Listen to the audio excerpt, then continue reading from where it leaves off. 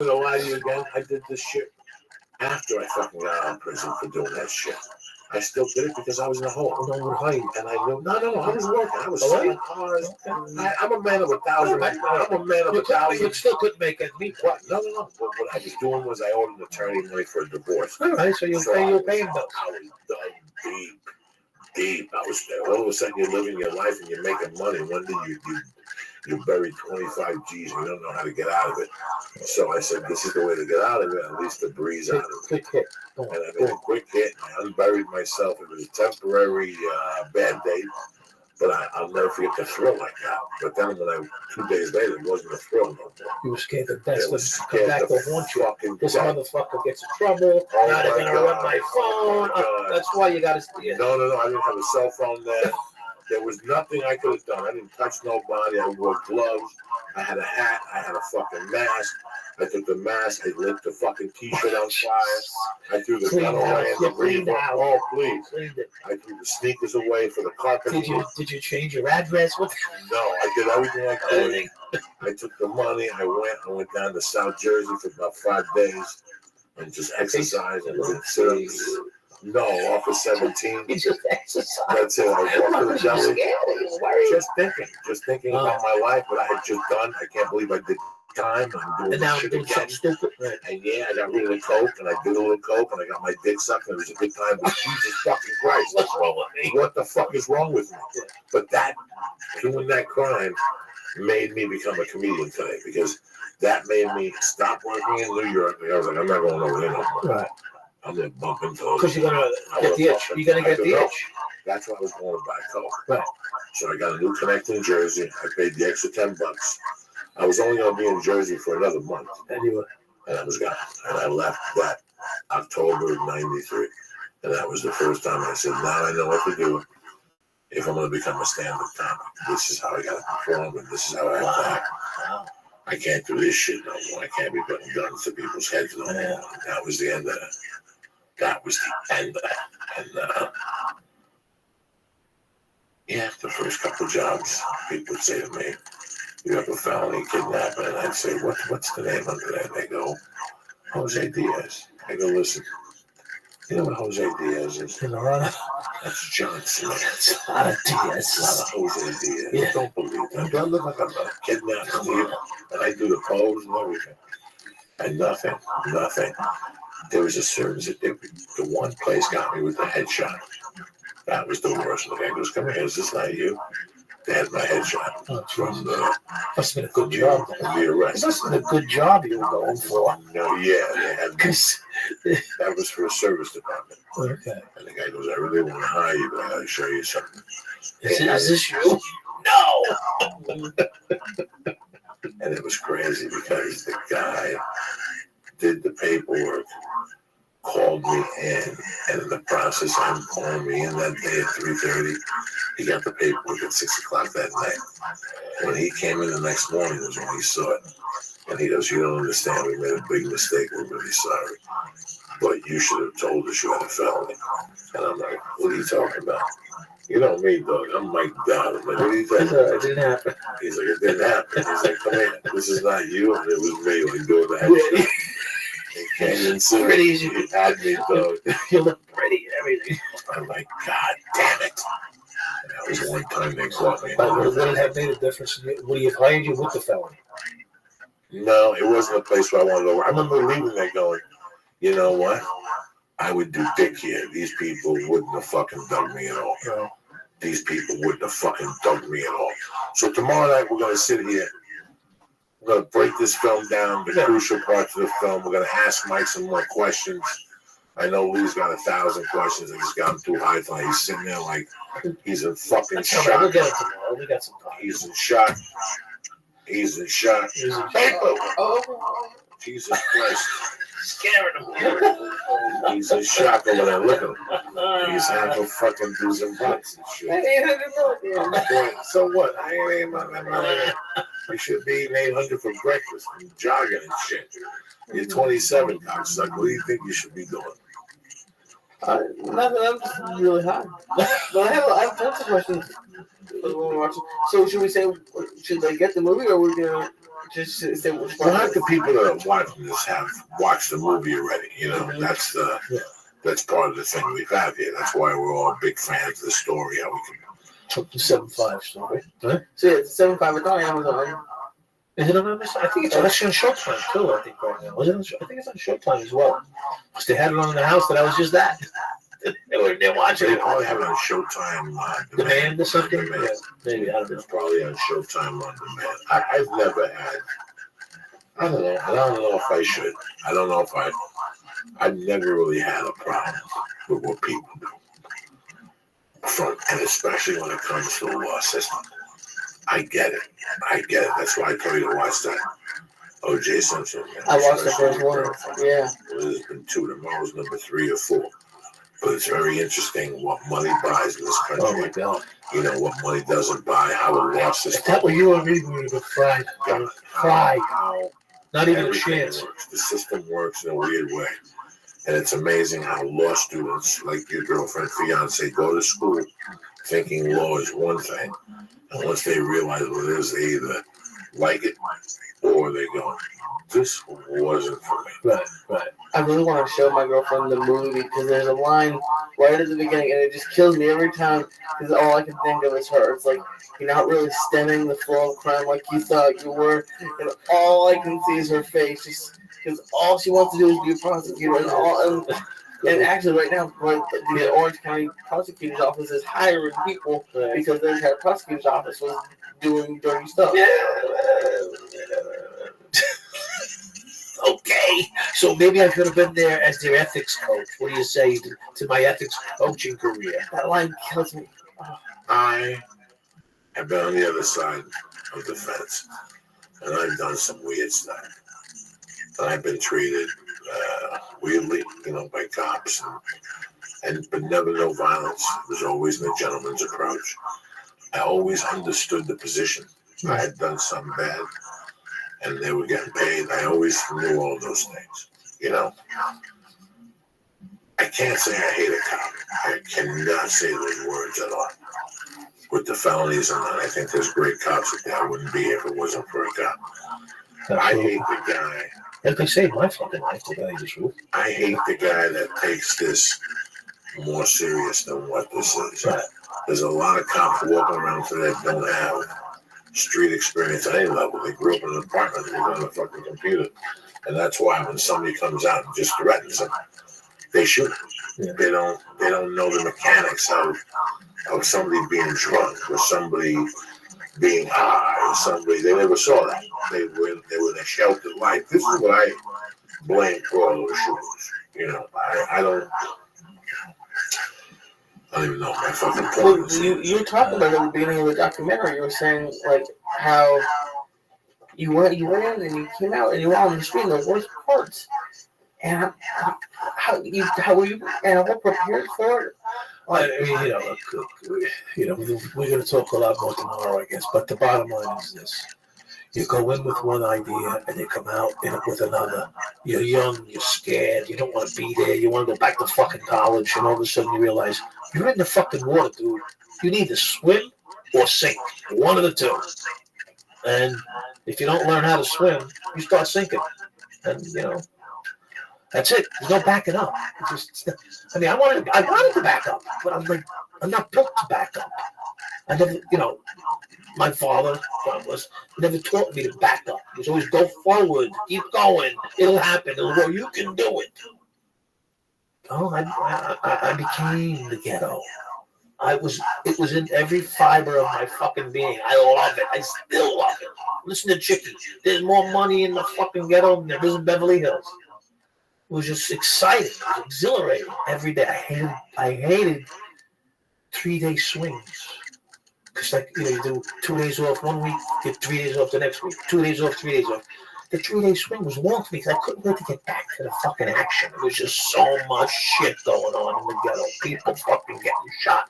I didn't want to see them get shot. Don't get me wrong. I love the fucking smell of the blood and the gunpowder. And I love being the guy in charge to see, get an ambulance here, get a fucking the PDU, the detective squad, get this, get that, get the helicopters if we needed it. I just love that fucking excitement of doing that. And then, and standing around like you were God.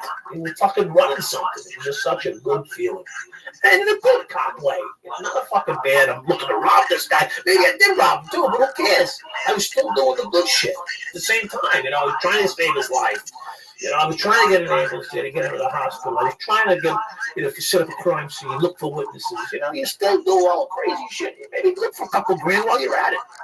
I was multitasking. Before multitasking was multitasking. That's when my mother died. The next day at the fucking county morgue, my friend, her friend, the guy that took numbers at the bar said to me, "Did you find money on the last one?" And I go, "No, why?" He goes, "Because she had 2,500 cash in her fucking bra last night. And where's the diamond earrings?" I go, "I don't know. She don't have her diamond earrings on. Those things were fucking 8 carats. Somebody stole the fucking diamond earrings. Who do you think took that shit?" I hope it wasn't the police. Maybe it was a mob guy. It was probably a mob guy. You get shaken down at every fucking opportunity. And even as a kid, oh my God, I sat there and was like, you guys aren't intent. Like, that was the beginning. I tell that story like that, and Social Security, and then she had an alias. But that's how it started. Like, wait a second. You guys are telling me that in between 3515, given that terrace, and 22nd in Union City, you guys robbed her for her money, her fucking earrings, her ankle gold diamond bracelet. It was fucking, they cleaned her out. Thousands. A couple relatives said something, but they, what are you going to do? I said, it's gone. This is in New York already at a fucking pawn shop. This is gone. Anyway, I'm happy we came on tonight. I'm happy we worked it out this way. We got a little chit chat tomorrow night. We'll go tomorrow to the film. We'll have some fun with the film. We break this down. Let me give some fucking shout outs here, and we'll move on with our lives. Wine is everywhere. It's at 7-Eleven now. That's it. Hot dogs, pizza, ices, coffee, and fucking wine now. Everybody's got wine, and nobody knows what the hell to do or how to do it. I'm not going to lie to you people. In my fucking cocaine days and shit like that, if you asked me what I wanted to drink, it wasn't fucking wine. But if you had it, I'll drink it. Whatever was there. You want to drink a wine Spitzer? I'll drink a wine fucking Spitzer. Whatever the fuck you got. But it wasn't for me. And we've all been there. You come home after a long, exhausting day at work, and all you want to do is sip a glass of wine and relax. But unless you planned ahead, you probably don't even have a bottle in your house. You already spend enough time wandering around the grocery store. Don't get lost in the wine now. You'll end up picking out a bottle based on a label you don't really understand.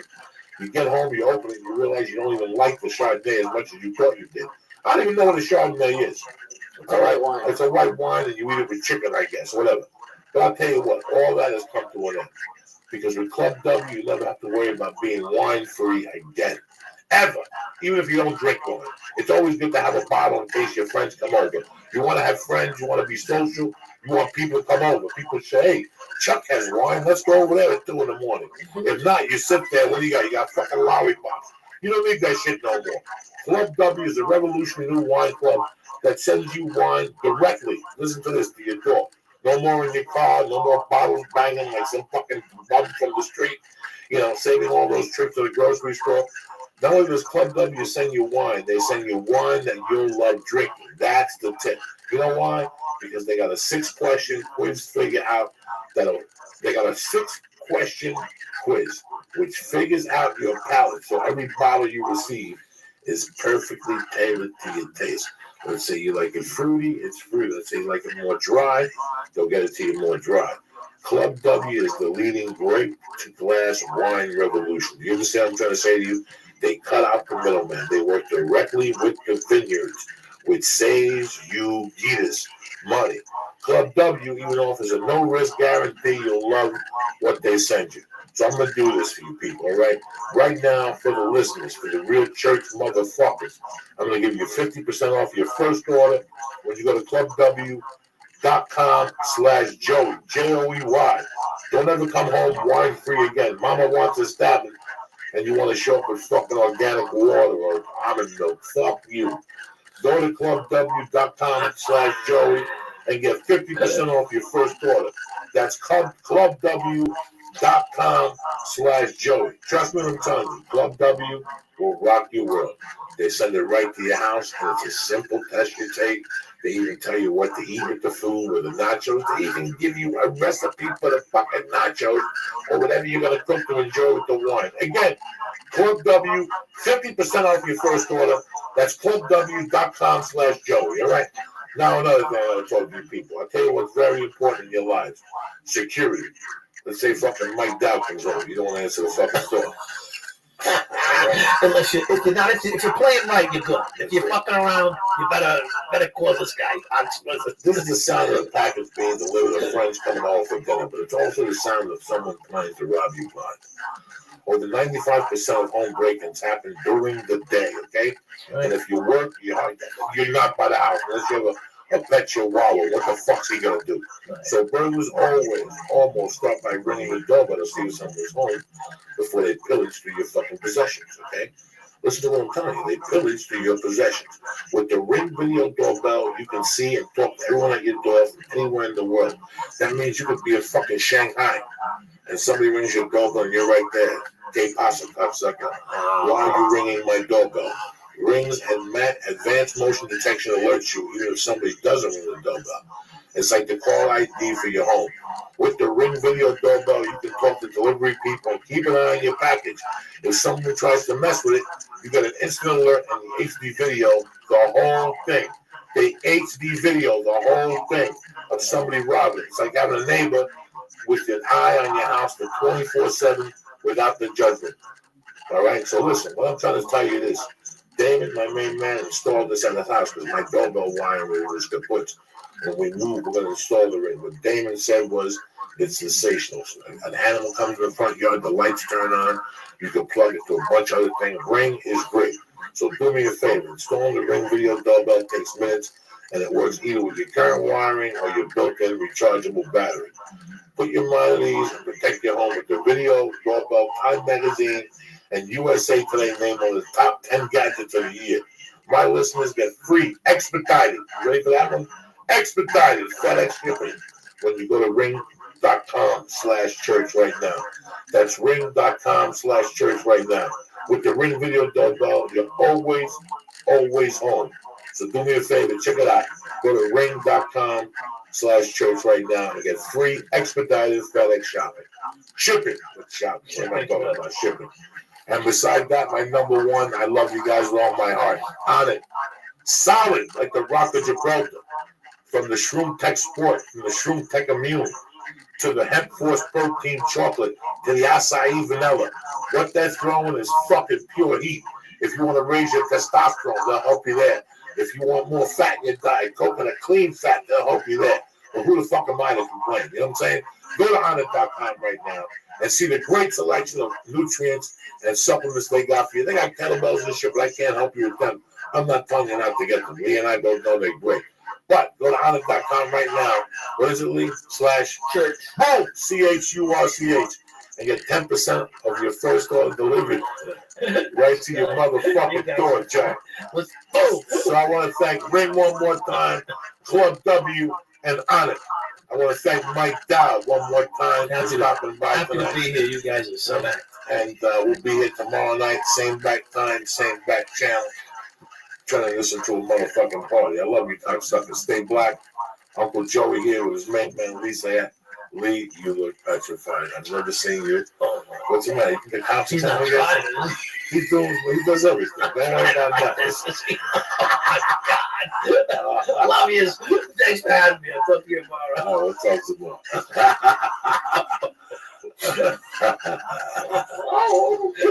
You don't feel nothing?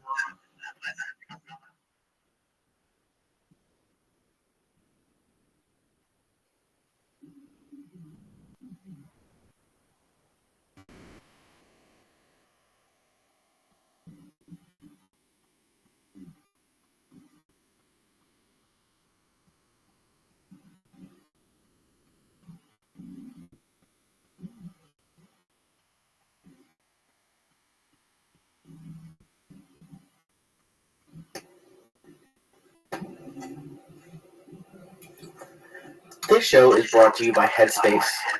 Go to headspace.com/Joey and download the free Headspace app right now.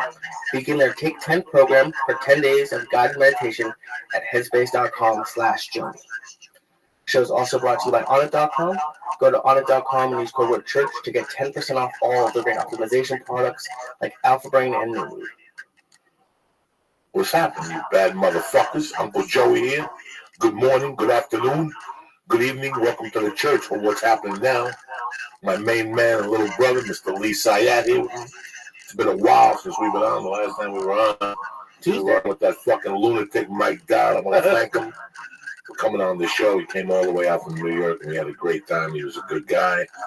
I haven't seen you. You got sick and shit all weekend. I didn't feel too fucking good. Do you get the flu shot? I never get it, and now I can't go to. No, I ain't getting that shit shot good. It's bad enough we got to bump into it 18 fucking times. You just got to wash your hands. You got to wash, when you go to a big fucking 24-hour fitness, the flu lives in those places. They do, and I've been spraying it ever since I had that fucking fucked up eye happen. I've been spraying it everything. You got to go with. It's so weird the shit that's out there now when you have to. But they say that putting that antibacterial on your hands is also bad for you because it breaks down your hands all the ability of breaking down germs. Right, it breaks down your immune system. But then that blew my mind as I got older. When I grew up, my parents always stressed covering your nose, covering your mouth. I see people now just sneezing into the air. They're fucking animals. We got no class. We got no nothing. They're fucking animals. I see people sneezing into their hand and opening up a door. The thing that gets me sick is when I smoke pot with people. That's what always gets me fucked up. Especially all around the country. That's why on the road I can't. I eat a pot cookie at night. Listen, at night when I smoke, I don't even get high no more.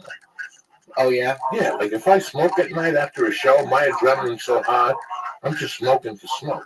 I don't get high until I go back to the hotel room and relax an hour, and then I can take 2 hits off a joint and get high. But it's like trying to fucking drink alcohol when you're doing blow. You just burn right through the alcohol. The alcohol doesn't even affect you. Does it burn through edibles the same way or not really? Edibles are too strong. Edibles come and go with me. I haven't done edibles since when we did them. Really? Tuesday. Yeah, I don't have them in the house no more. I had bags of them. I do not have them at the house no more. I mean, listen. We're eating fucking 800 milligrams. What's a cheap but you going to do at this point in the fucking game? It's right. 180. If you're not batting around me at 200, 300, 400, I can't hang with you no more. We banged out 8 last week. We walked out of here like gentlemen, and I was fucked up. I went home and drooled and passed out and fucking, but, your tolerance goes up. So what are you going to do? Like today I went over to Sunset Herbal, and they didn't have any of the punch chocolates. They had stars and stuff. And I like giving the stars a break. So when I get the stars, they're brand new to my system. If you always eat stars, then the resistance goes down also.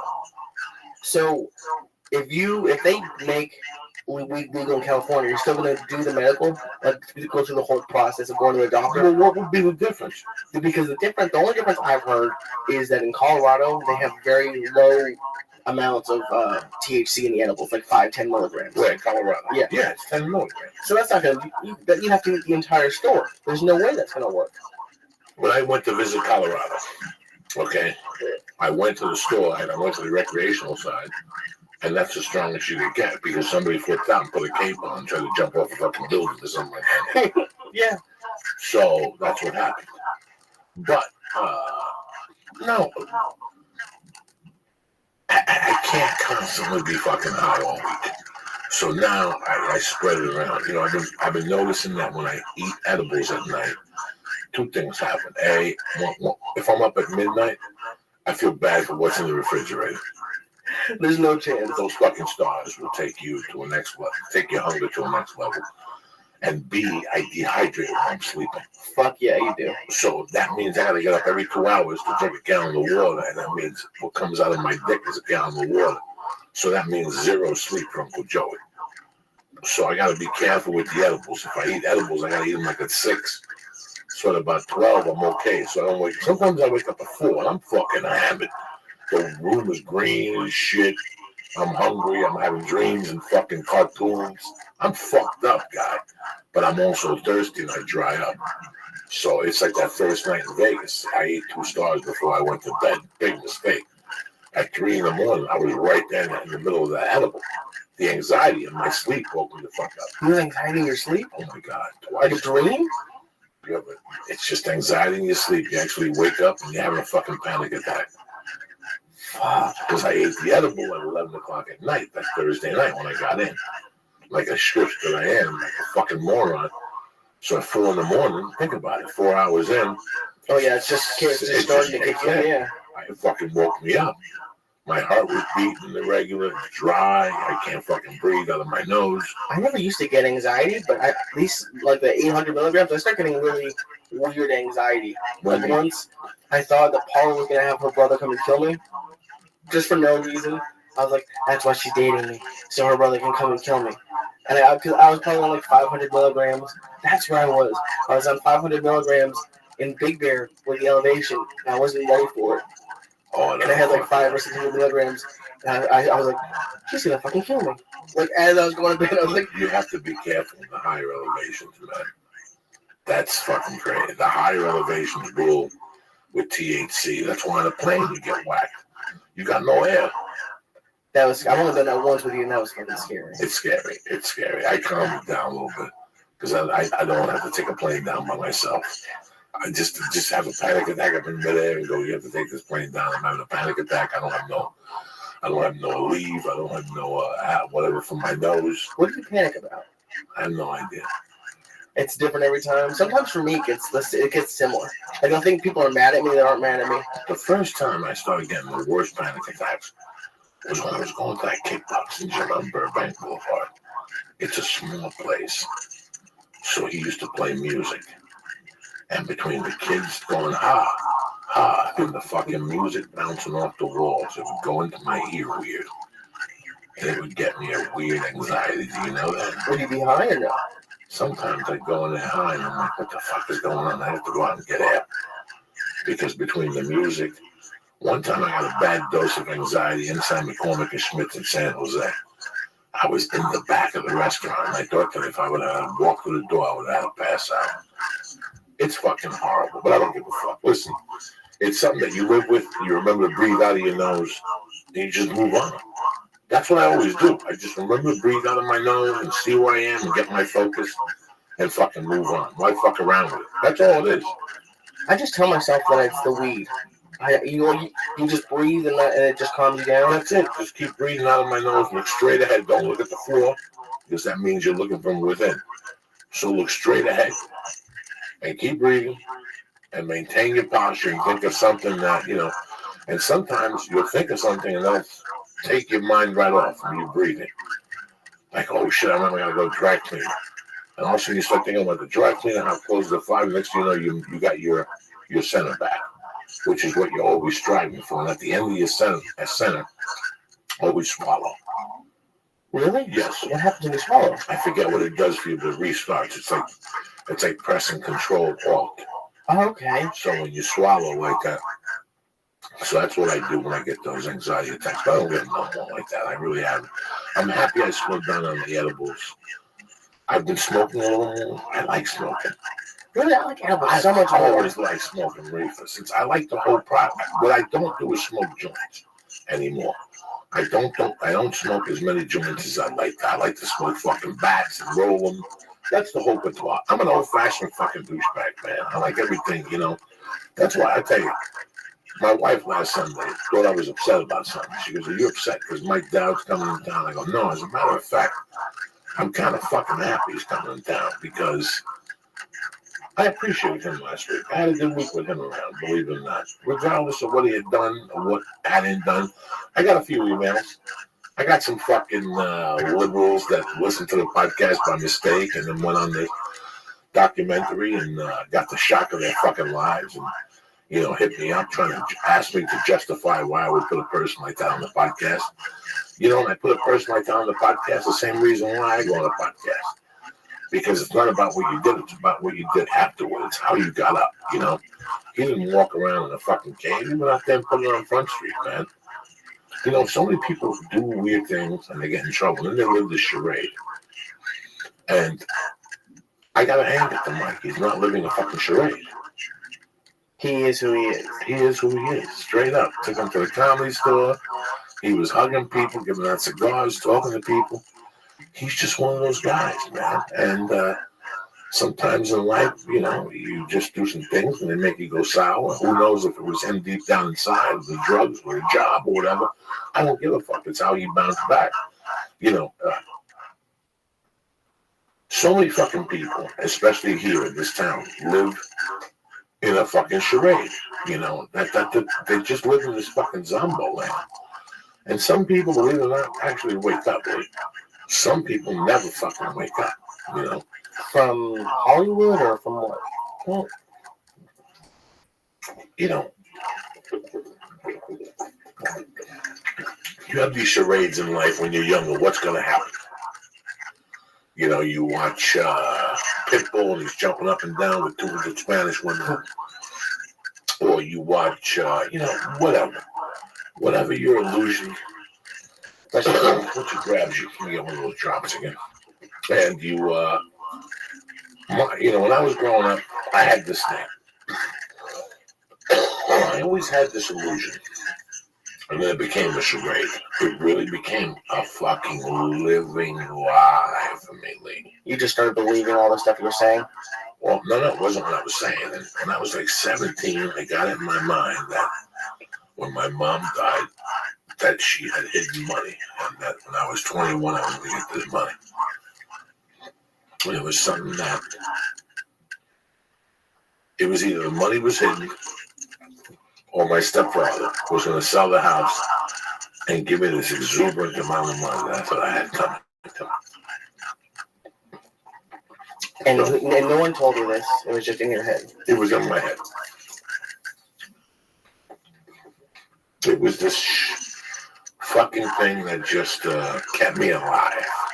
It was a lie that kept me alive, but at the same time, I would repeat it. Do you remember where it started? In my head. But like right after your mom passed away? Or? No. A couple of months later, maybe 3 or 4 months later, I started doing math and figuring out jewelry and cash and the fucking prudential policy that my dad left. And I had all these, you know, this property that she had in Miami. I had all this, you know, planned out in my head. And it's just, and every time, and I, you know, every time I get coked up with my friends, I'd mention it. That in 3 years I don't have to worry about nothing. I'm going to be filthy fucking rich. You know, I think about people who have gotten caught up in the media. Steve Renazizi had an incident. And I can't remember the other guy that had an incident that somebody called him out on this. You know, I've never called myself out on this. I mean, Lee, I believed it. I believed it at every step. I still remember going to Colorado, April of '83, and like that Christmas, still going. I'm going home, and I'm gonna go to one and get my fucking $500,000, $1 million that's coming. I really thought, and I'm lying to you, I didn't put it in my head. What had happened when my mom died was that she left jewelry, she left his house, she left property in Miami, and my dad had a prudential policy, not my stepdad, but my father, that she had never cashed and that was supposed to be mine. When you die without a will, it all goes to your husband. She died without a will. They were still legally married. So I thought that his generosity, somewhere in his world, he would go, hey, here, this money's yours. I knew for a fact that half the jewelry he wore was my real father's. The deal was, once I got older, he was going to give me the jewelry back. Like, my mother really believed that, you know. My mom sold me out at that point, but I didn't know these things. Does that seem fucked up to wear someone else's jewelry? Like another, like, your wife's former husband? It was the weirdest fucking thing. That seems creepy. It was really creepy. So it was supposed to be my fucking jewelry. And my dad had left, you know, hundreds of thousands of dollars worth of diamond rings and gold chains. And so people come up to me and they go, "Hey man, that money's yours." Da, da, da, da, da, da, da, da, da, da, da, da. So that fed my. I love when people do that who have no skin in the game. Start riling you up. You're a young kid who just lost your mom. Well, I was 17. That's still young to lose a mom. No. But at this time, I knew better. But and listen, we all make mistakes. At least, I was thinking about Mike Dow last week and how this guy's now living a fucking charade. And I'm really proud of him. And I started thinking over the weekend about the charades that I lived. And like when I became a comedian, right? By the time I tried to get comedy, I could tell you right out, you're my friend, and these are our listeners, and we have family. We're all family together on this shit. I didn't get into this to be on television. I didn't have, you know what I'm saying? Where some people will tell you, I want to go to Hollywood and be a big-time star. I never said that, lady. Never, ever, ever did I say anything like that. I did comedy as just a last hope, because people, I was telling somebody, I could always tell why somebody is in LA if they ask me about money. Once somebody asks you about money, they're not doing it because they love this game. And I didn't worry about money and them. I just wanted to survive. That's it. I just wanted to survive and not be in prison. And I wanted to just live life through the skin of my teeth. I would have been very happy. When you were a kid, did you want to be rich? No. Really?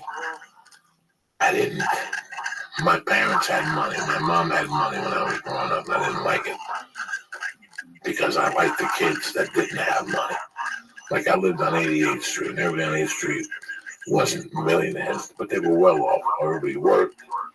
Everybody did okay. I remember the girl I went to school with, her dad was an animator for Charles Schultz. All those parents in Midtown Manhattan in those days did something. They weren't fucking on welfare is what I'm trying to say. Right. Did I enjoy those kids? Yeah, I enjoyed those kids. But for some reason, looking back at it now and years later, I remember how much I enjoyed the kids from 148th Street that didn't have money. So when I would go into their homes and see that they lived in 9 kids lived in 2 bedrooms, I would get embarrassed. They'd ask me where I live, and I'd make up a story. You know what I'm saying? Like I lived there with my cousin and my uncle and my aunt. It was basically me and my mom in a 2-bedroom apartment. That blew my mind when I first heard about that. About like families, like kids sleeping on the couch for like ever. Like that just didn't compute in my head. Like I figured at least at the worst people just shared a bedroom. I could never imagine. I know a family right now. Yeah. A husband, a wife, a girl that's probably 14, maybe 15, another girl that's 8, and a boy that's probably 6, maybe a little older, but they all live in a studio apartment. No, they don't. Yes, they do. At least they have that, I guess. Jesus. And I've known them since they had no kids. He gets rent control. I talk to him all the time. He gets rent control in fucking Hollywood. He's got 2 garages where he does his business out of. And he makes the best of it. I mean, you got to see this place. It looks like one of those micro apartments. So what do? They just have mattresses everywhere? They have couches. And they put beds on the wall to make the kids fun. So they pull the thing down. He's like a woodworker. So listen, the studio's like $550. He's been there for 21 years. And it's got a big kitchen and a big bathroom and a big hallway. But it's a studio apartment. And he took the closet and turned it into something else. And then one of the garages is the closet for the kids. So before they go to bed at night, they go to the garage and take their clothes out. And the fucked up thing is, there's a lot of people in other countries that would love to have that. So, but it's crazy how like we get used to things and stuff like that. I can't. What's up, baby? And do the kids hate it, or they probably have I'm it? coming. They. Just one moment. I feel embarrassed when I go there. I'm coming. Check them out once a month when I bring the kids stuff. Daddy's coming. Here we I've come. known them correctly. They came to my wedding with Carrie. I've known them correctly. Dude, we got yes, please in this bad boy. She's Chinese. What's going on? Yes, please. How's life?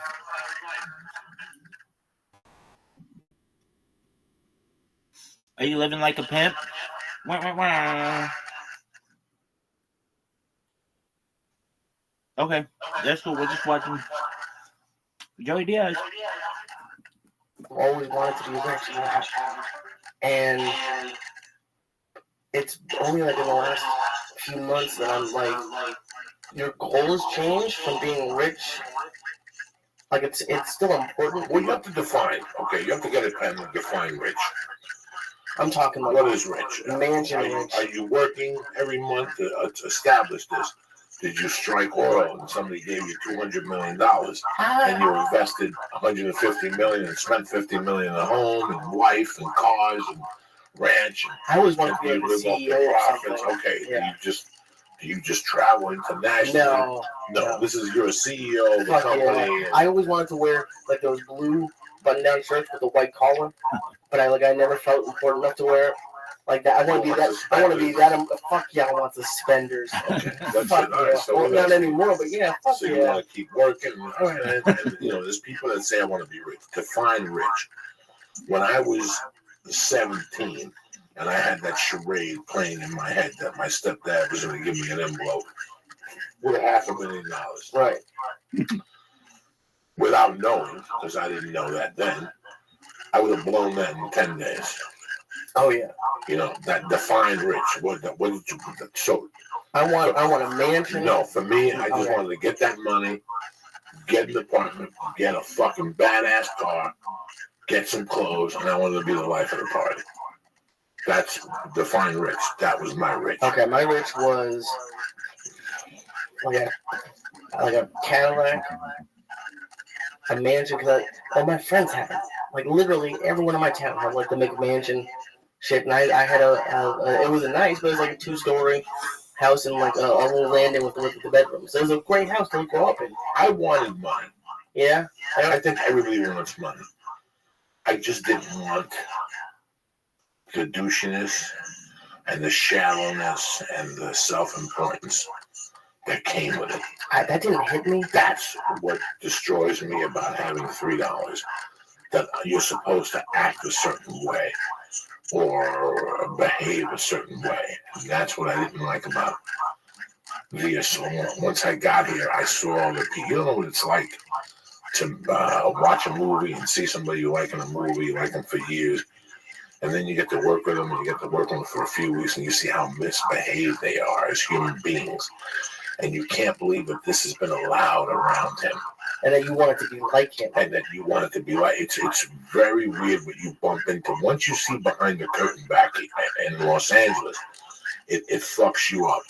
I always wanted money, yes. Part of it would go to a charity every month.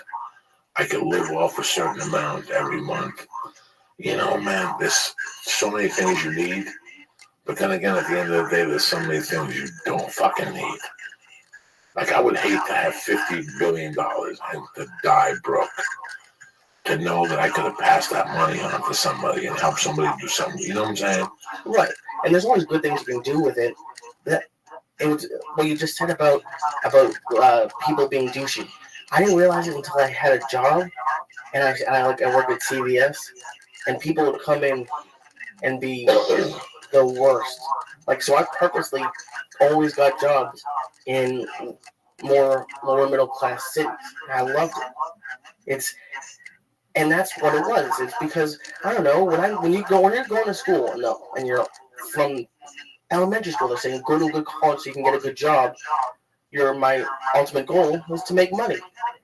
But when you see the way these people act, and then you can go to the lower middle class towns and see people who are working minimum wage jobs for their entire lives, and they're not going to have a lot of money, but they have so much fun at work. They invite you out camping. They invite you to their birthday. Like that's, and people in my town were looking at me like, why are you working over in Maynard or Framingham?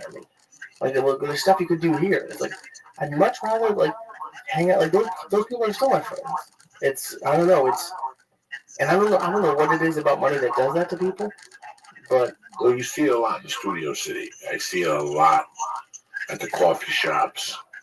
When I meet people's behavior, you just see there's certain aura to them. When you go to the big casinos in Vegas, when I meet a big casino when you're going for a fight or something, and you see this guy that walks in and everybody's supposed to, that shit, I like the guy that's a millionaire that acts like the guy that has $3. That's the guy I want to be. If for some reason I invented oil or some shit and somebody gave me $10 billion, I would still drive my suit all day. I would like to dress a little nicer with suits or whatever, but that would last for a week. If I got into a car and rip a pair of pants like this gorilla that I am, there's so many things I couldn't be. You know what I'm saying? Like 2 or 3 years ago, I think we were still doing the podcast in my apartment. You mentioned that you were thinking about getting a Cadillac. Why didn't you decide to do that? Oh, because a guy from a Cadillac dealership hit me up and said that he works in service and they were really bad cars. Oh, okay. I didn't know if it was a money decision. Okay. No. Well, part of it was a money decision. I was having a child, and I didn't want to pay $400, $500, $600 for a lease a month. I don't have anything to justify paying that much a month for a car for my lifestyle and what I do. I don't need that. I don't need a $700 car payment. I don't understand that. I always wanted a car payment from being in the car business all those years. I always wanted a car payment that if something went wrong, I could always borrow it for 2 or 3 months. Like I've always said to you, I could come to you and go, "Wait, I got a Subaru. Can I borrow $248 for 2 months?" And I could probably get that from you. But if I come to you and say, "I got a BMW 5 Series. Can I borrow $750 from you for 2 months?" It's time to sell that car, bitch. Exactly. Speaking of people living in studio apartments in Hollywood, how many people have you seen driving one of those cars into a studio apartment or into a? I've seen it. I see people that fucking drive BMWs and Mercedes to take the train and park in the street. Little things. That's how you.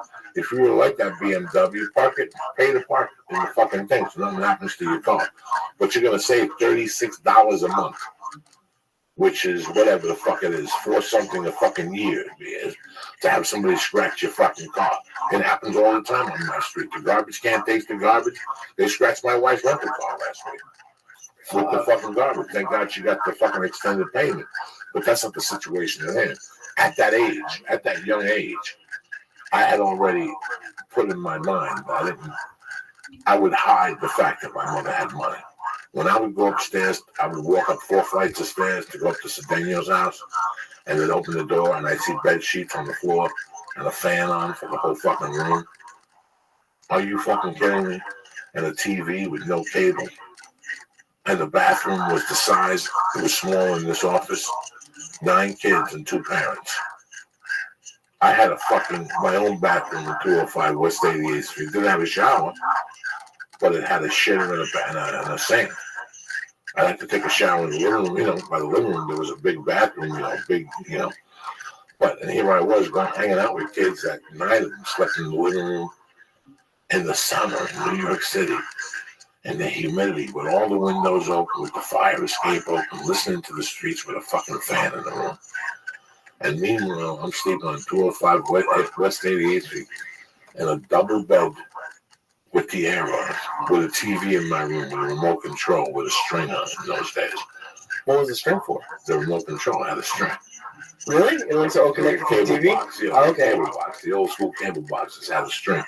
Do you know how guilty I felt? So every time I went up there, I would hide that I had money. I wouldn't wear the clothes that mom would buy. Did you ever invite them to your house? Not in a million fucking years.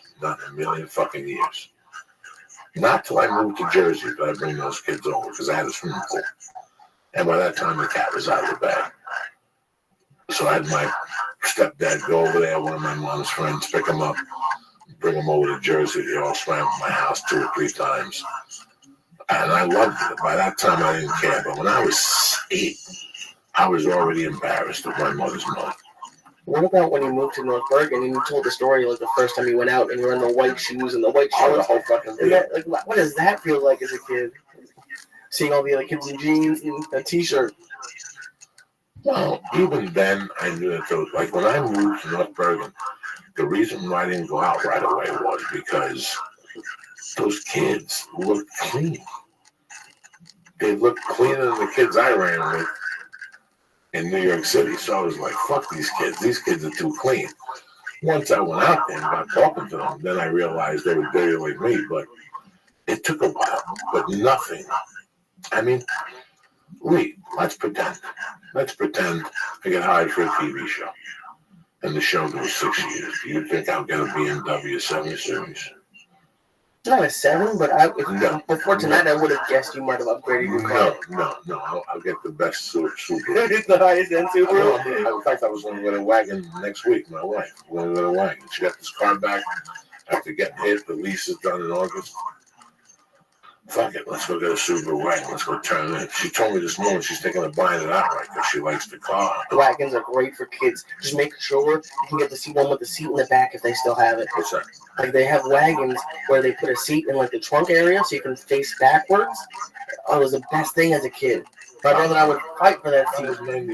They must have it. They must have it. Nobody says look out the window like a person. Oh, I love that.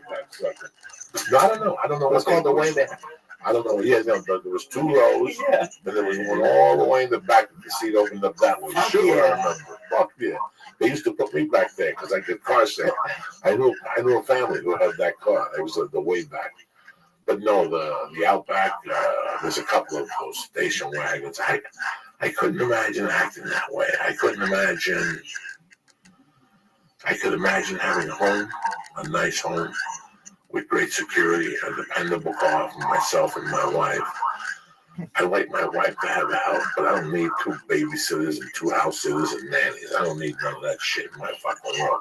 I don't like people in my fucking house, Lee. I don't like it. I just don't like it. Let my wife do the cleaning. I'll take the garbage out, whatever.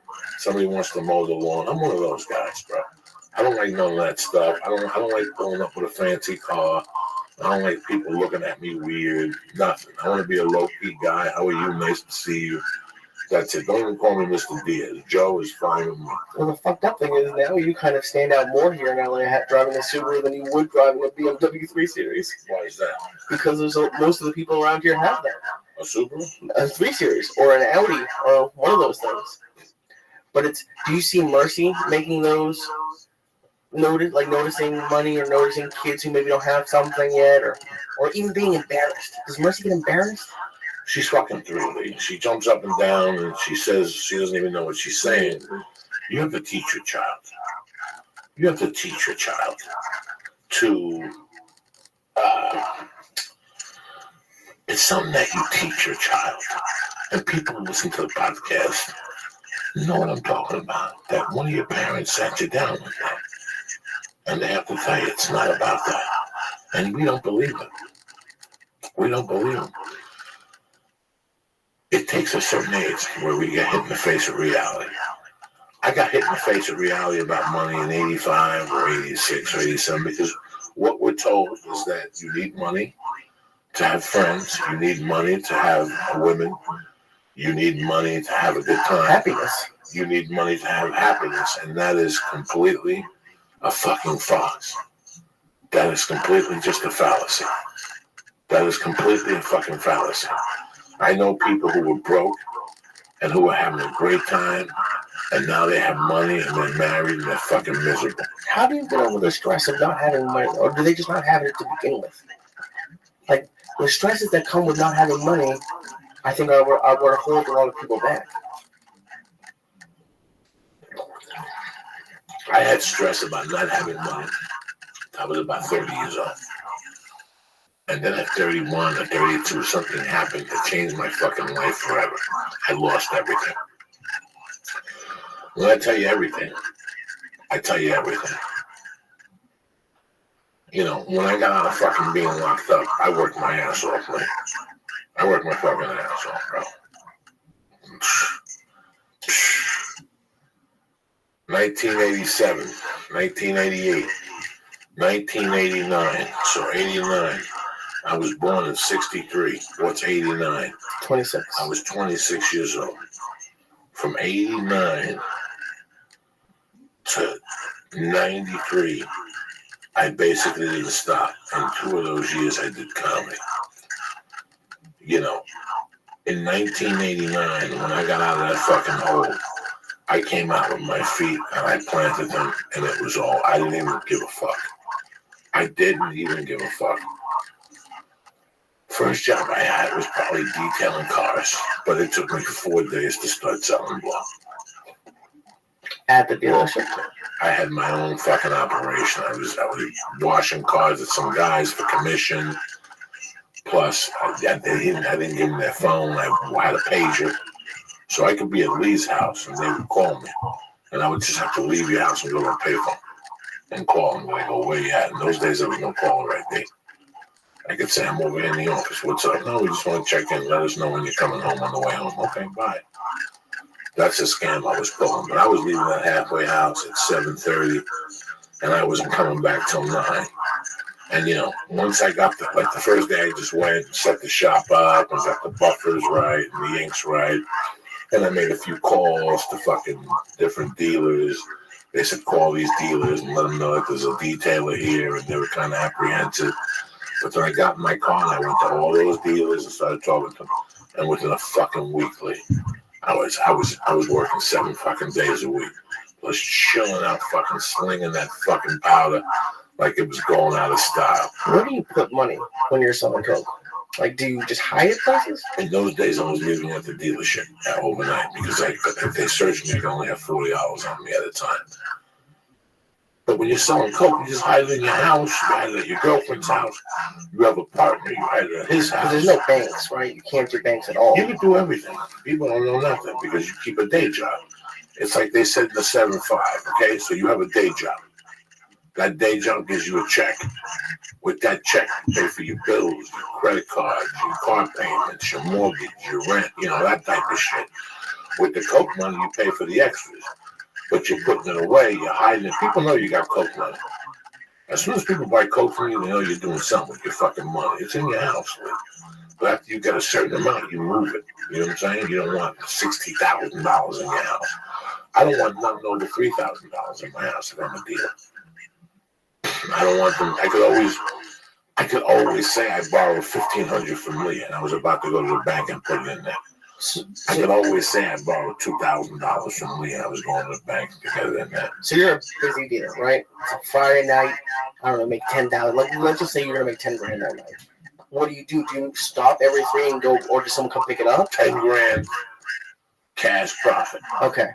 That's what you're saying. Sure. $10,000. I'm just making the number up because I don't know what it could be. I'm gonna probably sell 2 ounces in grams on a Friday night. Okay. Maybe wholesale, whatever, 2, and then sell an ounce wholesale, which I still make maybe $1,000 or something, maybe $800 or something like that. So let's pretend I make $10,000 on a Friday night. Profit. You hide it. No, but you said as a dealer you wouldn't want more than $3,000. Right. So you put it at somebody's house, somebody that you But would you stop during the night and go drop it off? Do you think? I'm just trying to because that's, to me, you have to be very sly. It's a sly life. You got to watch who's watching. You got to know who knows your movements. You got to have a friend that you could trust. If I was a coke salesman right now, guess whose house I would hide everything at? I'm looking at them. Really? Cash, scale. Will you tell me? Sure, I pay your rent, plus your car payment, plus your grocery bills. I pay for everything. I give you $2,000-$3,000 a month. Why wouldn't I? I wouldn't sell cocaine out of your house. I wouldn't have any powder at your house. I would just have a scale there with my phone numbers. Would there be a rule? Would it be there can't be any parties here? There can't be. Oh, you got put the $100,000 in your safe. You want to have a party there and somebody takes you $200,000, now you got to come to me and say, hey, I had my friends over, Ashley and a Chinese friend, and not my $200,000. Well, I don't, but there must be some idiots out there who are just I had a party. No. And we had different levels. Let's pretend, let me take you back, 1986, when I had a rotating $30,000 in the other house. 30,000? 30,000. At any moment, there's 30,000. Banded stuff at that house, 30,000 the whole time. And then I would have a revolving 8 or 9 on there. And I'd put 5 in there every fucking week, 5 or 10. So it'd be up to 40, 50. Then I'd invest in something stupid. Like what? Like, I'd go partners with you on 20 pounds a week, something that would take my time up slowly and give me my return back slowly. So I always knew I was making money. Do you know what I'm saying? Because sometimes it's just... That's so funny that you called like buying a big amount of drugs like an investment. Sure, that's what it is. You're like an entrepreneur, I right? go partners with you on something. So now you come to me and you say, I know a guy, he wants to buy fucking 2 pounds. He wants to buy 10 pounds of blow. I only have enough to cover 4. Cover 6 with partners. Let's do it. I didn't do anything. I just let you fucking $6,000 or $60,000. And I became your partner. There's so many fucking things you could do, Lee, with cash, especially now. I was stupid and young. I just put it under my bed. I had it bundled up next door. I didn't show it to anybody. Nobody knew it was there. I wasn't that fucking stupid. Nobody knew I had the money. My girlfriend at the time knew I had the money, but nobody else knew I had the money. How long did it take you to tell the girlfriend? She saw me making it. Oh, yeah, that makes sense. You know, every time I go over there and make one of those trips, let's pretend I'd make $17,000. I'd spend 7 and I'd put away 10. And out of the 7, I'd keep front money again. So I'd probably keep $3,500 again for my next batch. There's so many fucking things you could do. And then once Lee, I never really made money. But let's pretend I'm a guy that's making... What do you mean you didn't make money? I made chump money on coke. Let's pretend you're moving like Adrian Diaz. He's making $1 million a month. Now we got a problem. You got to wash that money. You got to figure out how to fucking clean that money. You got to put bodegas, hot dog stands, and you're going to have the most lucrative hot dog stands in the history of America. Each hot dog stand's got to make $15,000 a day. Did you ever do what they did and go to the casino? No. I did it a different way, but I never really... That's how dumb I was, Lee. I mean, they took the money and went and exchanged it for hundreds. I didn't even do that. You know what I would do with money? Lend it out. I've always loved lending money out for juice. Love it. Love it. See, that seems like the most stressful one out there because you have to worry about people giving you your money back. No. You come to me and go, Joey, you know what? I want to open a mountain studio. Got 4 podcasts going in there already, blah, blah, blah, blah, blah, blah. What would you charge me for $30,000? And that's it. Give me $1,250 a week. Until you give me $30,000 or $300,000, whatever. So I just looked. You just keep giving me $1,250 a week for fucking until somebody gives you a lump sum of $300,000, then you pay me. Fuck. Yeah, but what if people don't want to pay? I mean, They always pay me. But no, they don't. Yes, they do. They're always people losing their houses, though. Oh, those people. No. I'm not talking about that. I'm talking about Shylock people. Well, yeah, but when you come to me as a man and you go, I need to borrow $50,000, I'm going to pay you interest. There's people that make a living. People don't want to know. A lot of businesses can't go to a bank and borrow money. So they borrow money on fucking juice terms. And you got to pay the fucking juice, Lee. Right now, when you see those, what do you think all those fucking things, those ads are for? Get cash quick. Oh, yeah. The fuck you think they are? They're legal loan sharks. Oh, right. They're legal loan sharks. What is it called? The cash checking? Or all that shit. They're legal loan sharks. Legal that you sit there and go, I can't believe this is happening. Tomorrow, go to Zales. Tell me you want to finance Paula's ring. Okay. It's not a good idea? Oh, see how much you pay for that fucking doozy at the end. If the ring is $1,000, you're going to pay $18,000 after 3 fucking years. They vig you to death on that shit.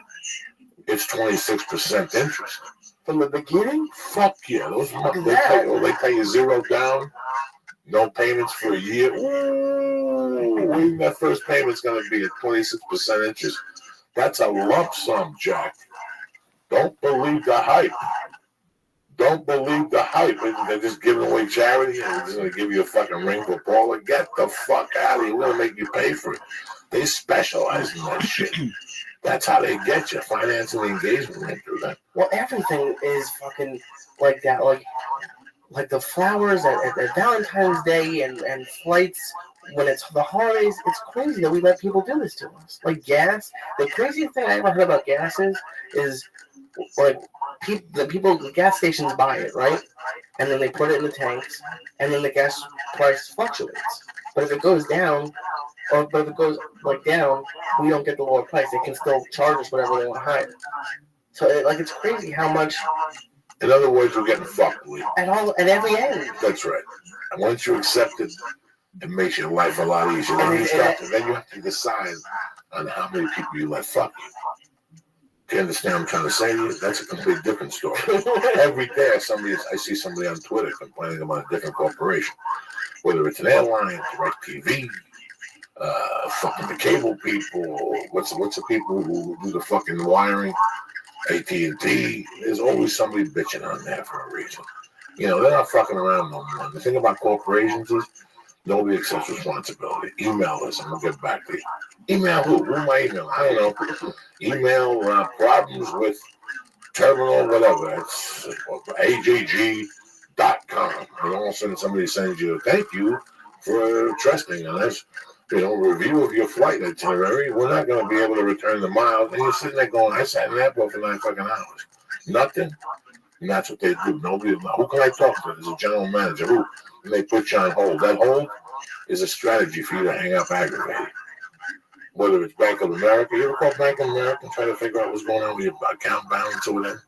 And yeah, that's an hour. Every time I get a credit card from them, someone steals it. That's an hour. I just told them to stop sending it.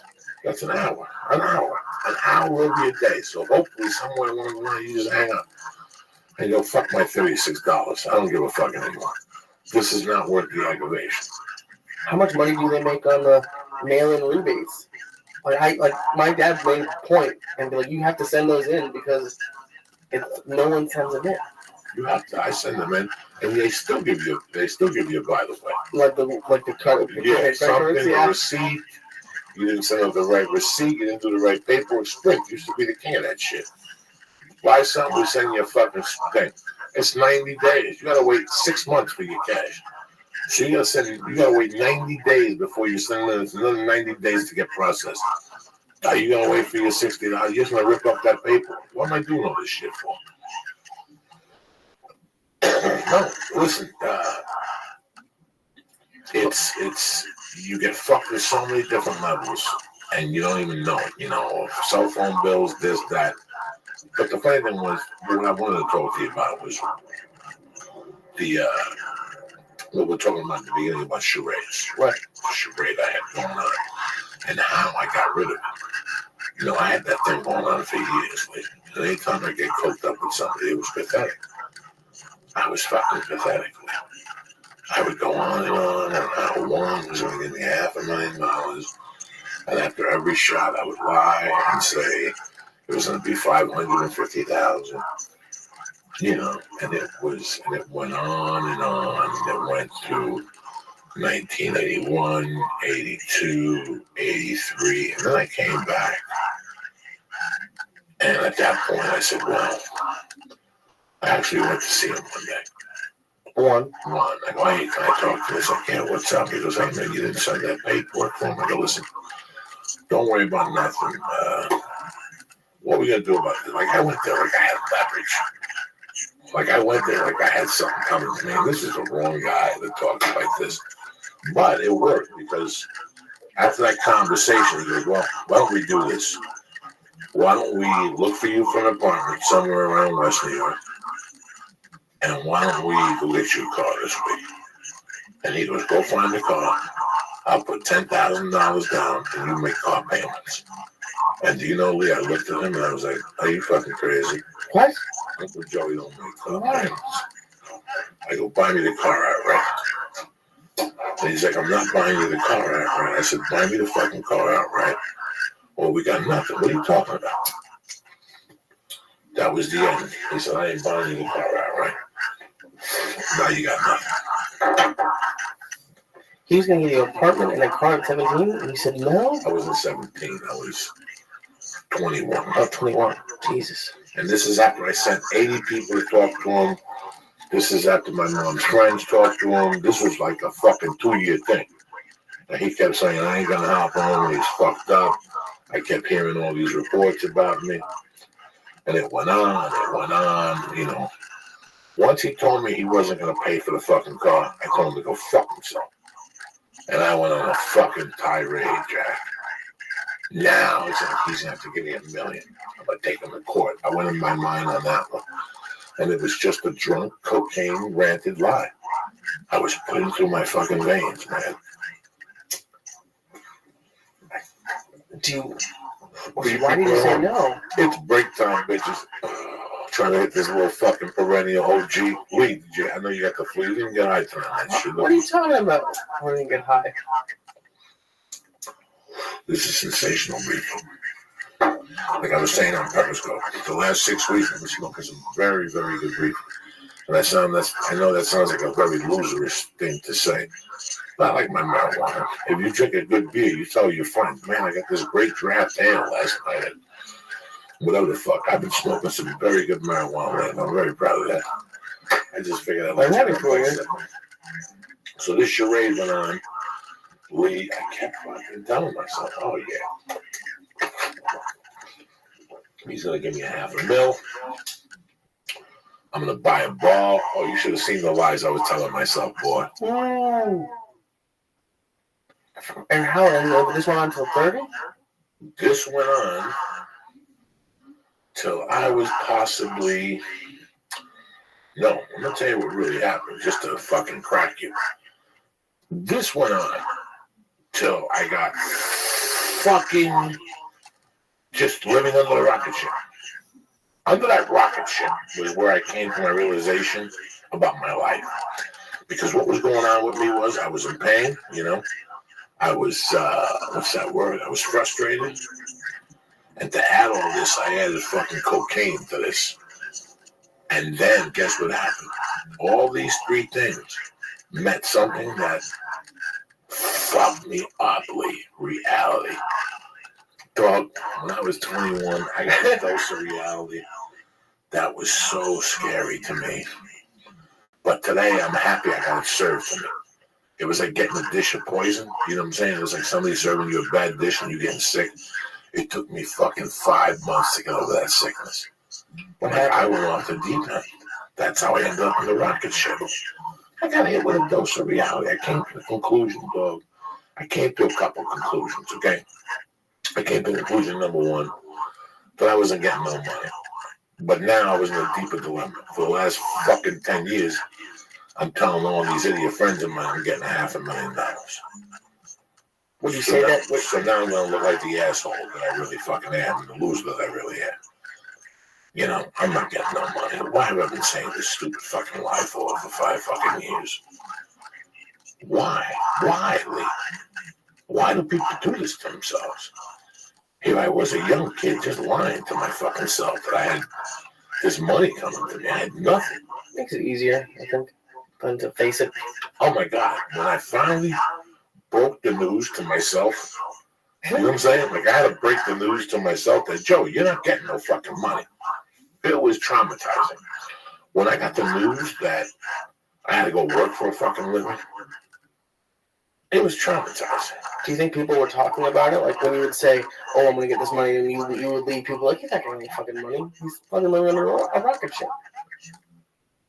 No, because they knew the stories. You know, people knew the fucking stories about how me and my stepdad and all this shit.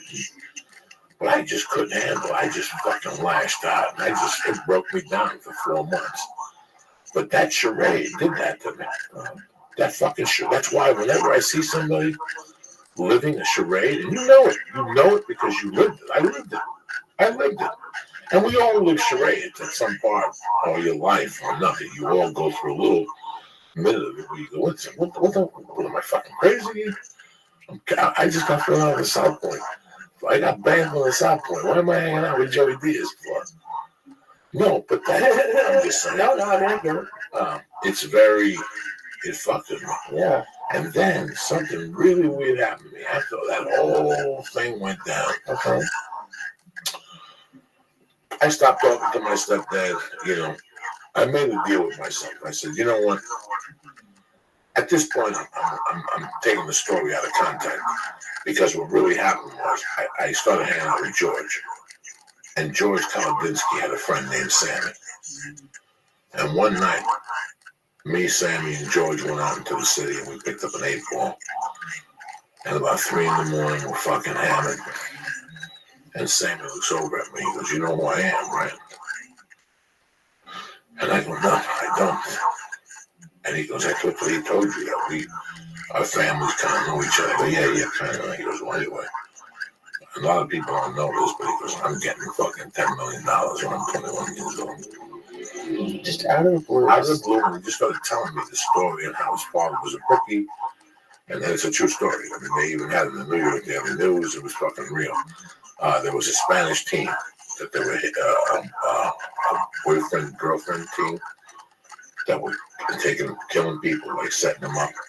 And they killed the father in his own house. And he hit the alarm, and that's how the cops came. But to make a long story fucking short, he always said he had a will coming. And I remember being coked up with him and him telling me all this. And me looking at this guy, and I remember that whole time what I was fucking doing. Like, that was the same story I was telling. Like, that was my violin when we did Blow. You know, that was my little, "You want me to bring you guys down? Let me bring you guys down." My mom died, and I'm getting this fucking money, and there was no fucking money. But, so you want me to tell you what happened to that kid's money? Yeah. He did get money. He didn't get it. His family got it. And his mother donated it to a church. That would fuck you up as a kid, but that's a nice thing to do. As a kid, like, you must hate your mom a little bit. Me or He must have, yeah. I mean, like, it's a great thing to do, but if you've been thinking you're going to get $10 million and goes to the church, the whole thing. It was horrible for me. It was a horrible, and that's why when I see people, whether it's, the other day I was in Marine, DC. I'm minding my own fucking business. And there's this girl up there I see every 9 months. Now, I should not say this to you people, but I have to, because I have to fill in the fucking story. Doesn't matter what color she is or what nationality she is. She's not the best looking girl in the world, and she's a nosy Rosie. She's one of those nosy Rosie types, and she's a comedian. And between you and I, she's fucking horrendously bad. She's awkward, very awkward on stage. And I've seen her. She's been here for 15 years. And nothing has happened for her as a stand-up. But whenever I see her, she always stops, comes over, and tells me about what she's doing. And I know it's all bullshit because she's living a charade. I can't tell her that. I mean, she's still doing extra work. She's still doing fucking extra work 15 years later for $100 a day. I don't know what they pay, but she's like, you know, I need one more voucher. 15 fucking years you've been an extra. And she told me she did a movie with, like, Matt Damon, and he told her he was going to put her in a new movie, and she never heard back from him. The new movie shot. You know, Lee, when you buy into that shit, and you've been an extra for 15 years, you know what I'm saying? I could have said something. I won't because she has a dream. I can't. But at what point do you realize you're running a fucking charade? Am I supposed to say something? I'm not fucking saying it on my business. Maybe people looked at me 10 years ago. I thought I was running a fucking charade. Yeah, like, I've been thinking about that. Like, at what point, everyone's goal is to be successful. At what point do people stop? Like, I rented a car, and the dude who rented me the car was calling me sir, and he was probably older than my dad. It made me feel like garbage. And I was like, at what age is he okay with doing that? And, like, at what age do you admit that you're doing a charade? I wasn't doing a charade with comedy. I was just doing comedy with no end. I never thought I would have one. I never thought I would have one. So I always thought it would be like that feature act. Don't become a great feature act with no credits or nothing like that. But did you want to have one? Looking back, I don't know. That's how out of the loop I wanted to be. I just wanted to have a fucking job. I didn't know if I wanted a headline because I didn't know if I wanted what came with that. And when I say headline, there's two types of headlines. There's the guy that just has one season to do them. They make an okay living. I'm not putting nobody down, but they're very content with that. There's guys that do comedy and they want to push it even further. They want to be on Saturday Night Live, they want to be on Mad TV, they want to be on a show, whatever the fuck they want to be. That's why the whole purpose is for me. When I ask you, people say they want to be rich. Again, it's just like fucking doing golf. Okay, so if you want to be rich, and I spell rich with an R, that's how stupid I am, right? Is that how you spell? Yeah, rich. R-I-T-H. Not W-R-C. No, you're right. Rich. Okay, you want to be rich, so how do you claim to being rich? Okay. That's what I never knew. I just thought you became rich. I thought I was going to kick down the door and bump into fucking $2 million. That's how dumb I was. That's how pathetic I was. Like I was like a lottery ticket guy. Like there's lottery ticket people who play it for amusement. There's people who play the lottery and think they're really gonna fucking win. You know, Pat Benatar had a contest one year where she was gonna get married in Hawaii. I bought 1,000 postcards. I sent postcards to MTV from every fucking mailbox in New York City, New Jersey. I didn't even win an album because it was like one lucky winner and a friend go to Hawaii. 500 people get like an autograph picture, an album. Another 500 people get like a fucking album. Another 100 people get like a t-shirt. I got nothing. I swear to God, I bought 100 fucking postcards. I'm lying. I didn't buy it now. I bought 100 fucking postcards and I lit the snake and put them on every one of them. I actually thought I was going to win that fucking thing and go to Hawaii and I was going to yell at the wedding like an asshole. What do they ask if anyone has anything to say? You're going to say you want to be a Pat Benatar? Yep. That's how fucking stupid I was. That's fucking insane. So wait, and you're living opposed to her? Dog, I was living in a fucking planet. Oh my God. Between the drugs, the fucking weed, my fucking single child bullshit, I was living in this fucking fantasy world, bro. And when I broke out of it, at like 25 or 26, it was mind-boggling how much pain it was to break out of that fantasy world. I had this fake cushion I was living. Jesus Christ, look at that. I never admitted that to nobody. Like, I was going to go to Hawaii. There's so many fucking mind fucks I had. There was one particular mind fuck. February of 1984, one of my biggest mind fucks, 83. I was going to rob this bookmaker who had a closet filled with cash. Like, when I tell you a fucking closet, you know those shelves for towels? Oh yeah, let me. He had like 5s, 10s, 20s, 50s, 100s. Like in the fucking closet. That's my dream. Okay? That's what he had. That's what he had in the fucking closet. You would go over there to pay it back and he'd make change, open up the closet and take the change. Who hides money in a closet? That's how much cash you had. And people knew it. It was well known. But he was such a badass. In my mind, I was going to break into the back fucking window because he went to his real house on the weekend. They would leave the cash there over the weekend. He would, oh my. That was the word on the street. That's so fun. That's like a, what is that to you? That's like a steak to you. That was one time that I sit there and I go, I should have got shot, but he didn't get his gun. Oh, he was there. He was there. He even opened the curtain. Fuck. And he looked right at me. I had like a half a mask on. And at that point, I heard the cops. I started fucking running. I jumped over the fence and I got away from the cops. I ripped my hand open. That was a scam. I actually thought that I was going to like move to Jamaica and smoke weed with the Stones till I was 90. And you have these illusions when you're a kid. I had these, and I thought money was going to solve all of them. Okay, that's what I thought. You hit your nail on the head before. I thought money was going to solve fucking all of them. And you know what, man? I remember. What up, baby? I remember getting in such a hole. Daddy's coming. You got to remember, guys, this was a 10-year hole. Think of not having money for 10 years. Is that you, lover? From 1990 to 2000, I basically lived hand to fucking mouth. Jew lover, I'm so glad you're here. How you doing, No baby? saving an account anywhere. Nothing.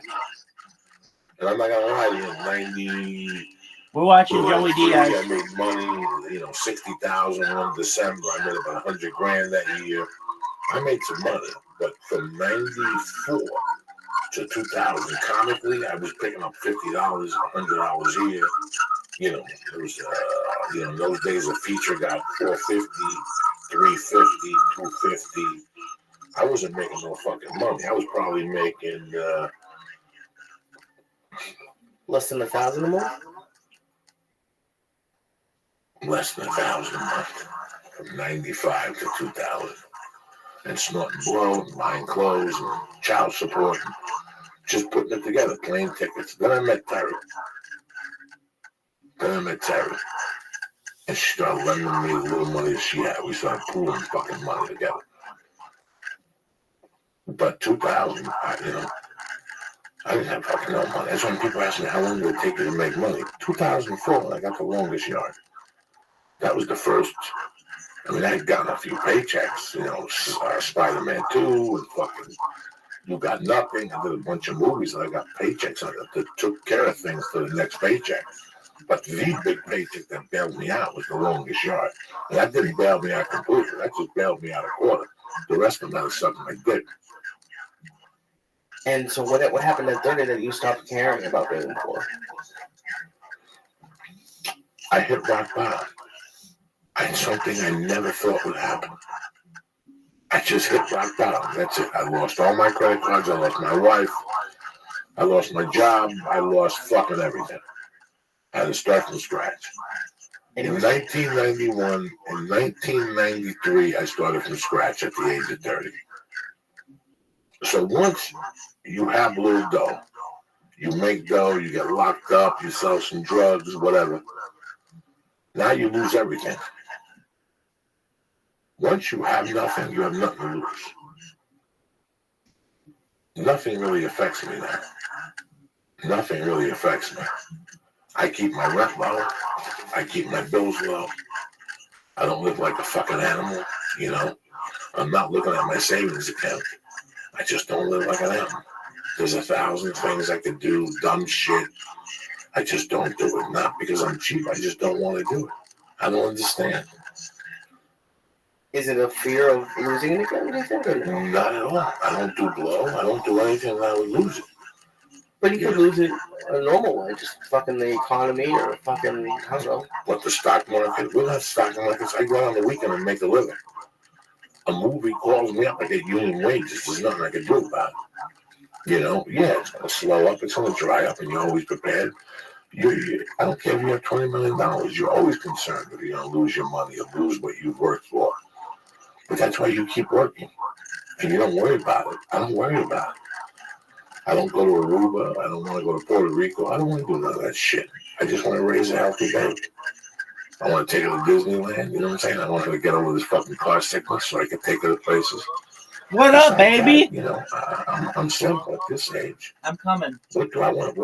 For Just 10 a years, moment, I dog. lived in this house. I thought that you needed money. Just I really, one really moment. thought that you needed money to be accepted. Biggest deal You in need money to global be liked. You need history. money to have friends. You need money to have a woman. If you need money to have Yo, what up, pimp?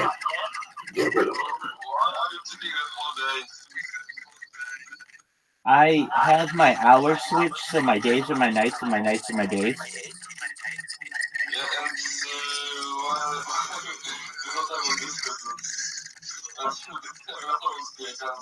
Oh, I stream my life 24/7, 365. I've been doing so live now for more than 3 years.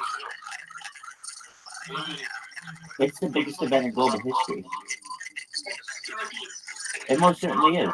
Data is Earth's #1 resource. That's not Rabbi telling you that. That's The Economist magazine that stated that in 2018. And Bill Gates coined the phrase in the 1990s that content is king.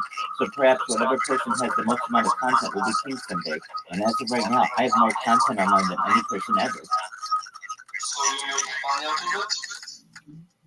Some. Yes, I do. I have over 1,000 TikTok accounts. I have over 2,000 Twitter accounts. Yep. I have over 5,000 Kick accounts. So do you even do all? Yeah, they all have content. If you, Why is it different like this? Like the channels and stuff. oh, it's amazing. Okay, so we've got the voice section here. Then below, you can see Rabbi Rothschild information. You can find my live streams. You're live on 8 different YouTubes right now. Like, so someone watches you right now? Some people, yeah. Yeah. Then you can make events? Yeah, we're live on 33 different platforms, dog. What the fuck? It's the biggest event in global history. Then you can find, I have 30 or so different radio stations. You can listen to Jewish lectures. You can listen to podcasts. You can listen to music stations. I have all kinds of radio stations. Then after that, I have all kinds of music videos. So you are a Jew? Absolutely. A proud Jew. I'm not.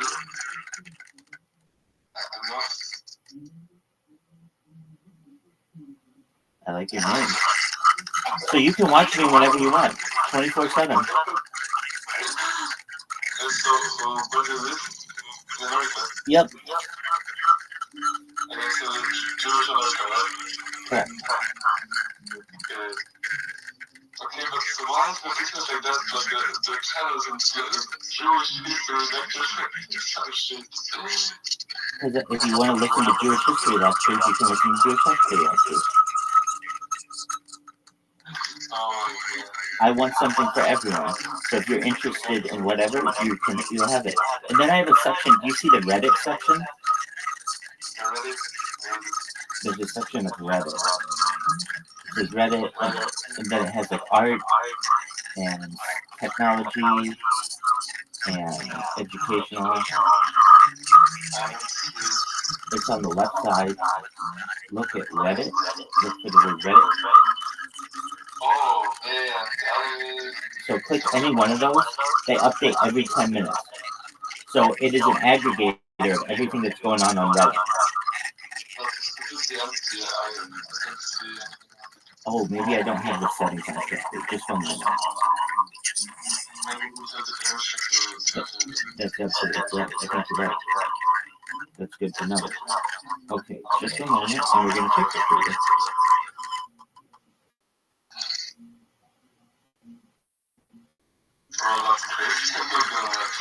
Thank you.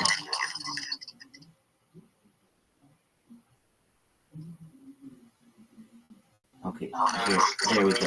Okay, can you try again? What's the video thing in the background? There was a video playing in the background? When you went to Reddit? No, I mean, on the camera. Oh, what's that video? It's Joey Diaz. It's a podcast.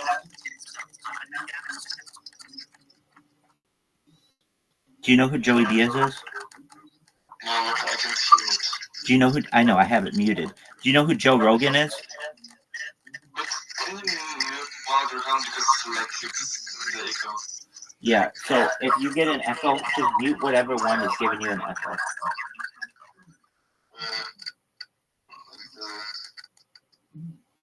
The Rabbi Rothschild. Okay, then just mute it. Okay.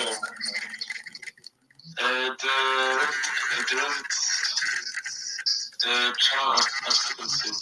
You still can't see the Reddit channel. Very interesting. Okay.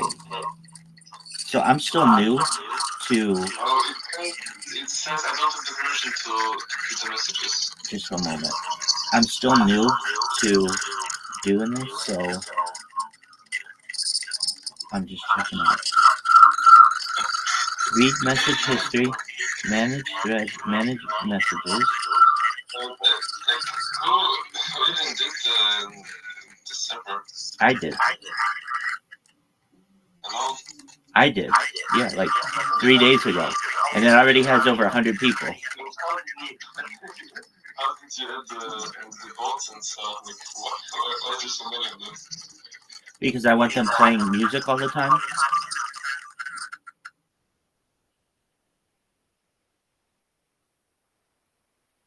Wait, I need to mute the second account. I can mute it. Till now. Wait, say something? What says, huh? Okay, now it's done. Okay. So you can always Oh my god, no, it's not. you can always listen to different music in there. So it's pretty cool. And who's paying you? Who's paying you to do this? Boy, don't you have lots of questions. I said, boy, don't you have lots of questions. I am self-sufficient, so basically I live off the savings that I had from a career as a certified project management professional.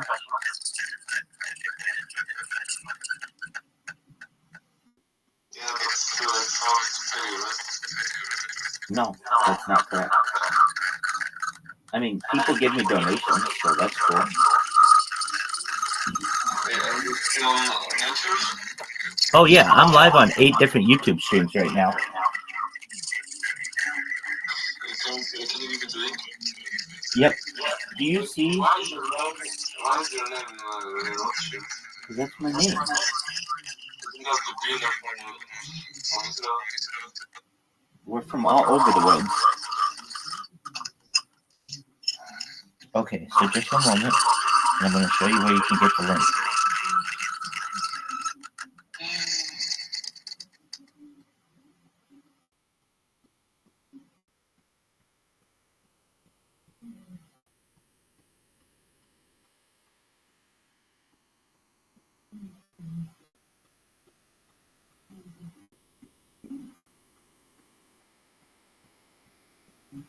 Okay. I don't know if it's going to work, right? Here's what you want to do. In the section that says Rabbi Rothschild, there's a link that says 24/7 live YouTube streams. Do you see that link? No, That's okay. I'll put it in the chat.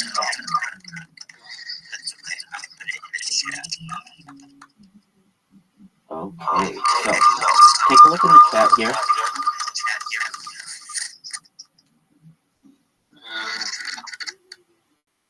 like the general? Actually, the chat in this VC. Oh. Oh, bro. What the fuck is that? Oh my god. What the fuck? Who is that? I don't know. Somebody just put some random shit. It looks like. Yeah.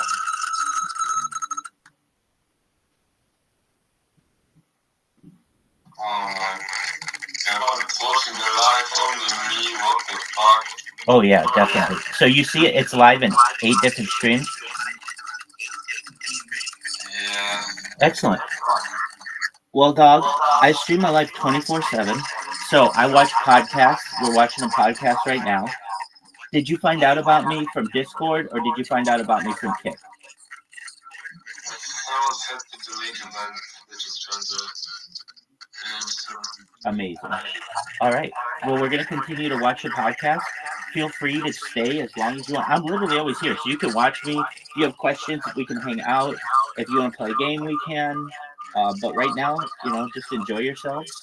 And I'm going to play the podcast, okay?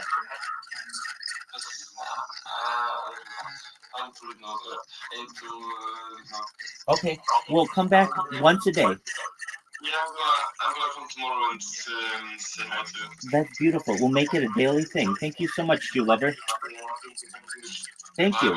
Bye-bye. Bye, Jew Lover. What a nice person. I should remind you, what the booth, this is last week? Yeah, we were talking about this with Mike Dowd, how in Reno in fucking in 85, they wouldn't even talk to me. I would go into stores and say, you people have rolling papers? And they would go, get the fuck out of here. We don't even want people rolling papers in our store. They'll give us 10 fucking years. So where did he go from there? I went back to San Francisco and just shot right back to the airport and put my girlfriend on a fucking plane. And she went on a plane and with the pretense that she was going to send me money to get on the plane before the cops got to me. It took her 2 days. I stayed at the airport for 2 fucking days. I lived at the airport waiting. Before security? This was way before security. You could live in the airport for a month and they wouldn't say nothing to you. Oh, really? You could just go from terminal to terminal. Take a shower in there, prep your hair. I mean, there were no showers in there. You could take a Puerto Rican shower in the sink, wash your balls and your armpits. And I would shop with food at the airport. It was fucking horrible. Wasn't smoking cigarettes, I was smoking weed. I would go outside and smoke weed. I had a bag of weed with me at the airport. For 2 days, I lived at the airport, and she bought me the plane ticket. I moved back to Boston. You weren't worried that the cops were going to find you at the airport? Like, they're full of cops. It was a misdemeanor warrant, Lee. It's not like television where they put an APB in you at the fucking airports and shit. It was a misdemeanor warrant. Do you ever get worried about going back to San Fran? No, there's no warrant anymore. Oh, okay. It went away, disappeared. I paid the fine. That was not fucking fine. I'm lying to you. That was, this is all part of it, Lee. This is all part of the fucking shit, I'm happy that I haven't lived in a fucking fog like that for 30 years. No, yeah, 25 years, 20 years, let's say. I haven't been fucked up on one of those. It would suck me up a lot. It does. And when the cold reality of the end of the charade comes, it's painful, man. You feel like a fucking asshole, but not really. You feel like you can't believe you pulled the wool over your eyes. It's like that. It's like my neighbor, the chick that was dating the young guy, and she really thought she was going to win him over at the end. You're going to be 80, and he's going to be fucking 50. Your pussy's going to drag to the floor, and he's going to be filled up. It just, some things just don't fucking work. It comes up to you. It's up to you to stop the fucking charade. You know what I'm saying? Like, it just, that's it. That's what we're talking about tonight. How you feeling? I'm good, but it's funny you brought that up. Like, I've known for a while that diet soda is terrible. No? That diet soda is terrible for you. But, like, I just kept telling myself, like, I would stop. And then yesterday, I didn't have any all day. And I felt, like, I almost had to apologize. I wasn't going to go last night. And I was like, wait, I haven't had a soda today. Let me have one. And then 2 minutes, I was feeling great. I was like, so I never felt that. Like, even when I was doing the juicing and I didn't have soda, I didn't feel that. So you drank your soda? You drank it? I felt great. So when you drank it? Yeah, when I drank it. So I had not, like, people told me for years that it's terrible. I just put yeah, I know.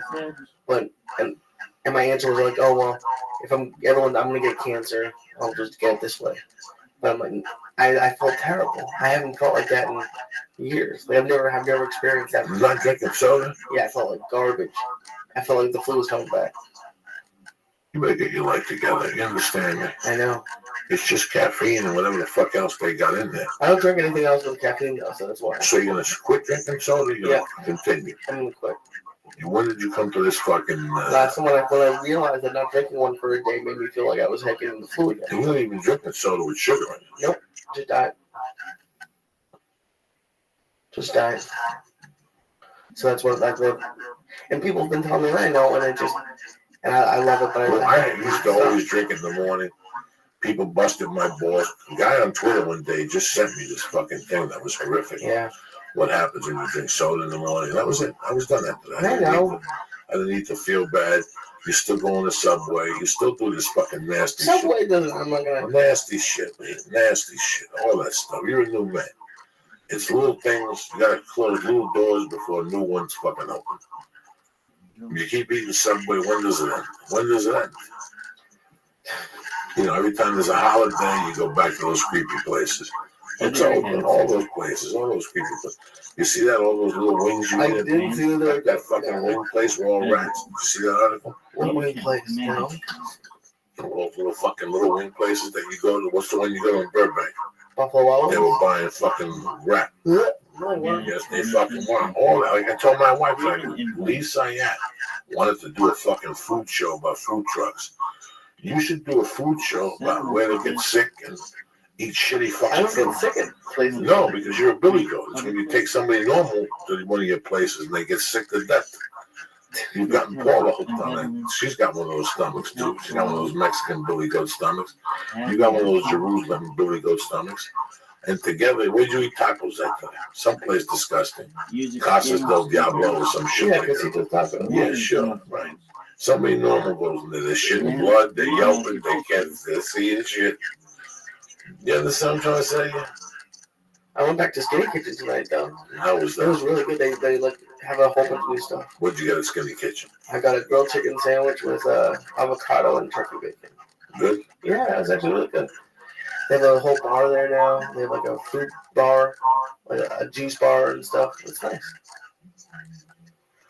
You bet, motherfucker. Good month this month. Good month of podcasts. I'm happy you guys tuned in. It's been weird. We got the new studio. We finally got the fucking patois of the studio, as they say and shit. Best thing about the studio is I can smoke fucking reefer. I come in here daytime and play fucking songs and shit. I still haven't figured out how to work the GoPro. And sometimes I just come down here just to check, because I know Lisa's going to check out the studio's fucking all I'm alone. here all day. You ain't here yesterday. I came yesterday. There was fucking people lurking outside the fence. You know, I got to watch this place like a fucking hawk.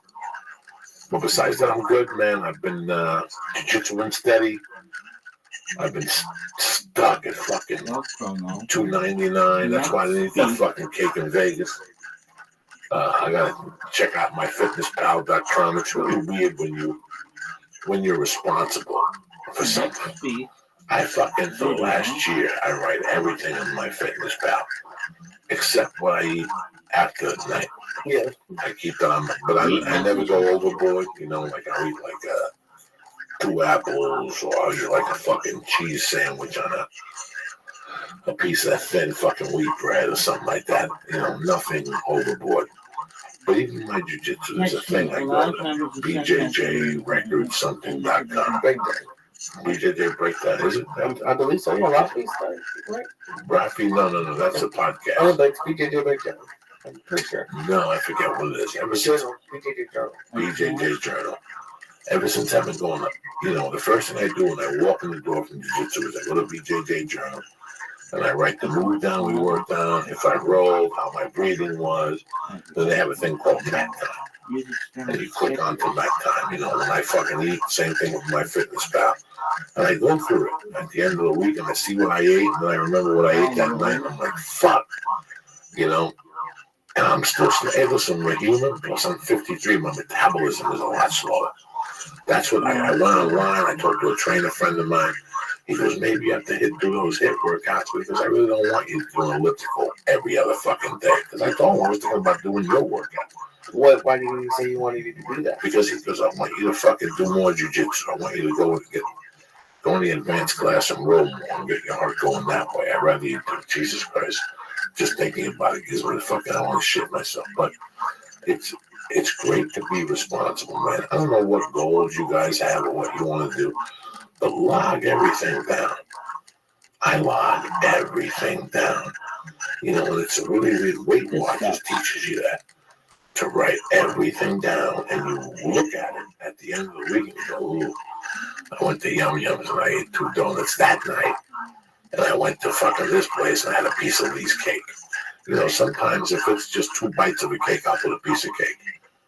And I'll take the punishment for the carbs. You know what I'm saying? Mm-hmm. Like I'll put over carbs and over calories. Sometimes I go, the other day I went to lunch with Terry. And I took a bite of her apple pie and I put a whole slice down. Just to make over the calories. Over the calories, yeah. You know, so it's really good if you log your shit down. That's when my weight loss stagnated really, is when I stopped doing my fitness time. Yeah. No, when I do comedy, I write down every set, how I did, and what's the new joke I tried, and what I think. And I've been doing this since 1997. I'm going to go on 20 years next year. Do you have all the notebooks? I have the notebooks. I go all the way back to 2004. Terry wants to kill me. They're in a box. And I looked at them. I also have my auditions on record. Sure. And the main sheet I read. I have all my audition sheets. I'm sure a couple of them are missing. But I still got my Sopranos. I still got my Men in Black audition. I still got. Do you write down if you get the role or something? I write down if I get the role, how my audition went, how many times they sent me going to read, what I thought. When I go into an audition, I look at it 3 different ways. Because I look at it for the initial read, the producer read, and the network read. So I prepared on a sheet of paper. So I'll take a piece of paper and I'll put lines to it and put like the name of the project is Gabriel. The casting director is Mick Foley. The date, and then what I'll do is inside I'll go to the 7th page. I'll put the date of the audition, the casting director, who's directing it. I'll see what else he's been directing, the style. Right. If it's a TV show, it really doesn't matter because every 3 weeks a new director comes in if it's a network show. So it's not like he's going to imprint the style. But I always look to see if he's done films, to see what style of shooting he's got. And I write all these variables down, and I write the scenes. Like, let's say if I have to go to an audition, and there's 3 scenes. I write what is the scene saying? What the fuck is going on? So wait. So like, let's say you get an audition for a movie, and you've never seen any of the movies this director has. Are you YouTubing clips of it, or are you? Sometimes I just wiki, I just film, and just see who he worked with, what genre, where he came from, And does that change how you plan to audition? Yes. So can you like 2 different directors, like I don't know, Spielberg versus Tarantino? Okay, let's say like I auditioned for Spielberg once, and it was on tape. But this was so fucking badass that they called me. When you got the audition, they gave you a number. You had to call. Okay. You had to call to the casting director, and she'd tell you exactly what he wanted and how he wanted, and how he did not want any improvising. He wanted you to write the 3 scenes down. So this is how to prepare him just to save you energy. Do not improvise. Do not go off book. Off book means he wanted you to be off book. No glasses.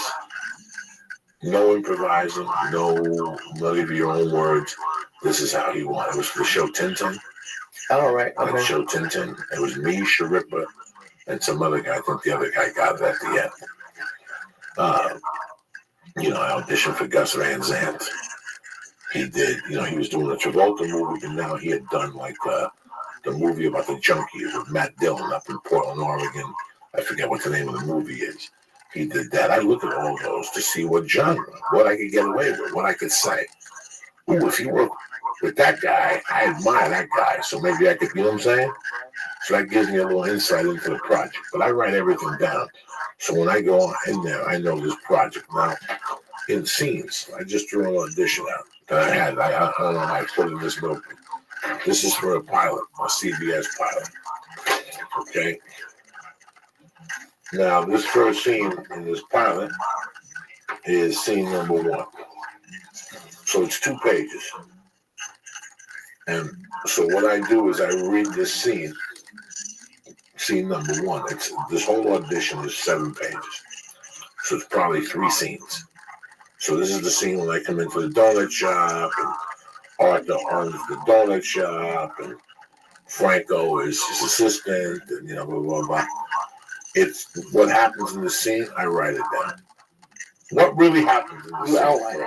So if I come in here and I say to you, listen, I got an opportunity of a lifetime. What's the opportunity, Joey? I'm going to give you in on my new fucking project. What's the name of the project? Dick Sucking Dick. Really, how much money do you need? I'm looking for $3 million. Even if we have a 20-minute conversation, I don't give a fuck about the conversation.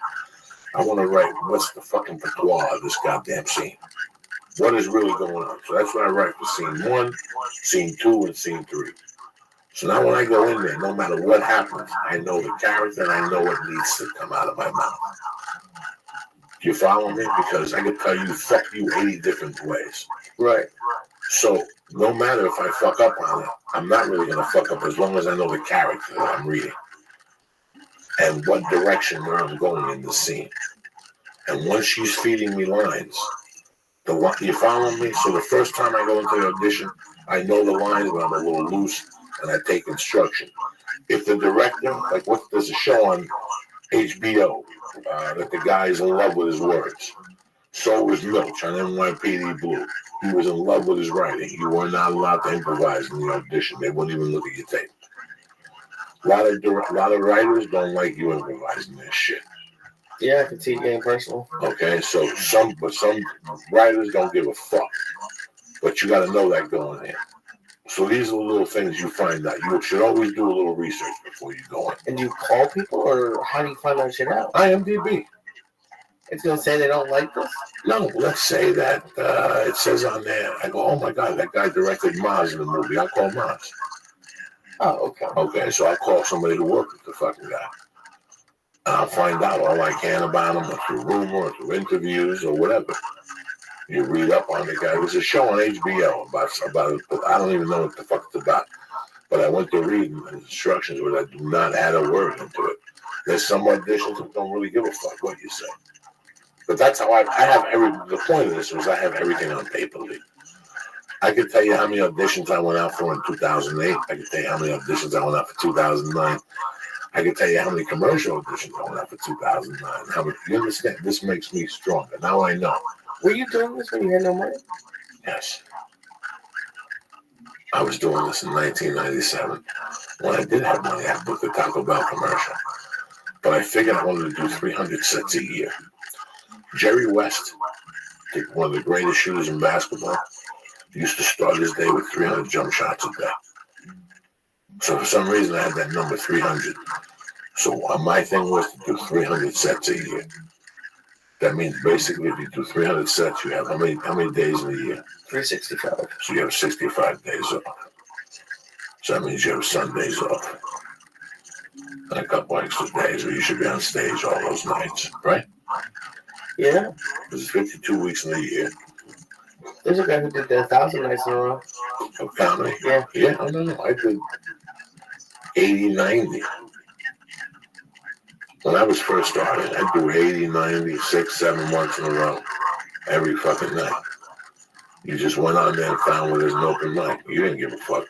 What do I care? Open mic, go down. There's 3 people with a ukulele or some fucking. I used to do spoken word open mics in Seattle. There was a place on a Thursday at 7, right by the house, and I would go in there and do 7 minutes of comedy. And you wrote down all those sets? I would love to read those. But has anyone ever seen them? My wife, maybe. But she hasn't looked at them directly. You could tell the ones that I wrote when I was coked up. You could tell the ones that I wrote when I was straight. You could tell the ones that I wrote the day after. Because what I would do is sometimes I would write the set before I left. So if I knew how 11:45 at the Comedy Store, I'd write February 28th, 11:45 Comedy Store. And I left the notebook open, so when I get back in the door, I just fill it up. You follow what I'm saying to you? I tried a new joke, I bombed. Next time I shouldn't go out there as strong. No. Do you ever review these? Or is it just the acting? I look at the month. I look at the months now. I look at the months. What does that mean? You do an overall month I look review? at the month review, yeah. What does the month review say? I should get on stage more. Like this month, I should have got on stage a little more. Fuck. I think I did like 18 spots this month, which I should be doing 25 right now.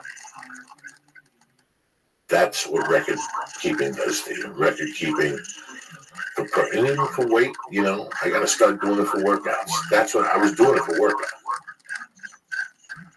That's what you got to do. When you have a notebook and log down Monday, Tuesday, Wednesday, Thursday, Friday, and then write 4 days of this. Out of the 7 days, you got to do 4 days of 40 minutes on the cardio.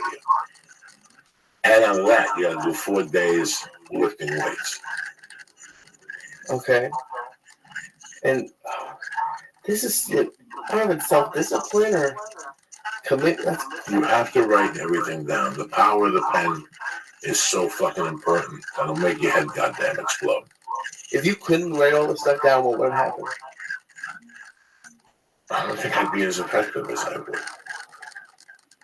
Because you have nothing to draw from. You have no guide. I can't gauge what I'm doing. And you have to write in there subjectively and honestly. Like, I didn't do well tonight. I just didn't do well. My timing was off. I read one from, the reason why I'm talking about this is I wrote the one, it's the end of the month. I wrote the one from Valentine's Day where I said, fuck a woman in the ass too quick on stage. I said it 3 minutes in. Why would I say something like that? Little things I write when I fuck up like that, so I read it and I think about the fuck ups I did. I can't listen to myself. That would really hurt my feelings. This is the closest I could do. But I have to be brutally honest with myself. If you're not brutally honest with yourself when you're record keeping, you're just cooking books. You're just cooking your own fucking book, so why are you even doing it?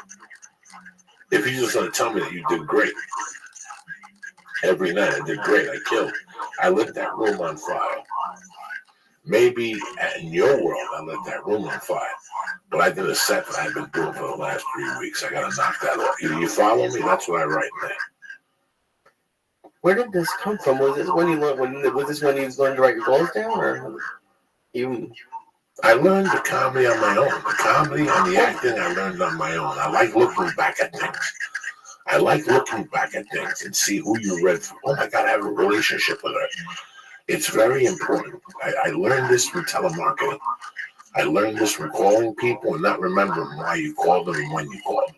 And them saying, Pete, you called me last week. Fuck. I didn't write it down. So when I call somebody now, I write 2/29/16, 2 p.m. I spoke to Lisa Ayat, and we discussed next call. I don't do this anymore with calls. Don't trust me, I'm not selling nothing on the phone. But if you're doing something on the phone, you should keep this. So when you open up to his file, at least you know what your conversation was with him. Right, no, yeah, it's interesting when if you have repeat customers. You should have 3 or 4 notebooks at all times. One for your weight, I have my fitness pack. And that's for when I eat, and then, the jiu-jitsu, whatever is for the most important thing I do on that is I write the move down. So I remember the move, put your hand down, do this. And I also, I write the amount of times I want in a month. And I try to beat the time before. Because that's what you're always trying to do when you work out. You're trying to beat the month before. You're always trying to do something better the month before. So I don't know. I don't know where I got it from. I need to try it. For the comedy, I don't know where I got it from. But I know it helped me tremendously over the years. Because it really fucking let me know if I was slipping. It's your own little Bible. And at the end of the day, you just close it. And then you look at it 2 years later. And you go, Jesus Christ. Wow. Do you just get high and read through years of stand-up sometimes? Sometimes it's painful. I was reading through Christmas of 2003 in Houston, Texas. And you could see where I was just a mess. I was writing sideways. I would write jokes on the paper. I remember those nights. Anyway, like I said, man, this is what this podcast is about. Sometimes they're funny. Sometimes we torture Lee. Sometimes they torture me. Sometimes we say shit. And sometimes we just, disclose things about your life that this is how you fucking do it. You keep a record of everything. I don't know why I started the comedy. It's really weird. Let's give a shout out to our sponsors and I'll get you motherfuckers out of here. I do it now. I'm not going to lie to anybody. When I wake up in the mornings now, I sit and I relax with no music on, no sound, and I just let my mind go. And sometimes I get on the floor and I breathe, and sometimes I just sit there and just breathe and feel my internal. No matter how you look at it, it's a form of meditation. Let's be honest. Most of your problems start with your mind. Fear, anger, stress, anxiety, depression, sleeplessness, they begin in your head, but they can wreck your life. It doesn't have to be that way. You can make a major difference in just 10 minutes a day. All right? 10 minutes a day. This change comes through guided meditation with the new Headspace app. You can show it. What are you talking about? Headspace is a meditation made simple. Okay? It's guided meditation that you listen to whenever you want, wherever you want, right on your phone, computer, or tablet. Meditation is rooted in thousands of years of tradition, with thousands of scientific studies that show its positive effects, like improving focus, relationship, harmony, and decreasing anxiety and stress. For me, between 4 and 6 in the morning is when my head is at peace. I have to get up, breathe, calm it down, and that's when all the ideas flow in my head and whatever. And I just sit there, and again, it's just you and sound. That's it, nothing else. Again, meditation is rooted in thousands of years of tradition. So do me a favor. Join over 4 million users already getting Headspace for free. For free, right now. Do me a favor. Download the free Headspace app and begin their Take 10 program for 10 days of guided meditation at headspace.com/Joey. The Headspace Take 10 program is a 100% free way to experience the benefits of meditation in your busy modern life. We're busy.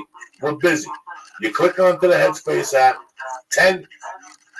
Take 10 program, try it out for 10 days of guided meditation at headspace.com/Joey. Train your mind for a healthier, less stressed life. Start with your free trial today at headspace.com/Joey. Again, that's headspace.com/Joey. And also, do me one other favor. Please reference Andy Petticomb's TED Talk, which is already 5.5 million views. All right, Andy is the founder of Headspace and the voice you hear on the app. You don't need to put, loads of time in, emigrate to Tibet. Andy did that for you. This guy was a monk for 10 years. He really knows his stuff. 10 minutes is all I'm asking you to find, but it takes a little effort. It starts with you. So you're having problems, you're not focusing, blah, blah, blah, blah, blah, blah. Boom. Go to headspace.com/Joey and get your free trial today. All right, try the app out. It's tremendous. I wouldn't even recommend it if I didn't think so. Since we're speaking about focus, excuse me, you want to be focused? Alpha brain. That's it. Alpha brain. You do a cycle alpha brain. Excuse me. See what you're missing with Alpha Brain, okay? First off, 100% guarantee we don't even want the product back if it doesn't work for you. If it doesn't do what we're telling you it does, you don't have to send the product back. That's what Onnit does. It gives you the best of what they have, whether it's the Shroom Tech, whether it's the Hemp Force Protein, whether it's a stop. Listen, it all starts with you. Go to Onnit.com right now. Onnit is the web page to supplement. Everybody's looking to get healthier. Everybody's looking for more focus, more energy. Onnit has the answer for you. But it starts with you. Go to Onnit.com right now. Look at the great list of supplements that they have for you. They have kettlebells and vests and coffee and all that stuff. I can only help you with the supplements. Go to Onnit.com right now and press in Church, CHURCH, and get 10% off your first order. You're not going to be sorry. So again, go to headspace.com/Joey or Onnit.com/Church. Boom! And get 10% off, and it gets delivered right to your house. Again, I want to thank everybody who tapped in. Thank you for the great month of February. We'll be back Wednesday with a tremendous guest. We're going to surprise you motherfuckers.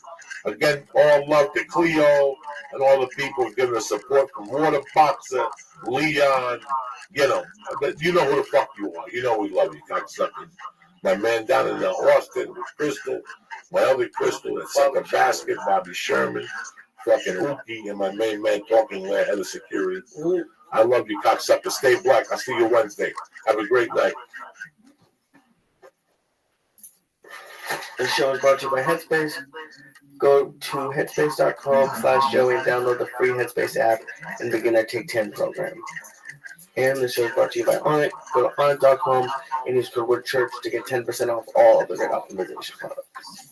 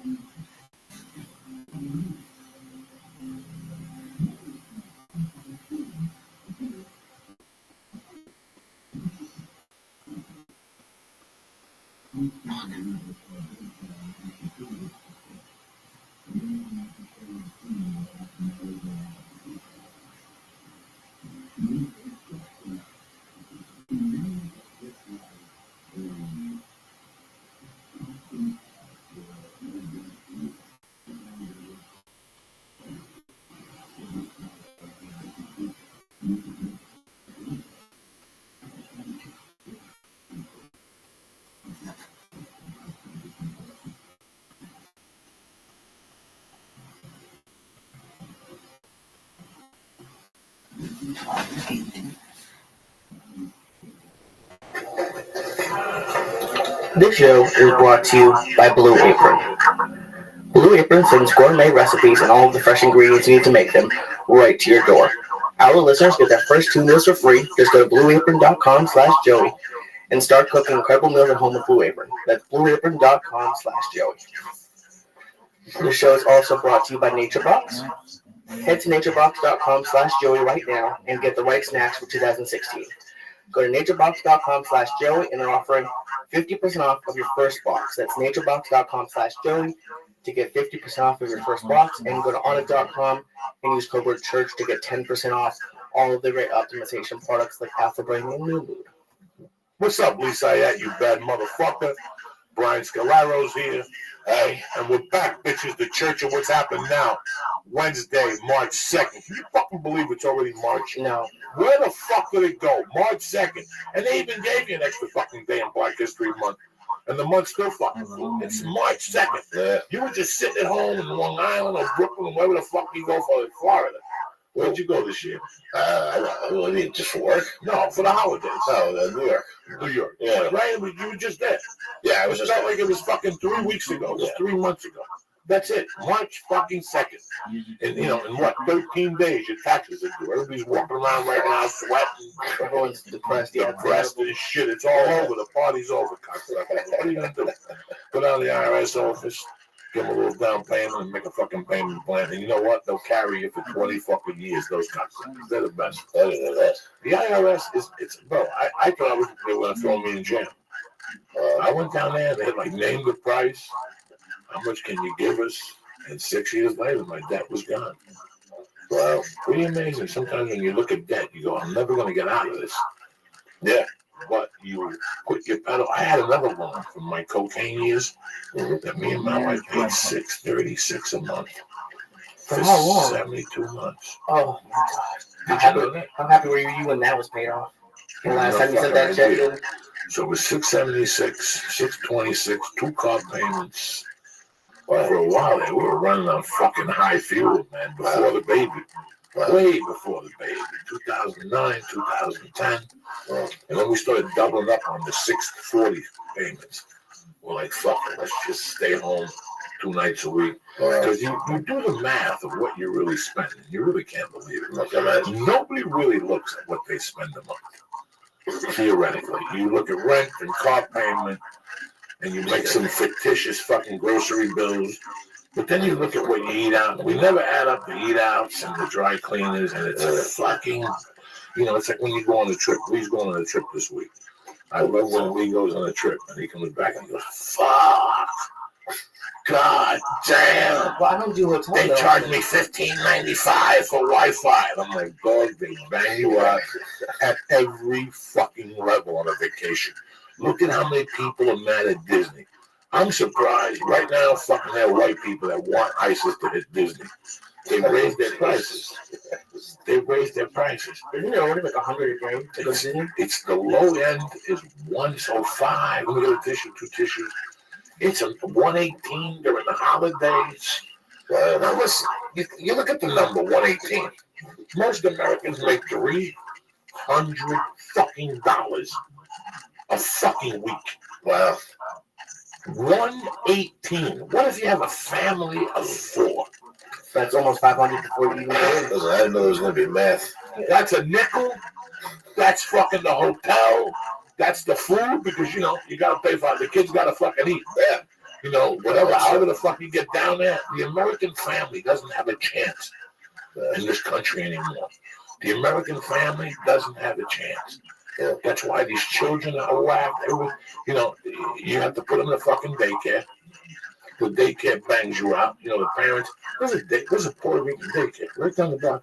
Okay. I've been watching them since I moved on in this neighborhood. She's the nicest lady in the world.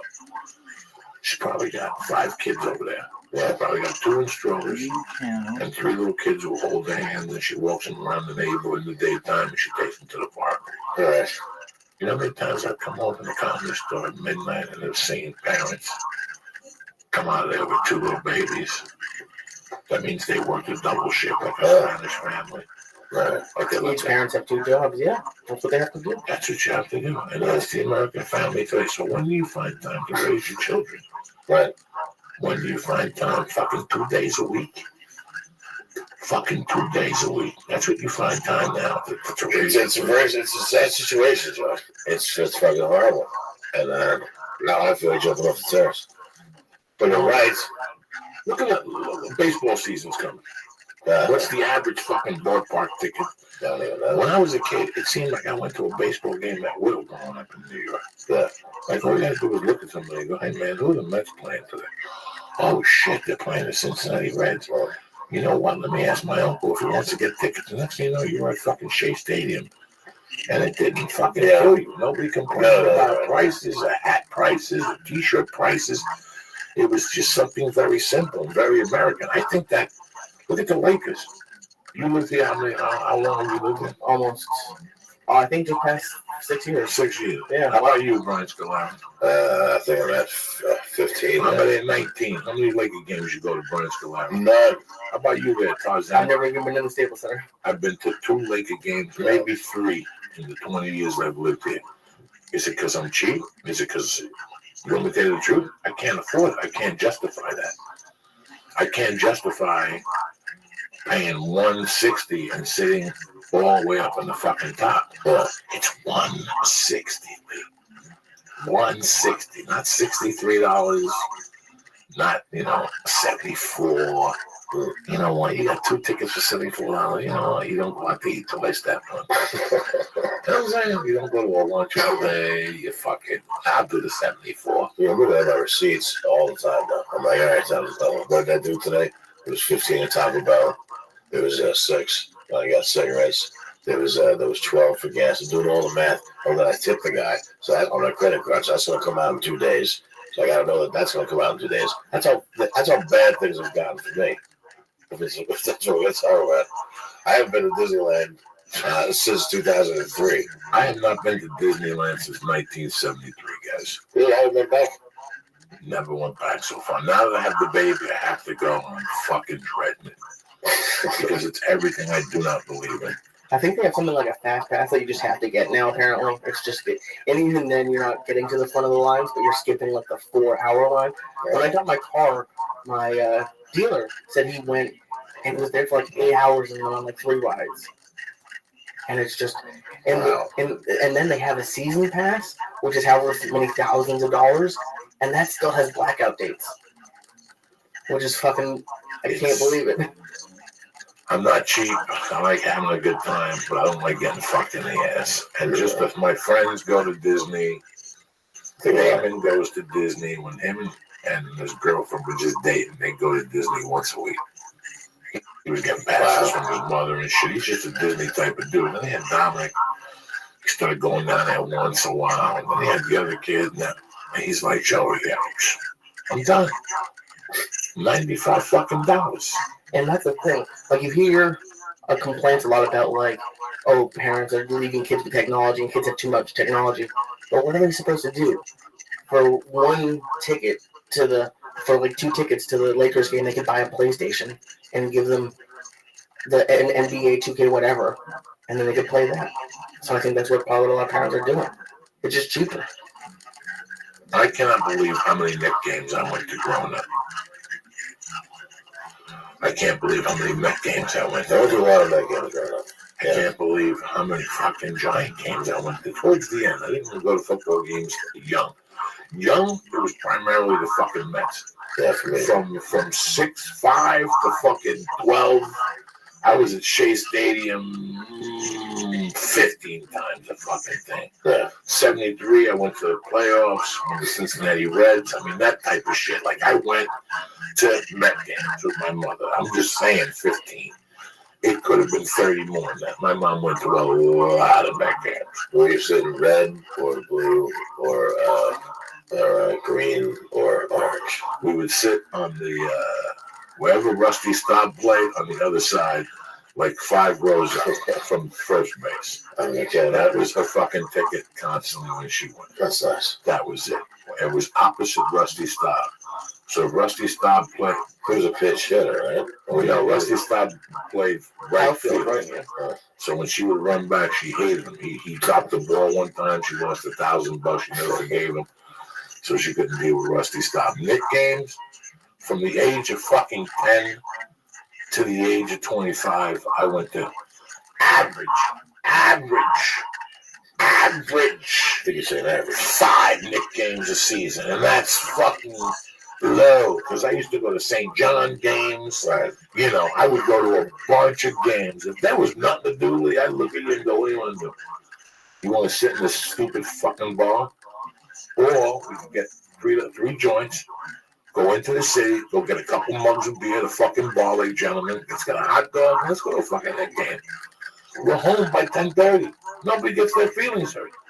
You smoke 2 joints, you ate, and you fucking jumped up and down. You go home like, you don't even have to stop at the fucking bar. I loved it. I know you guys probably did it earlier than me coming from New York, but the first time I ever went to Fenway Park by myself as like a high schooler, getting to go to like Fenway Park and see a game alone without parents was like the most. I still love Fenway Park because of that day. There's certain things that take you to your childhood. I used to go to movie theaters all the time. Me too. Me too. Once a week, I go see one. Listen, a movie theater for me was like a closet. It was an hour or 2 of imagination. Because even if the movie sucked, your mind went somewhere. Yeah. Your mind went somewhere. As a child, I don't remember many movies that I went home and I was upset with. No, I really, me as a child, no. Like there was a lot of movies that were a little too hip for me. Right. At the time, like the movie Tommy. Tommy with Elton John and Eric Clapton and Pinball Wizard and Margaret and all this fucking. But as a child, I went and it was too hip for me. There were just some movies that I didn't really catch. I caught all the black movies. I caught all the Shafts. I caught all the Superflies. I caught, and we went to see Predator. The movie broke, and then we came back the next day to see it fixed. We paid twice. We probably could have got free tickets. Now that I think about it. I'm just saying, we would see a movie we would see the same movie in the same week. That's how I would see the same movie 3 days in a row if I enjoyed it as a child. We were at $5. It didn't fucking bother me at all. I don't know. There's people like, well, I watch one thing, and I'm done for. No. I was going to ask to borrow money, so that's why this is awkward. What's that? I was going to ask to borrow money, and that's why this is awkward. Oh, who are you going to borrow money? I was going to ask you. No joke about it. Oh, please. Just really fucking stunned. You just killed me. Are you really stunned? Yeah, you fucking hurt me. Good. That's what this hash was for. You should have seen Lee sweating profusely. Oh my god, from my head everywhere. People don't do this no more. People don't do this no more. Smoke hash. And you know why? Because it's all fake hash. Remember a couple times we tried it and the hash crumbled? This is real. He gave it to me because this is the type of hash you're going to fucking love. What does it mean when it crumbles? It crumbles is not real. It doesn't have that fucking... It's the exact opposite with cheese. Right, exactly. With cheese. This is fucking... Well, it's solid and it sticks on that thing. Yeah. That's real hashish, brother. Yeah, that's a problem. We used to do this in the Willow Shed when we were 15 in the wintertime, and we'd go through an hour of this with a big fucking glass. You gotta do this with a big glass. That's when it really puts you on a different fucking planet. Because hash and marijuana are completely different things. If I was to come in here for 3 nights in a row, Lee, with just hash, and we'd do this, you'd call me after 3 days and go, it's been weird lately. It's been a little fucking weird. I'm hearing sirens and shit. Hash takes you to different fucking places. One thing, you sleep a lot better. Oh, yeah, that's going to be fun time. And the other thing is the higher levels of concentrated THC, it really loosens your muscles. It takes all the acidity out of your muscle. That's why Bruce Lee ate a lot of hash. I'm not kidding you, motherfuckers. Here's what they don't tell you. It's like that's it. Don't even tell me that. It's like eating lettuce. They say, listen, lettuce take the acidity out of your muscle. Same thing with THC. It relieves a little soreness. I'm always fucking sore. The THC don't even work for me. Right. Here's what I was worried about doing that. And as I was coming down there, going to the glass, I was like, is there something about science that I don't remember where if there's smoke in a glass, the glass can explode? So as I was coming in, I was like, this is going to blind me. I was like, this is worth it. That was the panicky thought that I had, man. That was pre-hash. Have you ever had a fire blow up on you? It's scary. A fire? Yeah. Maybe like in a campfire? Yeah, I had a fireplace blow up on me. Wow. And I had the gas on too high. I just went, I was worried. It was the same weekend that I got my the second sty, so I was worried that I was gonna have no eyebrows, but it only burnt a little bit of it When off. did this happen? Recently? Yeah, black hair. That's crazy. So the fireplace blew up on you? Yeah, I just Yeah, you didn't know what you were doing. no, I didn't know what I was doing, and there was no instructions, and I literally turned it on half an inch. I must have done one full rotation or something, and I just lit it, and I could just see it coming, and I was just sure that my whole face was burned off. I was a little bit high, and I was like, my face is going. I can't do the podcast anymore. Joey's gonna kill me. I was sure that it was just gone, but it wasn't. But how you weren't chubby as a kid though, Joey. But were you chubby blind? Because I was chubby and I love movie theaters. Just going and spend all day there. That was my really thing. funny, guys. I was always skinny until the age of 11 or 12. And then at 12, I gained just chubby weight. But then once I hit 14, it just flew off. It was like the big thing before the evolution. I gained a bunch of weight and then it all fell off. I stretched 7 or 8 inches and it all fell off. So I was then started whacking off.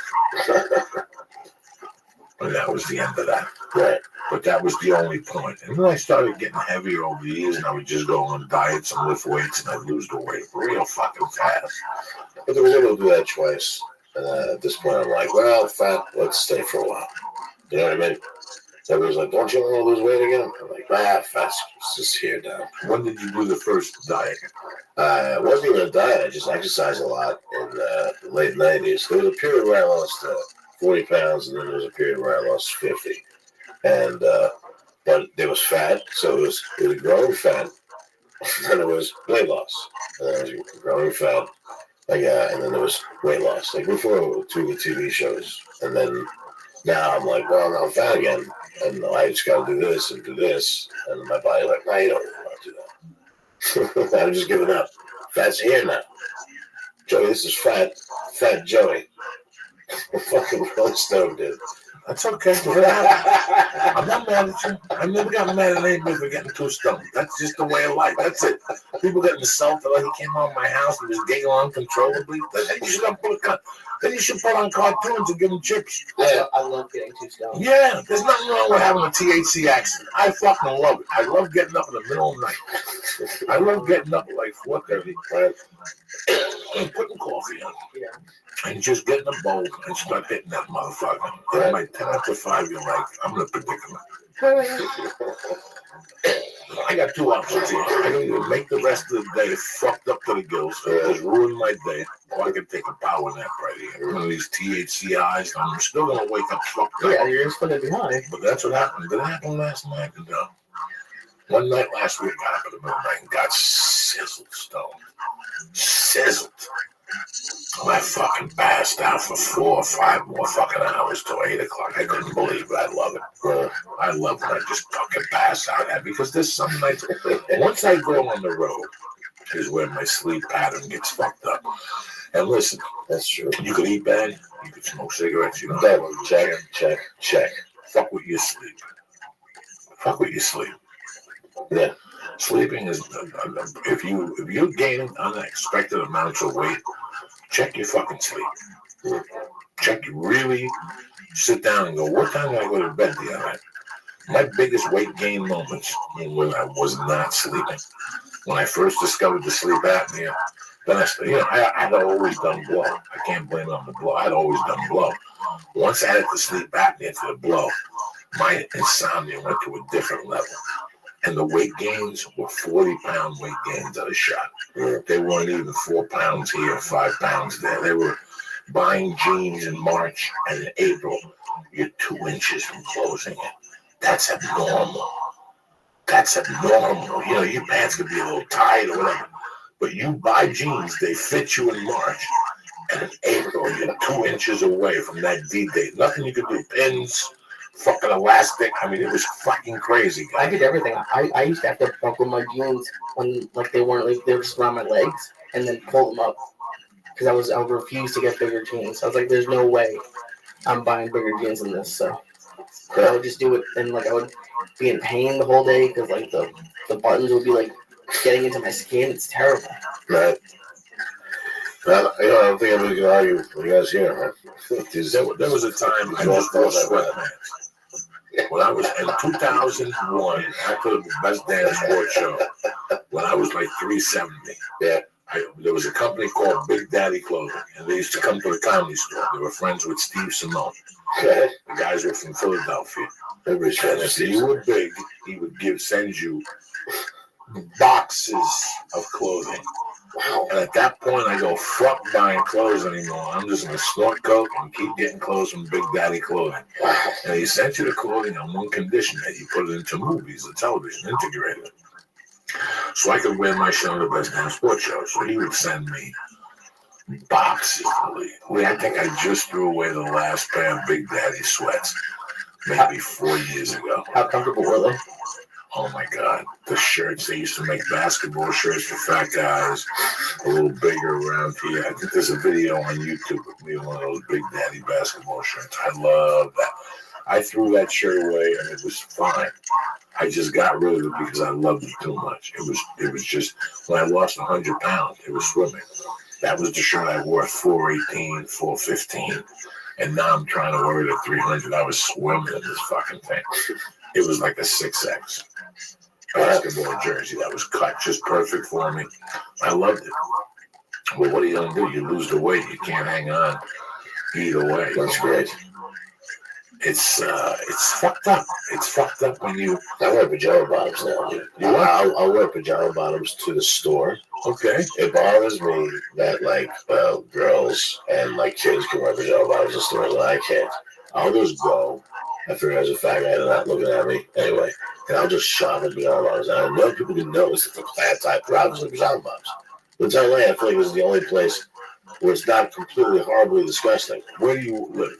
I don't know how. Okay, so Yeah. what store do you go shop? I mean, I'm just going to go to rock and roll. 7-Eleven. Yeah, I seen your rock and roll. Yeah. Right? That's what we both do each other. That's why I bought. Yeah. Rock and roll routes. It's a good fucking routes down there. It's You great could routes. walk in this.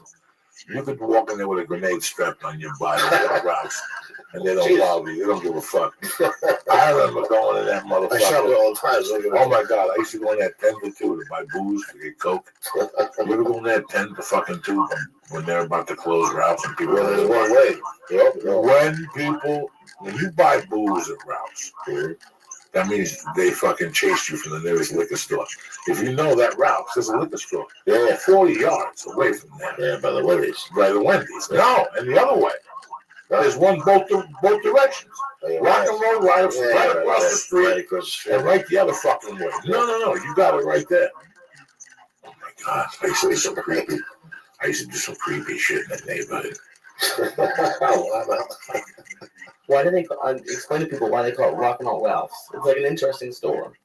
It's the Rouse on Sunset Boulevard, and it's across the street from the Desert and Hotel. Which, And the Guitar Center. if they had a front, well, it's close to the Guitar Center, but it's across the street from the Sunset Desert Hotel. I guarantee more blowjobs have been given in that hotel. I went to a couple of cocaine fucking parties in that place in the heyday. It was tremendous, dirty.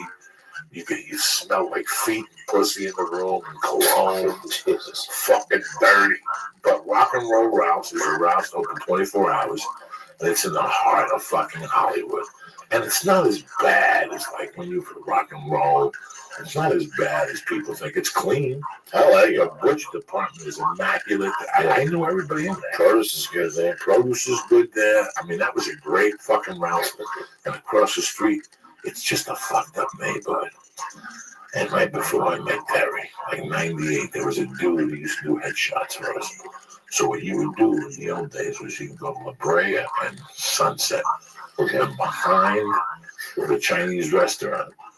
About the one next to El Pollo Loco. Yes, what's the name of that restaurant? The Chinese restaurant, I call it. Right, but they had something not bad. When you first arrive here from LA or whatever, it's not bad until one day you just get sick of going there. But behind that place was where you developed your headshots. And then you walked down, you hit Rock and Roll Rouse, and across the street, they opened up a headshot place, so you went in there and brought your headshot. The guy made 100 headshots for $69.95. Right. In these years, there was a war going on Sunset.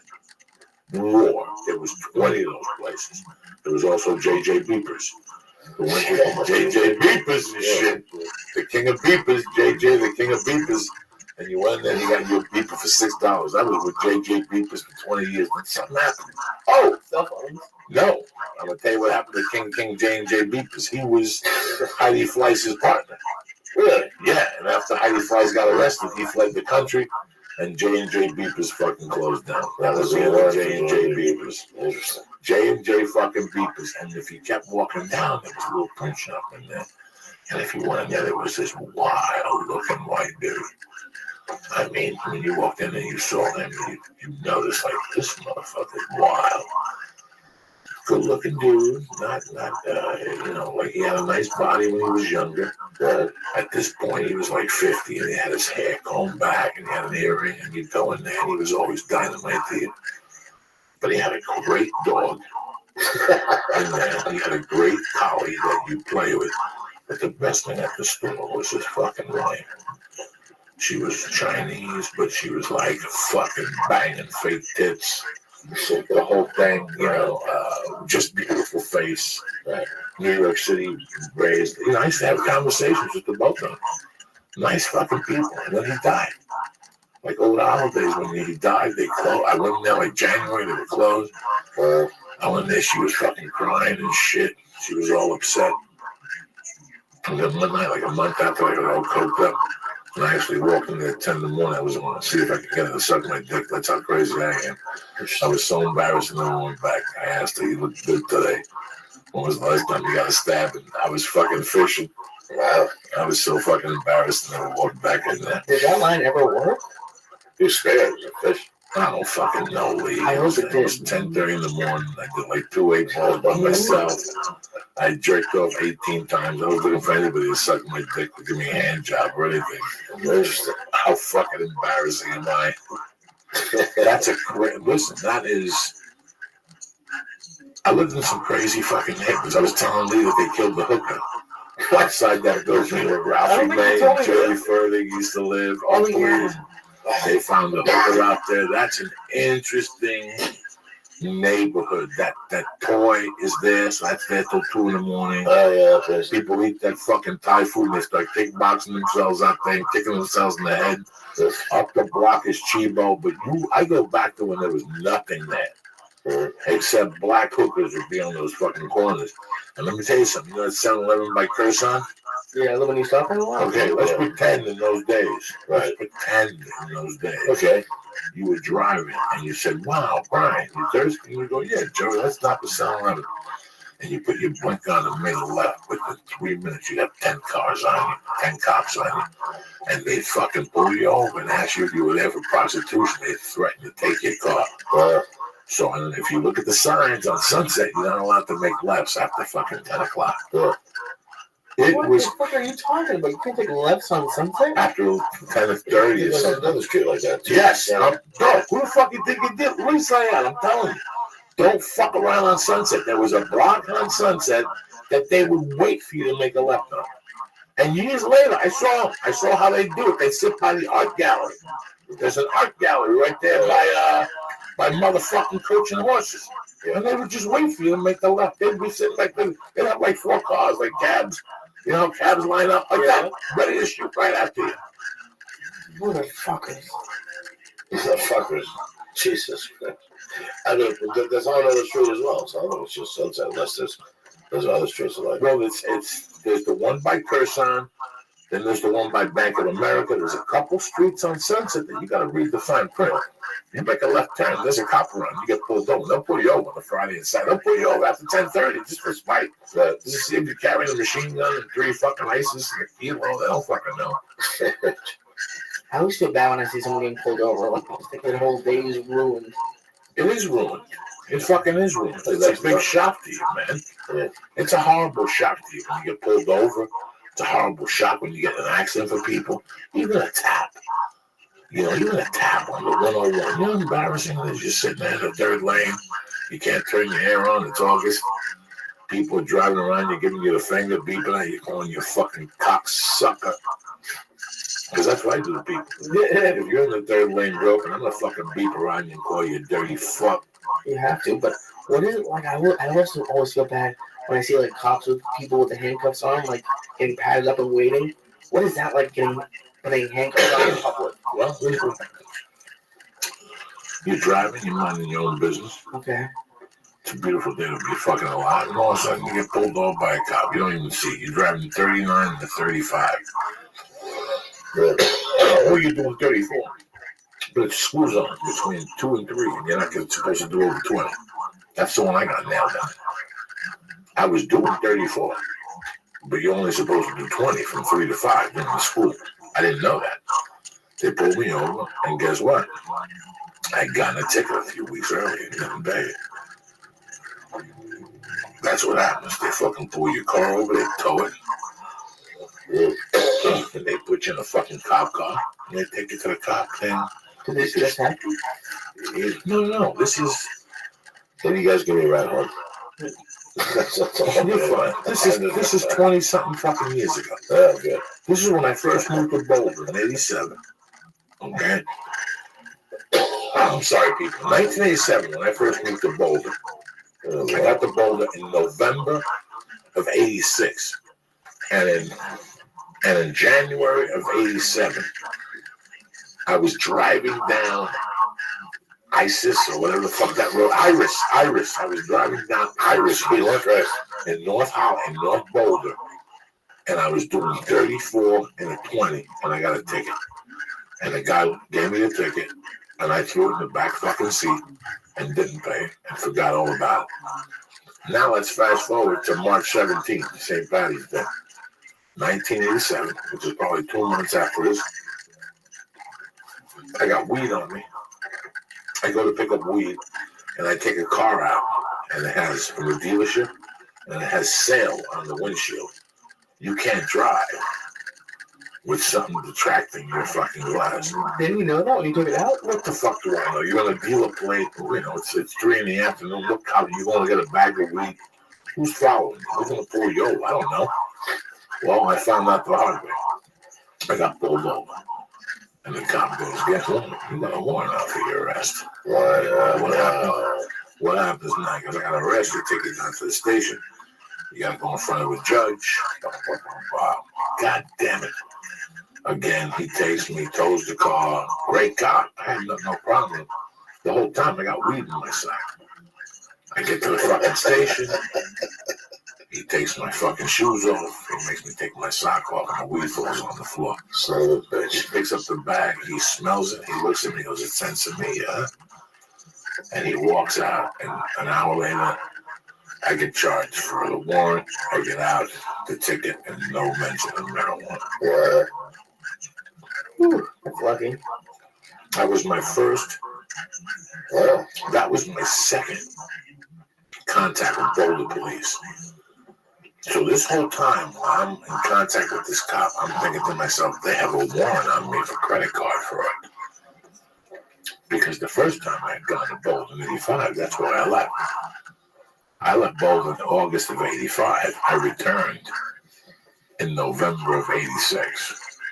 And there was no warrant. They were just looking for me to question me. When I got pulled over the first time for the ticket, and he took my license, I'm like, I'm going to jail for that fucking credit card, Sam. They didn't have it on file. But it's so crazy how life goes to repeat itself. The cop that was investigating me for the credit card fraud disappeared. Like when I was getting the tickets and shit, I'm like, this motherfucker's gonna walk past me in a uniform. The whole 2 times I was in, or the 1 time I was in Boulder jail, he didn't walk past me. Nobody walked past me. I didn't see any cops. They're in a different fucking height. I don't know what the fuck I was thinking. But when I got arrested for the kidnapping, he was the detective on the case, man. So that's how I know about karma. He didn't get me with the credit cards, but now he was trying to get me he was one of the investigating fucking detectives on the kidnapping. And the beauty was that I would sit next to him in court. And he'd look at me and I'd eyeball him. He hated me. But he never figured out why he really hated me. It was because of the fucking credit card. He just couldn't remember. I would sit there and go, when is this guy going to figure out? And he was looking for me 2 years later for something completely fucking different. Do you think he's staying at home? Like, do you think he ever figured it out? He must have one day. He didn't figure it out. He was too fucking stupid. It's a crazy story, man. It's awesome. Look at the shape of you. I know it was that, but I was really along the steps of the story. And when he got to the end, I was like, that's really great. The guy didn't know it was you. It's a great scene in the movie or something. It's not that he didn't know it was me. He didn't need to know it was me. He was beating me. He got me for this kidnapping case instead of a fucking stupid credit card thing. And I would have got nothing. He had me. Yeah. I was just waiting for him to go, oh shit. I gotta go to the file. You're the same motherfucker. Wait a second. Let's tag on this fucking What I'm saying, man. let's tag this fucking beat the credit card to the kidnapper. He never figured it out. But what I was wondering, It's a great story. yeah, was Horrible story. It's great. what does it feel like in public with handcuffs on? If like your friend drive by, or like just people, like just driving, like you're saying, for an accident, people slow down. I see people slow down. There's people in handcuffs. You have no idea. You have no idea. No, You have no idea. You have no idea. First time I got arrested was January 29th, 1983. I got arrested for possession of stolen tools. And Roger Holloway's father, Timmy, who listens to the show still, his father bailed me out.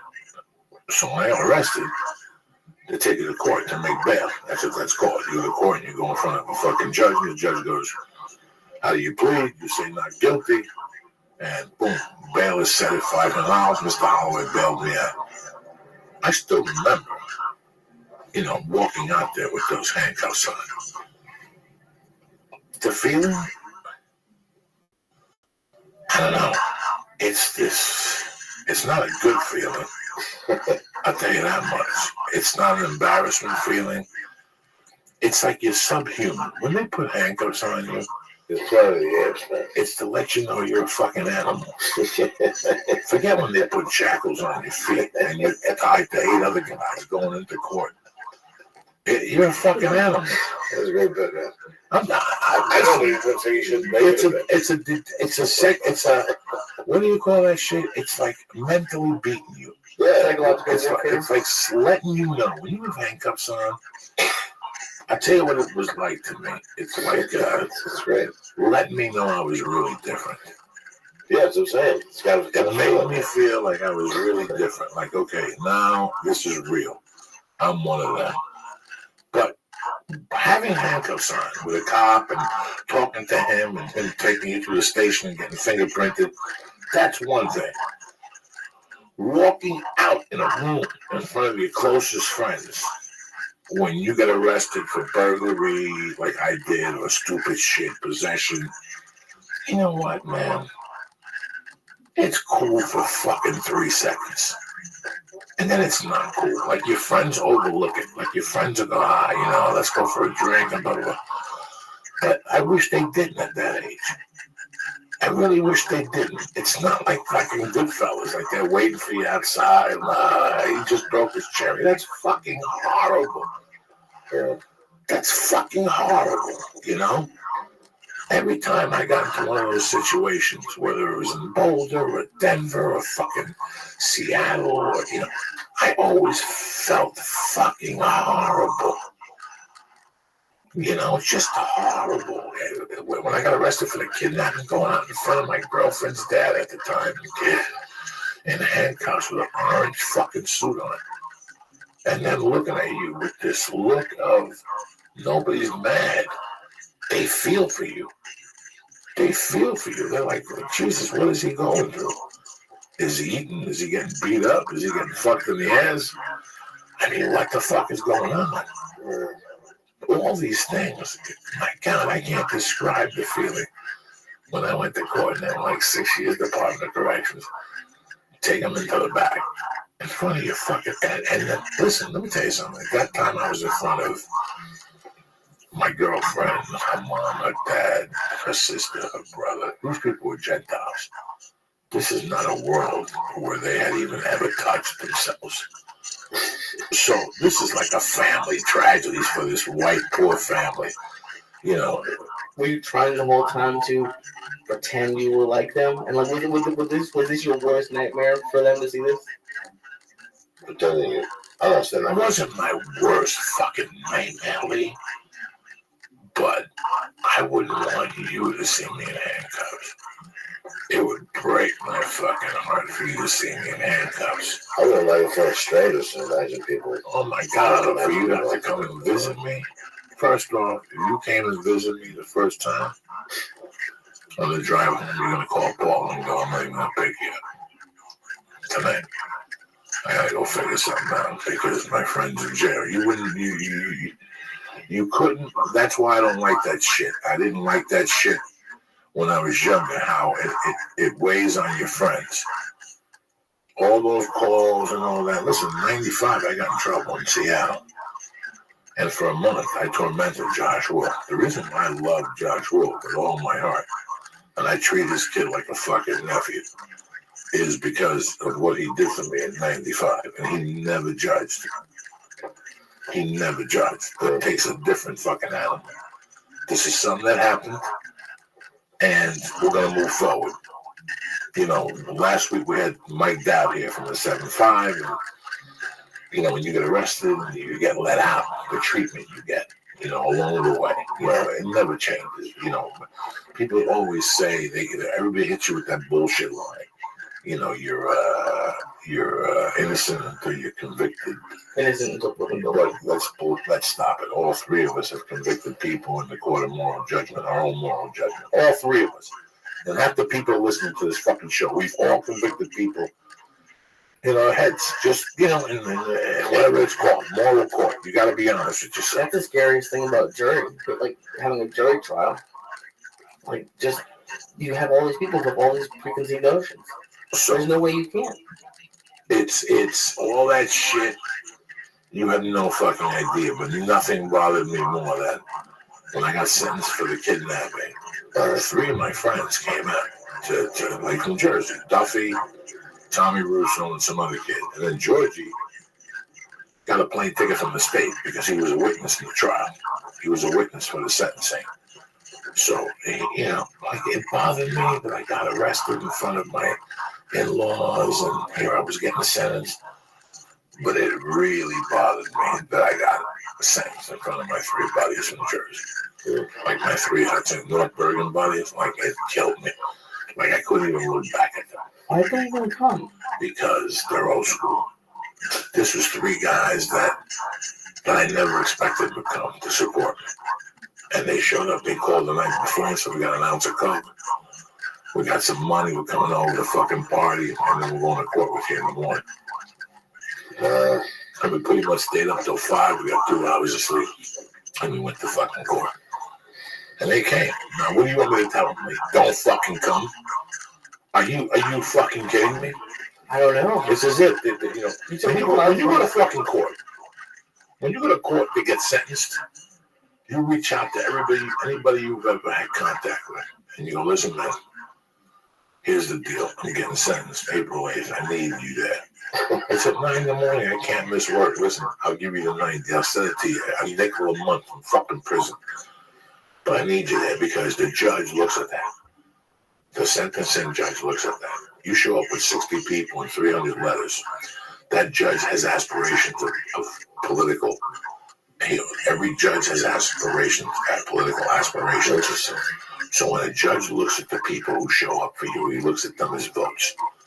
And each person is worth 250 votes. When you die, Lisa Ann, Wood, or me, or fucking whatever, when your family goes to the funeral parlor, they'll make 250 mass guards. Because they assume that over your life, you've met 250 people, co-workers, you know, what ex-girlfriends, people you get chlamydia to, you know, whatever the fuck. Yeah. So that's the same way a judge looks at a defendant. Interesting. No, they never heard that other one. That's why you have to have people sign character letters. Judges read 3 of the letters, and then they get it. If there's 100 letters, they read 4 of them and go, I get it. Each of these letters is 250 fucking people. So he has to make a decision and justify it in court in front of them. So they go, we understand. So you got 6 years and they give you 4. This is what these letters do. When they say consideration, these are all things that are into consideration to a sentencing. It's really interesting how it works. Last week, Lee and I were talking on the phone about the OJ thing. There was an episode, the one last week, The People Against OJ. You watching it? Yeah, it's great. It's Fucking great. The second episode was all that. Oh, I tremendous. watched the second episode maybe 9 times. I just watched it last night. It was crazy. It's crazy. Yeah. And we called each other. His girlfriend is studying at USC to be a lawyer, and she's taking a bar pretty soon. And that's probably the only thing we have in common. Our love for fucking law. Like, I love all those shows.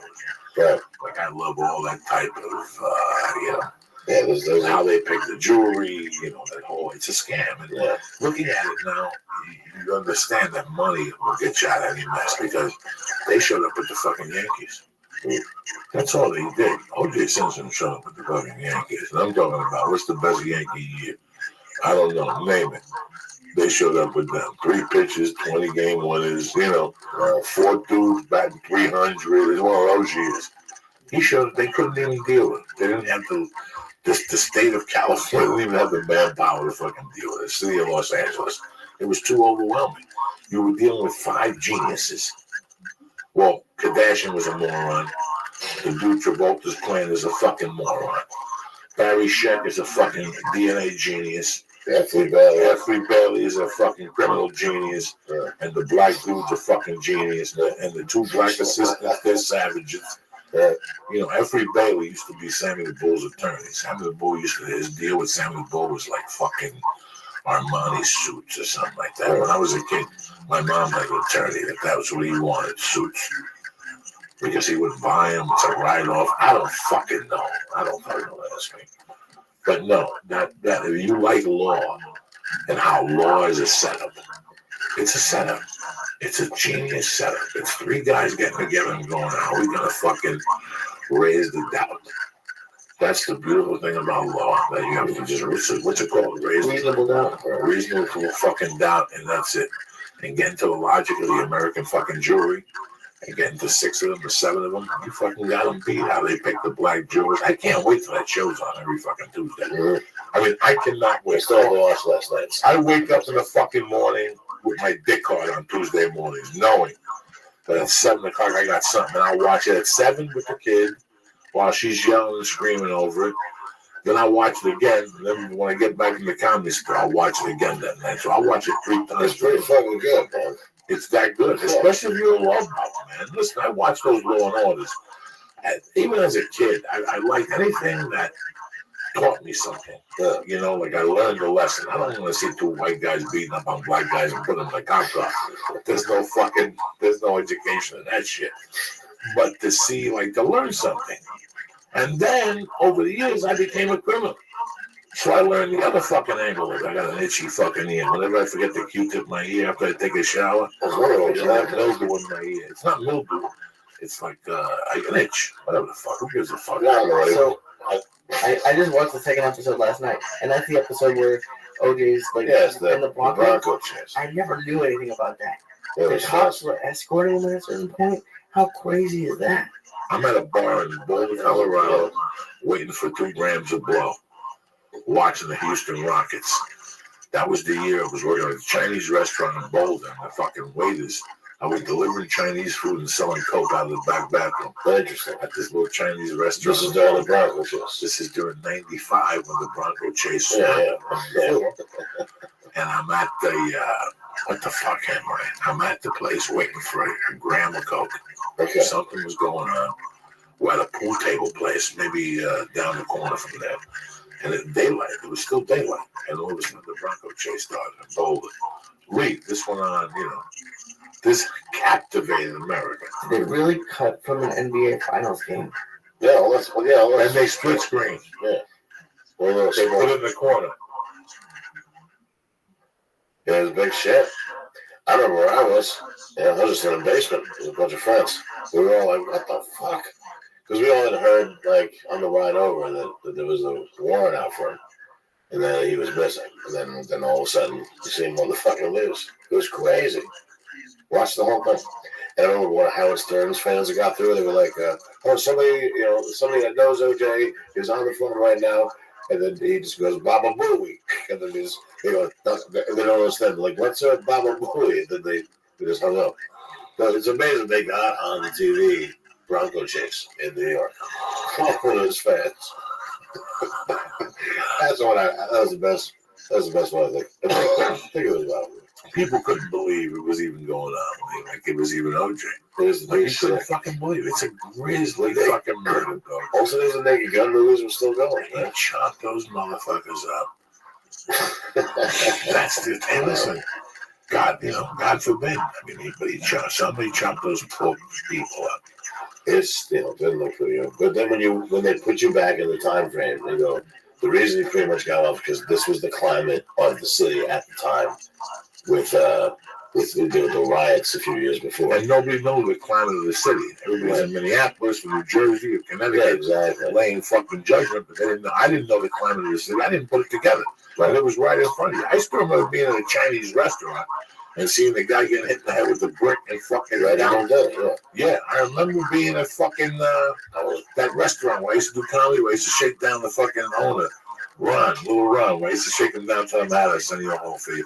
Give him $300, and he'll be here next week to perform. I was going to my grandfather's funeral, and I was getting dressed on the floor, and that was playing on TV. The fucking riots. Isn't that crazy? I do not remember Kennedy getting shot. I wasn't even in this country. But I do remember his brother getting shot in the fucking head. Yeah. Robert Kennedy, by Sierra and Sierra. I remember seeing that 22 times. What year was that when Robert Kennedy got shot in the fucking morgue? It was like 87. No, I was joking around. I'm joking around, man. Something so rough. It had to be 68, 69. If it was anything earlier than that, I'm a fucking badass motherfucker. I still remember being a child, a kid, like knowing a little bit of English and, trying to put the rest of it together. I just come from Cuba. I didn't really know. Interesting. Yeah, 68. I was 5. Yeah. June 5th. Yeah. Crazy time.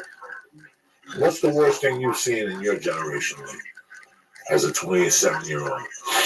I would have to probably say 9/11. Oh, yeah. Yeah, I was in middle school, so I was like old enough to really understand it. What did they tell you in middle school that was going on at the time? I think they just told us everything. I remember hearing about it in the cafeteria, if I'm not mistaken. And we just were like, well, I don't know, because we couldn't see it. Like, we didn't have TVs in our school, I don't think. So we didn't really understand it, but then I remember like all the news gone home. I would say that's probably the worst. It's been a crazy time to be a teacher to have the kids not knowing what's going on. You got to explain it to the kids or not explain it to the kids. I think I heard it from a friend, to be honest. I don't even think the teacher made an announcement. Well, no, I'm saying let's say they don't tell the kids. The teacher's got to sit there knowing this is happening because she saw a glimpse of it in the teacher's lounge. Right. Now she's got to take care of kids while the whole time she's wondering, is my mom working in the city? You know what I mean? It must have been fucking mayhem. You're standing there, you got to keep kids' attention for fucking hours so that they tell you what they're supposed to do. You got parents calling, and you got to keep the kids occupied and not explain to them that fucking World War III has started. It's obviously not as bad as 9/11. But my senior year of high school, a student stabbed another student, and killed him in the bathroom. Jesus. Yeah, it was crazy. I was seeing. Where did you go to school? In the whitest little white next to school. And why you stabbed the kid? He apparently had Asperger's and had some issues. So, is he still in jail today? Yeah. Oh, yeah. He's in prison or in a special lockup place? He's probably in the special lockup place, but I think he got first degree. You write him letters? No. Did you know him? No, I had seen him around, but he was younger than I was. Okay. I thought he was one of your little goombas that you ran with. I No, started he was watching him around knives and shit. It was great. It was just weird. We all got put into the cafeteria. And I felt bad for a while because at first I was just happy because I was missing a test and I didn't know that someone got stabbed. But they just said, "Hey, everyone go in here." So I was like, "Oh, I'm missing a test." Yes. People always tell you, I remember where I was when this happened. Whenever I still remember when the attack in '94 or '95 on the daycare and Oh, jeez. Did you ever go see it? The memorial? No, where is it? Oklahoma City. Oklahoma City. I was playing. Oh yeah, Georgia. Timothy McVeigh. Yeah, Timothy McVeigh and all that. I was living in Boulder. I was doing comedy. I was at fucking war with my fucking ex-wife. I was just, oh my God. They had Another person.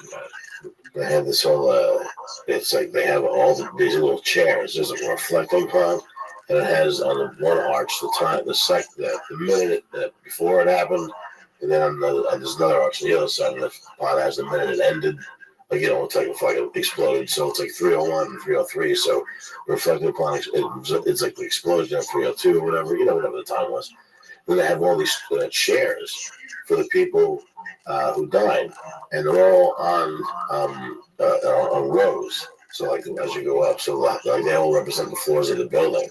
And on daycare, there's all these little tiny chairs for the kids that blew up. It's fucking really fucking beautiful and tragic. The fucking the what's it called? The display they have, the memorial. Thank you. Display like fucking baby Jesus and the three wise men for Christmas. Anyway, that's my story. Who's going to be there? What other national tragedies can we bring up? I was in my basement in Boulder, and I had bought this Coke. I love how all your stories where you were at the time. Oh my God! Like the man on the moon, I was buying Coke. Horrible. I bought this Coke. I bought a batch of this blow. I got a good deal from some Mexican in the fucking trailer park that I did business with.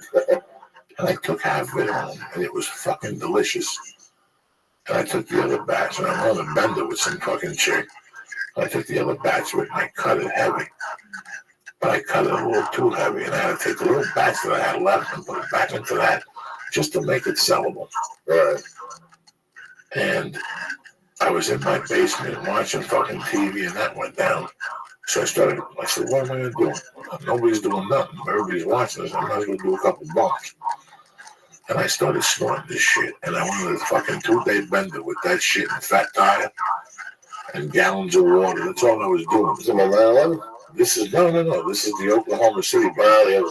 And all of a sudden, I tasted blood. Whenever I cut that Coke with, like, I don't know what the fuck I was thinking at that time. I cut it with a vitamin or something. It had eaten away the front of my nose. I couldn't leave the house for 3 days after the Oklahoma bomb. I had to put fucking cream. I had to cancel a meeting. I'll never forget that. I had to cancel a meeting because the cut burnt holes right here in this fucking thing here. Oh my God. I'm surprised I don't have fucking scars there. How embarrassing is that story? I've never told that fucking piece of shit story before. That's crazy. That's what you think about when you think about different people. Always go, what were you doing when this happened? I'll tell you what the fuck I was doing. But it was fun, like, all your stories about when tragedies happen. You're like, oh, I remember, like, you're like, yeah, I remember I was buying some Coke. Like, what about the riots? Yeah, I was buying some Coke. No, the riots. What the fuck was I doing? It was a Chinese restaurant with a date. And we were at the bar, and there was a TV on. And that's what they were showing on TV. And I'm like, that's Los Angeles? And I was telling her how much I fucking hated LA, that I would never live here. That it was fucking terrible. I come here as a kid, and I had an uncle here who I wanted to kill, and blah, blah, blah. Could you even imagine, like being here for the riots?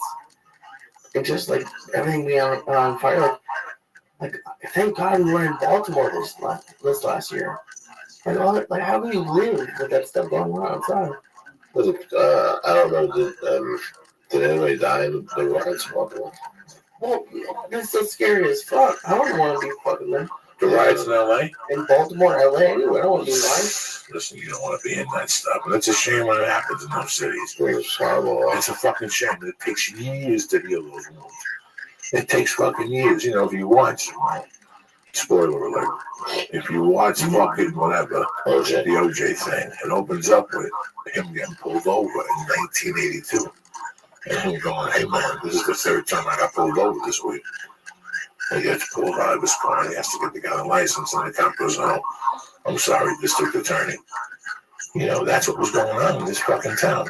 It still goes on, but you know what? It goes on in a lot of cities in America. Not just fucking here. Some kid, who wants the cop smacking the kid in the school in Baltimore? The black cop smacking that black kid 15 times in the fucking face like a man. Listen, guys, it goes on both fucking ways. Who knows why people know? You know, who knows why that chicken Jersey would have get on fire yesterday in the middle of the street? Jesus Christ. Who the fuck knows? I don't know. What the fuck do you drink? What the fuck? Is it those smoking powders? I mean, we smoke hash out of a fucking glass. Yeah. All I want to do is listen to Sabbath and talk shit with you fucking savages. Right or wrong? We went Who down. makes people Yeah. do this shit? I don't know. Who makes people leave the fucking house with a gun? I mean, who the fuck does it? And you know what the sad thing is? I did it. I left the house with a gun a lot of times, man. Thank God nothing stupid ever fucking happened. And that's why one day I was like, why do I carry a gun again? For what? Protection. Well, who, you know, why do I fucking carry a gun? It was the weirdest thing. For years I carried a gun. I thought I was a big shot. Not really, but still. I always was very alert when I had it, you know, for shit. Yeah, thank God. Thank fucking God. Did you ever get depressed on it and look almost commit suicide? Are you fucking retarded? I don't know. No. What am I fucking, what's his name? Lethal Weapon? Hold on, let me get Joe Pesci? No, yeah. No, just fucking around. Yeah. Fuck, man. Well, I don't know, man. I mean, What the hell were we just talking about? We're talking about, have I ever looked at a gun and wanted to ice it? Yeah. I'm glad I never had a gun when I'm driving, man. I would have just waved at a lot of people. You know what I mean? and then what if they whipped it back and shot you? And I'd be like, well, because I know my fixed. I love guns. But I love guns as a work of art. I cannot lie to you. When I look at and I'm too old, people, so don't judge me on this. When I look at a certain, I think it was the Browning 9mm in 1982 or 83, I saw something completely different than what people saw. I really like guns. I don't like the revolvers, the old ones with the long pistol, but I like all this new type of apparatus. I had a dear friend that used to talk to me about that apparatus, and I ended up falling in love with different types of gun.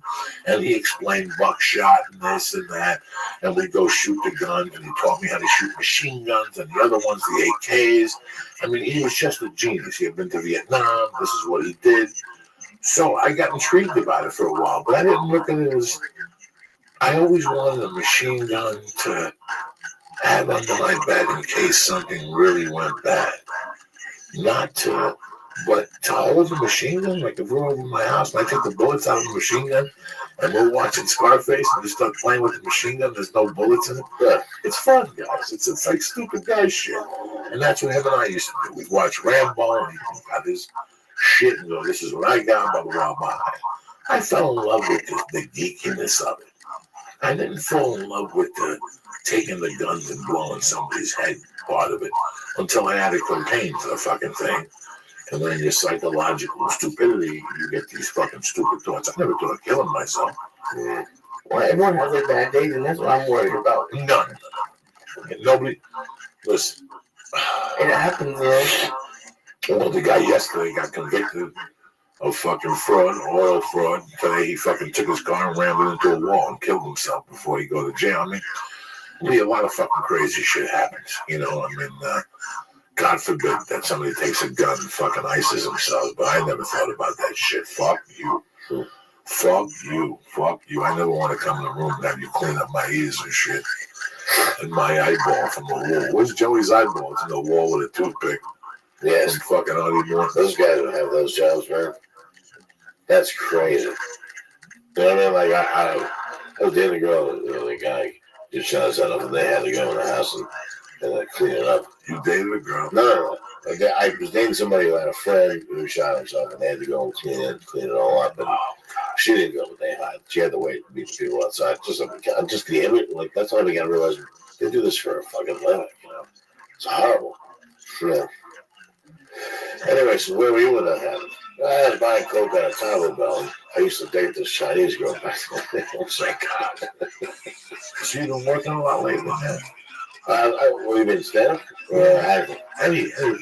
Right, I shot a couple of guest roles in the past couple of months. Did you? Yeah, it was very nice. Nice way to start the year, you know. And, going on the road here and there. I've been slowing down on the road a little bit this year. I want to get back on television for a while. We're travel artist, you know. Excited. Feel good. You have to make a commitment sometimes. You have to look at your road money. Yeah. You have to see, the effort. I'm like, I see how far I can make it before the fucking wheel comes on. Right. You want to push and see. There's two types of road comics. So the road comics that, Kevin Hart, they sell a lot of tickets. Yeah. They're going to go till they sell 3 tickets. Those guys who got the And you got the guys that go to Carnival cruises and they do B rooms or C rooms, and they make a living, bro. They make a fucking great living. Those guys. I know a guy that makes $250,000 a year, which 30 weeks a fucking year. He sells T-shirts, mugs, guitars, hats. He's got a fucking van filled with shit. His wife comes on the road, and that's what he does. Am I mad at him? No, they live in the van. Yeah, exactly. He found a way to do it. He found a way to do it. I'm not mad at him. He's not. If he wanted auditions, he wouldn't have on. Does he want to live in LA? No, he just wants to make a living doing it. He goes to clubs and he takes a bottle of tequila and he has the same fucking jokes he's had for the last 35 fucking years or whatever, how long he's doing comedy. When I was new to comedy, I would kind of judge some of the guys who did anything but television. They would do other angles. Like, I just play the road. Like, interesting. You guys New York comedy, which they go, interesting. Or goes, I do colleges. I do cruises. All right. Like, why would those guys do that? And when I see guys with puppets and guitars and stuff like that, I don't like guys who do characters on stage and those funny magicians. They have a comedy magic clip. It's I would judge them when I was younger as a comic. But now that I've seen people make a living doing, wait a second, you figured out how to just do bullshit for a living, just like we do. You know what I mean? And there's some comics who have all clean jokes. Some who fucking really tell the truth. Some will never tell the truth. You know what I mean? And so I respect if anybody can find a way to play this horrible life for a living. Just like I'm just gonna do this. I'm gonna be staying home. I'm not gonna show up to work. I'm not gonna wear a tie. He made a commitment, and now he's paying for his whole family just by being whatever the hell he's selling. Just that. Fucking, all you gotta do is bring a crate of merch and on the plane. He doesn't need a band, doesn't need friends, doesn't need a desk, doesn't need an office. He just says, I'll just find a way to do bullshit for the rest of my life and pay for everything with it. God bless him. I don't mind the comedian magician, but it was put into a comedy show that I saw recently just randomly, and I was really high, and it was really, really weird.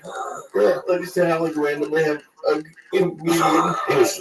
She's a great one. This is a great guy. Since I'm a kid, I ain't big on fucking comedians. I ain't gonna lie to nobody and tell you, I ain't big on fucking magicians. It was so funny. I found a way to make it. What happened there? The guy.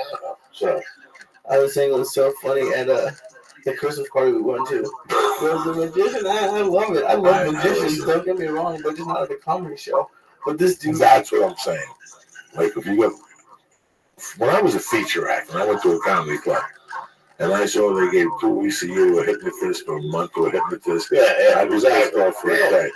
I'd be pissed off for a day. I'm not gonna lie to anybody. I'd be pissed off for a day. This is the kind of you want to come in August and they got a magical act. Yeah. I'd get fucking pissed off. But then I bumped into Joe DeLion. You know Joe DeLion? Yeah. Old school Joe DeLion. That dude was heavy duty comedy. And at one time, he was one of the top 10 magicians in the world. He's one of those dudes that put himself in a crate, in a fucking wrapped in chain, in a tank with Nazis around him, with machine guns and bazookas. And, you get out of there. He's one of those fucking guys. He ran a club in Syracuse. Okay. I was about to say that because he used to pay all those Nazis. Yeah. He's living in Florida. He's going to be a good, funny fucking dude. He was a good magician. We kept it dirty and mixed it in. But there's some dudes that are so, and then you get stuck in the comedy condo with a magician for a week. You have no idea what's that like to be a feature act. They cut your time from 30 to 15. And to be, live in a condo for a week with the motherfucking magician. You're wearing a cape and a hat at all hours. You're trying to get your dick sucked. Yeah, you have no fucking imagine. But for the record, no. I don't want to go to a comedy club and see a fucking magician. Yeah. Not even fucking, because those magicians are the fucking worst. If you're going to be a magician, at least be fucking good. That's it. But if you're going to be a magician and you got like a pigeon that's blind and your tricks are delayed, and you're still doing tricks from 1920. I don't need that shit. When I first started comedy in 91 in Boulder, the house MC was a magician. Let's just say at that time, in 1991, this guy was already 60. And he'd wear the hat, and he'd go up there every Monday. The guy's fucking magic tricks were bad. His persona was bad. Everything about this guy was fucking bad. I got him thrown out of me. How was he? Till this day, what He's bad. he was bad, you know, and they were, Boulder was starting a comedy scene. It was 1991. You got an old man kicked from his gig. Listen, hold on, dog. I don't mean it like that. This is like breaking into Lucy's house. I said it the wrong way. What happened was, dog, He's ruined his dream. fuck him. He was fucking 60. He had his shot in Boulder. I was fucking starting out. This guy got 2 gigs from Chris the Broker, and they had 4 restaurants in Denver. You're the bad guy, and that guy's good. No. Get me out of here. Let's smoke some more heads, right? Here's the deal. I'm ready to run for that plan. 6 months. I was nice to get up. So he's like, I'm gonna be fucked up. I'm gonna have to go to the electrical tomorrow. My lungs are shot. I can fucking feel it. We fucking took him deep with this hash out of the glass. yeah. This is, what was I telling him right now? See, The old man who's like, you're fucking magician and both. Let me tell you what happened. All right. Okay, so I just got into comedy July of 91. Fucking August of 91, the Boulder Broker decides to do Beck's Beer Comedy Night Tuesday nights. The Boulder Broker did Beck's Beer comedy night. They were sponsored by Beck's Beer on Tuesday nights, every Tuesday night. So fucking when they started out, I wanted to be a comedian. And I read it in the paper, and it took me like a month to go down. And you know that fear you have when you first start comedy? I was a little scared and hesitant. And I went down, I paid for a ticket, I got to stage, and I'm watching this fucking magician. Now, my fear, you're drinking a steak by yourself? yeah, you know, what the fuck? I was, at that time, I was almost divorced, and I wanted to see what Tuesday nights were like. So I went down and I got, in those days, it was $15.95. You got a steak, a baked potato, a salad, and a soda. And you got a bowl of shrimp, and you got a free ticket to the comedy show. I really want to know what happened to the magician. Let me tell you what fucking happened to the magician, because this guy's telling me, you ate a steak by yourself? No, I was going down. All right, so I ate the fucking steak. The magician goes up, guys, and he's fucking horrible. So I went in there very scared and timid about doing comedy. But once I watched this guy, I'm ready to this guy. So on the way out, I went up to the club manager and I go, Pierre, sign me up for the contest next Tuesday. Because at that time, they were doing a 3-man contest and then the 2 comics. And the winner of the 3-man contest advanced to October, with the finals being December 18th, 1991 at the Boulder Broker. Okay, so I had this whole plot. So when I talked to the fucking guy on the way out, I said, how do I sign up for the contest? He goes, you got to talk to me. I go, sign me up for the fucking contest. At this time, Brian, I had been on stage between you and I and Lee Sayat at this time. 3 times. I'm thinking 3 times. Tops. 3-4 times. Sounds like a 3-time move. And in the back of my mind, I was already fucking halfway Cosby. You know what I'm saying? Sign me up. All I needed was the sleeping pills. I had the plan. So what happened was I went to New York and I got on stage. And I died 1,000 deaths. And when I went back to Colorado, that was in my horizon. And I'm like, fuck it, let me tackle that. So I go down there, I see the magician. How long were you in New York for? 10 days. Okay, good. I fucking go back in. I go to the guy, sign me up for fucking next week. I come back next week, I'm going up against 2 guys, I don't know who they were. But to make a long story short, the magician's dead. He's getting me fucking pissed off. Lee, the best when I go on stage is when we're pissed off about something else. Something that really has nothing to do with us. Like traffic, we get there, we barely get there. And you're so pissed at the traffic that it takes your material, it does something different with it.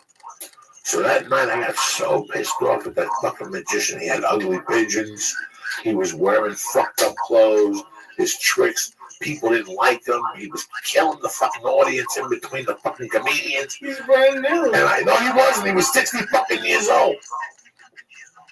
And I go up there and fucking do like a 3-set. You know, it was okay. It was no fucking Bill Cosby. But I won. I advanced. So I got pissed off. They said, come back in October. I go, Speak no, of no, the no, devil, no, no, dog, I come just down fucking and guess that. It's like, I'm trying to messaged egg you. them on. Like, let's get rid of the fucking magician. How you doing?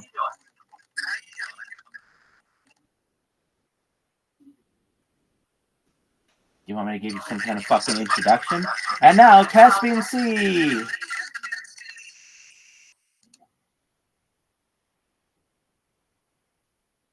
That's okay, you had some. There you go. Shalom, everybody. Hey, how you doing, baby? What's new? Doing alright, man. What's new? Dog, Living. did you ever see that television show on MTV back in the day entitled Pimp My Ride? Yes, I did. Hell yeah, well, this is Pimp My Discord, as you can tell. It's fucking sweet. There's no end to it here. So it doesn't work perfectly, but you can tell, like, I've got something here, like, that's pretty fucking interesting. Okay, so a few things. These permissions are kind of, they get, well, firstly, is there anything you want to say before I just start talking about how sick this place is? There wasn't a young man from Nantucket. He had a penis so long he could suck it. He said with a grin as he wiped off his chin, if my ear were a cunt, I would fuck it. Anyway, back to Rabbi. Hey, did everything go well with the thing that you had to do? Everything was going well, yeah. Excellent. All right, Yeah. perfect. All right, so, back to the Discord. Can you read? So I was having issues with the, permission. So it's like, I want it so that people can talk, but not everywhere.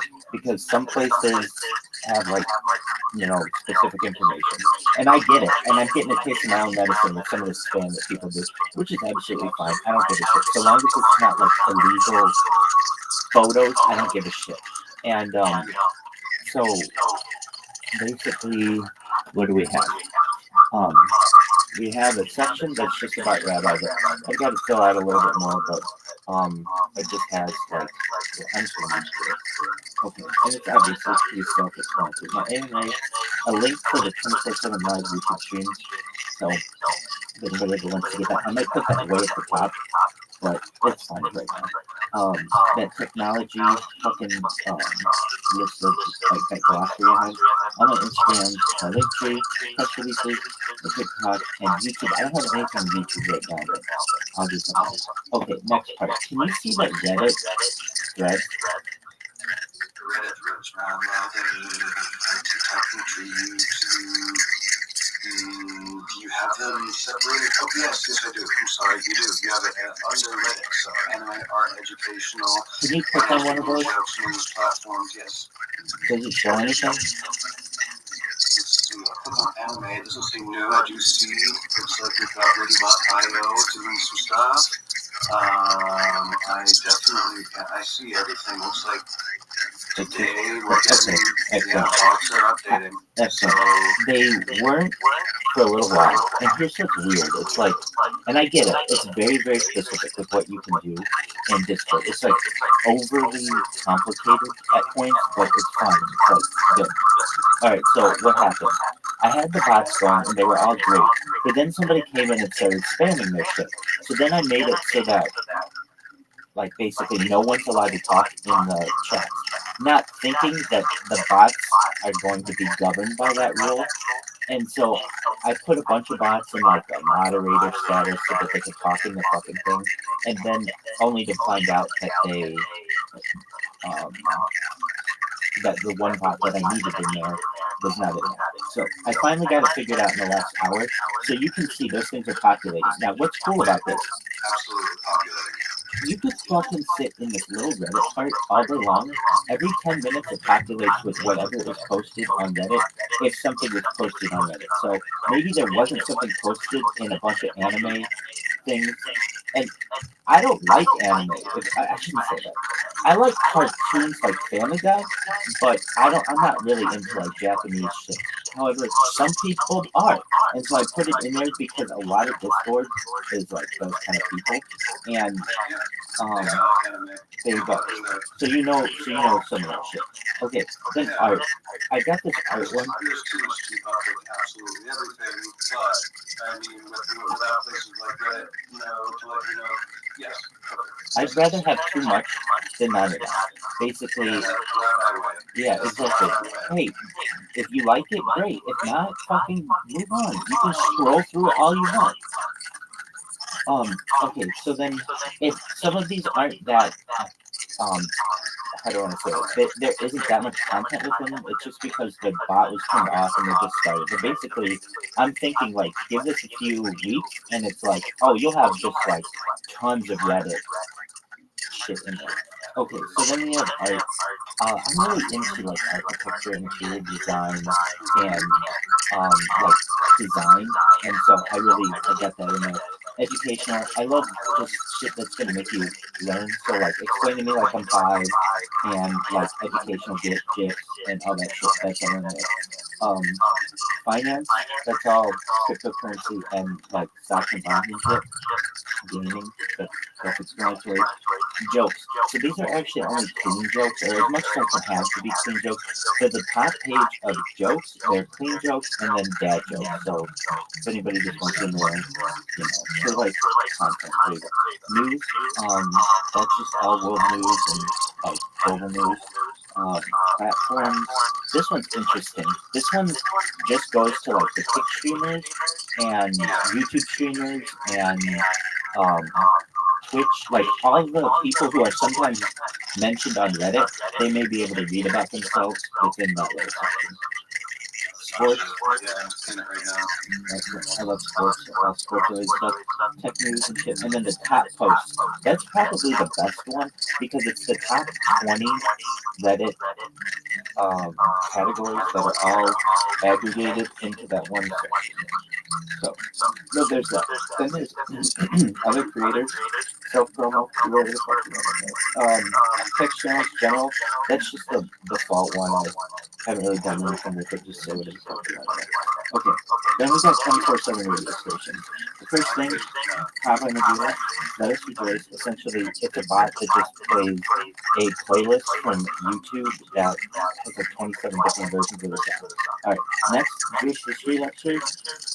That plays some Jewish history lectures that I really like as a professor that I quite enjoy. Next is Joe Rogan. Just plays literally every single fucking Joe Rogan. Joe Rogan just recently uploaded all his podcasts to YouTube again, or brought them back. So it's fucking incredible that you can just sit there and listen to them all. And Joey Diaz did the same. So instead of me having to listen to basically the same 30 Joey Diaz podcasts that are on the internet, now he has something like 700. So that's good. Next up, Aaron Disclosure. I just reset up that one. Some of these bots are weird. Like, there's a reason why you don't go into basically anyone else's Discord and it's like, oh, what in the fuck? Do you have music and shit on? Because a lot of these bots are either hard to find or they're not they're not free, or they have like little things that you have to do to make them free. So like what would be an example of this? You have to like vote on them on a certain platform and then they'll let you use it for free. So then we've got like classical music. I just think it's good to have art throughout this. Crooners, which is really just like Sinatra, Dean Martin, Black Cat, Nat King Cole, that kind of shit. I have to set that one up. Oh yeah, he's in there. That's why it's not just called crooner, or that's why it's not called Sinatra or Rat Pack. It's called crooners. It's all those motherfuckers. It's 1,000 different songs that they have on YouTube. But the reason why it's not currently working, I had a bot that, so some of these bots, they work well, you use them, and a few things happen. One, they can crash, not in your Discord, it's just like something weird that happens on their end. They can have like a weird disconnect or something. Another thing that can happen is they can time out on you. So you think this thing's going to be great, it'll play for 24 hours or whatever, and then it'll have some kind of like, oh, you have to join our premium version or whatever, but it won't tell you that when you start it, so it's like, oh shit. Okay, so that's kind of something that happened there. Next up, we've got the Beatles radio, which is kind of fucking amazing. But you can just go in there and listen to any. I have literally the playlist is called. It's something like literally every Beatles song that's ever been on an album or a single, and it's 250 songs or something like that. So you get not just like their number ones or their mainstays. It's like all of their esoteric shit. And then next up we've got yacht radio. Now why yacht radio? Or yacht radio? So here's what I think is going to happen. When this goes viral, obviously it's going to perhaps have a major impact on the world. People be able to connect to it, yada yada yada. But a lot of people are going to have a lot more money than previously that they would have, and like when before they would have never dreamed of even having a boat or a plane or something like that. They're going to have that, and they're going to need a fucking playlist, and so they have yacht. Next up is lo-fi radio. It's just a radio station that basically just plays lo-fi. It's really an easy one to program, so I just got that one going. And I do like lo-fi music. There's this excellent. Do you know who Lo-Fi Girl is? Yeah, I could tell from The little thing. you're calling from her. Yeah, exactly. So Lo-Fi Girl, I found out about a couple years ago or so. Just because it was one of those accounts that was like always streaming on YouTube, and it made me like, what is going on here? And did you hear that Lo-Fi Girl got disconnected like maybe 8 months ago, and it caused all this uproar on the internet? I have no doubt. Yeah. I mean, Lo-Fi Exactly. Actually, it's probably about a year ago. So it's very interesting to me. Lo-Fi Girl got a copyright strike for playing her own music. And it's like, what are you guys fucking doing? Like, they I've seen a few times the YouTube algorithm, the music is too good and professional sounding, and that's because these people are artists and they've mastered their own work. Literally, I'm talking about sound mastering, and so when it comes out sounding properly, it kicks off the censor. I've seen a couple people fighting because they're premiering their original music and they're getting strikes for as if this is not original composition. So it's actually seeming like something they're still working on. I'm in agreement with you, and they still don't have it protected. When this happened to Lo-Fi Girl, caused this huge uproar on the internet. Basically, people were saying, look, I listen to fucking... I was sorry to see your mic's not on, but if you hear me, I miss your uploads. Oh, what's I love stories? Where does she upload? She just reads books. You know what I mean? So we've got Lo-Fi Girl, who a year ago is going through this issue where they either gave her copyright strike or banned her account. And like people listen to that when they're sleeping, when they're studying. It's like it caused I'm sure much bigger wavelengths in people's lives than I am currently referencing, but it caused a big deal. So there's huge wave of action that goes over on the internet against YouTube. It's like, how dare you? Your system sucks so much like that, it causes this. So they come out and whatever, they reinstated the fucking account with no apologies or anything. Yeah. Well, no, it's not today. It's good that you got that.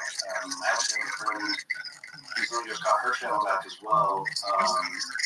So they recently had a file or appeal. Recently, they have an appeal process for people who have had their accounts. So you may want to investigate. Oh, they've had an appeal process for some time. I would say as long as I've been on YouTube. There may be a stipulation that must be met for some content creators before they're allowed to initiate an appeal, because it was just in the beginning of this year, like a couple months ago, my friend finally, after 9 months of her channel being off, gone. You can't find her videos unless someone saved them. One day she gets an email that says you're able to file an appeal. Oh, interesting. It means she got her channel reinstated. I've had more accounts than I care accounts that have been banned. I don't choose to file an appeal for any of them unless it's like my main channel. The only reason why I don't want to cause waves with the people at Google where they're like, why does this person keep filing these appeals? Well, how many accounts do they have? And then they start going through and seeing like I have a lot more than they can, and they go and ban more of them. Basically, right now, while they're banned, that's fine. All that information's still archived. So I don't have an issue with it. When I'm big, I can go, hey, Google, everything from my IP that's ever created an account, I need that unbanned ASAP. So the fact that, that at least for me, I am someone who recognizes that it may not be in my best interest, but to other creators, like normal creators like your friend, oh, that's amazing. Now, I'm wondering, did she get multiple copyright strikes, or was it just a one and done? They went after her.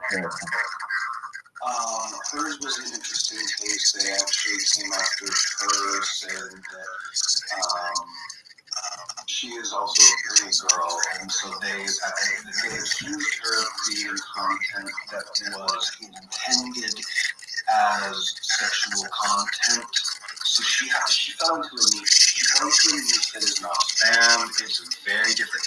You know, she's a pretty girl. She dresses sexy, and so and basically her theory is because dudes were leaving a lot of thirsty fucking messages. Yeah. Because she was being pretty strict with herself about skirting the line. You know, like how do you?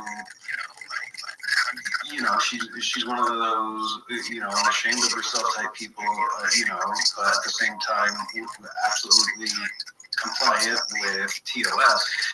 And so the only thing that she could really come to the conclusion of is the comments that were left on her channel. I mean, it must have, they were much more vulgar than anything she was actually uploading herself. And so it may have been some combination of pretty girl only gets thirsty guys. That's what she's trying for. So, but she got no proof. Again, she didn't get an apology. It was just click a button to appeal, boom, okay, appeal, good, you're good, go for it. Now she's trying to change it up a little bit so that she doesn't attract. She's basically banning anybody who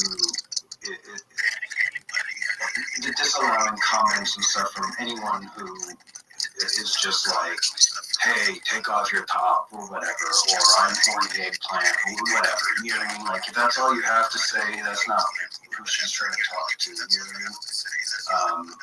But she's hoping that helps, and that it's just algorithm picking up. And everybody knows the YouTube algorithm. It finds whatever it feels like finding, whenever it feels like finding, to be honest. So she's taking a little bit of a different approach. But luckily, she didn't have to completely come up with the other thing too. She didn't try to ban evade and try to create another channel. You know, when they reinstated her channel, she actually changed the name of the channel. Though she doesn't change, you know, it used to go by her handle, her username. Now it's more like the channel name, and she's the host of that channel. So she got to retain all of the original viewers while at the same time kind of reinventing what the channel is for. So hopefully that'll also aid her in, again, she doesn't have any proof that it comes from all comments, but you know, she was doing everything she could do to be TOS compliant. It's hard. It's a whole new world. It's the Wild West out here. We're all having to figure out whatever the sheriff wants. You know what I mean? I agree. The next four are just like songs that play 24/7, and I'm gonna have different songs in there. Why those songs?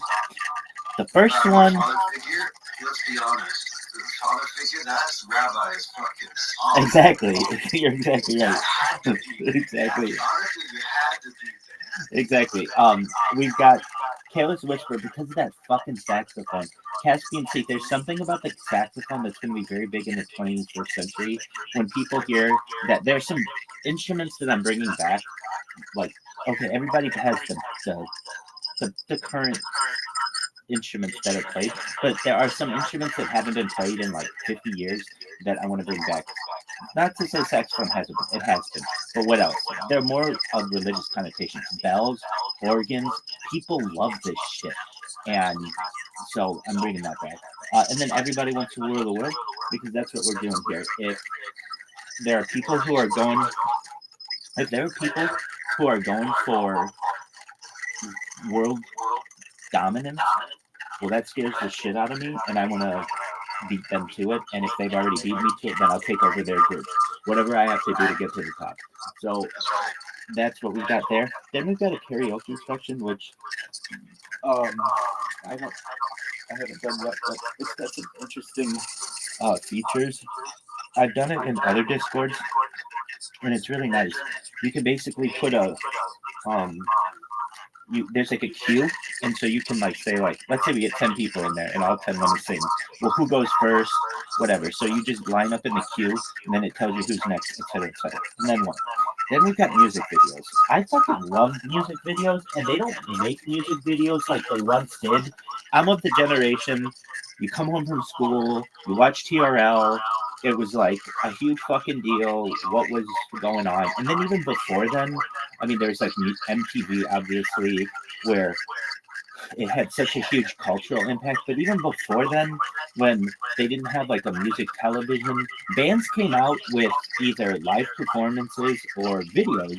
And so instead of just having music, why not put their music video in here? And I think this section, while it does take me a little while to fucking download the video, upload it, I only have to do it once, and then it's tight as fuck. Then you get like, oh, if I ever want to fucking listen to any of Bob Dylan's biggest hits, I just have to go there, and not only do I like have the opportunity to listen to a really tight song, but perhaps I get to see him play it, and I get to perhaps see the music video of it as well. So. I like that you got the OJs on there. That's really cool. Hell yeah. The OJs have two major songs that are going to play a huge part in this.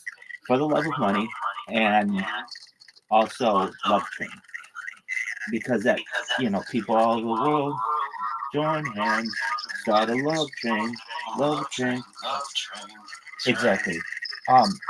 There are. Sly and the Family Stone. Oh, we're getting it all. We're gonna have Earth, Wind, and Fire. If you had to find, I think if you had to, ask Rabbi, what is your favorite fucking genre of music? I generally say it's Motown music. I fucking love Motown, but that's more a subgenre perhaps. Like I like soul music. So we're gonna have Earth, Wind, and Fire, Teddy Pendergrass. We're gonna have the Commodores. We're gonna have everybody in here. I've just had a. You're edging on the funk now. That's where I'm at. I'm all about that funk, baby. Absolutely. I in fact had a playlist in here that I just added to oldies that was just a soul and funk. It was like 600 songs or something that we added to it. So there'll be this like huge gap of oldies that's just all 70s funk. What else do we have in here? We've got a few movies or TV shows that I've put in.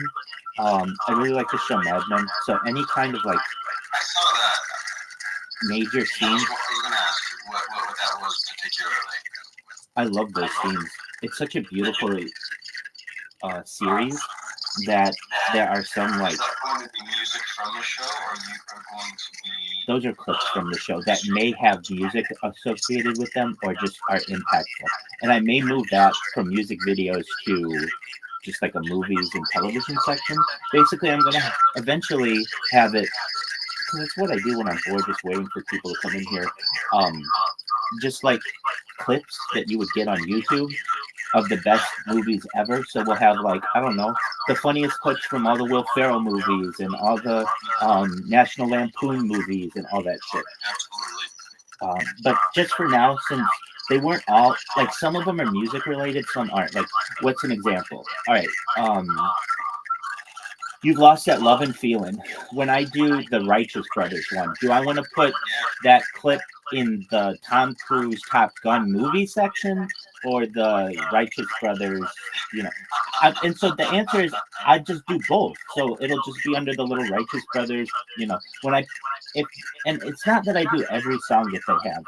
I put in there either songs that are, well, they're really just impactful to me, but they're really what I feel have been impactful to the culture of society. So there are major songs that perhaps someone may love, but I'm not going to put every single person's biggest hits in here. Like, for instance, I probably will put a lot of songs in here, but like, I love the Dave Matthews Band. Fucking love it. I could put 25 Dave Matthews Band songs in here. Does that mean that I think that Dave Matthews Band has had 25 times more of an impact than, say, another artist in here? Not necessarily. No, it's just I happen to like these 25 songs, and it's my fucking Discord, so listen to them. Exactly. Exactly. But what I may do in the future is, if people want, I think this will probably happen. Like, for instance, the Rolling Stones. The Rolling Stones have a ton of songs. I put my top 10 favorite Rolling Stones in there. Songs. But if people realize how I make these videos and can upload them, pardon me? You know what? It is. I did not upload it as of yet. There were 2 songs that I couldn't upload, or 3. You Can't Always Get What You Want, Paint It Black, and there was another one. I could just name like probably 5 more, including Get Off in the Cloud and Angie. That's in there. That's in there in multiple ways. But basically, what happened with the Rolling Stones? For some reason, I just definitely yeah, I will have that one in there. I had been doing theirs for a while, and I ran into the issue with the website that I was using that just was causing me an error. So I was like, okay, well, I'll hold off on the Rolling Stones right now because there was another 5 or 10 songs I could put in here, potentially. One that I just finished, basically, is the Beach Boys.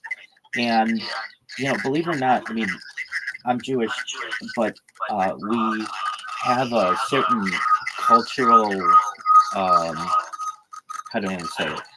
Normally we stay away from holiday songs. However, there are some holiday songs that I even know Jews love. I know some Jews who love holiday music. So I don't want to necessarily... My grandmother was on the Jewish side. She's the one who introduced me to the Beach Boys. There's an odd connection between the Beach Boys. I've noticed Jews just love them. Yeah. So I have some songs in there. Well, they're not necessarily... What's the one religious one that I have? Oh, it's not religious. That's hilarious that it's religious. I've changed the name to be Rabbi Rothschild's Come to the Town for Bruce Springsteen. He's got this fucking amazing ballad. And if you know the song, it's like one of the best fucking holiday songs of all time. Exactly. So we're just going to change it to that from a Jewish standpoint in the future. But nevertheless, people will get the foundation of what it is. And so I put in there like all the best Bruce Springsteen songs. And then I also, believe it or not, Caspian Sea, 3 years ago, before I started doing this, I had a dream that I did all of this. Has everything happened exactly the way I thought it would have? Like a dream? No. But a lot of things have happened that way. And one of the things that happened in the dream, I remember doing this. The way that I got big was through Discord. And it was through spamming people on a platform that wasn't YouTube. You're like, Rabbi, how the fuck do you know all this so specifically? Caspian Sea, it was just a dream I had, but it was the most impactful dream that I've ever had. And so I remember there were some songs in here that I normally wouldn't have included that I remember in this dream. It was like, okay, what's one of them? Bruce Springsteen's Secret Garden. I don't fucking like that song. It's not a big song to me. I've never really seen Jerry Maguire. That's not like a amazing movie to me, but to some bitches it is. And so I remember in the stream, it's like, throw that song in there. There's another fucking song in there that I just remembered just now. So in the Beach Boys section, there's a God Only Knows, and from Love Actually, they play that song as well, so I have to fucking upload that one. Whether this shit is true or not, look, I just think, I don't know, I would love to tell you it was just a normal dream, but this thing is really fucking impactful. All the rabbis that I know basically came to me in a dream and were like, you are going to be the most famous person in the world. And I was like, no fucking way. Really? And it was like, yeah. You know how you're really into technology and aliens and that kind of stuff? There's basically going to be like alien disclosure that happens because of this. It's known as soft disclosure. That's a term I wasn't even using 3 years ago. All kinds of shit. Like it told me who the next presidents were going to be. So I even called that into Coast to Coast AM. So who are the next presidents? This is wild. Okay, the next presidents, and I said this on Coast to Coast AM, and I had the recording of it. Who are they? Biden wins in 2024. He dies in office. Then Kamala Harris takes over. She finishes out his presidency, and then wins another 2 terms. After Kamala Harris, Stacey Abrams becomes the next president. After Stacey Abrams, Alexandria Ocasio-Cortez becomes the next president. After AOC, now here's the weird part. You know how I talk all the time about like life extension technology, mind uploading technology, all that shit. Exactly. So one of the reasons why we have like Biden and Trump running at such an old age is to just make people be okay with really old people being the leaders. And after AOC, there's the potential that you may see, and at least in the fucking dream, it was Jeb Bush. I remember saying, Jeb Bush, he's going to be like 100 years old. And in the dream, it was like, yeah, but it'll be like he's 60 with all of the advanced technology. And I was like, holy shit. So who is after Jeb Bush? It is Chelsea Clinton. Chelsea describing sounds a lot more like gnosis, a personal gnosis rather than a dream. You know what I mean? I mean, AKA prophecy. But anyway, yeah, that's exactly. I'm going to tell you this. I didn't believe in prophecy or the Bible or any of that stuff until I was like, oh, we could have contact with aliens, and that could have been happening for like thousands of years. Just every once in a while, there's an alien encounter, and they tell someone something, and then it's like, oh, there's this thing that's in the psyche of that area of society. Whether this is true or not, I don't know, but it just was super, super in depth. After Bush, then Chelsea Clinton wins. Hillary Clinton lost in 2016, and one of the things apparently that she got was that if she doesn't fight the like Gore fought in 2000, that instead of her being the president someday, it'll be her daughter, which is like, okay, that's just basically as fucking good. And then after Chelsea Clinton will be George Bush. And you're like, wait, hold on. There's George Bush 41, that's George Herbert Walker Bush. Then there's George Walker Bush, that's Bush 43. Then Jeb Bush has a son named George Prescott Bush. So there's another Bush after. So in the same way that the United States in the 1980s and 1990s and into the 2000s went Bush, Clinton, Bush, the same thing's going to happen in the future with Jeb Bush, Chelsea Clinton, and George Prescott Bush. Now, whether or not any of this fucking shit is true, I barely knew about any of these people. Like George Prescott Bush, I remember thinking like I learned about that guy, but it wasn't anything that I ever thought he'd be president. But now that I say all this shit or learned all this shit, it makes sense to me. There were other things that are going to happen in the United States. There'll be a California separationist movement, which already has started. Basically, California will become its own country. New York, the Empire State, will eventually want to become its own country. The Dakotas merge. The Carolinas merge. There's all this weird shit. All this shit makes sense, doesn't it? Too large to govern on the federal level. It really needs to separate into 2 or 3. Exactly. So when I start saying this shit, when I say this to people, they're like, oh yeah, that totally makes sense. There'll be a 51st state, that'll be Puerto Rico, and then that happens right away. And the people who get credit for doing that are Alexandria Ocasio-Cortez, Bernie Williams, number 51 of the New York Yankees, and then this guy, what is his? I found out running for president only because I have this idea that if I could give Texas back to Mexico, then that might be like a good enough sign of friendship. And basically, here's Texas. Sorry, we've been treating you like we're not allies for 200 years. So let's talk about that. Eventually, Mexico takes over the West, and like the Gadsden purchase. You know the Gadsden purchase, and like all that shit that happened in like where we just basically stole a bunch of land from Spain and Mexico, all that. Basically, we only see things through like 100-year glass. But what I'm talking about is like 1,000 years, perhaps, in the future, and all this shit will eventually change. What else changes? So after Puerto Rico becomes the 51st state, then very soon thereafter, American Samoa, and what's the one that starts with a G? American Samoa and Guam, thank you. Those two become number 52 and 53. Technically, we actually have Taipan as a commonwealth as well. They're just south of Japan, connected to they're not a peninsula like Japan. They're actually next to, looking at Taipan, it's like Taipan. It's actually one of the most what's the word? Under-advertised. People don't talk about it a lot because they don't know what we're getting out. Americans buy the droves. If they know, can you move there? Oh, you can move there? Yeah, absolutely. Tons of Americans move there because it says Hawaii, but not Hawaii. You know. It's just beautiful. I've seen some spots, and it's not as expensive as Hawaii, but it's got similar flora, fauna, and it's green. It's green as all hell. So it's spelled the same way? Oh, so it's in the Philippines. Yeah, it's right by the Philippines. Gotcha.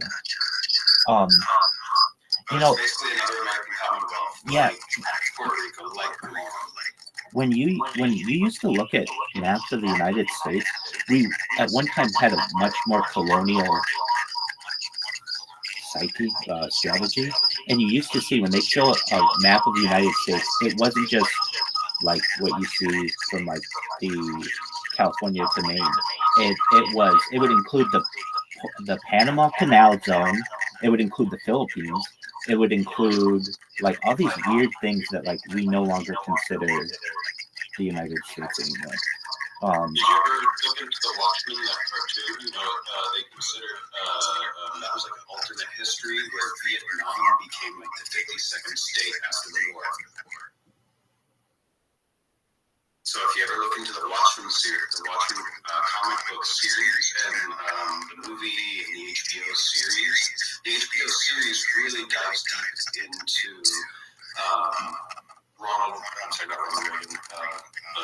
Tricky Dick, Nixon basically staying in power for the last 40 years and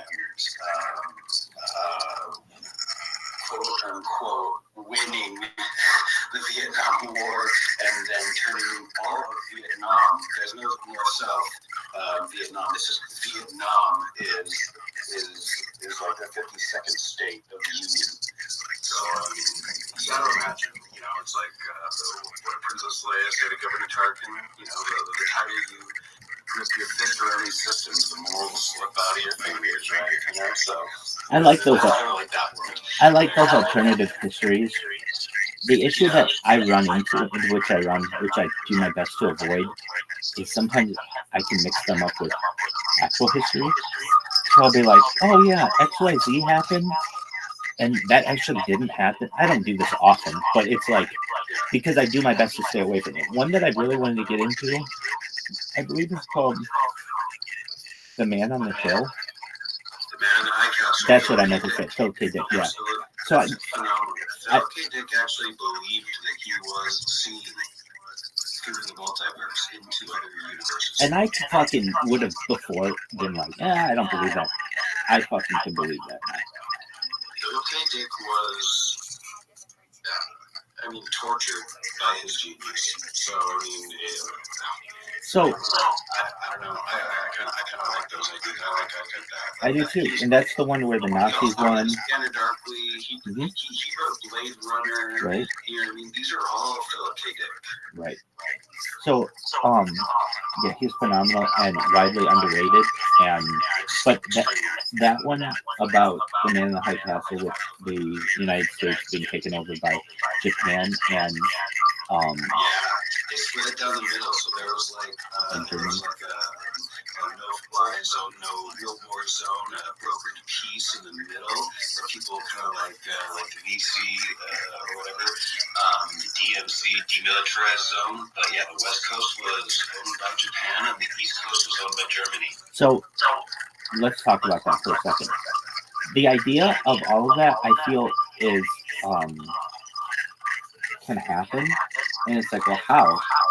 Okay, so when you basically, I used to play these like world building, like Civilization or Sim Earth or something like that, and basically once you have the world controlled, you can do with it whatever you want. No one's gonna fuck you up. There's no civilization that's gonna defeat you. You can do whatever you want. So basically, I can see all this happening in the future, and specifically that one, like 800 years from now. Nobody's to say, like, you know what I mean? Like, no one's to say, like, oh, the United States has to continue forever. I thought of that. The United States is the youngest nation in the world right now, still. So, I mean, it doesn't really mean much. Agreed. In a historical sense. Agreed.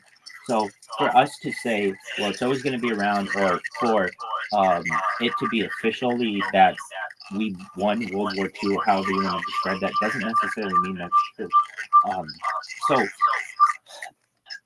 I remember, there's a lot more to it. I don't want to go into it all right now, but there's one part of it that made sense to me. I remember when I was in physics class, I remember saying to one of my professors, who was a physicist, but this was in high school, if we can know where every atom is in a given system, would, like, basically what I wanted to do was create what is now known as a Santa Claus machine, which is basically you think it up and it'll create it for you.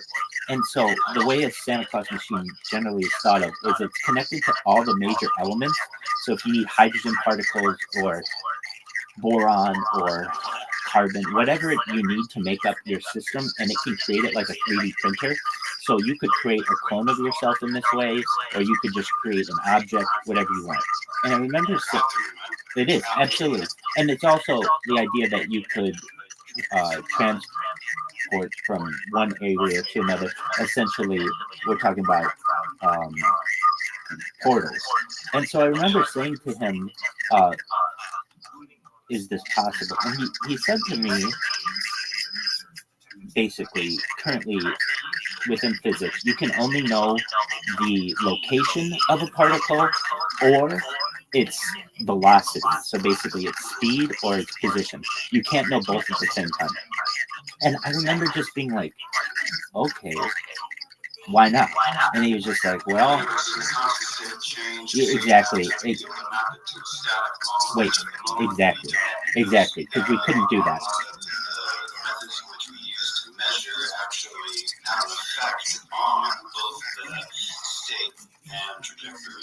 Exactly. So, I remember being excellent. So I remember being like somewhat dissatisfied with that, just because I thought, well, it has to be possible. We just don't know how to do it yet. So anyway, I get to this dream to find out, yeah, it is possible.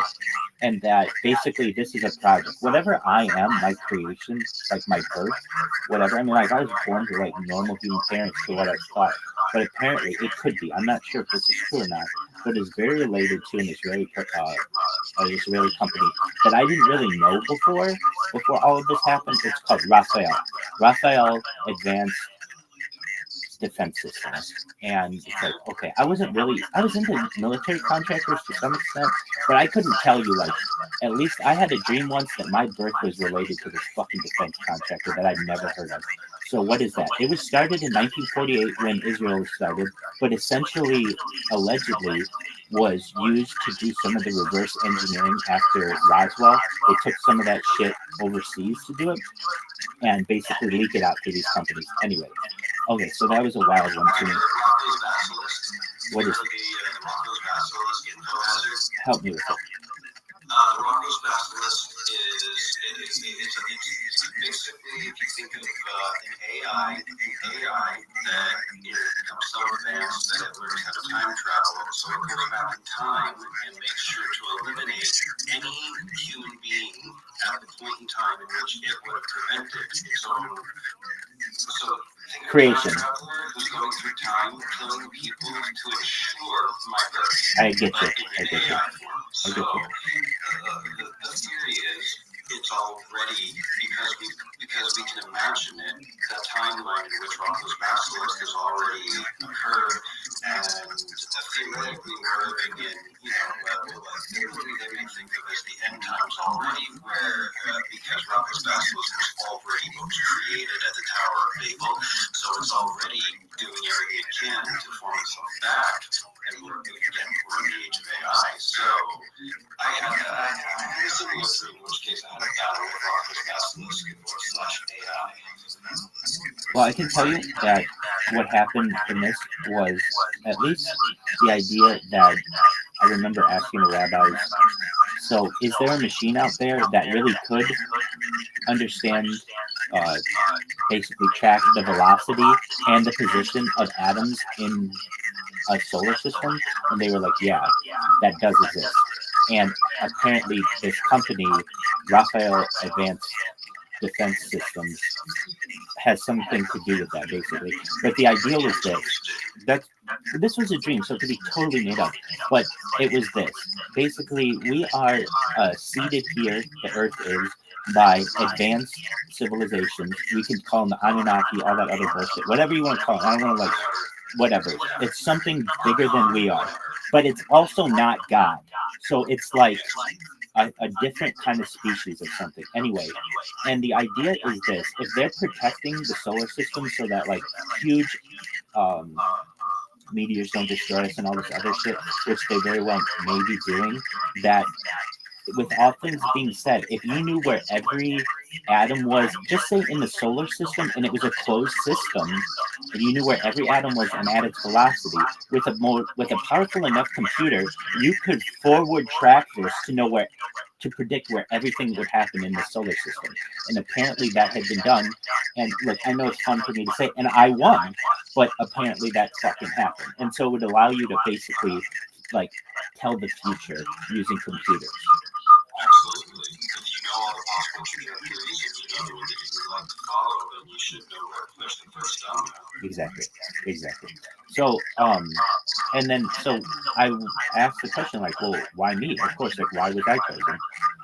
It's a very interesting case, but in particular, there is obviously the idea within society that Jews run the world, Jews have a lot of money, etc., etc. And so this is basically the perfect cover for all of that, because I don't have a lot of money and I am going to be able to rule the world almost through poverty. Basically, people won't hate me. They'll understand what I'm trying to do is for the good of the world. And because I came from nothing, that is a much more positive hero for the world than someone who was born at the top and took over the world from the top. Now, whether this is true or not, I don't know. But I'm telling you right now that You're following Joseph Campbell's hero's path. You're on it. You've already moved on. There's 7 stages. You're in that second or third already. You know what I mean? oh yeah, baby. Already at the crescendo. It's Wednesday, baby. It's Wednesday. Excellent. Well, and then the idea is this. We have the idea that life extension technology could take place, and also mind uploading technology could take place. And this is going to change the way that people do things in society. No longer will you have lifetime contracts. No longer will you have lifetime guarantees, lifetime warranties. That won't happen.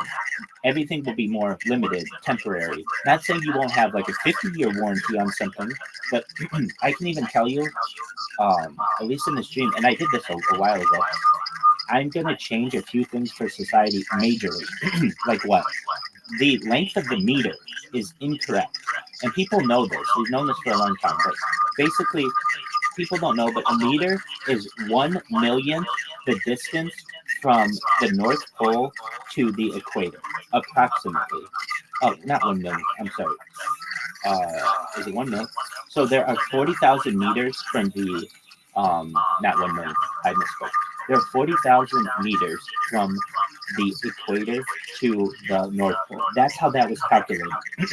However, it was calculated in France like 220 years ago, and they miscalculated it slightly. So actually, there are 40,040 meters from the. Oh, not 40,040 meters. It's way more than that. Apologies. Let me give you the exact figures. Just 1 moment.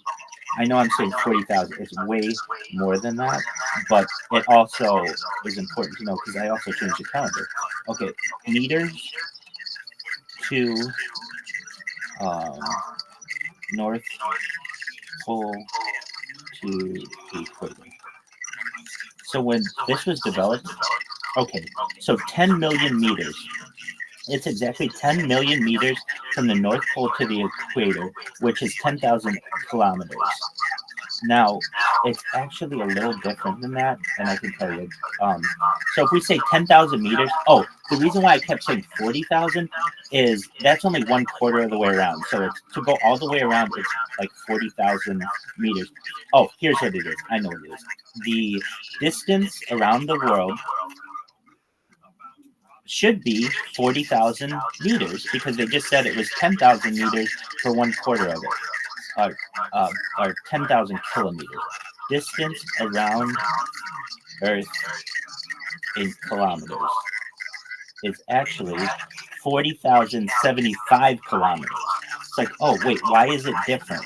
Because when they first measured the meter, it was off just slightly, and that has caused a difference of 75 kilometers. So what does that mean? We actually have to redefine the meter to meet what that is. So what does that mean? Every single meter is actually a little bit longer than we think. Is it going to make any big difference? Not currently, but it will in the future. And why? Because in the stream as well, but I'm a big thinker, and I'm someone who teaches the world how we have to measure like in astronomical terms. So like when we're doing souls and like I just need you to realize one reason why this is going to take twice as long as you think, because if we have to make a meter longer, men are going to think their penises are smaller, and so this may not have No, we take that on too. No, there's all kinds of things. The male penis maxes out at 17 inches. That's as long as it gets. There's some kind of technology in the future. So I'm telling you, after we rebuild the Beit HaMikdash, the Temple of Jerusalem, then the next, like normally people think like the world ends when that happens. No, that's just one goal. We have shit to do after that, and one of them is get off this fucking planet. But another one is what's known. Oh well, it's yeah, definitely, and in the stream it is very in depth of what's going on there. But also Elon Musk is basically he takes that bitch over, and I wasn't even like a huge Elon Musk fan, but exactly. So Chaim hold on, there's this motherfucker Chaim of the Israeli space program, and he spoke about this. Okay, former Israeli security chief says extraterrestrials exist. Chaim Ashed, and basically he said that we have like a program with these guys on Mars. I would say as well. Okay, what else happens with this? Just about what you're saying and the thing about the changing in length. Here is why it won't matter to guys in the future, because the goal after the rebuilding of the Beit HaMikdash is autofellatio, to be able to perform oral sex on yourself. It goes back to an old Bill Hicks joke that he said, ladies, if men could suck their own dicks, you would be in this auditorium alone right now. And so it's the idea that, okay, so that's one of the things though that happens. There's some kind of another thing, other kinds of technologies that exist that like aren't being utilized, that once I start talking about them, become very, very popular. Female Viagra. Why isn't this being used? It exists. It's known as like Modavil. It's been on the market for 8 years, but there have only ever been like 500 prescriptions in total to ever be written for it. It's like, why isn't this fucking more popular? Because no woman has the courage to go up to her doctor to say that she has a low libido. Basically, it's just difficult for her to do. So, anyway, long story short, female Viagra is going to transform society. Okay, but back to the changes in the length of things. I just want to finish with the length of it. Okay, so the meter's going to have to change, but also the United States, Burma, and the United Kingdom all get on the metric system. And how do we do this? Basically, we tried this in the late 1970s, early 1980s. It didn't work. But eventually, you have to understand, if we're going to be traveling, and I'm able to convince people of this, if we're traveling between star systems, we don't want to be on two different systems. It's just not going to work when you have a European country creating gadgets for us and an American company doing it, and then they're in different standards. So we align that, and the way that we align it, not only because people are like, okay, fine, it'll be the same, and there's a joke that people talk about is the only place the metric system in the United States has thrived is in the drug culture, and it's true. So a lot of people are already associated with it, and then Kilo, short for kilogram. exactly. But even when you get into grams and all that shit, okay, now but how are you going to get people to change? It's actually quite easy. It's a 20-year program where all of the street signs that tell you distances on the road are just in both miles and kilometers, just like they are in other countries. And then also, in every major city in America, they just put out a 1 kilometer, like I think in LA it happens in Santa Monica on the beach. They just put out 1 kilometer and people go to it, like, and they keep it there so that everybody knows how long a kilometer is, and it's like associated with that. And then people start measuring stuff in kilometers, and then it just totally makes sense. And then eventually when they have to change the signs again, there are no longer miles on it. Another thing that changes is because of this, and that I align for the world, is on what side of the street do you drive. So as you know, in many British countries, it's on the left, and on many American countries, it's on the right.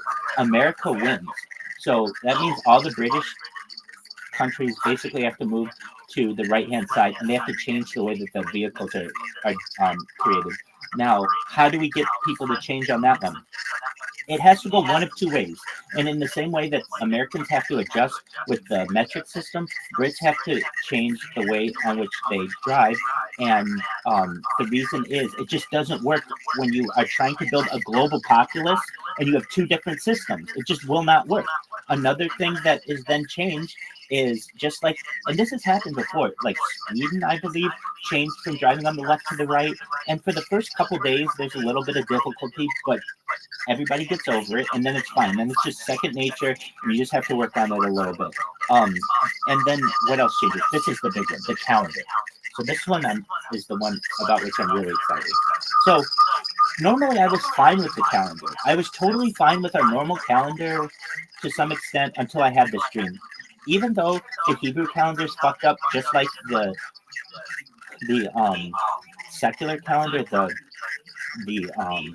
Gregorian calendar, I'm fine with it just because I could figure it out. But then there was this other calendar that came to me in the stream that was like, oh, this is how it works.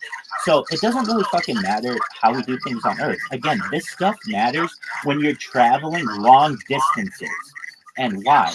Because when you're saying, oh, it's a light year. Oh, okay, is that a light year in 365 days? Is that a light year in 366 days? Or is it like 365.25 days, which is, it's still not perfect. And the question arises, well, we don't know. And that causes a huge amount of issues. So the calendar that I developed is really fucking great. Oh, I get everybody on the decimal system. So how does that work? We use the decimal system currently with, like money, or like I should say counting and such. But when it comes to time, everything becomes base 10. So how do you create, let's talk about the year. So a year is technically like 365.25127345. It's like not exactly anything. It's not quite once in 4 years that we have to have a leap year because here's what happens. People think. No, let me just ask you, Caspian Sea. When's a leap year? Exactly. Exactly. But it's actually technically not that. It's the rule for leap year. Every 1,000 years you have to have February 30th to continue the balance. No, there's never been a February 30th. I think not yet because we've only been recording for like 2 years. No, they make adjustments to it so that we never have a February 30th. If anything, it's a February 29th. Why do you say February 30th? Because I think if you look into it, even though we account for a 29th, we are still ever so slightly fucking ourselves. So that I think it's like every 400 or 1,000 or 4,000 years based on it, we would have to have February 30th. But we adjust it, so we don't. I'm looking it up right now. It says February on the modern American calendar never sees a 30th day. So I can tell you what you're saying. I understand this quirk.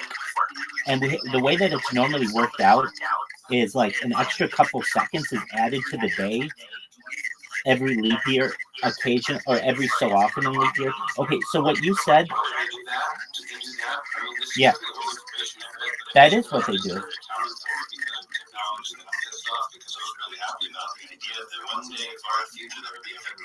No. If the year is divisible by 4, it's a leap year. But if it can be divided by 100 as well as 4, it is not a leap year. However, if the year is divisible by 400, it is a leap year. Remember I said it's really fucking complicated? Yes. Okay, so what does that mean? That means that I did not read any updates from the article. You're good. This system keeps the calendar aligned to solar year to within a few decimal places of accuracy. So basically, when people say, oh, it's just a leap year, it's every 4 years, it's not. The year 2000 was a leap year, but the year 2100 will not be, the year 2200 will not be, the year 2300 will not be, but the year 2400 will be. Do you understand? This is very, very complicated. And when you're like, okay, we're going to land on this planet or this, on this date, what date are we really saying? Like, we have to be very, very specific. Like, okay, so Rabbi, what's your fucking plan? I created a calendar. And I mean, when I say I created it, I built it out and I also, I have a screenshot of it. So, but I can tell it to you. Okay, so there are still, go for it. Excellent. Medal of Honor is the highest military decoration in the United States. Since it was established in 1861, there have been 3,517 people awarded with the medal. I'm Malcolm Gladwell, and our new podcast from Pushkin Industries and iHeartMedia is about those heroes. Listen to Medal of Honor, Stories of Courage on America's #1 podcast network, iHeart. Open your free iHeart app and search Medal of Honor, Stories of Courage. Sunlight weather for KFI. Clouds and fog tonight. Lows in the mid-60s. Sunny and hot again tomorrow with highs in the mid-80s. Mid-70s at the beaches. 100 in the valleys. 106 in the Inland Empire. 108 in the Antelope Valley. It'll be about like that on Monday, then back up a few degrees Tuesday and stay around 90 in LA all next week. Right now it is 74 in Garden Grove, 78 in Yorba Linda, 70 in Long Beach, 82 in Pasadena. We lead local live from the KFI 24-hour newsroom. I'm Mark Roner. KFI AM 640 and iHeart Radio Station, the exclusive audio home of NBC's coverage of the 2024 Paris Olympics.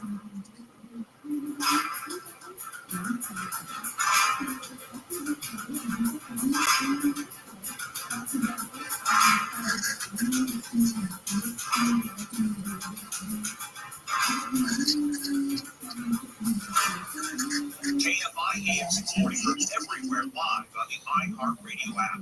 I'm Steve Gregory, and this is Unsolved.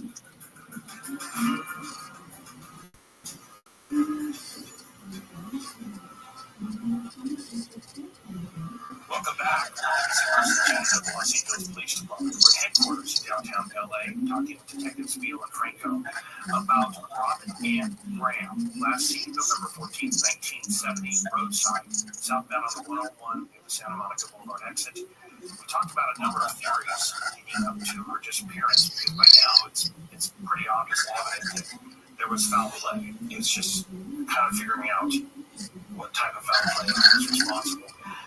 You both were telling me about one of the theories you came up with that was not in the notes, that perhaps someone may have siphoned gas out of her tank and forced her to run out of gas so that this person could come up. Because that was what was interesting to me, because the notes in there said the hood was up, the CHP officer notes, the hood up.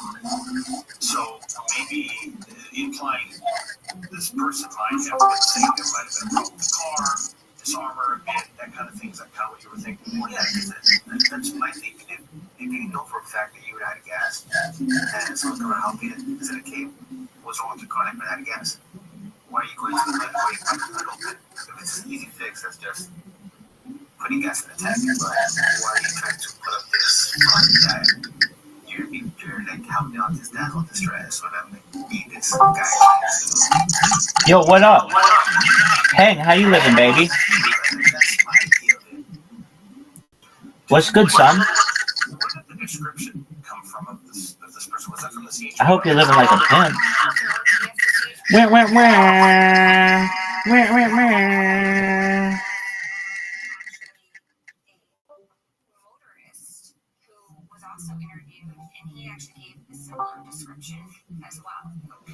So he was, he just happened to see the Ain't no fucking way this motherfucker's back.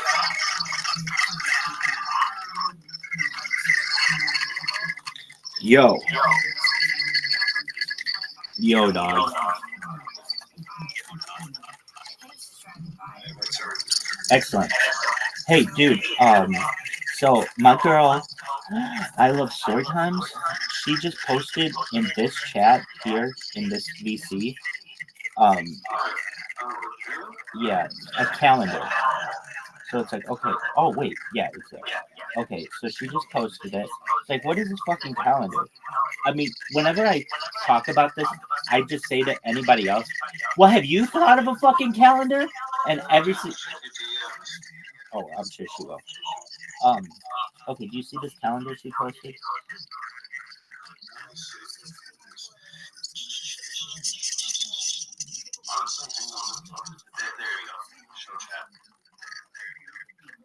It's like pink and green. Okay, do you see it?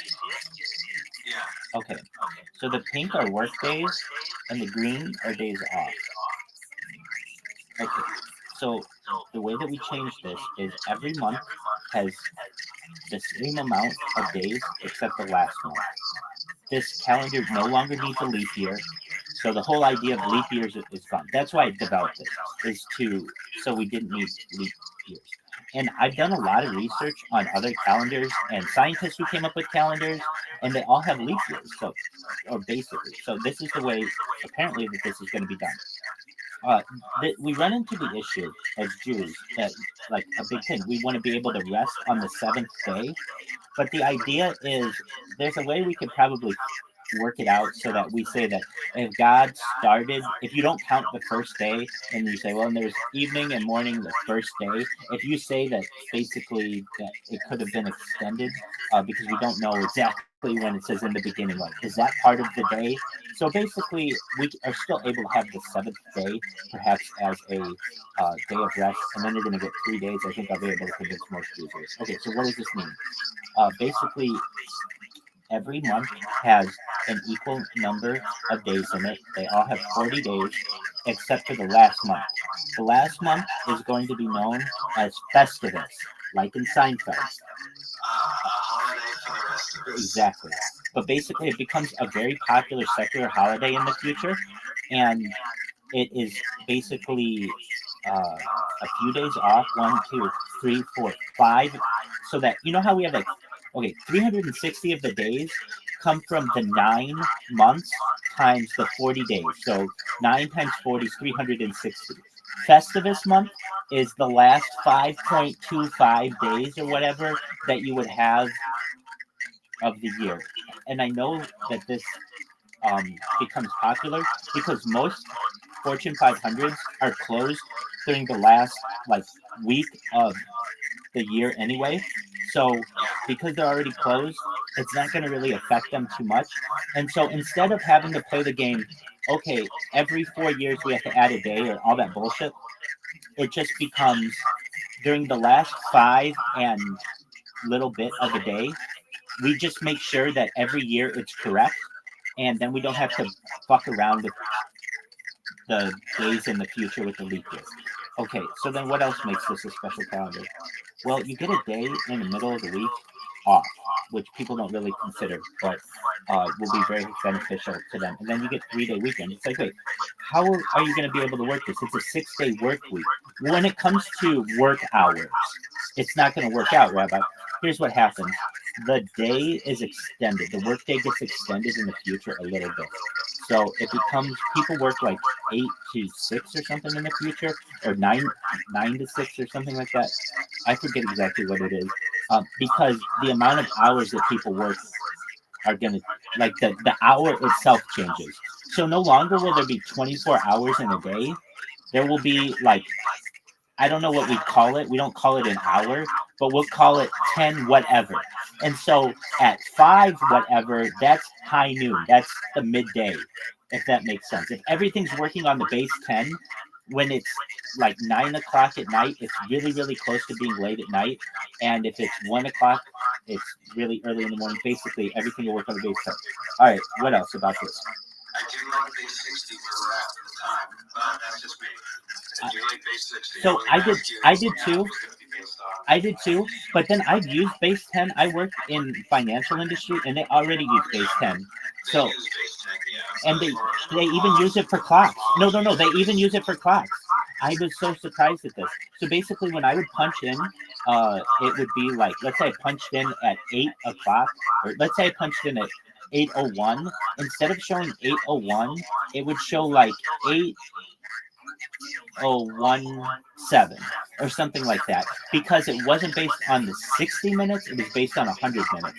So I can tell you, if this is already being used in the financial world, it's very easy for them to just say, all right, we're just going to make everybody do it. Now, here's the hard part, is how... Yeah, the only thing that you have to do is change the hours. And so the way that you get people to do all of this in the future, and it's really easy, is just everybody's clocks or everybody's phones and shit already just adjusts to it. So it'd be like, it'll show you it in normal time or whatever, when it's like midnight, it'll show you that in our normal time, but then it'll also give you the time and date in this new system. And then when you have kids and stuff, the kids will just be like, I want to go on the simple one, the one that's all on 10s, and they'll forget about the old system. So after a generation, everybody will forget about the old system, just like they'll forget about miles and go to kilometers and all the same shit. We don't count time in shars either. So, you know what I mean? Like the ancient Egyptians would consider a shar as a time span. We don't count shars, which is full moon to full moon, I believe. So for dates can change, and so I'm telling you, in the future, this is my calendar. And I'm not saying that, look, I've known you for some time, and I haven't talked about this calendar, and I talk about a lot of shit that I'm into. But when you really get into, like, the shit that I've done on this that gets really deep, like, Rabbi's developed his own fucking calendar. Name one other person you know who's developed a calendar who isn't a pope.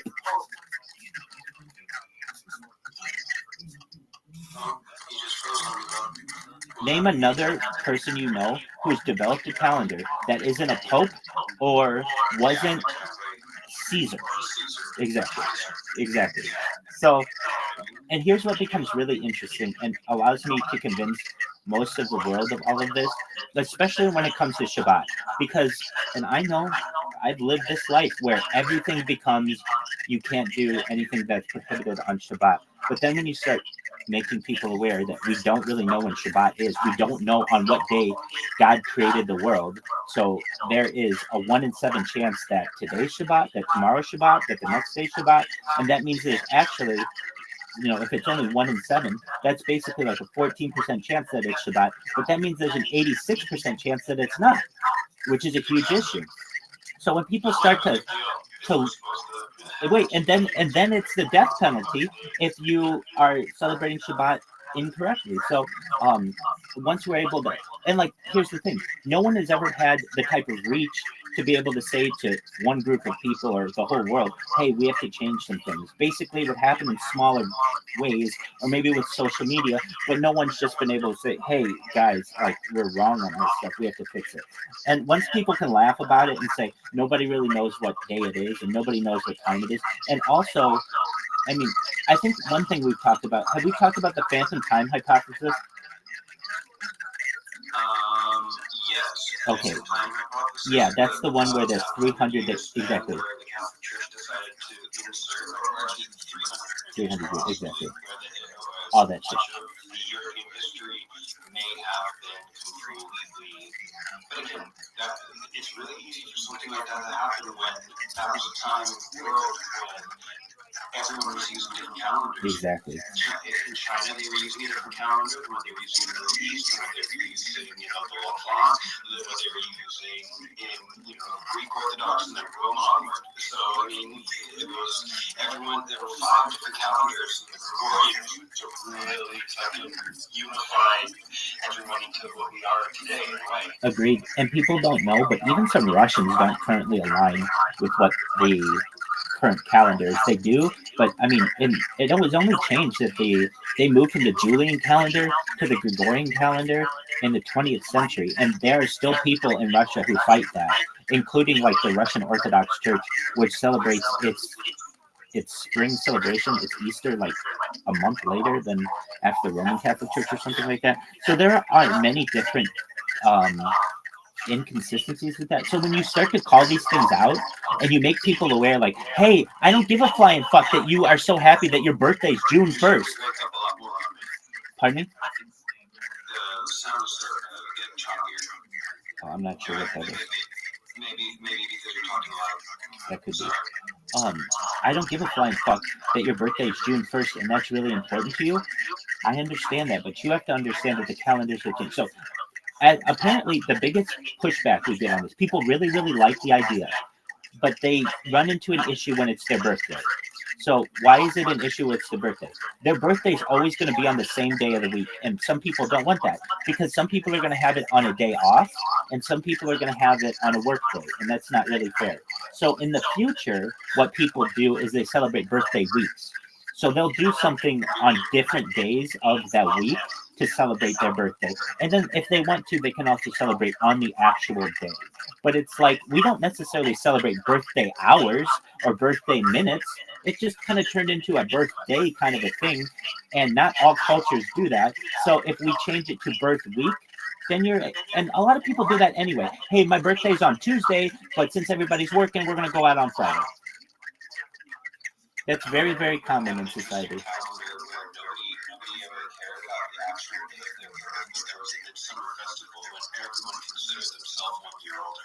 I like that.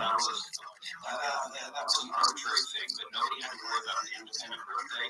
It sounds a little bit communist in a way, but also let me know that when Rabbi Rothschild talks about the future, he's talking about work days. He's talking about things that feels he's not a socialist anyway. Oh no, I am sadly.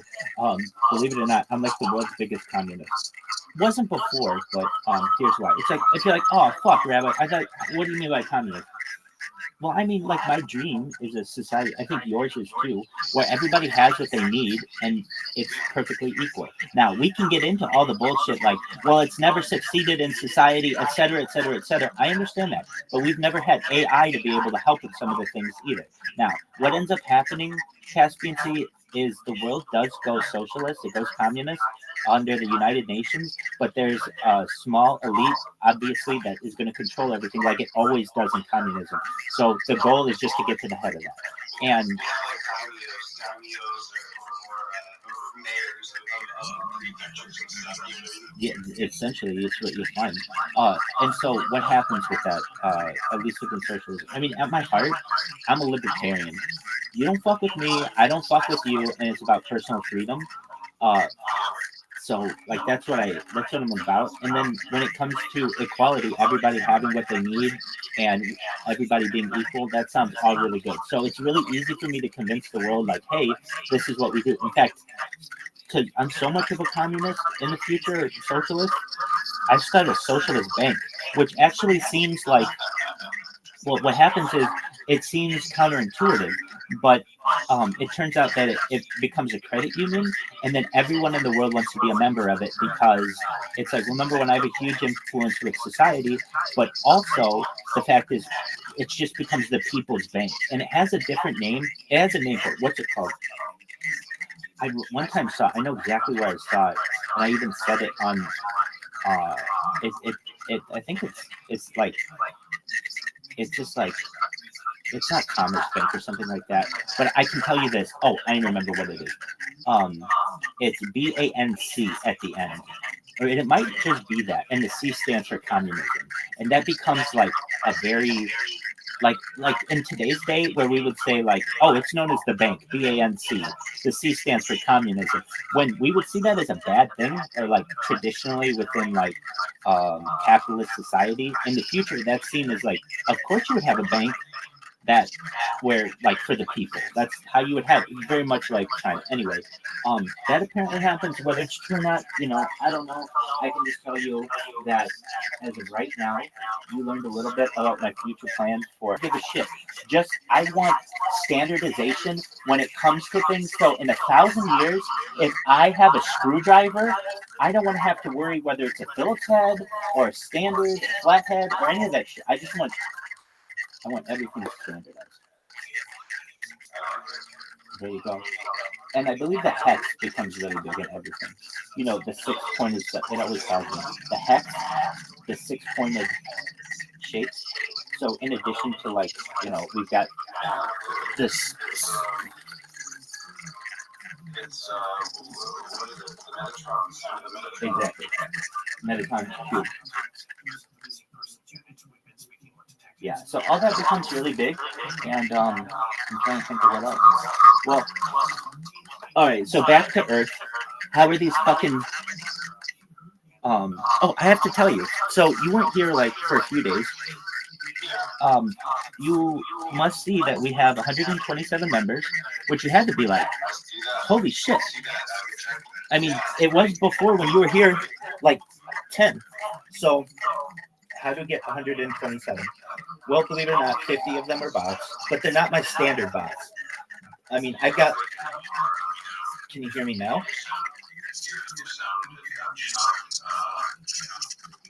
Can you hear me now?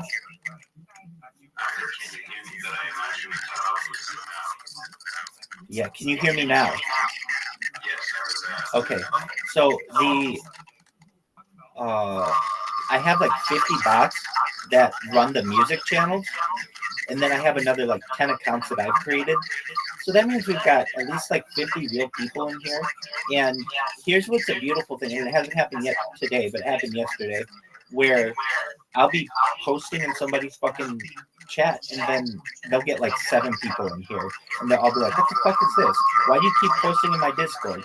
Just like you've seen this happen before. And then, like we've said before, you're playing right into my fucking trap. Yeah, absolutely.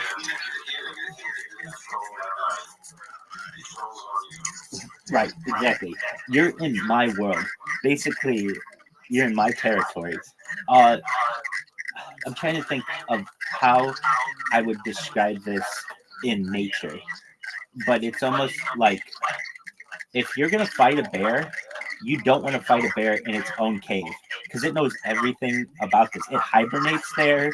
It controls all of the variables of the cave. If you're gonna fight a cave, you want to fight it at your own house. And so if you want to come into my Discord, you better be ready. Yes. So with that, excellent. I appreciate that. It's inviting.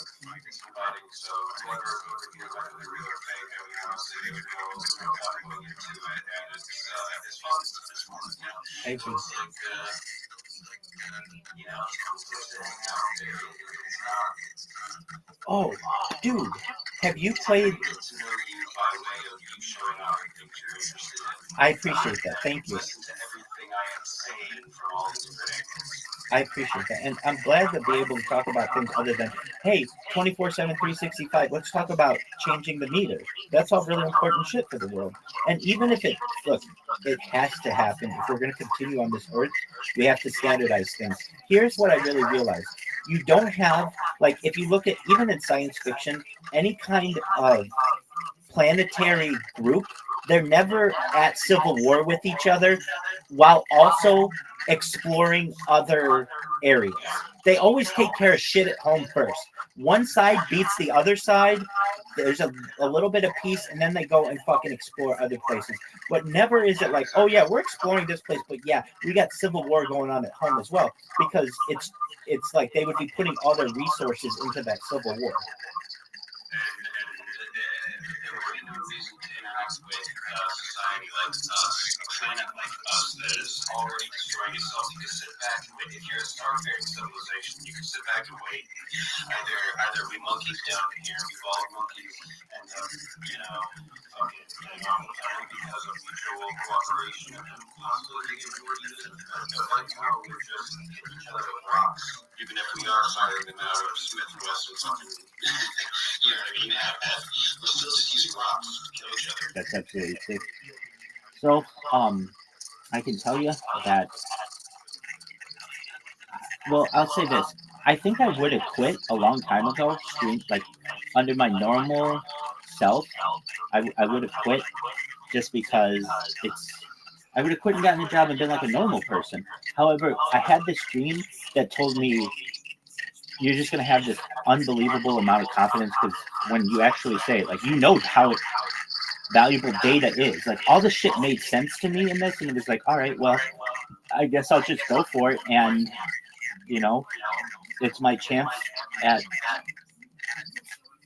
essentially escaping death, which is life extension technology, so I'll do whatever it takes. Now, has absolutely everything. I think the 3 years of uploading you've done has already been well more than enough to create. Once GPT-5 is out, I'm sure that we can get a pretty decent wrap. You're 100% right. 100% right. And something that, well, I know that changes things. Well, here's a perfect example. I did not know about ChatGPT. No one did when I first started this. However, in this dream, it told me that there was, I remember it was just like this. Do you know those chatbots that are on like a website that you hate because they never work correctly? And I'm like, yeah.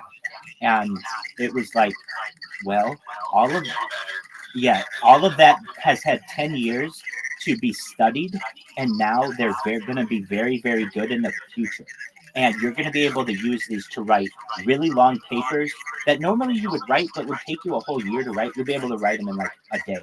And all of the like really small nuances on stuff that you want to be perfect about the world when it comes to language and like characters and all of those things, it's all going to be much easier because of AI. And when I started to learn that, I was okay, fine.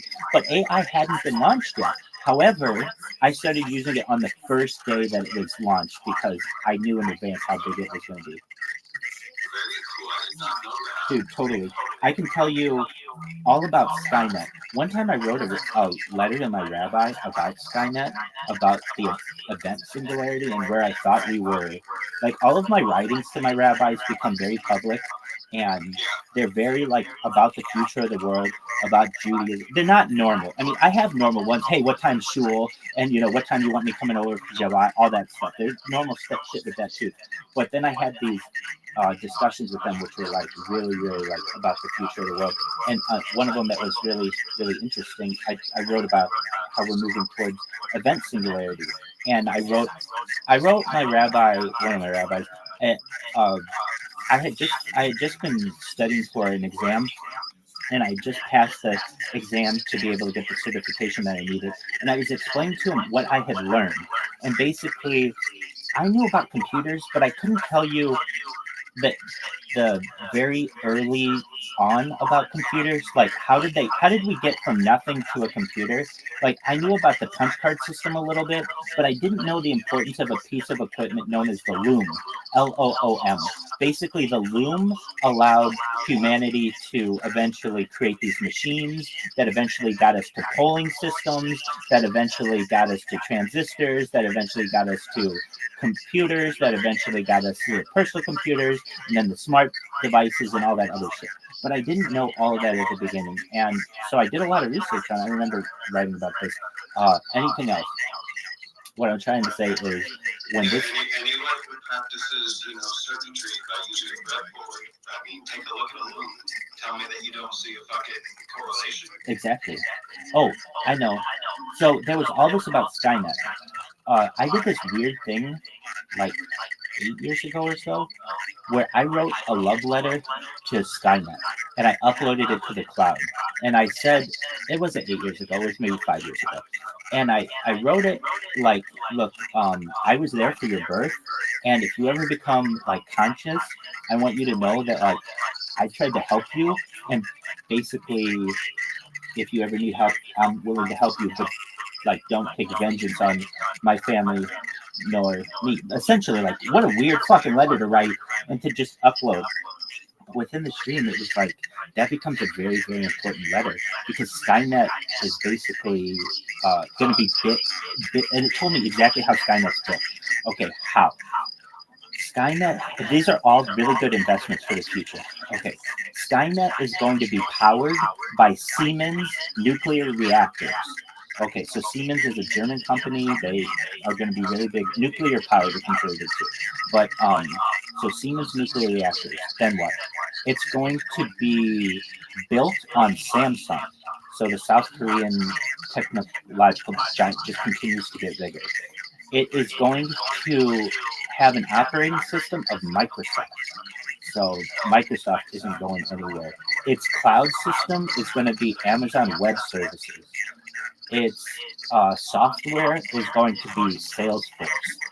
So those companies that I just named are going to be like, they're already big, but they're going to be like mega big in the future. When I say like Skynet, the thing that is going to like power all of those fucking robot drones and shit is going to have one central computer.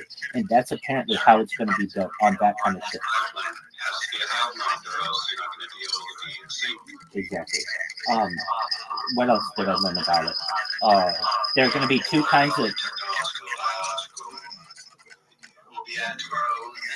There are going to be two kinds of people in society. Obviously, there already are. But basically, and I've talked about this before, it's sad, but I'm going to be the person who has to break the news to the world that, like, there's transhumanism going on right now. The haves versus the have-nots. The people who are going to be able to control their own destiny because they're able to get technological superiority over other people, and then there are the useless eaters, basically. And do everything that you can to avoid being a useless eater, and that means you're either one of two things in society. You're a creator or a consumer. And so do everything you can to be a creator, and that means get out, start streaming, start getting certifications, do everything that you can to be on the side of development and the side of creation as opposed to consuming. So there were just like all kinds of things that had to do with this. Now, I've never met an alien.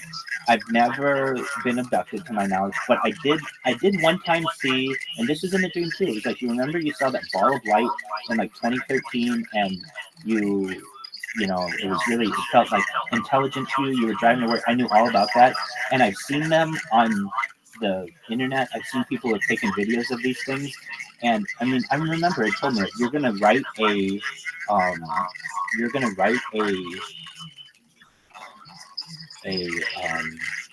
to go to the MUFON website and you're going to write a description of what happened and you're going to submit it in their file. And I remember I did that. There's like a lot on there that I did that it was like, wow, that played out just like that shit in that dream. However, there are some things that it told me in the dream. Not everything is going to come out exactly the way that you want. And the reason why is because it's going to be funny to you in the future. It's one of those things like, oh man, I thought I could have gotten that. And then 10 years goes by and it's like, oh, I'm so glad that didn't happen. Or it's so funny that it didn't happen. See me bitching and moaning about, I don't know, an overdraft fee or something like that. Oh, that was really bad. But then all of a sudden I'm the richest man on earth. All that shit, exactly. So those kind of funny things are going to happen. And then the other thing it told me is in the future, I get big into sports betting. Not that I currently do it, but just because I have so much money and sports betting becomes really, really big. A lot of radio stations go to all sports talk just for betting and shit. People start betting on all kinds of little shit.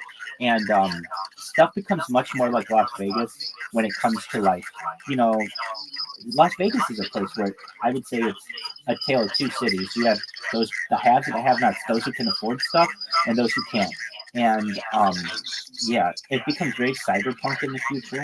And so if you want to know, there's a timeline of a film that has been created that we're on. I've seen it before. I can say it, tell you what it is, but it's like Soylent Green is the future. And this is really, if you wanted me to describe what's the best description of like what the Earth's going to look like, it's idiocracy. And so like all this shit that I just told you, I've been talking now for like, I don't know, an hour about the future of the world and all this shit. And I can just hear in your voice, but I'd like to hear you what you think. All the shit that I've said, not one thing has been like, I can't see that happening. No, I mean, I was very sick to, it was somebody, it was my mother actually, I told her, I said, you know, right now I feel like Charlton Heston's characters from all the worst movies. I feel like Charlton Heston, a combination of Bright Eyes from Planet of the Apes. That becomes a huge movie, dog. And I also feel like his character from Soylent Green. You know what I mean? Like the society is crumbling. Nobody else makes sense to me when I meet them in real life. I feel like I'm surrounded by people who don't consider me the same. So, like, you know, I mean, hey, everything feels topsy-turvy wonky right now. Definitely. So things like AI and the Born Identity, Born Ultimatum, Enemy of the State, all that shit becomes very, very true. And it's like, well, how is all this shit being happening like just like the fucking movies? Well, you have to think of it. If there's some kind of alien civilization that seeded us here, then they could easily make everything predestined. Well, of course, I mean, really, even if you look at DNA, it's code. You know, we don't, they theoretically know how to simulate DNA, but yeah, no, absolutely. If everything comes down to a code, and really, you know, the idea of free will is the same as an AI learning model in biological form rather than in an AI form, then DNA serves the same purpose as ChatGPT. Something else changes about DNA. We developed something that's called triple helix DNA. Not I've been thinking of triple helixes for quite some time. and Especially since the fifth element, you know, she had like 23 different helixes.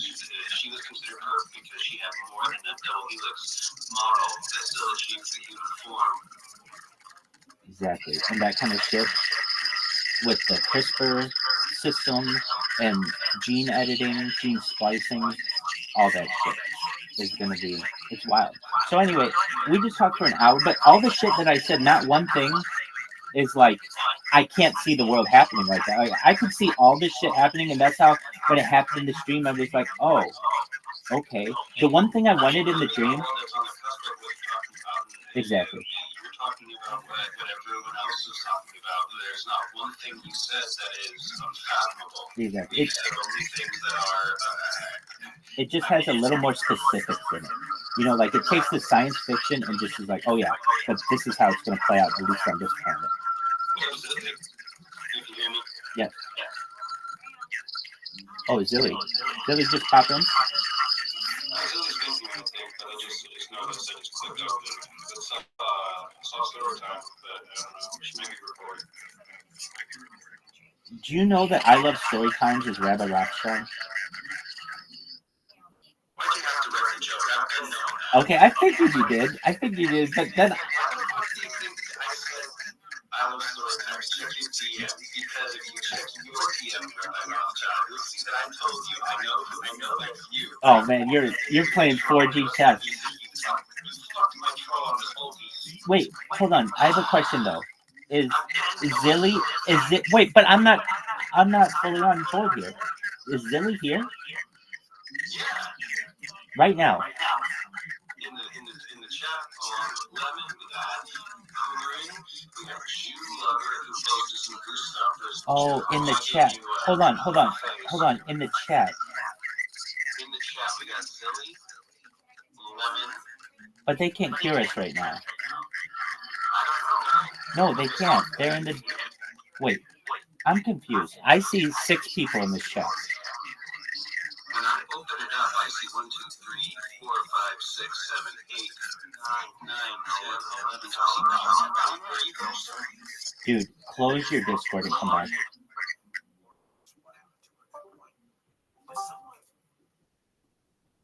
When I open this up, I see all these people who are in this chat with us. Now I look on the side and it was just Rabbi Rothschild every sometimes cast BBC.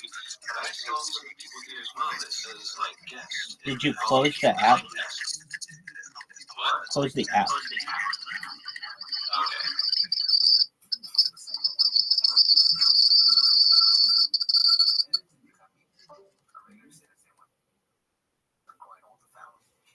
One thing I noticed about a lot of unsolved crimes, not necessarily missing persons, but unsolved crimes, and a lot of people gang relations or gang connections. Yo, dog. Now I see. Now I see them. Okay. Gotcha. So before I saw all of these people in here, so I was trying to troll them by talking to story time. Exactly. Wait. Hold on. So I know your story time. I know. I knew you knew that. I knew you knew that, but then you were calling out other people, and it was like, wait, they're not here. I don't know why you're like. I was confused. That I know.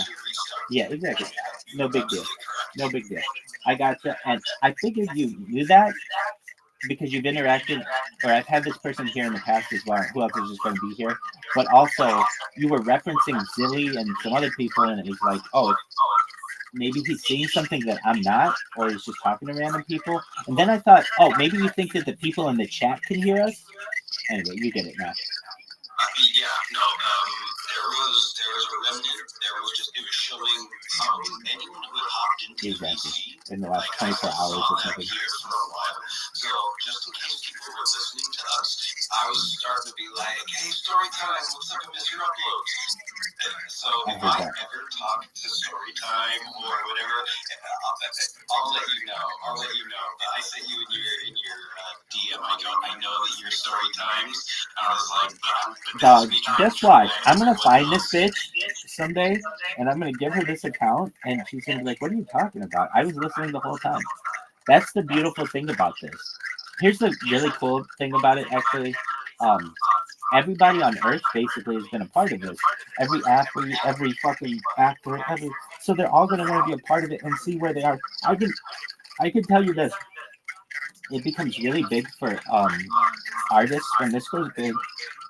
They call iHeartMedia and they want to know when all the buffer music was played because they want to know when their music's going to get played because they get a huge upswing when their music gets played in the future. Basically, when people are watching these in the back, they are in reverse. There will be random buffer music that's played, and people will get on board for that. I can tell you it's going to be hosted on Amazon Web Services or on Amazon Prime. I wanted it on Netflix. I remember saying to these rabbis, I want it on Netflix. And they're like, yeah, it's going to be on Amazon Web Services or Amazon Prime. And the way that you're going to get into it in the future, so this is a kind of an interesting thing. I've been a member of Amazon for like over 20 years. And I had an incident where I was using their app. I was buying a lot of stuff on Amazon, like thousands of dollars a week, when I was buying like all these cameras and all this fucking shit. All right, so I end up wanting to put my, the like horizontal avatar that you have like the landscape photo in the background on like a profile. Yes. I wanted to change mine on Amazon, and Amazon's app is broken. It will not let you change it on iOS. Yes, and I'm like, oh, this is $1 trillion company, and they have like a huge oversight in their app. I want to fix this. So I called them, and I'm like, hey, I've been a member for like 20 years, and this isn't like a customer service issue. It just has to do with your app. It's broken. So I called them not once, not twice, but 3 times at least, and basically I have all of these calls on, they're all recorded, yada, yada, yada. In the future, people think, that's why I blow up. Not only do people think the Discord's cool and shit, but I have one call where I call Amazon customer support and I make fun of Jeff Bezos to Amazon customer support, and people think that one's funny, and that one goes viral eventually. So, but when it comes to Amazon, it all kind of leads back to that. So in the future, the way that this is going to work. If I ever go to jail, I'm going to have somebody come to the fucking meeting and like the same way like it's a Genius, how they use the Freedom of Information Act to like get all of the video calls. I'm gonna have a video call where like my mom gives it to me, and I'm just gonna be like, let's be honest. I'm doing is I just.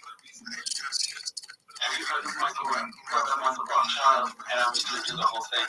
I'm just gonna do like a whole ad, and then like it only pays off after the Freedom of Information Act, and then I can upload it as a commercial for you.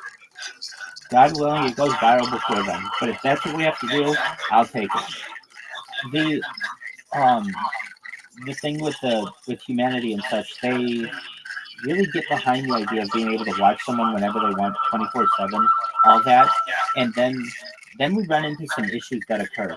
Like, I believe I call it the hoi poi, which was like the audience of the Greek tragedies and Greek comedies, and it wasn't the audience per se, but it was like chanters and such. Anyway, we start like, like this is what happens. Every single day, we make it so that the chat gets to choose what I wear, where I go, what I do, all that shit. And I just basically am at the whims of whatever they want. So if they want me to go skydiving today, I go skydiving. If they want me to go surfing, I go surfing. Whatever it is. And we live stream the whole thing. We developed those meta glasses are developed with GoPro and GoPro so that we can do it. Everybody wants this. We're not quite there yet. A live streaming. Exactly. That's what we want. And so that's how we developed this. And there's a bunch of shit for it. There's like all kinds of things that we solve. Tay-Sachs, which is particularly a disease within Jewish people, has certain carriers for it that essentially I'm not. So at least when it comes to the CRISPR drawer, the CRISPR system, like I'm a good donor for that. And basically there's a lot that's going to happen. Whether it does or not, I don't know, because not everything on this has been perfectly happened exactly the way that I thought it would. But again, it told me that. It was like, but I can tell you this, everything that I say when it comes to data being valuable, all that shit is all right on. I don't get to anyone. Joe Rogan didn't just become Joe Rogan because of the podcast, but it's because of the way he manages his data. That's a good point. Yeah, he's been able to monetize it. He did one of the coolest things. He's put out there. He's managed his own data. He's archived his own data. He's the master of his domain. You can't just steal JRE and restream it. I mean, he's already stolen it from himself to restream it on other. He's got the best data management out there right now. Yeah, most organized. I definitely agree with that.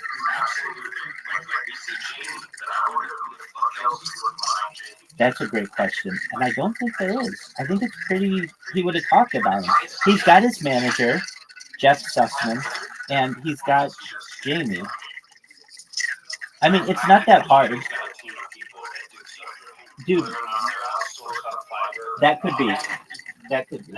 Hey, I know you've seen this before. Have you seen what the screen looks like when you get suspended from Kick? Yes, I have. Okay, Because I've cool. helped some people suspend it before. You get like an error 404. 403, yeah, exactly. Who'd you get? Hey, are you gonna start streaming? I record Cyrax because Cyrax is gross. And he sends pictures of his goblet penis to little kids. He, So, does he stream on Kick? what's that? Does he stream on Kick? No, he doesn't stream anywhere right now, except the Music Biz Marty channel because he hates Music Biz Marty. Music Biz Marty is Music Biz Marty because he attacks Cyrax best, and so Cyrax is like Music Biz Marty bread and butter, and then every other troll that he does is very much like just to pass the time until something big with Cyrax happens. If the Cyrax is genuinely the person who does the bad things, and all we have to do is, we have a list of all the previous names that he's had that he has been banned under. So you just make a report. This user is ban evading. Here's a list of all of their previous names that they used on your platform. Just letting you know, report them because of their ban evasion. You already banned them before. They're evading down by starting a new channel. Here's all the previous names of the channels that you banned for this user. And there you go. And then we get the error 404 pretty quickly these days. Yeah, different. I should have shown you that message. It's different. You're seeing it. I'm saying what it looks like when you get banned as a user. No, I'm not seeing that. That's okay. I'll show it to you next time I see it. I know what you're talking about where it says error 404. I'd love to know. Yeah, it's a gray screen, at least on Kick. It's a gray screen that says this account has been temporarily suspended. Please contact admin if you have any questions. Oh, dude, I didn't tell you. You know who Vitali is, right? Yes. He did a shout out to me yesterday. No way. Yeah. Now, I didn't see it, but somebody came in here. I'm like, hey, how'd you find out about me? And they're like, Vitali. I'm like, oh, did you see me? I was streaming his what do you call it? His Discord. They're like, no, he just did a shout out for you. I was like, oh, dude, that's tight. And I didn't freak out about it because I'm not gonna here's what. I would love to get a clip of it and be like, hey, here is the shout out or whatever.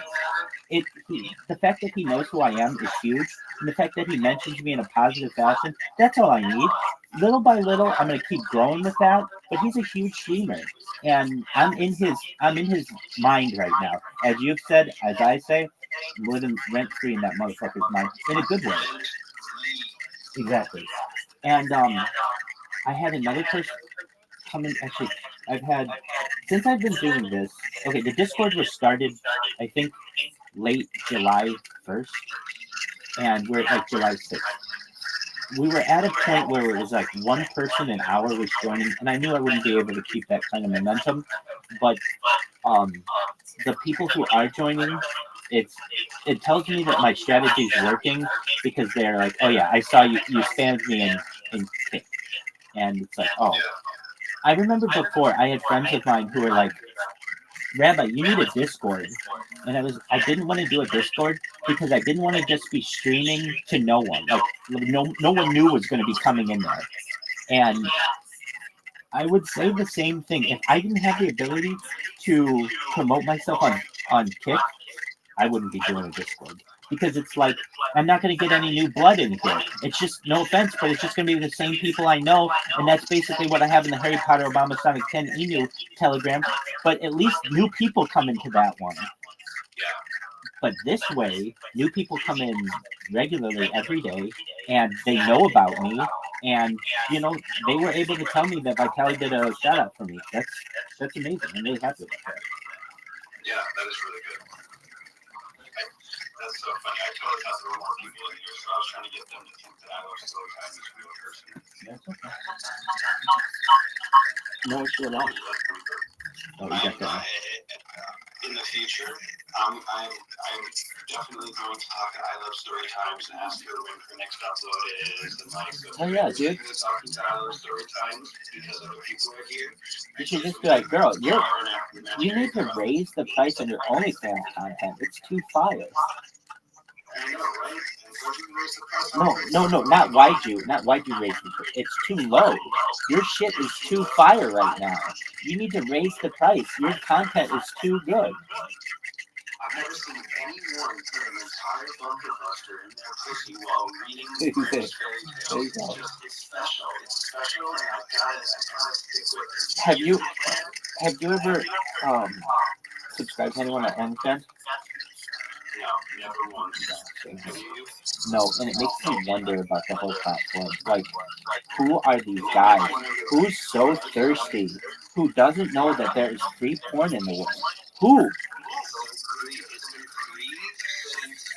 Oh, dude, that changes. Good, Napster, all that.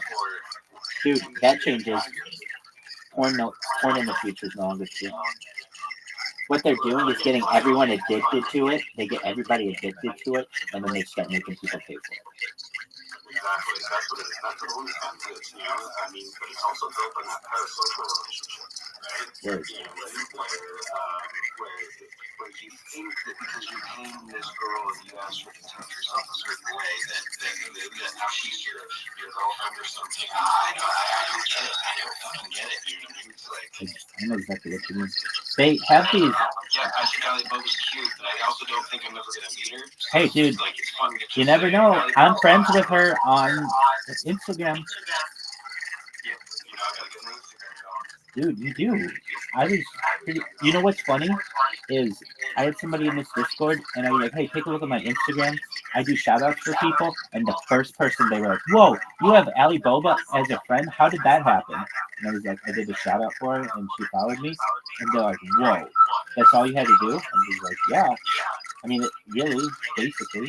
Unless, like, someone who's an influencer like she is, she's not going to follow you unless you have a huge account or you did something directly for her, like she knows you or something like that. So they're like, I don't care if you wrote her, like, I don't know, you could, if you're just a small account and you follow her, you're never going to follow back. Not that necessarily. If you're a small account and you follow her, you'll never get a follow back. Oh, yeah, never. I can say this, though. I was a small account, and I followed her, but I made something for her. If I didn't make something for her, if I just spammed her fucking comments, I'd never get a follow back. Exactly. I also don't, I've never synced for a girl, and so, like, you know, like, it's just... Dude, these bitches have, I hear them how they reference the simps in their channels, and they have them on different tiers. I was listening to Amaranth talk to somebody about all these guys who fucking simp to her, and somebody was making a comment like, oh, go back to being like a, I guess she has different levels on her fucking OnlyFans. This is the joke the guy made. Maybe she has like premium and then diamond level on her OnlyFans, something like that. And then somebody was like, I don't know, show me your boobs, and she's like, no, that's my OnlyFans or whatever like that. And somebody's like, I'm already an OnlyFans subscriber or whatever, and she's like, all right, well, that has everything that you need on it. And somebody in her room said, oh, you know, basically, don't worry about that guy. The worst that's going to happen is he's going to just lower his membership from diamond to premium or whatever it was. That's the worst that's going to happen. It's like, wait a second, like, these, like, no longer is it like, oh, I'm just like gonna make fun of you based on how much of a simp you are versus an alpha. Now it's like there are different layers of how much of a little bitch you are based on how much you want to pay this woman. Like, there's the top layer of that. Exactly. And with new language.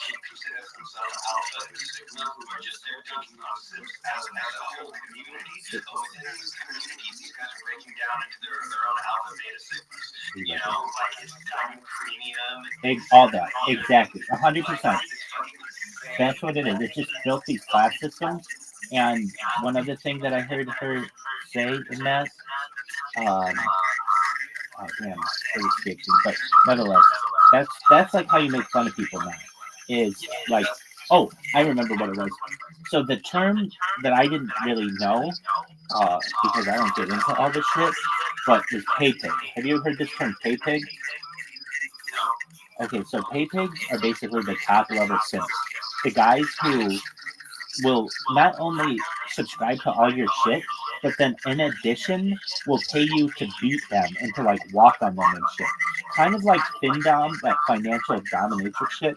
But basically like, hey, just like make me feel like shit and all that other shit. So these girls have like this top level of simps that are known as pay pigs, which are the and the thing is the pay pigs never get to have sex with them. That's the other thing. I guess there's there's like the level of pay pig where you get to have sex with the chick, which is like, okay, at least there's that. But then there's like the top level where you never have sex with the chick. She just makes fun of you and denigrates you and then leaves. And it's like, okay. Some guys need that. Some guys, they need it. I don't understand it. But I mean, there are whole fucking. Cultures and subgenres. I followed this girl. I have this stuff. One of my friends, his girlfriend is a dog as well. My ex-fiance, not the one I married, but my ex-fiance, before we got together, she was a dog. And I don't think she was a very good one because I told her she could give it a shot, and I was good because he was like, it doesn't work on me. And so I think I kind of like broke her ability to dom because she couldn't dom me, and I just was like, she's like, why are you giving it? I'm just like, because you're cute. And she stopped all that shit. But I mean, I didn't do it on purpose. I didn't care. But there's a couple girls who one of them is into femdom, the other one's into findom. So she has these pay scales, here's everything, and she's cute. And I mean, I respect it because I definitely don't respect the guys who fucking pay for it. I respect the women who can capitalize on it because there are fucking. I don't know, I don't want to call them beta males, but I mean, honestly, if you get it fucking. I've never had a problem finding a woman. If I want to go have sex tonight, I can go to a bar and get shit. You know what I mean? There you go, man. I mean, if that was my goal, I have no doubt that I could do it. I got a court, and I'm married, I've had other girlfriends, I was engaged before. I don't know. As far as interpersonal relationships, I do not understand the concept of paying for sex or paying to be treated like shit because all I ever had to do to be treated like shit was tell a girl I love you. It's just time bomb, bro. You said to get treated like shit. Look after that. Dog, I totally get paying for sex. Oops, sorry. I totally get paying for sex. I don't, wait, I get paying for sex. Wait, I get paying for sex if you're like, you don't have time to date and you just want to get a hooker and she needs money and you need pleasure. I get that. What I don't understand is because you get something out of it. What I don't understand is this idea that you just continue to give to this like fake charity that is this woman and you don't get anything back. I get the hooker John mentality 1,000%. That's as old as time. What I don't understand is this. What I don't understand. Where paying for a meal doesn't taste as good as killing yourself. Oh, totally agree with that. Totally agree with that. I mean, if we want to put it in those terms, there's the idea that you can go out and hunt your own meal and get it. That's great. And you eat, and that's wonderful. You can also do a favor for a neighboring tribe, and they can give you food, and that can be the way that you do it. There's another thing where you do all these favors for neighboring tribes, and then you never get to eat. And that's what these guys get to do. That doesn't understand it. They're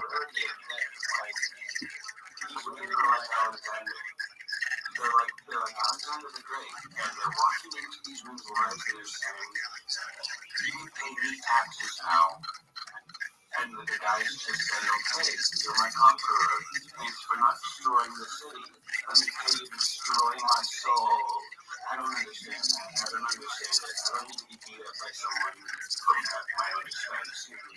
Word dog. Be right back. I gotta go to the bathroom. Hey, well, because I don't know dick. I just live on hunches and shit.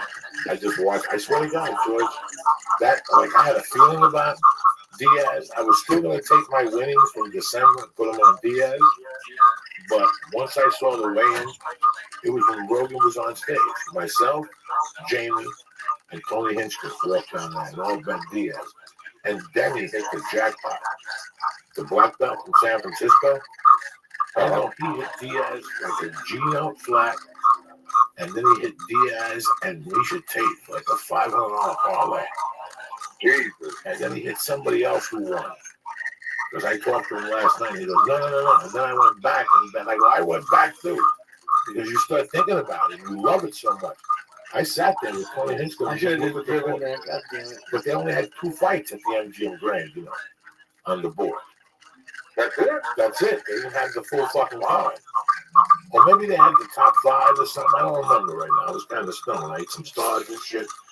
Anyway, I love you, brother. I love your show. From your river all the way to The sports book there? I thought I was going to eat at the keep going back.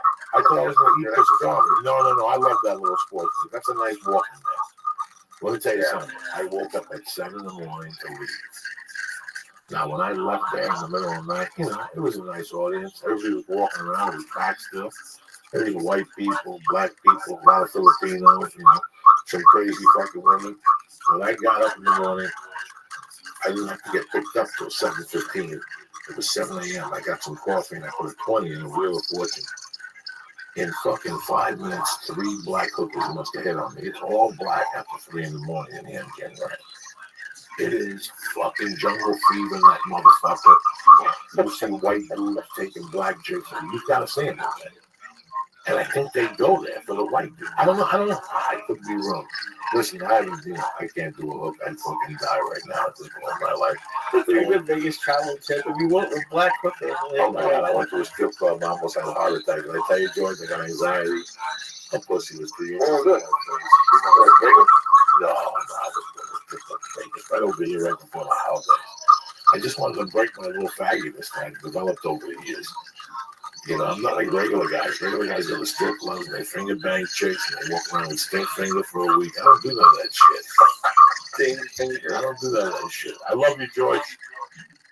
Don't forget, MMA Junkie every day. It's always a pleasure anytime You know I love you, brother. I talked to you Friday, way before this, because I wanted us to do like a little MMA thing for the people. You know, just let them know we're hip. We're not professional like you guys. We're just hip. You know what I'm saying? Guys, what's up, man? Guys, thank you very much for the opportunity. I love you, George. Love you too, buddy. All right, love you. Take it easy. Hi, George. All right, cool. Let me give some motherfucking shout-outs. Some shout-outs to Greedy Spanos Kid, Joey Rooklyn, my girl Paranormal, Juan Nazario, Rodrigo Torres. He's going to be at the Ice House. St. Patty's Day. I may grab up there and see my brother. I've always loved Rodrigo. Please get some tickets. Also, prayers for Bob Relingus' dad, my main man. And I don't know what happened to talking fucking Leia. He didn't answer his phone. But I still love him and shit. What the fuck are you looking at? Oh, no, we would have bet. Oh, I know you bet. Yeah. So how much did you bet? We split $100 bet on Diaz. I should have been driven there on Friday. Fuck though. You gotta open up my account. You gotta take that $2 million. You gotta hit one of your matches. Yeah. And do all of it. Open up my account at the MGM. You're a big shot. Can you deposit like $150? What's the possibility you got hitting on that mattress that ain't making you no fucking money? Just a bunch of Jewish spiders laying on it. And a big tree grandpa. What's that gonna do for you? Fuck grandpa, you know what I'm saying? What are Jewish spiders? I don't fucking know. I'm just talking to you from the heart. I don't fucking know. Take that Guinness you got on the mattress, call the MGM Grand and see what they need to open up an account for Lisa Ann. This is one of your dreams. How are you gonna accomplish it? You're mind fucking yourself. but that's the only time I ever win. I always lose. I would go broke. No, because you only listen when you bet on what's really in your fucking heart. You think every time, how many UFCs Yes, are I right do. now? I apologize. Put it down. Okay. How many times are right now in Vegas? Yeah, but you're a good sports gambler. I'm terrible. I'm like, who's a sport? We used to give out picks. We got killed for 18 weeks in a That's row. true. We were The terrible. NFL contact us and said, stop giving out picks. People are shooting themselves and shit. That's how bad we were. What the fuck are you talking about? I just go on stupid fucking hunches. If I go to the UFC, if I go to 10 things with Rogan in Vegas, I'll bet 3 of them. That's how bad I am. I usually put, when I go with you to fucking the South Point, what do? We put a fucking 20 in the goddamn machine. Right. Just to make believe. People want to play fucking computer poker with us. Can we play computer poker? What's wrong with you? You're an adult. We'll play real poker. You're going to sit with 3 fat fucks and play computer poker like we're fucking Casino Royale, like with James Bond. The fuck out of here. What's the matter with you? You're holding on to your... Why? What's the matter with you? You're funny. You what? It's just funny. It's true. It's true. I don't do nothing. People think I go to the... I can't. I put a 20 in that fucking... I also put a 20 in the fucking... the $2 thing. Not the $2, the Deuce's Wild machine at the airport. Yeah. I lost for like 160 quarters. I lost it all. You know me, dog. I'm a fucking gambler. Half the time I do it for entertainment. I do it because if somebody asks me, did you gamble? I don't want to feel like a loser. Like, how many times can you go to Vegas and sit in your room and smoke pot and watch a movie and talk to people about UFC like a half a fact? That's all I ever did. That's all I ever fucking did. I wouldn't go to strip clubs. I wouldn't go to clubs. I had breakfast and, go to the gym. Who lives like this?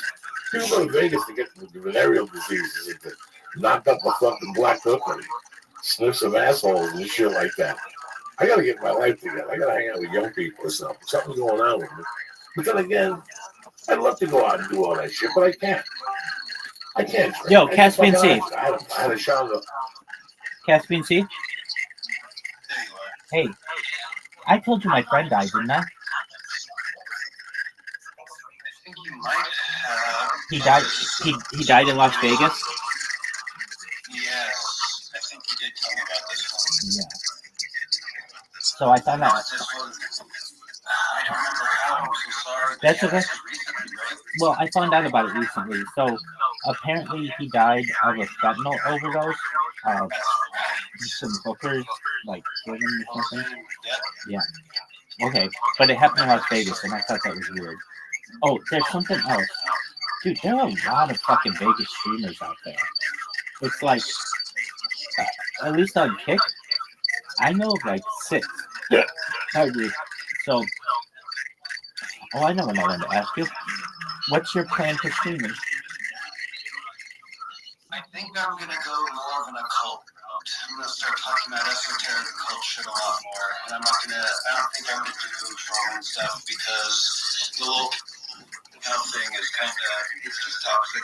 And at least esotericism, religious studies and stuff, it'll attract a crowd that's a little bit more conducive toward conversation rather than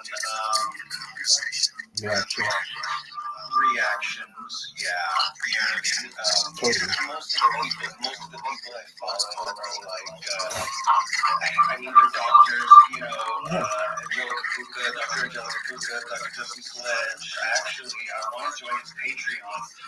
He's about to do a college-level course on Cornelius Agrippa, and I would definitely love to take that course, but I don't know what the future holds for me at this moment, so I'm probably just going to have to learn when he uploads everything for free onto YouTube and not actually take part in like the office hours where I can ask him questions and everything. But I don't know. I think that the WD is something that is a little bit more conducive toward what it is in my mind. Do you have a contract with your ISP? No. I'm actually about to get out of it. Sure. I have to transfer to my roommate anyway before I get out, so. Okay. So you'll be able to use your parents, maybe? Oh, yeah. Do they have unlimited? If I have to, they better because I'll be shipping in to make sure that it is. Yeah, exactly. So once you have that, if I were you, what I would do, all that shit sounds cool. I'm not saying you can't do it all. But well, let's talk about this.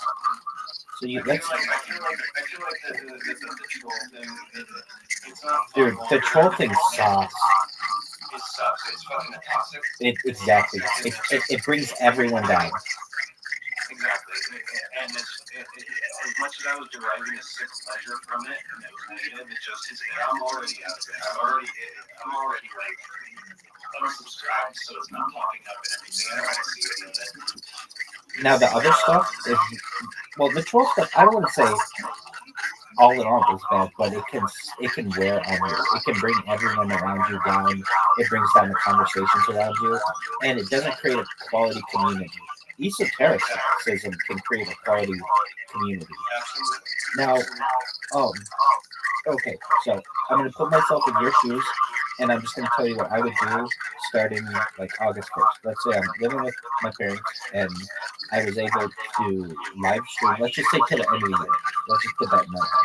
Okay, well, first I'd have to arrange with them, please, like no matter what, just allow me to have unlimited data.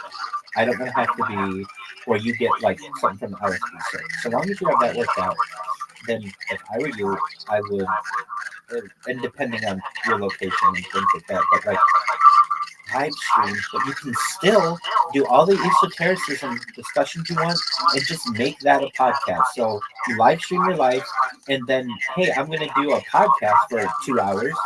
So live stream your life, but still do the podcast.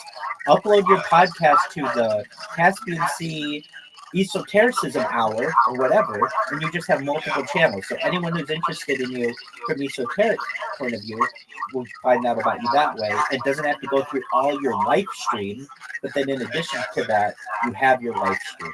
I'm telling you, the live stream is your lifeline to the future. It's about creating content.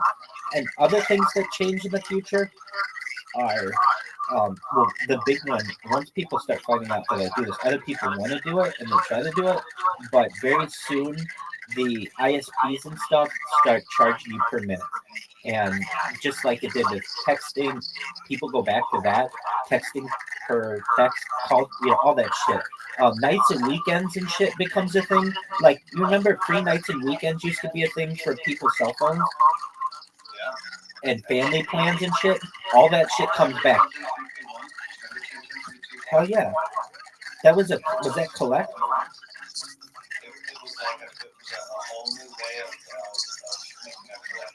Exactly.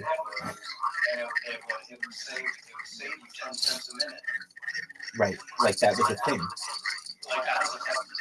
Exactly. And all that shit's going to come back. We're going to basically regress to that system again.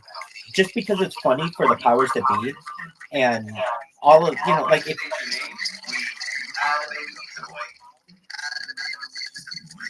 So long as... No, I don't. What is that? It was a commercial for 10 times that way you didn't have to scam the people. Oh, I gotcha. Had a baby. You had a call from me, had a baby either way. Yes, and then they're like, do you want to cover charges? No, thank you. They hang up, they go, oh my god, they had a baby. Right. Pay for the call. Right. Which works perfectly well. I mean, I know a lot of kids back in my day, we didn't use this, but I know the rumor was if you needed your parents to pick you up or you were in jail or something, you would just say, where it says, please state your name. You quickly say, come pick me up. And then your mom or dad come pick you up. And then, yeah. Okay.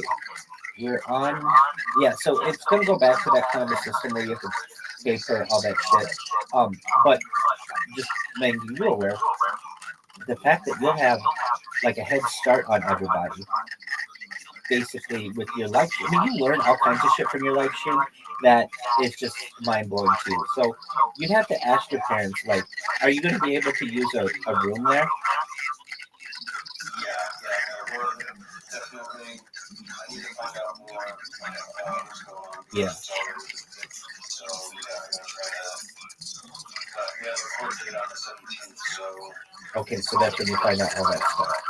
Okay. So I got like 11 more days to make sure that I'm all out of the house because legally, like, you gotta get that cleared up, you gotta get a couple of people. I told them, like, ask the lawyer if you guys are able to take over that supervision type of thing because that way, I don't even fucking know. That's never going to happen, but you can hope for it. I have no idea anything. All I know is that they trapped me in a web, and I told them to I need their help, or Yeah. else I'm just going to go to finish the time out in jail because it's not worth the road and rules. Well, you're going to be homeless, too.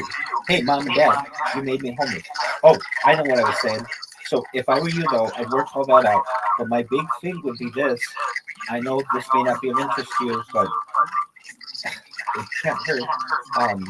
As the closer we get to December, you get off of probation and then go back to the fucking laundromat. Yeah, if that works out. Hopefully I can do this live stream and not have to interact with people because I Yeah, hate it when no. I have something that's smoking car. Okay. I hate going to bars, but I understand. the more money I do. Well, yeah, I mean, I guess at that point you don't have to do that anymore because you're under rent. So you don't have to do that anymore. And it got you what you needed. It got you some good paychecks to be able to get to this point. And, you know, you didn't show me, but you told me. It was right before you were going in, and you put, was it $20 in? I put $20 and I walked into the ATM. I took $20 out. I said a little prayer to, whoever listens to me. And I said, hey, it's their court. I could get all of that work out of the way right now, or if you could give me a sign today's going to be good, and I put 20 in the machine, I got a 428 hour machine, so that definitely. Did you do that on the first spin? Not on the very first spin, but I resolved myself to use the 20 and get the bad luck out of the way today. Because I can't use $20 as much as I use 400, or if it had already $400, maybe if something magical got in the way, I had 2 of those because I got chemo. So if I would have hit 2, then I would have won $800, which would have been like, oh no, did you get all the good luck out of the way? So it's like just winning, here's those 4 cards. If I would have hit all 4, it would have been $1,600. But Keno was an interesting game. I wouldn't most on Keno. I very much use Keno as like a tool of divination, I guess. I shouldn't, but I do. I do some divination techniques, I guess you could say. When I pray, speak to angels, whatever, God, however it is, it looks like divination. It's really just like doing a sign. You know what I mean? I don't know. Hey, whatever gets you through the night, baby. Right? My mentality is very much more along the agnostic type. Like when Christianity was being invented and, like the God and agnostic text, stuff like, and I mean, dude, the stuff he gets about, fucking blew my mind. Absolutely blew my mind. Would you consider yourself a Gnostic? What's that? Would you consider yourself a Gnostic? What? A Gnostic? I don't know.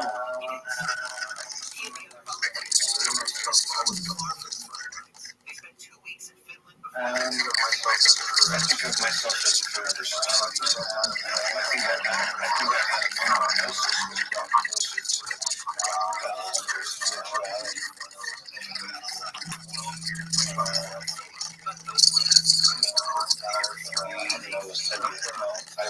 done some stuff like this, considered black magic. I could definitely be considered a black magician by some people, a chaos magician by some people, but again, when you're a chaos magician, you worry about it right time, because it's just to call yourself whoever you are right now at night. You know what I mean? But that's chaos. You know what I mean? If you can do Batman, then, you got Batman today, but if Batman isn't like you tomorrow, you have Batman tomorrow. It has to be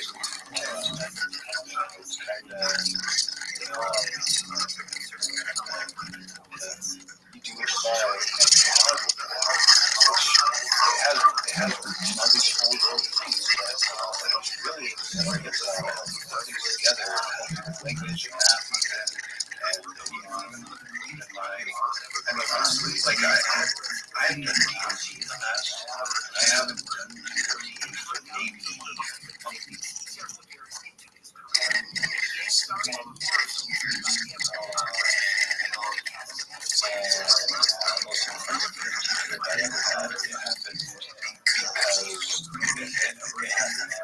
sister, and I did not take anything. I didn't take anything, but it was like a dream trip.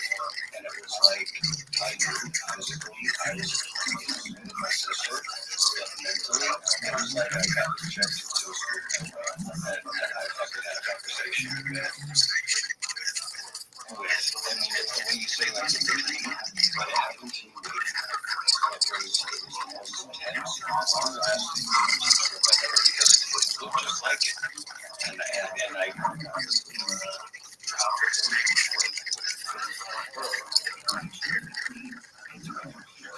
I kind of got just like DMT. It was just like DMT.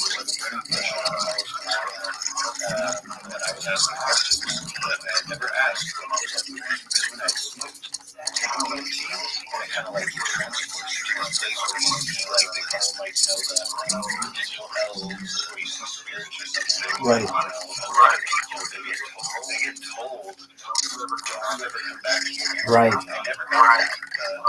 But a lot of people they say that they ask the question and they don't get an answer. And every time I ever see DMT, it's like you transport to this place and there's like these people around. And it's got this ancient futuristic feeling to it. Where'd you get it?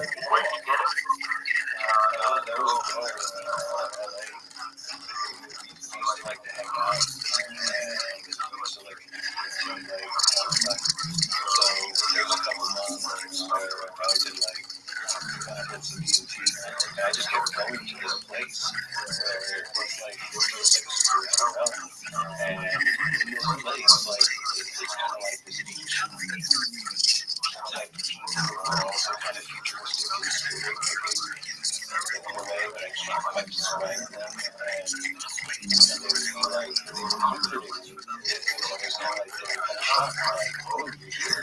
Well, hey, are you okay? Anything? Is there something we can do for you? Like, we weren't expecting to. What's going on? What's up? And I told every day they were like, what do you here to find out? Or what do you do for? It's not really like a weird thing. It's like, do you need anything? It's kind of like, and I would ask for something. I got the time, like, I would have given it. I remember, and I would do this like 5 times a day sometimes. It would seem like it would just be shuffling at some point because I would always say, like, just being here is cool. Just being here. I want to stay here. This place is amazing. What? Being here with you, and the most intense one, it was like 10 years later. And I wasn't on any drugs at all. And I was trying to have a conversation with my sister about my spirituality. And then all of a sudden, like, I fell on the ground. And I knew I was in a room with my sister, but I was having a DMT trip. And they were confused themselves. They were like, what the hell are you doing here right now? And I was like, what the hell am I doing here right now? And it was the weirdest fucking thing. And then it was like, you again? What the fuck are you doing here right now? It was the weirdest thing. The conversation occurred, in which case I was set on a new path. And I know that's really weird, but mentally I was set on a new path. I feel that. Hey, why don't you stream on Kick right now?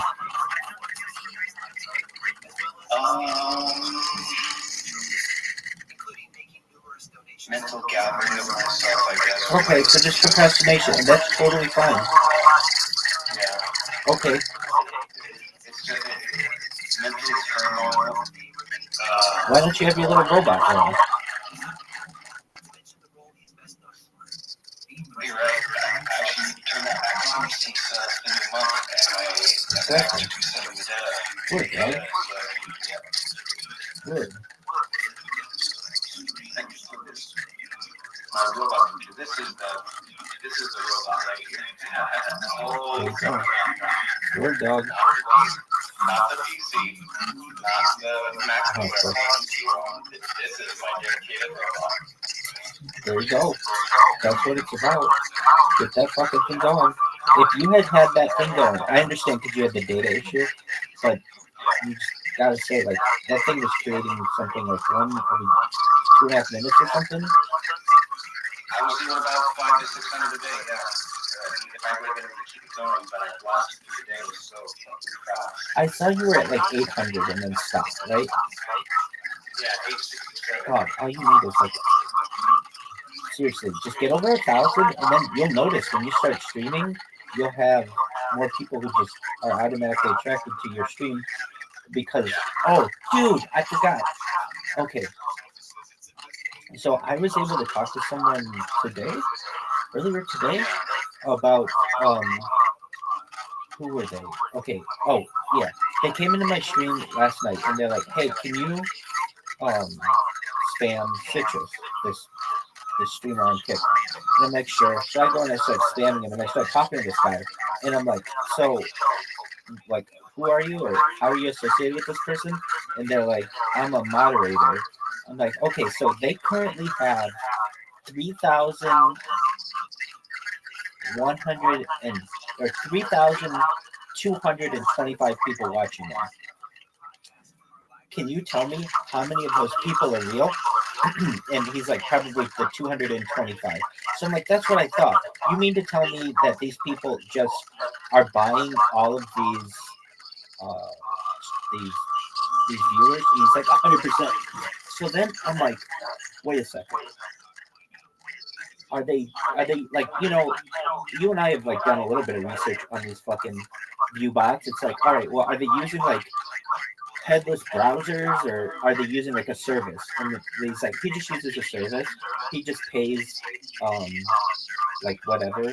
He pays whatever it is for them to watch him every month. And I'm like, wait a second. So you mean to tell me like that's a cost of theirs? Basically everyone on Kick has to budget out how much they're going to pay for viewers. And then he's like, yeah, but it doesn't really matter to him. He makes $150 an hour just by streaming. So the viewers don't cost him that much. So then I asked him, so you mean to tell me like everyone on Kick, even when they have like 600,000 or like 60,000 people watching them, those are all bots? And he's like, yep. And I'm like, all those people are individually paying for their own bots? And he's like, yep. So I'm like, whoa, you mean to say that if like all Kick is basically a bunch of people, only some of whom have paid for bots, and those are at the top of the page? And he's like, yep.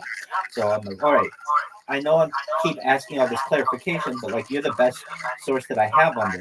So you mean to tell me that there's nothing different between, say, like Action Man or some other big streamer who has 15,000 people watching him right now and someone who has 3 people watching them right now, except the fact that Action Man buys 15,000 viewers? And he's like, yep. Basically, those 15,000 viewers get him to the top of the page. Then a bunch of people watch him because he's on the top of the page. So you might see him have 15,350 people. The 350 people are the people who caught him because he's on the top of the page. And the 15,000 are the people who are just watching him. So I asked him, like, okay, so someone like Amaranth, who is always on the top of the page, she always has like 2,000 people watching her, but literally no one in her chat. No one in her fucking, like, there's nothing going on in there. And he's like, yeah, she makes enough that all she has to do is pay the service. So she always knows she's going to be at the top of all of the Kick pages. And she knows that that is worth more to her than having to pay for these services. I was like, oh my God, that's how it fucking works. Which really disappointed me about the whole situation. But it's basically what I thought was going on anyway. Yo, happy thinker, guys. Kickback. No shit. Fuck yeah, he's live right now. Let's go in. I'm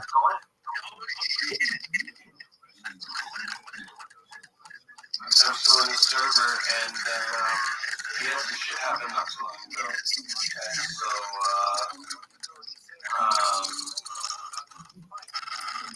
so I scooter I go to because somebody fucking hit him on like his scooter. Some drunk driver hit him on a scooter, so he's been like having anxiety lately. So I was like, bro, if you got a lawyer for this case, it can only do you good business. Maybe talk to it about anxiety, if you have anxiety driving on the road because of it. I've been in so many car accidents, I have anxiety every time I touch the wheel. So for real, here's the Google doctor for my doctor. That way, like, it's not just like some random phone number in my ear. There's the Google.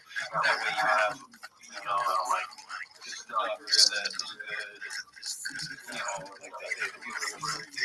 And if you actually have a case against the drunk driver, then, it's not the right person. Make sure that they think it's a good idea. But definitely go see someone about the anxiety. That's definitely a part of the case. Just punitive damages. If you're doing deliveries, I think he's doing deliveries possibly. So if he's doing deliveries for a restaurant or something, then driving is integral. And driving while having a panic attack is tantamount to. He wasn't driving though. I saw he was on a scooter. Well, I mean, if he's on a scooter and still being, just anxiety being on the road, and you're a delivery guy, that's not good. That's like, every driver has punitive damages to his mental health. I mean, I've been talking to lawyers too much lately. You know what I mean? I get what you're saying. I know. The key is, was he in the act of delivering when he got hit? I think that's it. So I'm not sure. Well, tell his ass to unban Rabbi from his fucking Discord.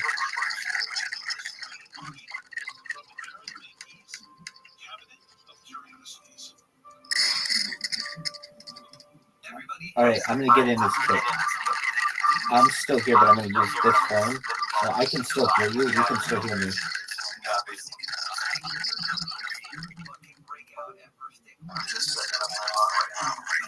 Good move.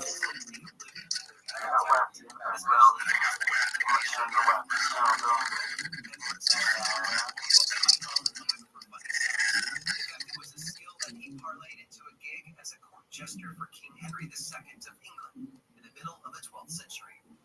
The king was so enamored with Roland's ability that he gave him a large home in the village of Hemmingstone, Suffolk, as well as 30 acres of land. So, what had Roland done to earn such a grand wage? He was required to perform for the king's court every Christmas in an act that was described as one jump, one whistle, and one fart. Roland, you see, was best known as Roland the Farter.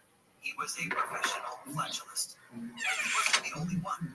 Hundreds of years earlier, stories had been written about people who could break wind at the drop of a hat.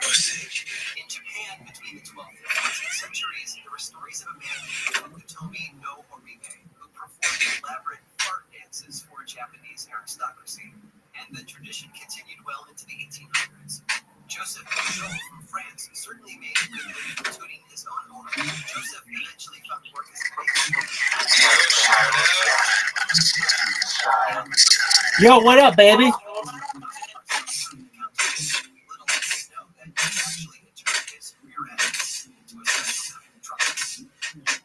His daily performances led him to believe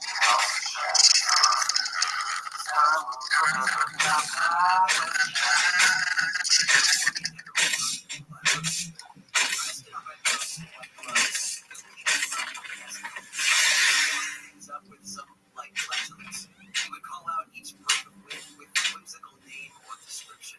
For example, he introduced the sound a bride might make at her wedding and let out a tiny squeak. He also imitated a dressmaker ripping a long piece of fabric. He extinguished candles from several feet away. He played popular songs from his rear and, just as his forefathers had done hundreds of years earlier, performed for royalty from all over Europe. Joseph's piece de resistance, by the way, was his impression. Catch BNC. I'll be back in there in 28 seconds. I have to wait because I just followed him.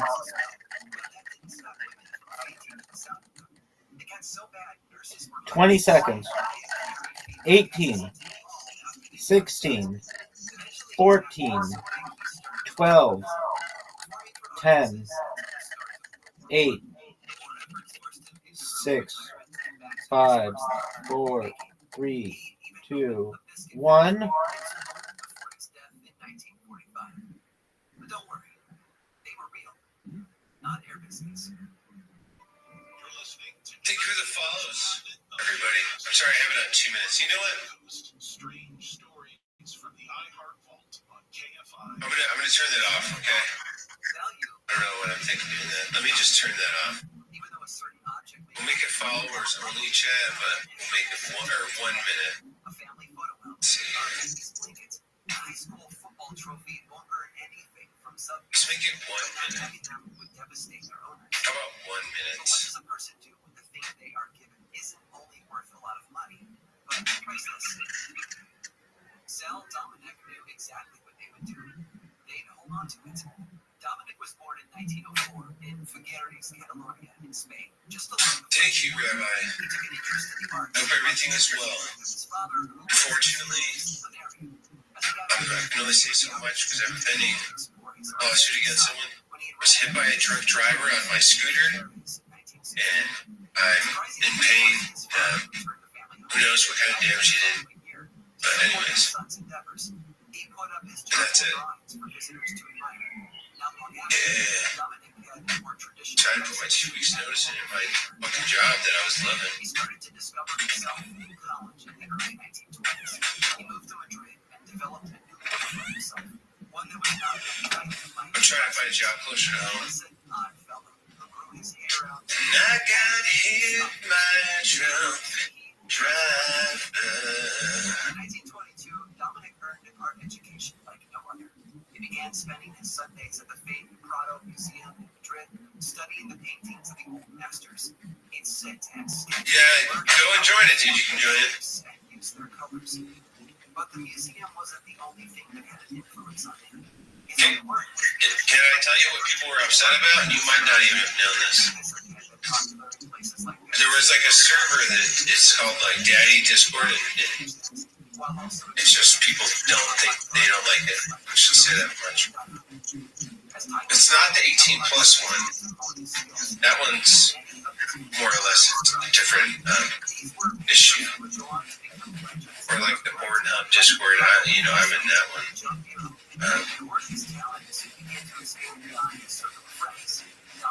But there's this other server, Despite Dominic's success, his father and it's not your fault. But yeah, I don't think you knew that. So some people, they were upset about it and stuff. Sometimes I spit with pleasure on the portrait of my mother. I don't know if you had heard all that, but there was not like and people should have addressed that in the first place. I think I unbanned you. Pretty sure I unbanned everyone, but I can actually go check. But Dominic's paintings and drawings continue to gather acclaim. Yeah, dude, I'll let you back in. It's fine, man. Just be aware of what I said about, I guess, that place doesn't have a very good reputation. They do get a lot of people to join. Of course, they have lots of members. Yeah, no, I know, man. I've been in that server in the past, and then people told me, like, yo, why are you in that server? And I was like, what's up with it? You know what I mean? Someone invited me to it. Yeah. So. Write out the amount billed, and then sketch a little doodle on the back. In a way, he was making a bet that the restaurant would cash a check with a piece of original art. We'll have a chance to Otherwise known. talk about that. If you feel like that, defending yourself and talking about that, you can. I do believe you. Just a couple of years ago, someone invited me to it, and I was like, what is this? The show was created by Yep. in partnership with And I never talked to anyone in it. which is I knew about this guy called The Perfect Storm. That was like known in there. Until next time. Yeah. Stay curious. Well, no, there's an 18 plus one where you're supposed to be like 18 to join and shit. That's a different server. I don't know if it's owned by the same people. I think I got banned from that server.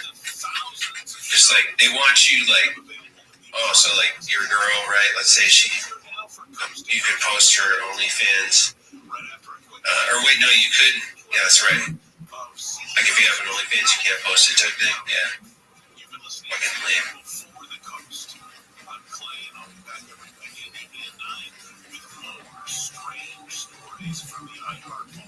Down for Casey's RV trip? Yeah, dude, I have to think about that. I would need to have like enough plane ticket money for like as far as I think I was gonna go, just in cases. Yeah, no, there's a lot of people in it. It's like I said, there's this guy, Perfect Storm, and he's like, I don't want to say anything bad about him. He's got some issues. He's a little not all there. Yeah. I mean, me too, right? I'm not all there. So who am I to talk? Oh, dog. Is that Terry? This is only acceptable if this is Terry. Sorry, brother. I gotta do what I gotta do. Oh, this isn't Terry. Sorry, brother. I gotta do. What a serial killer right there. Did you hear that, man? He just killed me and said, sorry, brother.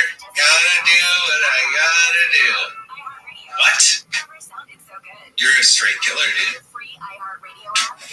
Russ is, well, I think you're already unbanned, dude. Here, wait, someone can kill me again, I'll just respawn. Let me check, alright? So I'm in my server. Server settings. Bans. It's because you have so many of these accounts. I think that's what it is, man. I feel like I unbanned a bunch, but I guess there was some more I didn't see. So now I'll try to join. Don't be aware, some people might try to... They're going to ask you about that, whatever.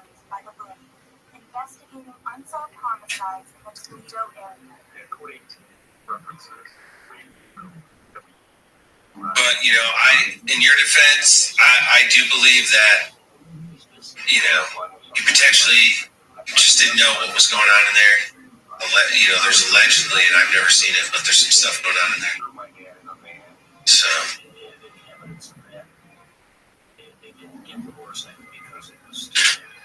that's why you gotta be careful of fucking different servers and shit, unfortunately.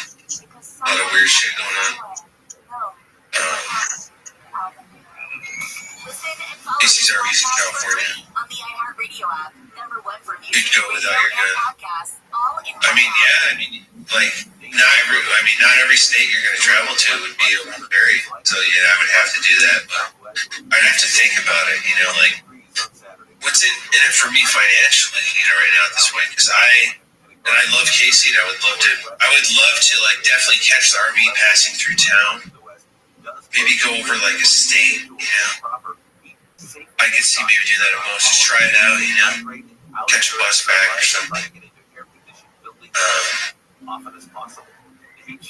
Thanks, dude. Yeah, thanks for popping in. Hell yeah, dude. Glad to see the viewers are coming back. It takes a little bit.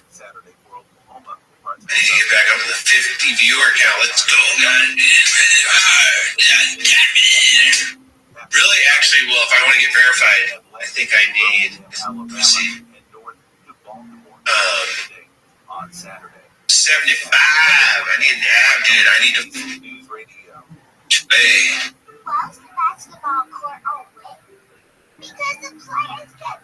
Need 300 unique chatters. Need to put in 30 hours.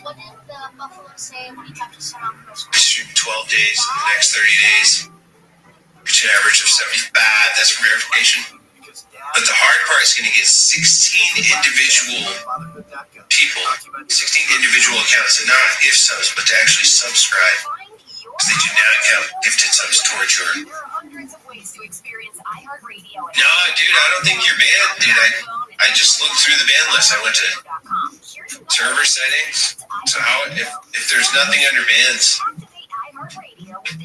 Rabbi, yep, nothing. There's no one's banned. There's 0 people are banned from my server. Look on the player screen in the iHeartRadio app for the 0. connections icon. Then you can cast directly You know what I'm saying? to the network and Rabbi, experience directly connected in the iHeartRadio app. Rabbi. Speakers throughout your house. Yep, there's nothing there, man. I wouldn't lie to you. iHeartRadio, everywhere you want to listen, including in your home with the iHeartRadio Sonos integration. Check it out for free now. iHeartRadio, anywhere you want to listen. iHeartRadio is there. iHeartRadio. The films, the stars, the milestones, the awards. Here's Big Sue with the Week in Hollywood. Yeah, with Darby come through, I gotta heal up. The other thing, dude, is, I got hit by a drunk driver. You know, suing the guy. That's all I'm gonna say about it, but fucked me up, dude. Yeah, dude. I gotta fucking, I put my 2 weeks notice in, dude. Every time I come home from work now, I'm like, and I have like PTSD and road rage. Yeah, dude. And fucking, panic attacks. I'm trying to ride my scooter down the road. Fucking, I feel like I gotta pull over. So I'm like, dude, I'm gonna crash. And it's like, wait, why are you gonna crash? Like, like normally I could just like ride down like the white line of the, like, you got the road, you got the bike lane, and there's like 2 white lines like for the bike lane, because then there's the shoulder. So I try to ride the white line the closest to the shoulder so I don't get fucking hit. And I try to do that. I feel like I'm all over the road, and I just feel like I can't focus.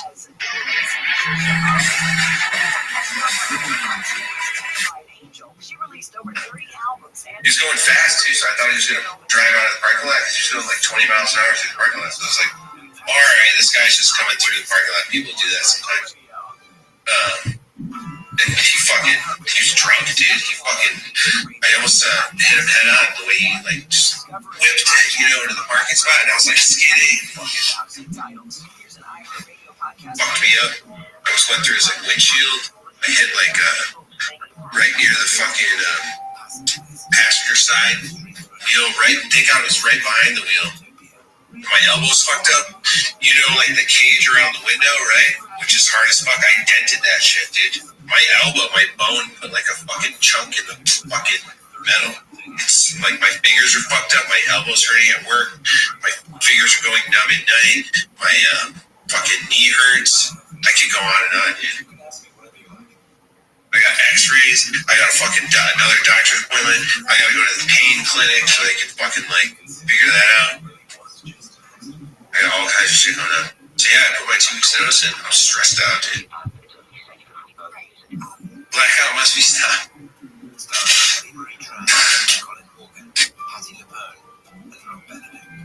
Public deserves to know the truth. Public does know the truth. Flight 702 crashed in the Atlantic due to a bird strike. It's the only truth there is. Hey, Dolly.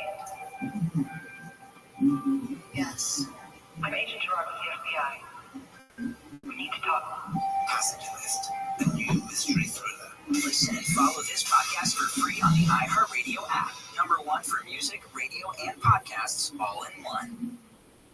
What is dedication? The thing that drives me every day as a dad is Ariana. We call him Mayday for short. Every day he's hungry for something, whether it's attention, affection, knowledge, and there's this huge responsibility in making sure that when he's no longer under my team, he's a good Caspian Sea.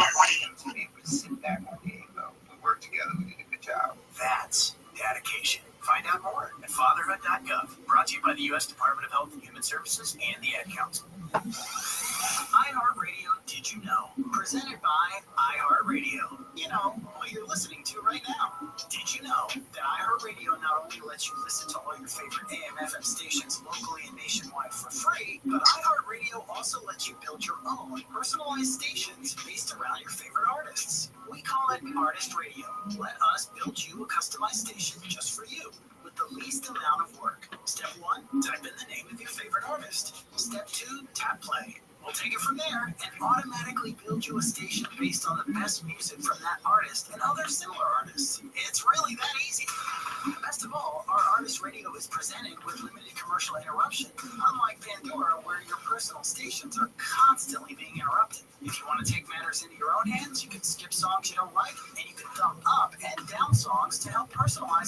station to your exact taste. And best of all, Artist Radio is free. Check it out today. Search your favorite artists, hit play, and we'll take it from there. iHeartRadio, #1 for music, radio, and podcasting. All in one app. iHeartRadio. Here's this week's iHeartRadio countdown of the top TV streams. Here's what you've made popular by getting your stream on. Starting us off this week, the Hulu docuseries Perfect Wife, The Mysterious Disappearance of Sherry Papini, followed by the new season of Mayor of Kingstown, starring Jeremy Renner on Paramount Plus. Season 2 of Interview with the Vampire on AMC Plus is in at 8, with the Netflix drama Eric falling back to 7 this week. Orphan Black Echoes on AMC Plus, starring Kristen Ritter, is up to 6, followed by the sci-fi drama Dark Matter on Apple TV Plus, falling back to 5. And House of the Dragon on HBO and Max is in at the 4 slot. The top 3 starts off with the new Star Wars series, The Acolyte, on Disney Plus, the award-winning dramedy The Bear on FX on Hulu, and for the Jorge Masvidal getting sued. WTF. No, we Caspian CU level 2 to level 1. And I have to be careful in the chat. Try not to promote violence, because that was not a good situation. And, I was lawfully vindicated, so that's part of the reason why I'm back. But, Kick, they had to ban me, dude. Again, for a few months, And that's never going to happen again, dude. We're going to be so careful about. And I got hurt anyways. I'm not going to be doing really much IRL, dude. Especially at night, dude. It's too hot. Rabbi just sent you a DM in Discord. Please accept Rabbi's friend request and send Discord link. Yeah, man. Wappy is on the level. I will. And if anyone gives you shit, Rabbi, just, what we already discussed, just make sure you explain. I send the invite.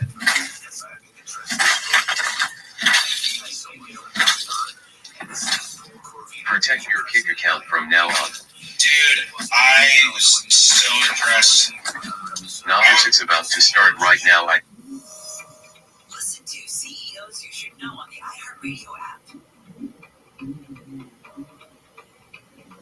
Free-range, non-genetically modified, handcrafted, artisanal, gluten-free, stimulating talk. KFI. KOST HD2. Los Angeles, Live everywhere on the iHeartRadio app. Hot, dangerous. I'm Mark Bronner, live from the KFI 24-hour newsroom. A lot of wildfires are burning across California. Two of the bigger ones are the Lake Fire in Santa Barbara County and the French Fire north of Fresno. ABC's Jacqueline Lee says more than 1,000 people have had to leave their homes when the main highway into Yosemite National Park has been closed. When you think about all the factors that lead to these large-scale fires, you have several things. You have the record heat, you have the wind, and you have the low humidity. And in Death Valley this weekend, we are expecting temperatures to get as high as 129 degrees. She says the French Fire is only 20% surrounded. Nearly half the U.S. population is under some sort of extreme heat warning or advisory as a historic heat wave sweeps the country. Fred Fielding with LA County Fire says the triple-digit temperatures here in California are incredibly dangerous. Well, we want to make sure that they're staying indoors between the hours of 10 and 3, stay hydrated, rested. Fielding says temps will remain 20 to 30 degrees above average through the weekend, with highs in the upper 110s and low 120s in some areas. Death Valley could clock a scalding 129 degrees, just 5 degrees shy of the hottest temperature ever recorded on Earth. A proposed lithium battery storage site is worrying some residents in San Juan Capistrano. The 250 megawatt facility would cover 13 acres of land in a canyon area owned by Saddleback Church.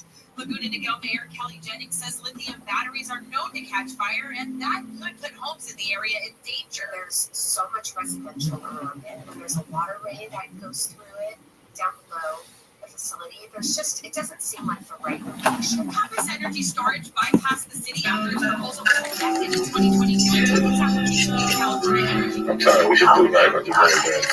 Sing this song.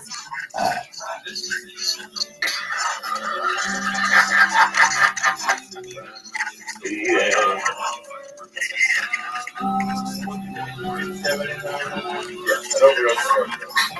Ain't nobody overdosing.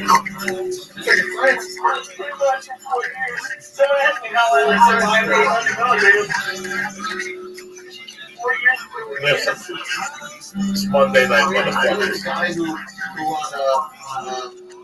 what's it called? Princess Bride. The colors, the poisons. Oh, right. Yeah, he worked. Like in half a decade, with all the colors. In like 20 years, you'll get probably. One other one, go. One other one. Yeah, you have to do 4 hours. We do half. Yeah, we did. You have to do half what we did. I got a show about it. What show? Tomorrow night. What? Well, come on tomorrow night.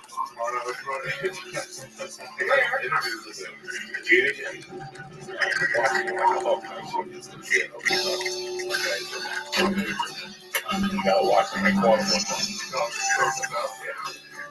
I used to do it at the beginning. I got some talking about talking. Really? He didn't think I knew. He doesn't know that fucking talking doesn't. He invented that. He invented that fucking move, cocksucker. What do you think you're dealing with here, huh? You're at home, you're having a good time. You know I love you motherfuckers. If you got the doors, put them on. I don't know what you got at home. If you got pool, whatever. As long as you're getting your head together, get your notebook, look out the window, don't jump, just look out. Here we go. Take this motherfucker.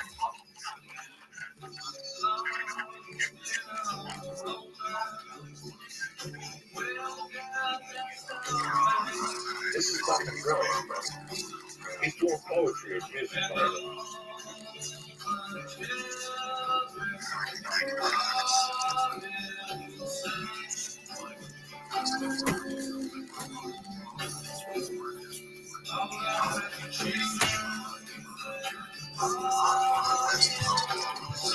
What'd you say? You want to smoke another bowl? You know what? I couldn't hear you at first.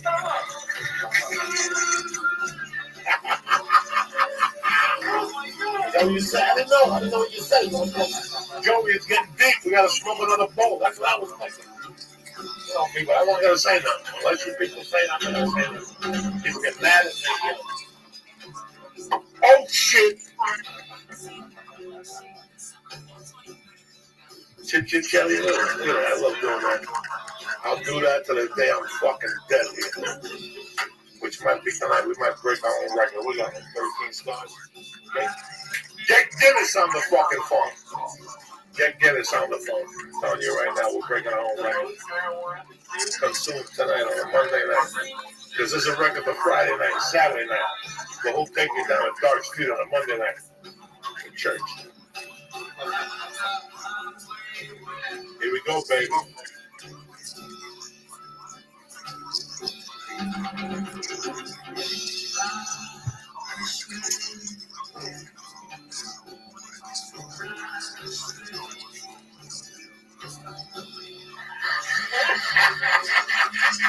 Ride the snake, cocksucker. Ride that cocksucker. There you go, Ben. Anybody else? Look at Ari's still alive in this battle. Fuck it. We're going deep tonight, cocksuckers.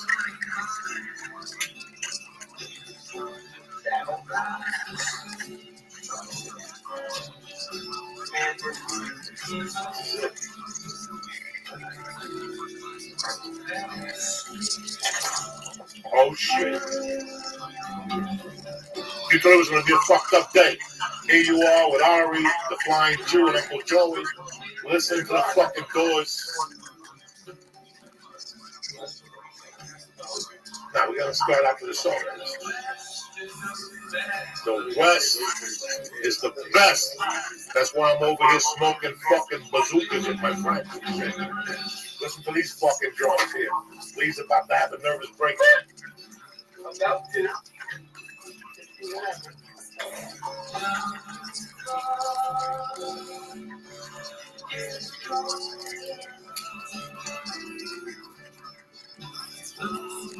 We got everything here too.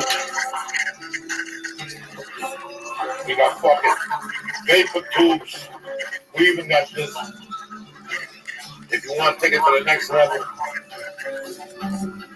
And this here is from Eureka. They got vapor syringes, you understand me? You put the needle right here, and you put it right in your fucking forehead. And you shoot the THC right into your fucking brain. You're high for 12, 15 hours. Let's say you gotta go to Europe, whatever the fuck you know. You can't stick this in your skin, you dumb fuck. This is a little oil here to put on fucking joints, pipes. If you got a butt, you follow me. But you know what? Whatever you want to do, right? Get a fucking stick it right in this fucking thing. Who gives a fuck anymore? It's Monday night, March 14th. You gotta ask yourself. You went to the room with his sister lived.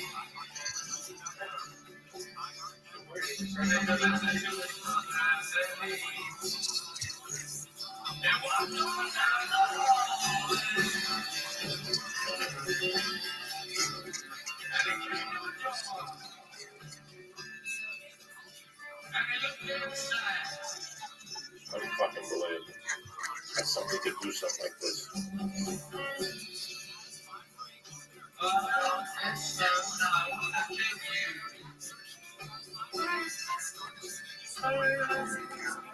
This is when he's in the bushes.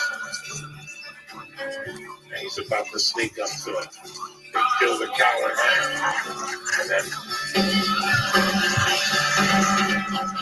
Are you fucking crazy or what? Jesus Christ. Jesus Christ.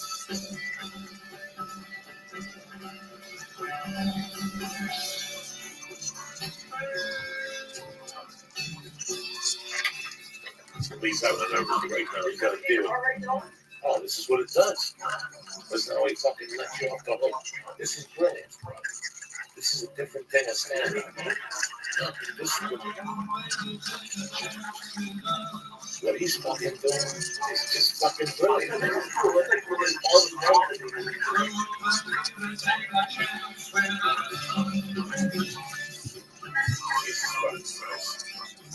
I'm happy I wasn't around when this came out. I would have shot myself. I would have shot myself without even thinking about it twice.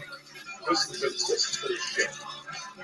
If you're high on acid or something, you're listening to this, you have no idea what this is doing. You're like, I'm fucking worthless. I can't write nothing like this. Oh yeah, this is he dragged you to a fucking dark street. You're not gonna have the army right here. And then after this, you don't even need to do a podcast.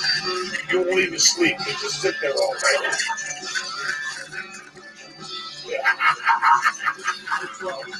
This one song.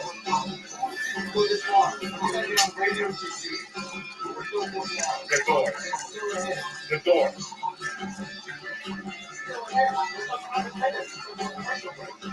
Listen, man, he fit this into a box now. This is brilliant. Right there, he's got the sword, Martin Sheen. Tonight, go home and watch it. He's got the sword, he's got no shirt on. Marlon Brando's weightlifting. Kill me, Marlon Brando. And then they show the Vietnamese killing the cow. They cut the cow in half until the cow breaks in half. And they show Marlon Brando just bleeding. This is brilliant. This is fucking total. This is complete, utter mind fuck. This is too much.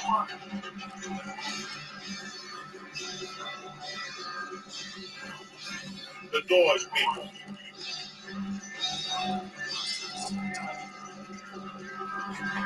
Just too much. I picked this up.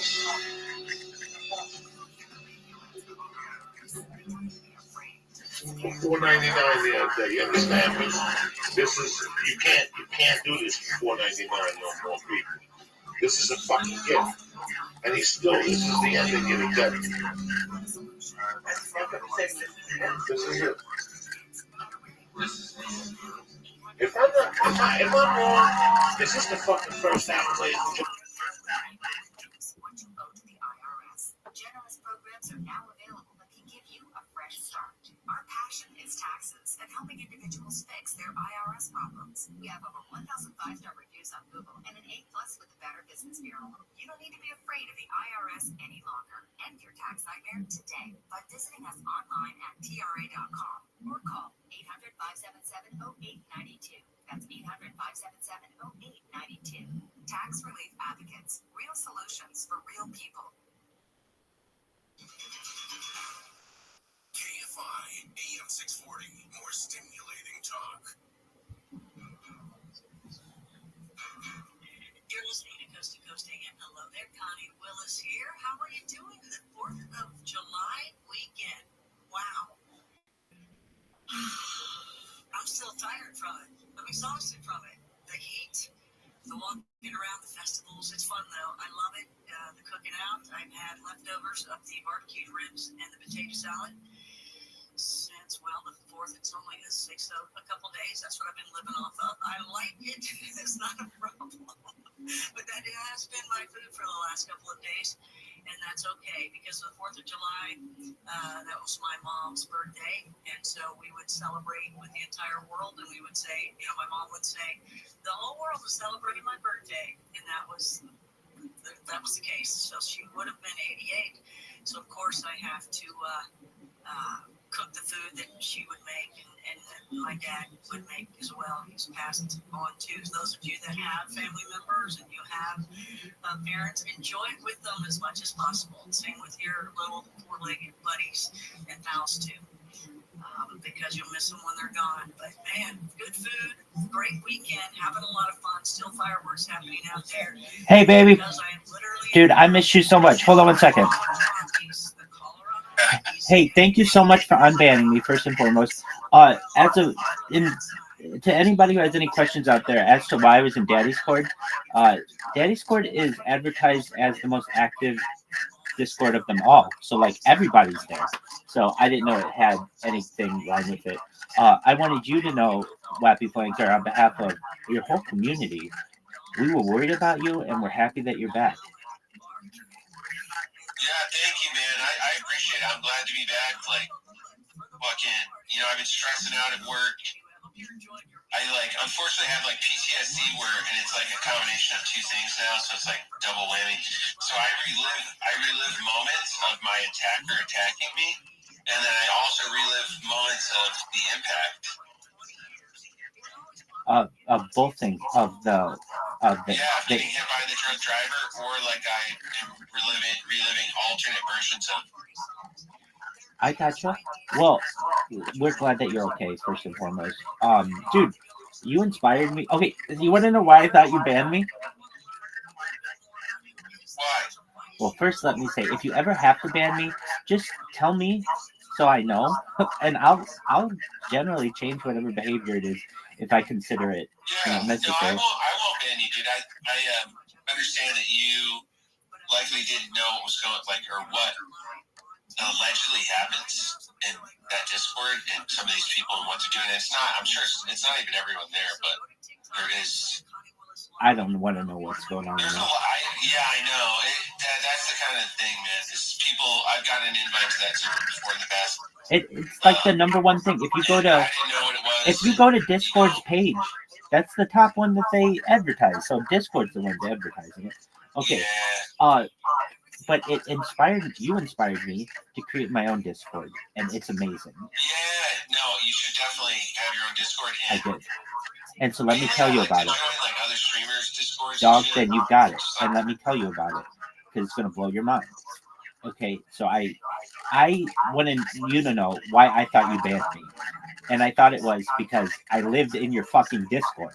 And I could completely understand, dude, get the fuck out of my Discord. We just met. Why are you in here? I said you could come in for 10 minutes or whatever, not 10 days. So I completely understand that. And I figured, I overstayed my welcome. So I completely understand. I want people in the voice chat at all times. Exactly. Well, that's what people should want. That's what smart people would say. Yeah. You want it as active as possible. So. No, I was upset when I felt like you weren't in there as much, to be honest with you. Oh. I was like, what happened to Rabbi? He was in my voice chat all the time, then he fucking disappeared. So, it was almost like the opposite of what you're saying. That's funny. I remember we had a really good rhetoric, really good rapport. The last time I remember talking to you, we were in Amaranth's Discord, and somebody came in there, and I forget exactly what happened. Banned you, but she also banned Chris K. So. Well, I have theories why she banned me. it's not that I said anything wrong necessarily. I had a friend of mine who I invited to come into that one as well, and he said some things that I wasn't happy that he said about me. He'd be like, "Oh, Amaranth wants to suck Rabbi's dick." Like, if you say that, like, dude, I'm gonna get banned for that, you jerk. Why would you do that? But he was just trying to be funny or whatever. Anyway, no big deal. Oh, that could be. Dude, no big deal. Wappy Flanker, I've taken over Kick since we last spoke. Absolutely fucking taken it over. So how long have you been back? Just like a wee bit. Just like a day. Yeah, exactly. Just like 24 hours or so. Okay, good. So you don't know about my botch yet. Dog, I'm taking over. It's like, what do you mean? I can tell you that. Do you know who Vitali is? Yeah. Hell yeah, he gave me a shout out within the last 24 hours.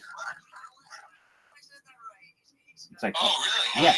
It's like, Rabbi, how did you go from basically, like, when I met you, you were the first Kick streamer with whom I ever had any interaction. You might have been the second person I ever followed on Kick. So you should know, like, it all kind of, you didn't necessarily start with you, but you were part of the inspiration. So what did I end up doing? I bought 4 laptops and programmed them. Dog, these things have taken over. Here's what they do. They create an account automatically. I press one button. It creates an account. It does the OTP, the one-time password. It logs the account in. It then goes to the front page of the just chatting. It goes to the first person. It follows them. It creates a clip. Within the clip, it puts my... Be careful, Rabbi, because Dog. Don't say all that because... Dog, I'm updating you. I already know what Kick has done. I've already talked to their moderators. Aiden Ross knows exactly who I am. So I'm making you aware of what has happened. So this creates trust me, I have had so many Kick accounts banned since we've last spoken, it's ridiculous. Thousands. I could have tried to ban evade, and like I had other accounts where I would watch streams, but like not chat, but just so I could follow like the streams I wanted to watch again and like watch them. But I wouldn't chat, and I was like afraid to stream, so I was like, dude, I don't want to get like permanently banned for. Of course you would. Of course you would. No, just know I've told this to and shown this on camera to at least 30 different Kick streamers while they've been streaming. I have no worries about this. Okay, and like, who are they? Orlando Jet is one of them. He's in Australia. I've streamed it and shown Citrus. If you know who Citrus is, I did that in the last 24 hours. Just a bunch of people. Anyway, so what this thing does is it follows a person. It creates a clip. It puts my linktree.com/Rabbi Rothschild in the chat, in the title, and then it spams their chat. And then it just does this. And then Kick comes in and bans them every couple hours, and I just have it programmed so that it creates a new one. So it's basically been the Kick moderation team versus Rabbi Rothschild now in an epic struggle. Oh, yeah, no, it's been wonderful. No, it's been great. It's gotten me more attention than I've ever wanted in my entire life. No, Rabbi, I'm getting like pains, dude, right now because I got hit by the car, and I'm anxious right now. I don't want to get in trouble for like seeming like I'm a part of this. So, can we talk about something else? Certainly. So I built a Discord that within the Discord, you can listen to music on one of 30 different music stations. You can listen to Joe Rogan podcasts 24/7, Joey Diaz podcast 24/7, history lectures 24/7. I also have an area in it where you can watch music videos. You remember how people used to have music videos? Well, hey, Rabbi. Go ahead. I gotta head out for a second because I gotta step away from the computer. You do what you need to do. I'm gonna take some kratom, Jim. I'm in pain. I don't have any pain meds. I need this. I don't want to talk about this anymore because I am really paranoid about getting banned on Kick. You're good. We can talk some more later. Here's what I want you to do. Check out my Discord. Come join it. No, I know. I will. Okay. I sent you the invite. Just go to my Discord. Yeah. I will talk to you later. It's not like I'm not going to talk to you. Beautiful. Dude, you unbanned me. That's all I wanted. I appreciate it. And thank you for telling me why. I don't want to talk about any... I heard you. Anything that involves getting banned. Like, if you're getting banned doing stuff, like, please don't tell me about it. Okay. It's fine. Like, you're free to do what you want, but I don't want to be... I understand. I wouldn't either. You're being smart. You know what I mean? I understand. So you go. You don't have to leave. We don't have to talk about this. I wasn't. I was talking about music videos. No, I know, but I do need a break. I will be back, all right, man? All right. Excellent. I Rapid love you, Center. brother. You Right? can, hey, Talk to you in a little bit. all I want you to do for right now is just join my Discord.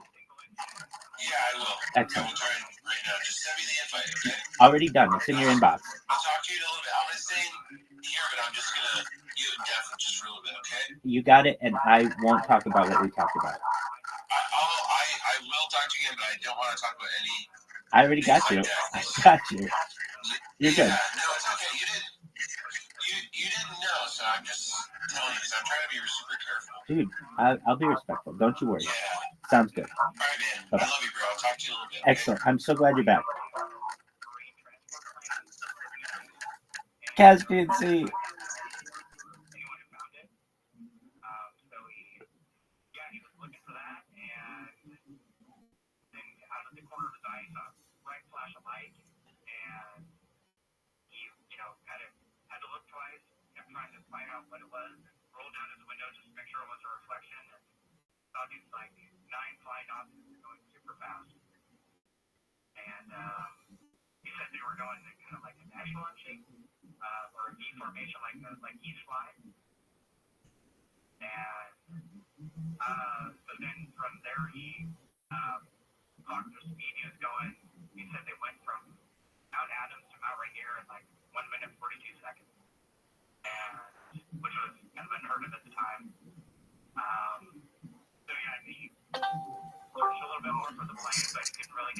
Caspian Sea, can you hear me?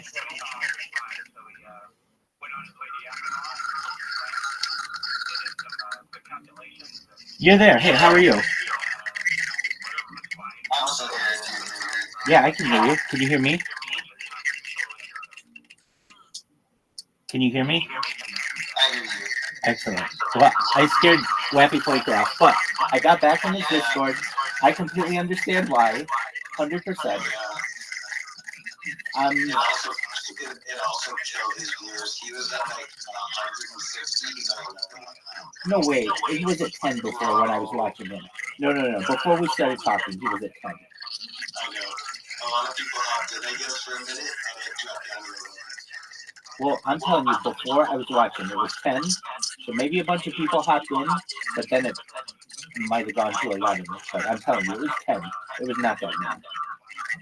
Now, did you hear him say, I'm going to try to get this to be like back up to 50 viewers again? Yeah. It's okay. So here's the thing. Well, people come out and say it. I've heard people say it. Action Man says it. Everybody's buying their viewers, but Wappy Funk is buying his viewers too. He just doesn't want to be caught on the social media saying it. He's very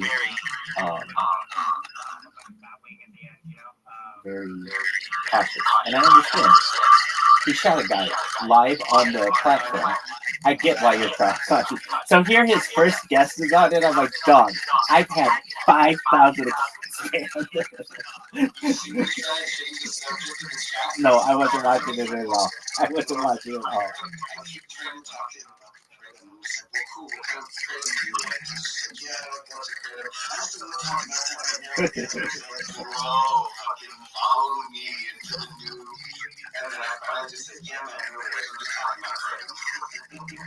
I get it, and I get why he's super what do you call it?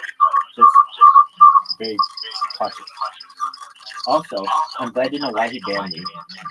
So I wish he would have told me that in the first place. Just like, hey dude, you were in this Discord. That's a questionable Discord. However, it's the biggest Discord that there is. So it's basically saying like, I mean, I could say, dude, you're weird. Could you use the entire platform? It's like, oh, if that's why I got banned from your that's why I got banned from your Discord, is because I'm in a Discord that has 550,000 users and over 400 people in the VCs every single day. It's a very active Discord. I would expect the most active Discord to probably have the most amount of things.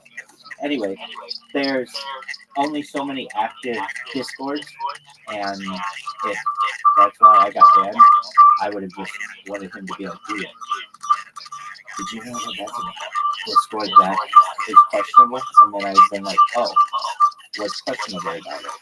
And you're like, well, the first thing is the name is Dad Scored. And they'd be like, I know, but if you read the whole title, it says Dad Scored, VCs, 24/7 chat, create your own chat, emotes, memes, it's all kinds of stuff. It's not that. And when I go in there, there are like 30-year-old people in there, at least in the VC that I had been in. And so I want to know what it is. I know Rappy Flanker's friends, and they just did not like me in the first place. So they were going to tell him anything bad about me, which I did. And Rappy Flanker doesn't know me. I was somewhat of a troll that he was nice enough to invite into his Discord. So I get it. And also, he's never seen my shit. There's a big difference between me watching you and you watching me at a random time when this guy could be, I don't know, creating a bomb or something. He's just like a normal person, just like living life, checking his phone or checking his email or watching a podcast, whatever. Like, these are just things that normal people do. And then you get to notice, like, okay, not so different than anybody else necessarily. And then you kind of get sucked into it. Then you're part of the ecosystem, because then here's what I want. Is basically when anybody ever goes on the internet, they go do what they want to do, and then they get bored and they say, what the fuck is that rabbi doing? And that's what slowly happens. At least with my Discord, I ask people to come in once a day. That's my thing. If I tell people like, oh dude, I live in here, you can live in here if you want, that's cool. And very few people want to do that. But if I say, come back tomorrow, same time, same station, let's have another conversation, that's the best way for me to do it. Because then it's like, oh, okay, I just have to pop my head in. I don't have to fucking live in there with this person.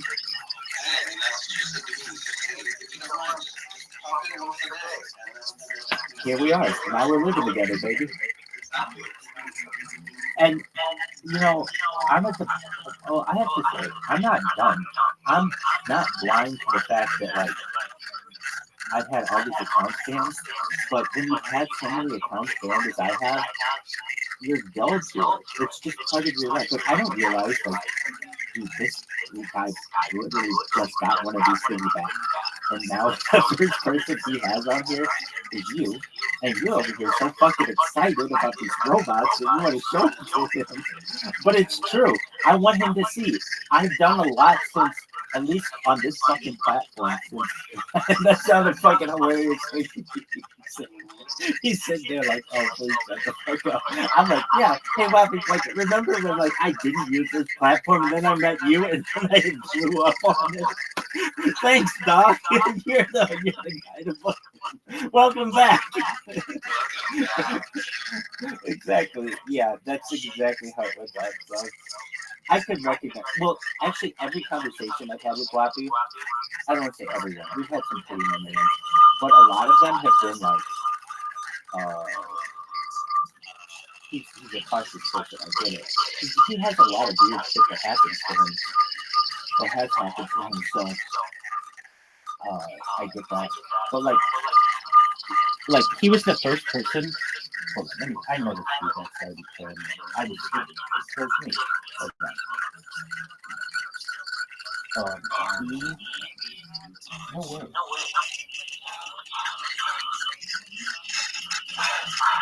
There's a thing called the rabbi effect in a lot of things in the future. One of which, though, has to do with microphones. Whenever anybody hears that reverb sound, that's just known as a rabbi sound. It's like a rabbi sound or something. It gets to be known as that. Like how we call an echo, that would be known as a rabbi, that reverb sound. And then, because it happens so much, they have to create some kind of software to improve the quality, reduce other sounds, reduce that reverb. But it's not that hard. You know, if you just put a fucking link through a converter and it changes it all for you. Anyway, as I was telling him all this, I know that these are things that he doesn't want to fucking hear, but you can hear it. I hear it in my own voice. I'm so excited to tell the folks, dog. I was nothing on this platform. Then I met you. Then I started showing everyone. I'm gonna fucking flip the camera. I'm gonna show him the pointer, and he's gonna be like, God, I scratched that on this fucking platform. So I get it. Why there's anxiety, but you can still. You see the fucking smile on my face. I was happy to see him, happy to hear him, but happy to find out why I got banned. And to find out that it was so fucking small. Oh, easy. Like I told him, I thought you banned me because I fucking lived in your fucking thing. And I understand what he was saying when he was like, and then you weren't doing it as much. I wondered what happened. And what happened was I didn't want him to like get mad at me for streaming so much more. I streamed him for like a week straight. So I figured, alright, that's good for now. I'll stream other people's things too. And I can't believe it's taken me this long to create my own Discord. Like, yeah, why the fuck didn't you do? People have suggested this to you, dog. Why wouldn't you have done this before? And it was really, exactly. I mean, I still wouldn't be doing it, even if you were like, Rabbi, I'll spend all day, all night with you over here. I'd be like, dog, still, nobody's going to come in here. I don't have anywhere to advertise it. I'm saying Kick. And now Kick, oh, it's game over. Even if I were on, let's say, TikTok, I spend more than any person ever on TikTok, easily. I have 1,000 accounts, and each account has many different things that they stream, or that they spam. And even that, I was spamming to go to my website, and I can tell you that it's like nominal effect. Or because a TikToker, I don't want to say their average age, but the TikToker who's seeing my shit that is just randomly on the internet is like 12 years old. They don't have any power in this fucking world. They're like have a device that their parents gave them, and they're just going to swipe next on the next thing. However, Kick is like, I can see you, and I can see your fucking reaction to me. And now I even say it when I troll people, I say I'm like a lion on the Serengeti, and I am looking at a gazelle, and I have to get everything right before I fucking spam the shit out of them. But basically, I target them, and then move on to the next one. And that's what spamming is about. Look, one person's spam is another person's marketing. And that's brilliant. Like they say, one person's terrorist is another person's freedom fighter. One person's spammer is another person's marketer. And the reason why they don't like, well, number one, spam's fucking annoying as shit. I get that. But the reason why the powers that be, is because it's free, and they want you to have to pay for their marketing, and they want it only done in certain channels and in certain ways. And this is basically guerrilla marketing. Dude, do you know why it's called spam? But like, why did it get that term?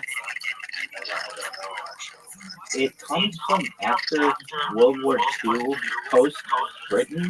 They had purchased all this canned meat, and they had it years after the war, and so everybody was so fucking sick of all this canned meat in the 1950s that anything that just became something in excess, that became almost at a point an annoyance, was known as spam. And then that's how you get spam mail and spam email, and then spam. But they use that term to just mean control of information. I can tell you, I'm even going to put it, like some of the things that I've done, I'm going to build out the Discord a little more. I'm going to put my calendar in there. I'm going to make like a little bit of an explanation. Oh, you know what? So that calendar, remember I was like, we're going to work on somehow to get it so that Shabbat is the 7th day. It doesn't fucking matter. I forgot. So once we rebuild the Beit HaMikdash, whatever person does that, that person's Mashiach. That person's whatever person that gets that shit done. And so then, as Jews traditionally, we have thought when Mashiach comes, every day is Shabbat. So it doesn't matter anymore. We'll have so much money that we'll all be able to retire, basically, and live off interest. So that's why I'm looking at it and I'm like, how are we gonna fucking do it? That's how it is. Anyway, if it happens, hey, I'm all for it. Okay, and if not, somebody else come up with a better fucking calendar. I don't care what it is, just have it make sense. Exactly. One thing I also didn't say about that calendar, every month has 40 days. I did say that, but let's talk about those things for a second. Why that's good for the world. See, here's why I'm going to very easily be able to convince the corporate world of this.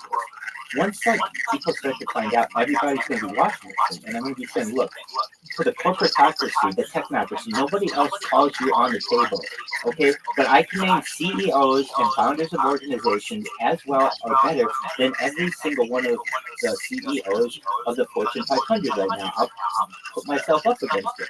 So you tell me about the founding of Standard Oil. You tell me about the founding of JP Morgan Chase Manhattan Bank.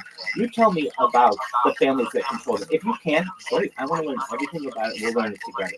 But basically, this entire thing is for the world to learn, to be on have like a source of information, basically a fountainhead where we can always learn new cool shit. So for the corporatocracy, I'm telling you that you need to change your calendars. Now they're going to say, look, we'll do anything if it makes us money. If it makes sense, and it makes us money. Okay, so how's it going to work? The work day, we're going to make it so that you still get the equivalent of whatever 40 hours would have been in this new system out of your employees. In addition, when it's great for accounting purposes, that's why you're going to want it. No longer are your fiscal years going to differ because of leap day, because they differ basically once every 4 years now, and that can affect bottom line. Also, no longer are you going to have to worry about whether a month is 28 days or 31 days. That makes a huge difference when it comes to how people get paid.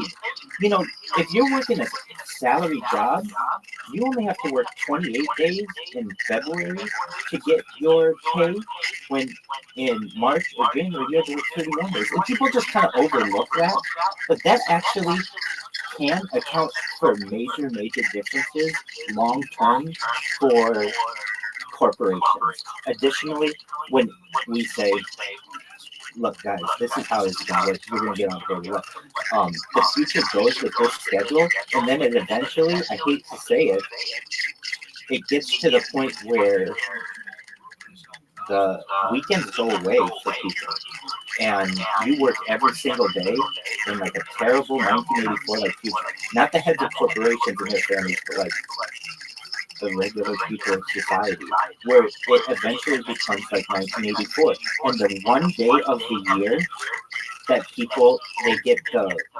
1 minute of hate in 1984, where they all scream at a screen at like a one hated individual, and then that's the only celebration that people get for the whole year. That's what we're moving towards. So I'm just making you aware that that's the long term. The corporation eventually gets to enslave people as much as they want. So the heads of the Fortune 500, they're going to get their wants. But for now, they should understand that in order to align everything from a standardization point, we have to get people on common months, common years, common hours. Additionally, a thing that goes away, the time zone goes away. So, and it goes away right when people, not like immediately, but you know how time zones are like kind of arbitrary and were only invented in like the 20th century. It's essentially been unnecessary. It doesn't matter if you're in the Pacific time zone or the Kuwaiti time zone. We're talking to each other at the same time. That's all that matters. And so in the future, people will just be fine to know that noon in Paraguay is not always going to be daylight. They'll be fine with that, or whatever we consider noon to be. And that's how it's going to work in the future. Makes sense. Well, we'll see. Something's going to happen. I can't think of who the hardest was on this track.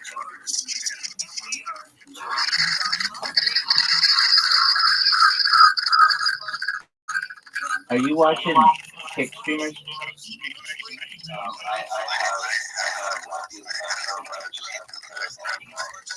Dude, is Wappy still streaming?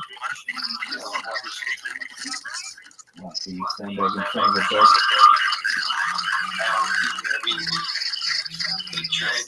He's so fucking paranoid. As soon as you're done checking, he was just like, no, I'm not getting off. I'm just going to go stay down with the pain. You know, something evil about recommending anything to anybody. I'm just like, bro. He's fucking paranoid. He's cautious. He's overly cautious. Right. Well, I know anyone with whom I have this type of discussion. I mean, even you, when you're streaming, it's like, hey, calm down on the whole, this is how I'm taking over this fucking stream, or this fucking platform, while I stream on the platform. It's basically like, it's like a snake sucking its own dick. Like, it's like this circular thing. Yes. Now that you're back on Kick, let me tell you how to scam it. Exactly. And I was just so proud. Rabbi, frankly, you're just never gonna believe it, but Rabbi has now just become the most infamous spammer because he met you. You're the one who introduced him to the platform. It's so funny. It's like, please don't say that I'm the inspiration for you. Right. That might not be the company. Hey, welcome. Welcome, Tristan. Tristan, how you living, baby? Tristan, how'd you find out about us? How did you find out about this stream? This Discord, I should say. I remember we did a podcast episode. Yes, now I remember. Now I recall. Yeah, last week. How are you? What's good? Dude, let me show you the world's greatest Discord. So we have my friend Caspian C. Welcome. And below here, you're going to find all my links. So you see all my Rabbi Rothschild stuff, including a link to all 8 of the simultaneous YouTube channels we have going. Then below that, you are going to find live up to the most recent Reddit posts for a variety of subjects, including everything from art and anime to technology and world news, sports, gaming, quite a few different things around that. And you just click on them and you'll see, like, oh, wow, these just came in. Whatever's on Reddit is now in that section, but it's all nicely digestible. And it has all kinds of different news aggregators in there. Then from there, you're going to find 30 or so radio stations, everything from history lectures to Joe Rogan. Every Joe Rogan podcast, every Joey Diaz podcast is in there just playing 24/7. We've got Beatles radio, we've got oldies radio, we've got classical music in there. And then below that, you'll find a section of hand-curated music videos. And you just click on an artist. That part isn't fully built out yet. This is still all a work in progress, but I'm getting the biggest artists of all time and putting their biggest music videos in there. How do you like that? That sounds very interesting. I was wondering, you know your profile picture where it's Guinness World Record. Do you think you can send me that? I'm going to use that for the Absolutely, I'll send it to you right now. Absolutely. Anything else you need? I just wanted to see what your Excellent. Well, please feel free to come in whenever you want. I'm live in here 24/7.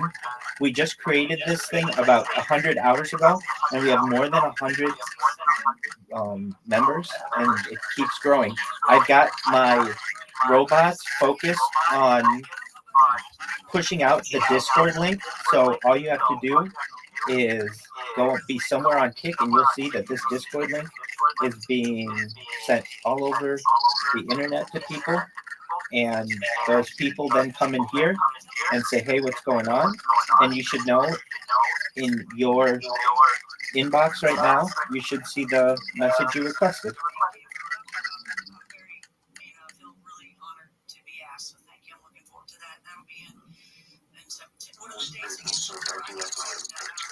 Thank you. You know, when there's more people here, when it grows, there's more different kinds of lounges to hang out. Exactly. It's much more inviting looking through it. You know, like you could have a whole bunch of people hanging out listening to everybody wants to move forward just like the music. They could just be in there chatting with each other while that music is going on. They could be that's what they want to have a chat. Exactly. 100%. And you never know if there was, you know, music videos that are, Exactly. Hey, Tristan, did you get the DM? Excellent. Yeah, so anytime you want, feel free to hang out in here. Always live, and please send invites to all your friends. This is going to be the biggest Discord in the world.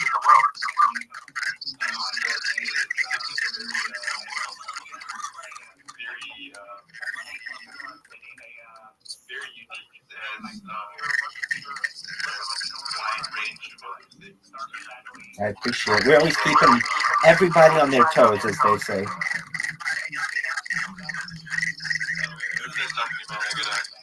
Take care, Tristan. Pleasure. Come back anytime.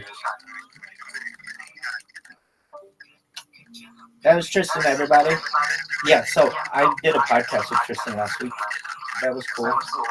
It was impromptu. I don't know how. I think I just randomly joined a Discord server, and there were like 10 people in there, and I started talking to them, or somebody sent me a link into a conversation.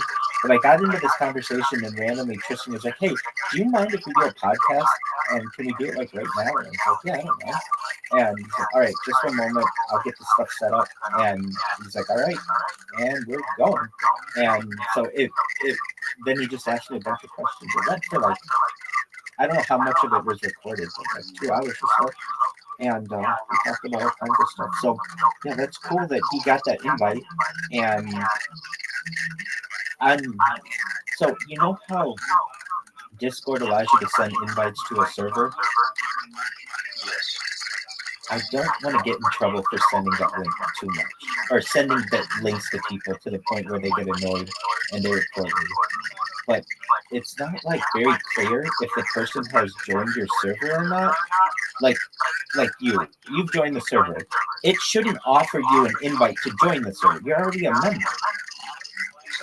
And I don't know if it does. It knows the difference. When it shows up on the server, it shows up as like a chat bar, like a post. So everyone can see the post, just like everyone can see me say hello or see me waving. Even like when like I send a little cute emoji waving to Plastic Flaker in general right now, anyone can see that. Right. Did he join? Yep. Oh, he's amazing. That's cool. I'm so glad he's there. I mean, and I was chatting with him before too. He does I never heard him say a bad word. I was chatting. That's the funny thing, he never has. He's in fact been really, really good to me. It's just he's had some people around him, I think, who can be influential. Yeah.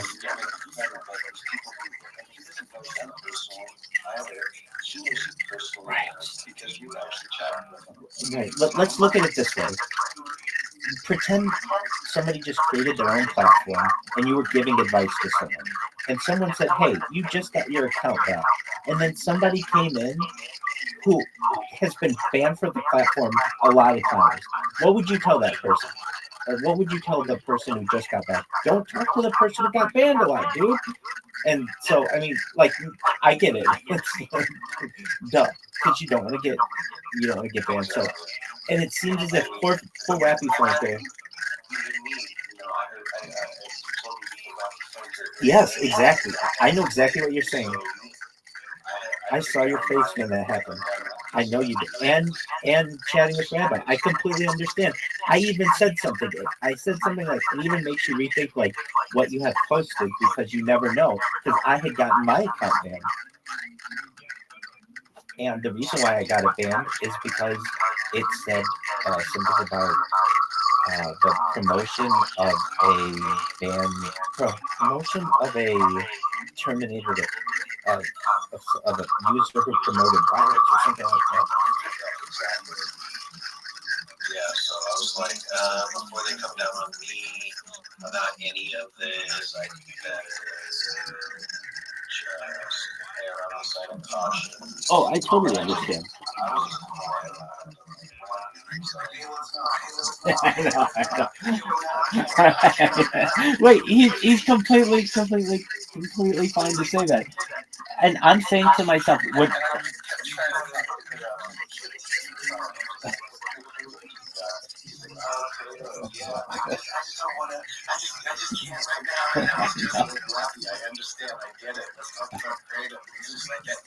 Oh, that's why. Hold on. You should know. Okay, so I was on my phone, and when you're talking on, at least an iPhone, on Discord, it lowers all of the volume for every other app. So you're talking to him, and I couldn't hear any of that.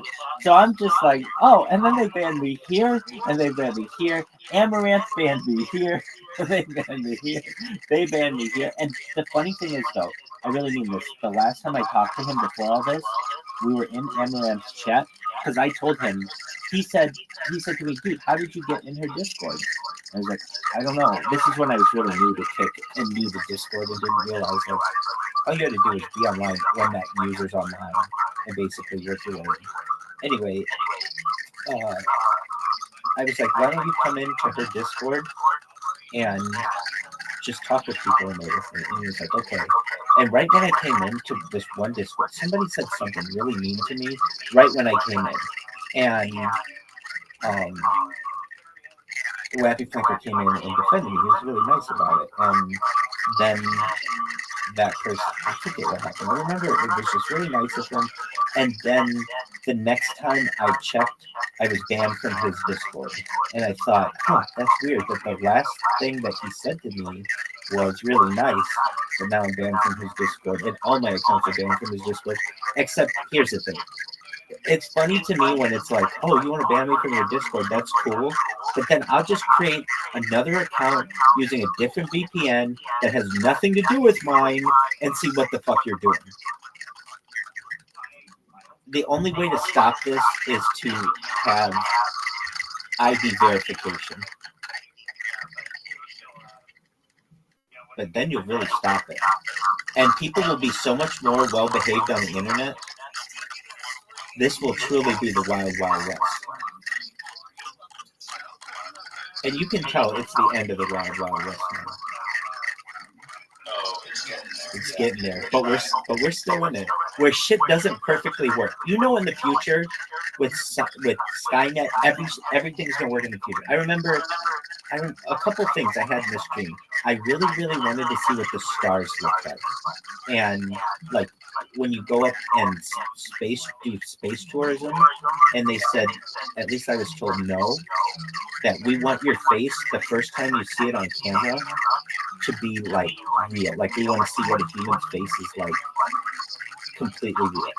And like, but apparently that's the most beautiful thing that a human will ever see of the natural world, is once you get outside Earth's low Earth orbit and you start to look into space, it's just all diamonds basically because there are so many stars out there, and you can just see what seems like forever. Okay, so that's a big thing, and then something about Skynet. Oh, I know what it was. I wanted to know a lot about the technology of Skynet, and there's this kind of I want it to work really well. Meaning, like when I press a button, I don't want there to be any lag. I want everything to be really aligned. Well, this machine that I saw, I was told is basically the kind of setup. So it's this Japanese or Chinese, I think it's Chinese system. When you go to work, have you ever seen this machine when an employee in China goes to work, what it's like for them to get their uniform? They press a button on like a touch screen, and this like sliding door opens, and there's like a perfectly clean folded uniform there, and they put it on and they go and leave, and like it's just a really simple system that I don't even know if they have to do a touch screen just so it can verify with their fingerprints who they are or something like that. But there's also a retinal scan. Anyway, it was a clip that was going around the internet. I'll see if I can find it at some point. But anyway, there was also like this kind of technology that's already been it's already been declassified, but was never used mainstream. So like what? Okay, at Area 51, there, and Bob Lazar talked about this. There was a way to identify a person using the bones in your hand. Apparently, the length of the bones in your hand is very, very unique. Exactly. But that kind of technology is something that humans, mainstream, never adopt. Basically, we go from like fingerprint readers to like retinal scanners, and we like biometrics. Exactly, and we pass by all of that shit. Another thing that changes is face scanners.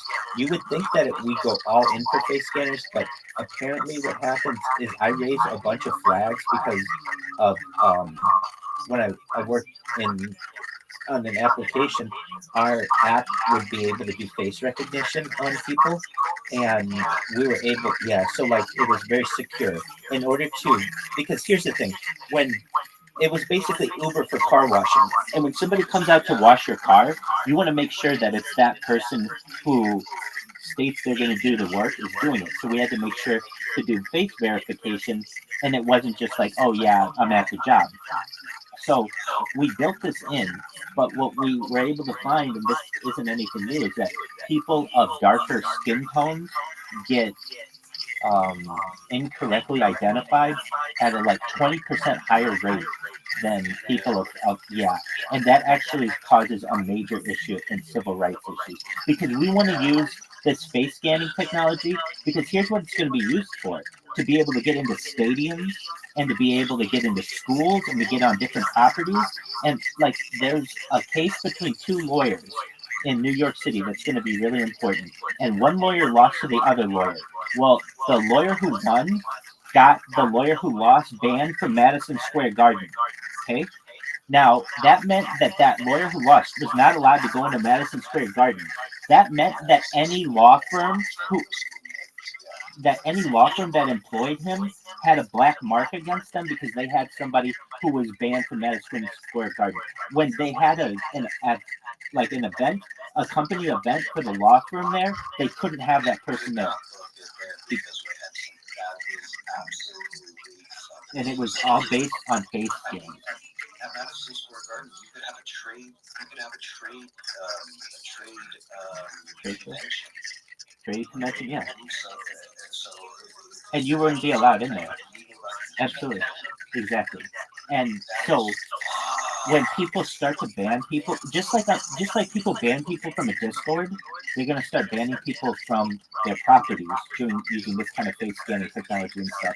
And so actually what ends up happening is face scanning becomes very, very big, it's already very big in China and in the United States, but it won't be put in full force for like 5 years until it absolutely can be assured that it can differentiate between people of darker skins. Because you understand, this is going to cause people to get arrested incorrectly and jailed. And I come out and I'm a huge advocate for people who are jailed, just in general, but especially when this comes out, all those people that Kamala Harris put behind bars, all those people, we get them all out, and she actually gets credit for getting them all out, even though she put them behind bars. She wants the credit for, like, you know how that fucking is going to work. Exactly. And it's just like Ronald Reagan asking the fucking Brits to hang on to the fucking can you hang on to these hostages so that right, exactly, under Carter. We wait until Reagan was inaugurated. 100% right. So these people were fucking basically like prisoners for an extra couple of months because Reagan was in charge of that fucking part of the CIA or whatever. So they wanted to make Reagan look good, they wanted to make Carter look bad, so they didn't release the fucking. Yeah, as I understand, it would have been George Herbert Walker Bush, who was director of intelligence, who just became his vice president. Exactly. And then, from what I always heard, there might have been a coup to just have Reagan killed, but he survived so that Herbert Walker Bush could continue. Totally makes sense. What else about this? Oh, a couple other things. Just while I've got it on my head, these are just interesting things, but there's going to be a new Suez Canal, or a second Suez Canal, I believe, that's going to be built through Gaza in the future. It's already basically cut out that way, but it's going to be huge docks, and then there's going to be like a really nice park there. And what else happens? There's going to be another canal built, like it's like the Panama Canal, but through Honduras. There's a lake in there's the Pacific Ocean, then a little bit of land, and an isthmus through like Honduras or Guatemala, then a lake, a pretty big lake, and you can basically dig a trench to the lake, and then dig another trench to the Caribbean Sea, and or the Gulf of Mexico, and then have a canal. So basically, canals are going to be really big in the future. Oh no, they definitely are. But I mean, nobody's talking about this. Nobody's talking about this. Imagine I have like 5,000 people watching right now. And I'm like, hey guys, why don't we build another canal? And then I get on Google Earth and we start like zooming over the land for it. And then people are like, hey, that's a really good idea. And we look at the history and what kind of like legislation was done and why can't we do this again? What stopped them before? Let's get some public momentum behind this. Like, that's what I'll be able to do. Wouldn't you rather just take a boat down the river than have to worry about a car? Would you rather just hop on a raft and go down a street? You know what I mean? Oh, it's so much bigger than that. Wouldn't you rather just be able to take a boat from basically like 10 miles or like 100 miles or like 2,000 miles because you have to go all the way around South America. And you can't go around North America most of the year because it's frozen. So it's gonna, and if the Panama Canal is blocked, and the big reason for these canals are because during wartime it becomes too much of an issue who controls the canal, and it can cause too many issues with international trade. Did you know that the Panama Canal was closed for like several years, and caused all kinds of international trade issues? I think it was like almost a decade. Anyway, perhaps more. What else? Oh, so the big two that I talk about all the time are a Bering Strait tunnel, and you're going to get sick of me talking about this until we fucking build it. And that's a tunnel from like Asia to North America. It only takes about 50 miles underneath the Bering Strait, and it's pretty shallow in that area. And so we just build a tunnel. But then you'd be able to take a road trip from New York to London. You could drive it. Isn't that a wild thought?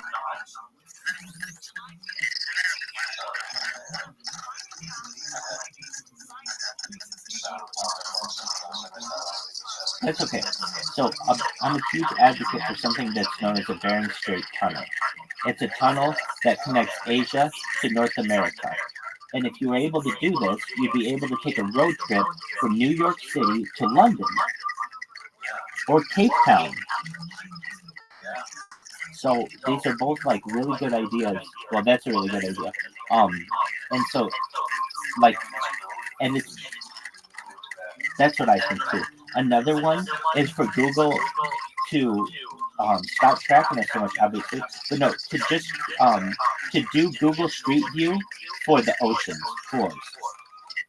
I get them to do that.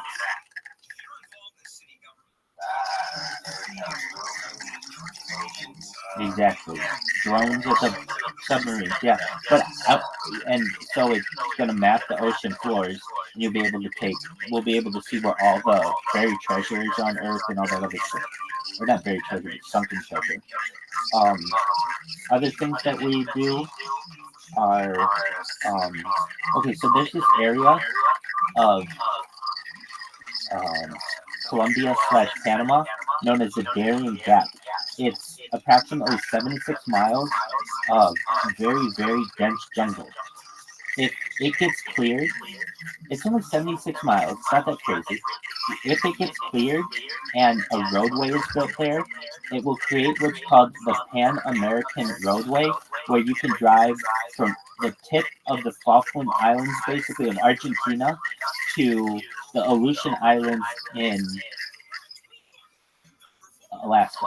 So you'd be able to drive the entire North, South, and Central America. But you can't do that right now because the powers that be haven't finished the road. No. This one has to be done. This one has to be done. And it's going to be done. You have to understand, it's worse. The argument we make is it's worse because the people who live there are polluting that area far, far worse than just putting a road through there. Putting a road through there isn't that bad. We have to clear basically like 6 meters across for 76 miles, as opposed to the people who control that area continuously just dumping oil into the area there, and also it becomes a choke point for international human and drug smuggling. It's basically the point where all of South America reaches Panama. There's this little area that they haven't cleared. They haven't cleared the forest there on purpose because it allows for a lot of international trading and things like that.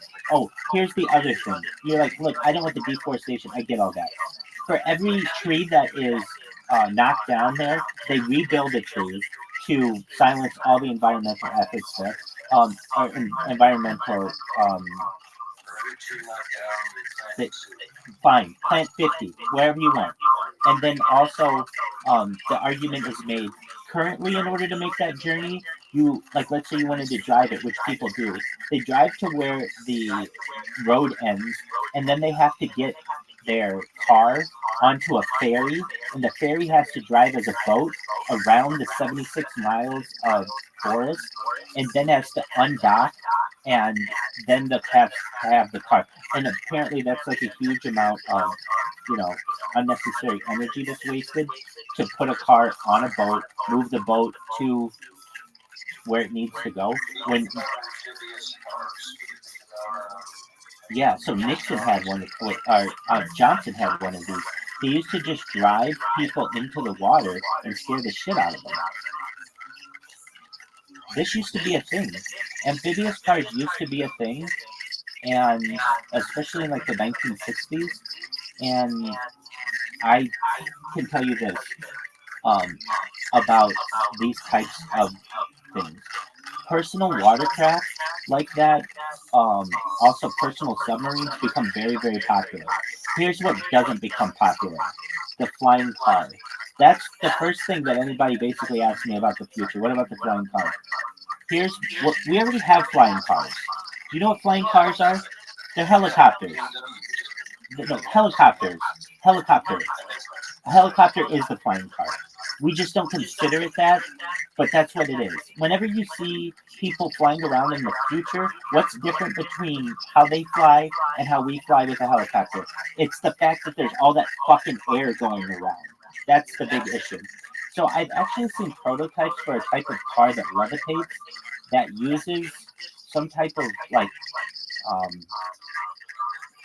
air intake like that, that is very quiet. So I can tell you over the course of the next 100 years, between the haves and the have-nots, the helicopter will become much more abused. And I can tell you, at least in LA, it absolutely is. You know, they don't want the lowly people in LA seeing how many helicopters are flying overhead, which they do. But if you fly along or if you drive along the Pacific coast, like between Malibu and San Clemente, and just look at the ocean, you'll see it's almost like a I would say like a freeway of helicopters that are just taking people, the rich and famous, from Malibu to Orange County and doing whatever they need. But they don't fly over LA because they don't want everybody to be like, man, I want to get in a helicopter, or, you know, man, these people have too much. So in order to make it just very quiet, they do it along the ocean so nobody sees them, or very few people see them, because in order to see them, you have to have, you know, ocean property. So instead of flying a bunch of helicopters over Compton and all the people in Compton saying, what the fuck, we want one of those, the people in Compton never see them, and they just think that they're driving big cars. Also, I'm the chief. If anybody asks, because I have some articles out there, you're chief rabbi what? Well, Israel and the world and everything else, but specifically Compton. Of any place that I want to be chief rabbi, it is Compton. And well, I have never lived in the city limits of Compton. I've lived in Long Beach, and I have worked in and around Compton, and I really think it's beautiful. And I'm going to speak very highly of it. It's horse country, or it used to be, and people don't realize that. So it can vary. I mean, look, I consider Compton nicer than Boston and New York because it's warm all the time. So, anyway, what else? There's something else that I wanted to say, perhaps about the future. Anyway, back to Wappy Flanker. I completely understand. He joined my Discord. I'm happy about that. And do you remember his friend, the guy who did the?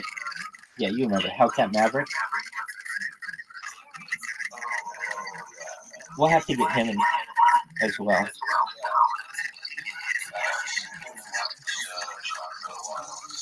I haven't either. That's true. Dude, Das is hooking up with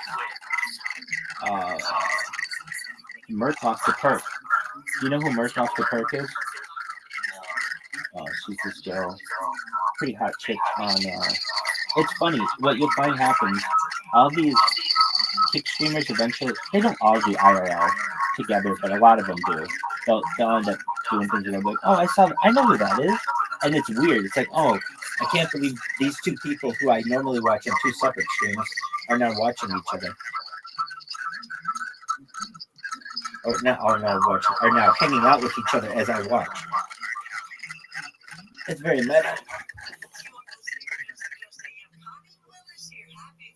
And I think a lot of it happens in Florida. Kick has some kind of like headquarters. It's in San Francisco, but they had like a Kick house in Florida or something like that. Like a lot of shit happens in Miami.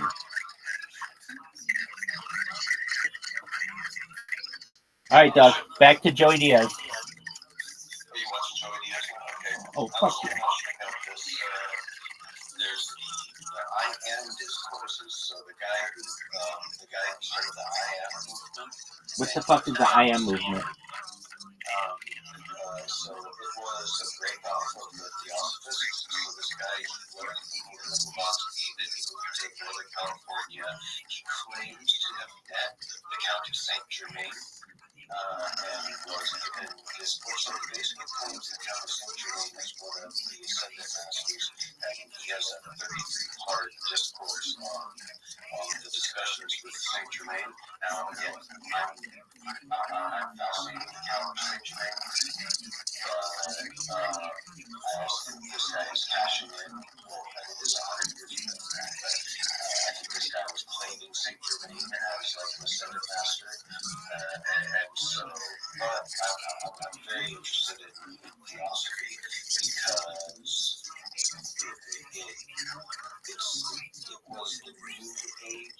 spiritualist, you know? Yeah, I am too. That shit sounds cool as fuck. Like the, what do you call that? The theta? Yeah, that's where it gets fucked up too. That's the thing about the Theosophists. But this is a great gospel that was in California, and I want to know what this guy said, because the Count Saint Germain, he also, people claim him to be the wandering Jew, right? The one who was cursed to walk the earth until, forever. So, like, there's a lot of different things about the Count Saint Germain. Again, for me, it comes down to the real story. I think that he was an international spy, and I think that the first versions of plastic surgery, or either like a family lineage where if you have enough sons, one looks just like you, then you train that son, you train all your sons to be spies, and then the one who looks exactly like you or whatever goes out to say that he was you. And so then you have someone pretending to be you, 30 years later, and people can say, wow, you've never aged a day. But the other thing, too, is somebody can say, well, I live forever because I'm a magical fucking alchemist, and I've created the sorcerer, the philosopher's stone, and achieved immortality, when really you just have the ability, it's just family lineage, and people forget exactly what you look like, in the time of, King Louis, when they don't have photographs, they have, they have pictures drawn of them. You know what I mean? Everybody looks like their father when it's like painted, right. A picture of them. But in a photo, that's not facial recognition technology. So anyone can mistake you if you claim to be the same person. No, he never ages, blah, blah, blah. But this guy, he broke away and he started this I am movement.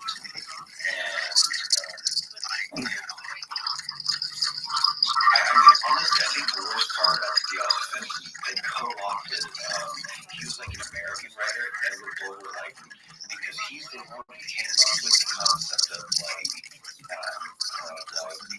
he was the one who was saying that there were people who wanted the earth, and that they used the drill and everything, and then, and he was just that shit is wild. But he's also the guy who, he coined the phrase, the pen is mightier than the sword, right? And so, just like that, then all of a sudden, Helena Blavatsky is just like, oh yeah, that guy, everything he said, that applies to what I'm talking about. And because of that, this fucking American guy and his book, his science fiction book, is dragging the fucking Hitler's mythos of this Aryan nation. And it was just like, poor fucking Ed Bulwer Lytton, because he was not trying to incite this war. He was writing a fucking science fiction book, and they fucking, and he's the one who invented the concept of the Brill. But Brill Society is wild shit. But the Brill Society, they basically took a fucking, again, it's all fucked up, and it's all because someone pointed and said, yeah, that's the truth, that's all truth over there, and none of it, and honestly, none of it makes sense, because even the Aryans, the concept of Aryan, it's a bad translation about the Iranians, right? Because the Persians, so there are no Persians, there are Arya, there's the Arya, Iran, right? But back in the day, the Pars tribe was the tribe that was the ruling tribe of all Arya. So Pars Arya, the Greeks started calling Persia. So throughout history, we remember Persia, and we forgot that was just the tribe, the Pars tribe, in control of Arya, Parsaria, Persia. But the true Aryan people are Middle Eastern. And it's well documented. It's Iran. I've heard that. It's insane. It's insane to think that it's a bad translation, and someone just decided to add long-hair blue eyes. Do you know what I mean? That's what it is. Right. That's what it's all just fucking, it's a farce. So and this guy created a whole sub-religion religion off of it based on the Count of Saint Germain, who was. The stories say that he was a noble Jew who knew every language. He could play all the instruments. The Count of Saint Germain is a very interesting character that I'm fascinated with. I think there's something to the Count of Saint Germain, but I don't know if this. I never took stock in this. They had like this compilation, like 10 hours. So I was like, I'll pop it off. One thing that you said that just triggered in my head. You know how they always have the alien race that always visits the Earth that looks like, they look like us though, but they have the blue eyes and the blonde hair. Yeah, so in the future, all humans have that. And I was always like, well, how does that mean all the brown-eyed people get like destroyed? What happens? There's this already exists now. There's a way to change the color of your eye, and so everybody with brown eyes already has blue eyes. They just have to remove the brown from your eye, and exactly. And so the amount of blue-eyed people, in Fullerton, I believe. It is. I was looking into this because it made me really happy because I found brown eyes to be very beautiful. I like dark brown eyes. I have blue eyes. So like I used to tell my ex-wife, she's like, I just hope my kids have blue eyes. And I was like, I'll have, I fell in love with a woman with brown eyes. So I was like, no, I want them to have your eyes, Well, I'm born with blue eyes because I see them every time I look in the mirror. Blue eyes are a dominant trait, and so the people of the future have blue eyes, and then they also they use the CRISPR gene alteration to make sure that their children have blue eyes. So like even like someone as I who doesn't have brown eyes, they can remove the brown to make them blue, and then also from my genetic repository or whatever, using gene sequencing, change my genes to be exactly the same but have blue eyes in the future. I thought that was cool though. That's why all those tall blondes all have blue eyes. And apparently those are humans from the future using some kind of time travel or dimension. I'm familiar with it. Wait, something to some extent that Orion series is wild. Orion's a wild thing.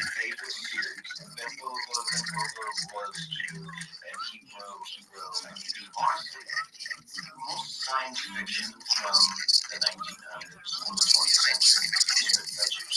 I mean, even Superman, Right. Superman, he's blue eyes, but he has like the super Jew look, and they drew him with like, the curly hair.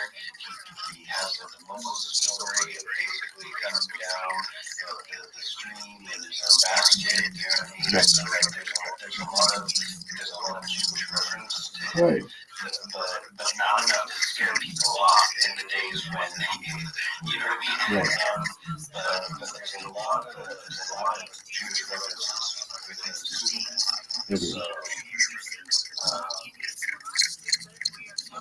the Nova series on Ryan is honestly, I read the first 5. Apparently I read the first 5, and honestly, maybe one of my favorite characters of all time. It's about time travel. It's about the future.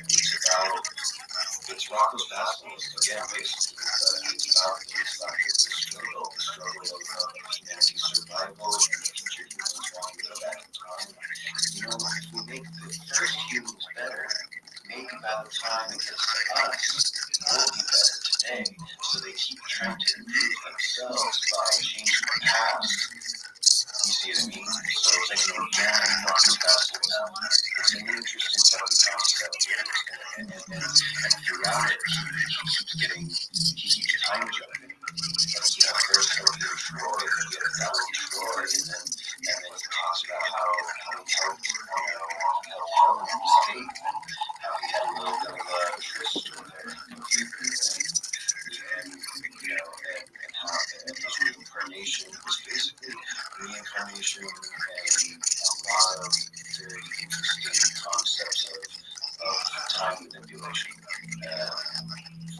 achievement of a future perfect society of human beings that can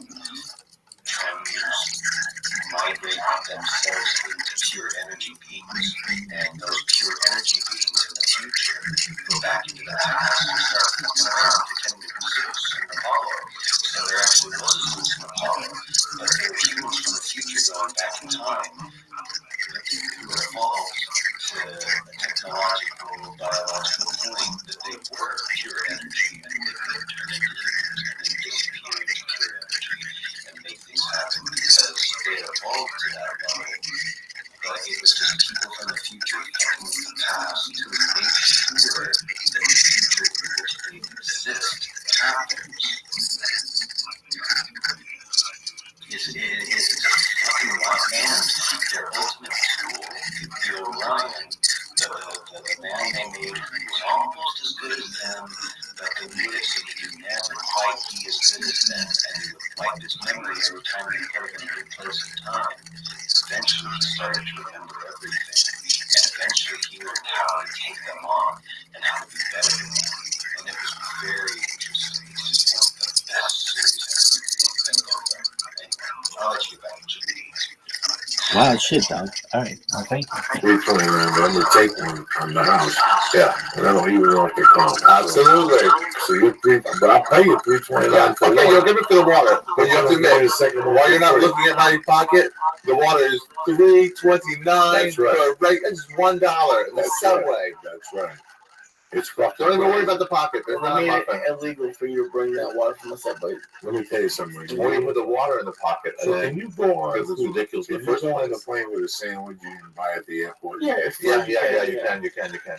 So you can bring it. You can buy something that You you buy a fucking bologna, salami, Okay, you can make cilantro something at the house. sandwich.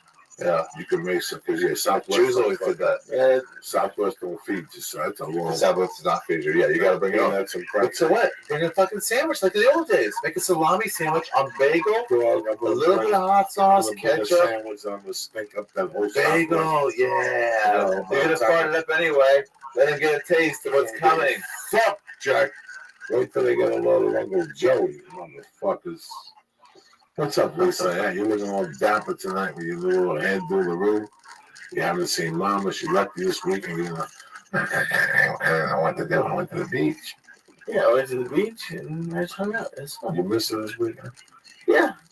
You're a good man. You know, you love it.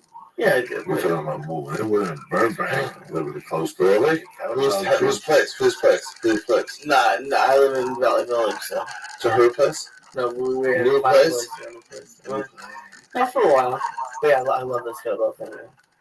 You should have moved your mother in with you guys up there. No. Don't be bullshit.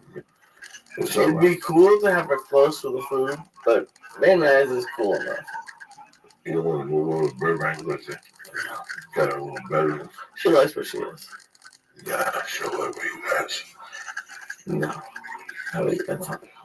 You're enjoying this kind of bell class. Oh, fuck yeah. Are you losing weight? You want to lose weight? No, well, I have to fix my diet now because I got hungry as shit.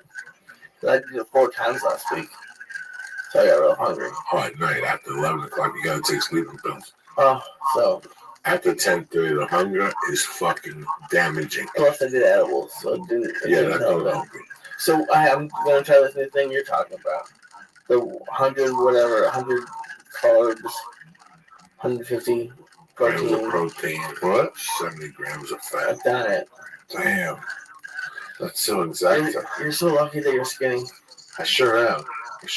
My metabolism is way better than both of yours. Maybe combined. Why don't you ask candy here? Because we'll eat all of it, like, at all times. You need fucking candy here, cocksucker. Some guy came to the show, this What? Robert Cologne, and he gave us albums, which I left at the house. But in each bag, and he gave us loose Reese's Pieces. The real tiny one. Let me explain something to you. I went back to the Reese's Pieces. and I devoured the whole box on my bed like a fucking animal. So peanut buttery. Oh my god, they were delicious. Those were my first love. Guess what? I never do that shit. I never bring food like that up to the room. I may bring like Nothing. I hate food in my fucking room. Oh, really? I do it all the time. Dump it everywhere. You have to make Pizza boxes, No, all sorts of stuff. listen, Wings, have eaten. when that fucking rat ate through my bar cookie in San Diego. What? What? Yeah, that time. At the Andas? Huh? At the Andas? No, this was the Hilton. Right there. Yeah. The Hilton right next to the American Comedy Club. Well, there's a Hilton up the block. Not even. Well, years ago, I'm talking 8 years ago, Frank Kelly booked the John Lovitz Comedy Club in San Diego. John Lovitz used to have a comedy club in San Diego. That was horrifically bad. Horrifically bad. It was like a nightclub, and they turned Ralphie quit. Rogan quit. A bunch of people were like, fuck you, that's a dance club, you know? So, what are we talking about? Oh, Frank Kelly booked me for a weekend there, which I ate 10,000 dicks. But the whole hotel he put me at was that hill. And left the cookie in the cabinet. And the next morning, I was leaving to get the cookie, and he ate right through the baggie and ate like the bottom of the fucking cookie to the rat. A rat. I didn't hear him in the room, nothing. After that, I was like, fuck you, because I saw the rats in the condo in La Jolla. No way. With my own eyes. I never saw one. I saw 2 rats in the condo in La Jolla. I was just there. Got scared as shit. Rat. I would not want to stay there. I'm not talking about money. Why do you think I never stayed there? You think I want to fucking sell? You think I don't want to save $200 fucking dollars? My God, I went to the condo in La Jolla one time. I'm probably there. I'm probably there now. And I forget who the feature actor was, but he came back and he goes, hey, I stopped at the condo. I stopped at the store for the keys, and they set traps here because suppose they have rats and mice. He goes, the guy's going to come over in 20 minutes. Do you mind? I go, no. Fuck it, whatever he wants to do, you know. I didn't know what to expect. You should have seen the size of these motherfuckers. And that night at about 4, I went to the bathroom, and I was in the headliner room, and just out of curiosity, I went into the kitchen, and there was a fucking rat on the counter. And there was a little bit of light coming in, and that light caught that rat's eyes. Dog, I went back inside, I jumped on that bed. I waited for that sunlight to come on. I packed my shit. The condo. I took that car, I had Terry wire me emergency funds to Western fucking Union. I made a look up a hotel online, and I went there and stayed. And I never stayed at the condo again. So here we go. No worries. I'm not at the condo for about 2 years. One night, I'm working at the fucking store. I'm going to drive back on a Friday night. Stephanie Escajada's featuring. I don't know who I'm seeing. There's other people there from the comedy store. They're all at the fucking condo. I go back to the fucking condo because I took a shower and I left my sleep apnea machine. I thought I was going to stay. I don't know. I go back there. They asked me to open up the sliding door. I open up the sliding door, and on the fucking balcony, there's a fucking rat, Ari Shafir, that would scare the living shit out of you. Right on the balcony, right there in the little walkway, in between the headliner's door and the living room door. They still had that connection. But they were doing. Yeah. You don't even know what fucking planet you're on right now. Barely do. How you gonna fucking make this happen? This is the highest you've ever been, really. It's that thing. I haven't taken any edibles in a while. It's 4 times my normal dose. It's not just because you guys take 25 times your normal dose. It doesn't lessen. It's way past what I would ever take to get super high. I get on a plane and I want to zonk out 50 milligrams. The girls at the dispensary 200. Why do they so many goddamn edibles?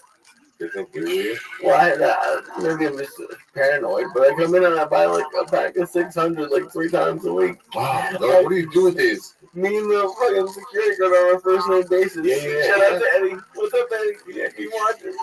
He asked me, he goes, Lee hasn't been in for a few days. I said, this guy threw him a sack of fucking stars. He's at home right now. He built this. He's a soldier, this Lee Science. You ain't got time to fuck around with Uncle The Joey. problem with the red ones though is I have to eat 5 of them to even feel anything. What? How much is the red one? 125. See, 5 of those. Feel anything. Well, what? Yeah, I'm ready to go high. No, I know. I get the feeling. I get that. But 625 is your like, yeah, I mean, let's do it if we're gonna do it. That's what that is. You're pretty much now. After 4 years of Yeah. constant marijuana training. You're talking to me a documentary either. Just like you just want to do it. Yeah, exactly. Like, I'll keep around and see what happens. Maybe you get to 1,000. I've been to 1,000. Yeah, you've been to 1,000. Cross the 4 digits. Yeah. Damn. Wow. Pretty sure I eat that whole 5,000 milligrams charge in one show. You ever hear stuff that's not around? Apparently, most of the show, but not before that.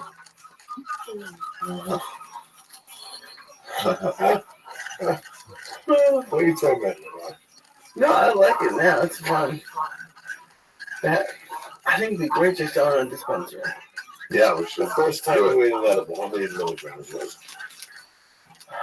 it? You told me, I don't know, you used to change me. I used to ask, because, you know, I hear all these things, and you're like, who knows? We don't have, I don't know, I just eat it, so I don't know, probably 50. No. When we first started, you were doing 50s, 35s. I did like. It's the biggest they make in Colorado. They don't even make them, I think it's like 10. The first thing I ever gave you was the 35s. I used to split the 35s in that. Okay. And then I knew if they came to 180. After about a month to 5 weeks of 35, I said, fuck it. I took it like a weight regimen. For example, if you went to a YMCA tomorrow, today, it's Monday, right? And you start lifting today. Right. Yeah. And you do like 3 weeks of fucking lifting. And after the 4th week on Monday, we start stacking the weight and see what you can lift. And you lift, 300 pounds, whatever. Then after that, we're going to cater the workout for that too. So what I decided was, since I was his trainer, his godfather, was I took the labels up to 180. And I cut them in half and put 35s around them. Sure. And I jumped them up from 35 milligrams straight up to 90. You understand? Jesus. I had them there. Then I was giving them those 200 milligram cookies that were definitely 6,000 milligrams. They were definitely. Really? Just dosing? Oh my God. I know. So you never give anybody the right amount? No. I didn't know for a fact. Listen. You go to the store and they tell you that these cookies we used to get, they were these circle cookies. What were they called? Remember they gave us a box of Nice Guys in San Diego. They were like this. They were 200 so kind. They were 200 milligrams. Ari, do you know how many fucking times me and Lee split a so kind cookie and Lee couldn't fucking talk, I couldn't talk? That's a lot more. Just a so-time cookie? Split it down the middle. One. Fucked up. We get fucked up. What about the whole brownie excursion we went to when you gave the chick the lemon bread? No, the banana bread. No, you gave it a corner or something. The banana bread. It was a banana bread. It was a banana bread. We've been in training for years. Oh my God, but I gave her so little. We made an astronomical THC jump. It was a banana bread. That was a plague on the scene. People were getting a whiff of it, and it was just wrecking people. Any amount. It was delicious with the We chocolate took it to chips. 6 Flags. It was delicious with the chocolate chips. That whole trip in New York, we were fucking cutting off slices to do the documentary. How about the ride home? It was scary. The what? The scariest ride home. I was going to give it to me in the morning. We almost missed our flight. Fucking unbelievable. At least doing 800 milligrams of THC off the bat, talking to motherfuckers. Yeah. Well, I honestly think that it's at a certain point, the body's like, hey, you said way too much, so we're just going to turn that off right now. So I think I'm pretty much over that threshold. I think so. No, this is what you do. Yeah. We don't usually take it back into training. Yeah. We go back to 125s. Oh, wait, what? Just the one star for We're not going to do shit Listen to for a while. The body adapts. It'll take about 3 times. By the 4th time, you'll be fucked up on 120. That is a good thing about weed. Your tolerance goes right back down. Right back down. I love coming back to LA. Whenever I do, it's like, oh, it's great for the first week or two. I got you in training, Lisa. I got you in training. But we never take breaks. Who takes a break? People don't take breaks. You think Nick Diaz takes a break? Do you think Nick Diaz takes a break? Come on, man. He's always boxing, Ready to shadow go. boxing, doing jumping, Challenging the future. doing push-ups. That's what he said. But he was doing something. He was Believe and make believe. He was Trying. Got to try every day. He was getting his checks up and smoking weed and jumping up and down. But I guarantee that motherfucker was running 10 miles 4 times a week, 3 times a week. Around 209 miles a week. How could he ever do anything He's else? got built-in cardio. He didn't go in there and look that smooth in the second round, throwing all those punches. He did, though, because he was in shape. He was in shape. What do you think about McGregor refusing a fight with him again? I don't know. They didn't know that. Yeah. I think that's smart. If he did, he's like, well, I shouldn't do it again. Like, he lost. Well, it's, You know, it wasn't that close. He could try to hide his jiu-jitsu brain. You can go back to your division, and you clearly haven't defended your own title once. So if I can go back 2 divisions back, if I can clean up that a little bit, then move to 155 if you want. Well, all right. 70 out of nowhere. You're a known anti-women's MMA for now. Conor McGregor is not women's Well, MMA. no, I know. I'm switching to. 90% sure. Oh, What do okay. you think of women's MMA now? Like, I want to update. It's a little more interesting. It's a little more interesting. But like, Nunez is good. Okay. yeah, maybe. Because now what happens is like, so Ronda. Now some parity at least. Ronda beats Misha again. Maybe it's a trade. And then Holly Holm goes and beats Ronda again. And then Misha comes and beats Holly. Like, You couldn't do that. If Mussolini makes a comeback, he gives Hitler a shot of life. And Hitler makes a comeback and takes down Obama. What the fuck? I think that sounds kind of cool. I think Ronda Rousey should have to face Holly Holm now. Me too. She hasn't done enough. 6 times she fought. 6-0 and 6-1. That's good. That's not amazing. You don't deserve an immediate rematch for that. No, listen, I deny it. Who gives a fuck about anything? No. You should have to fight once first. What we're talking about is Lee and edibles and what he's done. This night I'm not even around and Lee is in training blasting animals. Well, it's fun. That's the thing. Wait, why? Are you staying in shape? Are you training all the time? Well, here's the thing. I'm basically working out right now, but I'm still eating kind of bad. So I'm kind of staying the same. So that's what I'm trying to get back. But whatever. But I still do edibles because it's fun. How early in the day do you do your first one? Oh no, I don't like it early in the day because then. How early in the day do you do your first one? What's that? How early in the day do you take your first edible? I can do it in the morning. Yeah, but then you have to so much I got one. That's why you have to take 800 because if you do it early, it takes a lot more later at night. But I don't take that anymore. Oh, what do you Unless I say? got something. No, I had shit to do today. I'm not taking 8 in the fucking morning unless I'm a savage somewhere and I got nothing to do. I'm gonna take a nap in the afternoon. Fuck yeah. I'll take 3 of those 200 in the morning after breakfast in the hotel room. If I know I can sleep from 11 to maybe 4:30 or something like that. Look at the shape of Ari Shafir. It's smoke weed every day, not smoke weed all day. Well, whatever the fuck it is. Now, let me ask you this. When are we going to shoot the new season of these fucking things? May, that quick. You ready? Yeah, couple stories. New stories they want you to have. That's how I can get. Jesus Christ. Yeah, Well, maybe you'll say long stories, they'll make them part 1 and 2. Yeah. Like Pink Floyd. Yeah, maybe I'll do that. I might do that. That's not a bad idea. See, I'm always thinking of an idea. Yeah. Part 1, part 2. With 2 people instead of 3. I haven't even thought about what I was really banging my head the last 2 days. Really? Yeah. You gotta think. I really don't know. Yeah. It's Think about New York stories. Comedy store stories. Obviously, drugs will be in there somewhere. I don't want to talk about the comedy store. It's not like that. Everybody's heard that we talk about the comedy store 3 times a fucking week every podcast. So forget that fucking topic. I love the comedy store. I just always talk about it. what is it? Drugs. Yeah. I'm a master of drugs, but it's too easy. Like Yeah. Like it's easy. Do the topic you least want to do. Probably family again. Maybe jobs. Like your jobs. Strangers.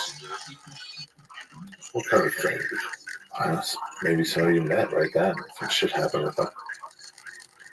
A guy you've never met before. And you had a thing with them. 1 day. 10 days.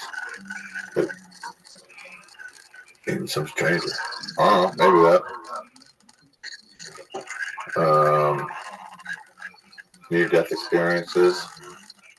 Maybe Vegas stories. I don't know. I'm open to anything. Open to anything. Right now. You gotta think deep. May, what are we at now? April, what? 2 months. 2 months and 10 days. That's not a lot of time. No. I gotta think about fucking something. You're thinking. What's your process for like thinking when you? Because it's weird to think about a story. So like, how do you guys go about trying to think about what you're gonna tell? I just go to like, I start thinking about the times in my life. Martin the Fag was one of the most painful stories I ever had to tell. Why? Because it was fucking embarrassing what I did. It was so fucking embarrassing. Because at the end of the week, what did I really get him for? $3,000, $4,000, $5,000. He would have gave me that if I would have asked him. And when I went there, I said, listen, man, I just want to snort coke for 3 fucking days with my buddy. He would have probably gave me a $1/4 ounce. He was that type of my mom and shit, for me to rob me like that. I really liked him. Did you know I never saw him with another man? Really? All those years I knew him. Yeah, he kept it really private. My mom never saw him with another man. So it was that type of relationship. He had a weird respect for me, man. So for me to pull that stuff, it was fucking embarrassing. Bullshit move. Bullshit move. Tremendously bullshit move. I feel horrible now. Like I said, in 91, I got a rental car, and I shot down at my mother's cemetery, and from there I got the car, and I went right to Martin's house. Yeah. I knocked on the door, and I could see that it was a woman's house now. It was woman's hats and the whole thing. And she answered very nicely, and I asked how long she lived there. She said about 5 years. I asked her where the tenant went. She said she didn't even know the tenant. That when she looked at the apartment, it was empty. And I didn't know where to ask. And from what I heard, the brother used to have the store in the neighborhood. He smacked the wife, got arrested for assault, and supposedly hung himself in jail. And that's when they all left. So it was a horrible fucking ending for everybody, I guess.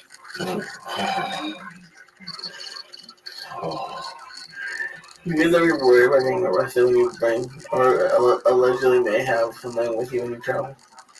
Nah. At this point, I'm like, whatever, que sera, sera. What do you mean allegedly having something? I don't want to say anything. You can say if you want to. I don't travel with weed. Okay. I might travel with vapor pen or something. I don't never travel with weed. There's weed waiting for me when I get there. There's stars of death that miraculously get there. How do they get there? I don't know. I don't ask questions. As long as they're there, that's all I care. You follow me? Right or wrong? Sure, I agree with you. Who the fuck do you think you're dealing with? Some novice? I don't. I'm not in the business to get arrested. I don't want to. I'll take an elbow before I get on the plane. I got fucked up before I got on the plane out. Yeah. I even carried on the plane. I'm in California. I tell them to eat it halfway for anxiety. The plane to China or Australia is great. Keep going back to it. When one of those is going to miles, for a norm, even a regular stoner, Jesus, would last you the whole way up there. It would not last you guys. It would not be enough for one dose for you guys. Jesus fucking Christ. You would need 2 of those things. You okay? Yeah. How long is your flight? 13 hours. We need that's long. Yeah. First off, I would never sign up for that program. I would freak out. I would emotionally freak out, I think. I'd have to sleep 7 of those 13 hours for me to fucking make it. What are those, 200 or 250? What? Those fucking... The stars? No, They're 250. The Joker guy. I ate one of those the other night, and 2 or 3 of these stars of death, I was on my way. Yeah. I left the fucking choke in the hotel. The candy bars they gave me. Those are great. You can tell people one arm. You can tell people one leg. You can say take the whole head. You can really help people on that one. That's a good one. I like that one. Yeah, if I got on a plane for 13 hours, it would be my plan. Yeah. My plan would be to, number one, to stay up for like 2 or 3 hours. Yeah. That's the plan right there. And about the 3-hour mark, I drop fucking everything. 2 bazooka sleeping pills. Now, are you high when you get to the plane? Like, do you take an edible before you leave to get to the plane? Do I take an edible? Yeah, why not? When I would drive to LAX, I would be smoking in the car. Like, I would sit there, park, smoke, get out of my car, smoke, finish, and then take the shuttle right into the airport as I'm chewing on an edible for 45 minutes from now. You never worry, like, if you're gonna have to, have a normal conversation? No, that's the adventure. Make it more interesting this way. Okay, but it's so mundane otherwise. How high do you normally get? Like, this is not as high as you, because the only high I know, essentially, is the highest. So there's never, like, a mild day. Oh, really? So do you get, like, high just, like... This is as high as I would ever get. If I took this much on a plane, I'm like, oh, I took too much. This is going to get weird. And I would have the sweats. I would get worried about something. I would spin out. I have to sit on the floor, sweat through my shirt.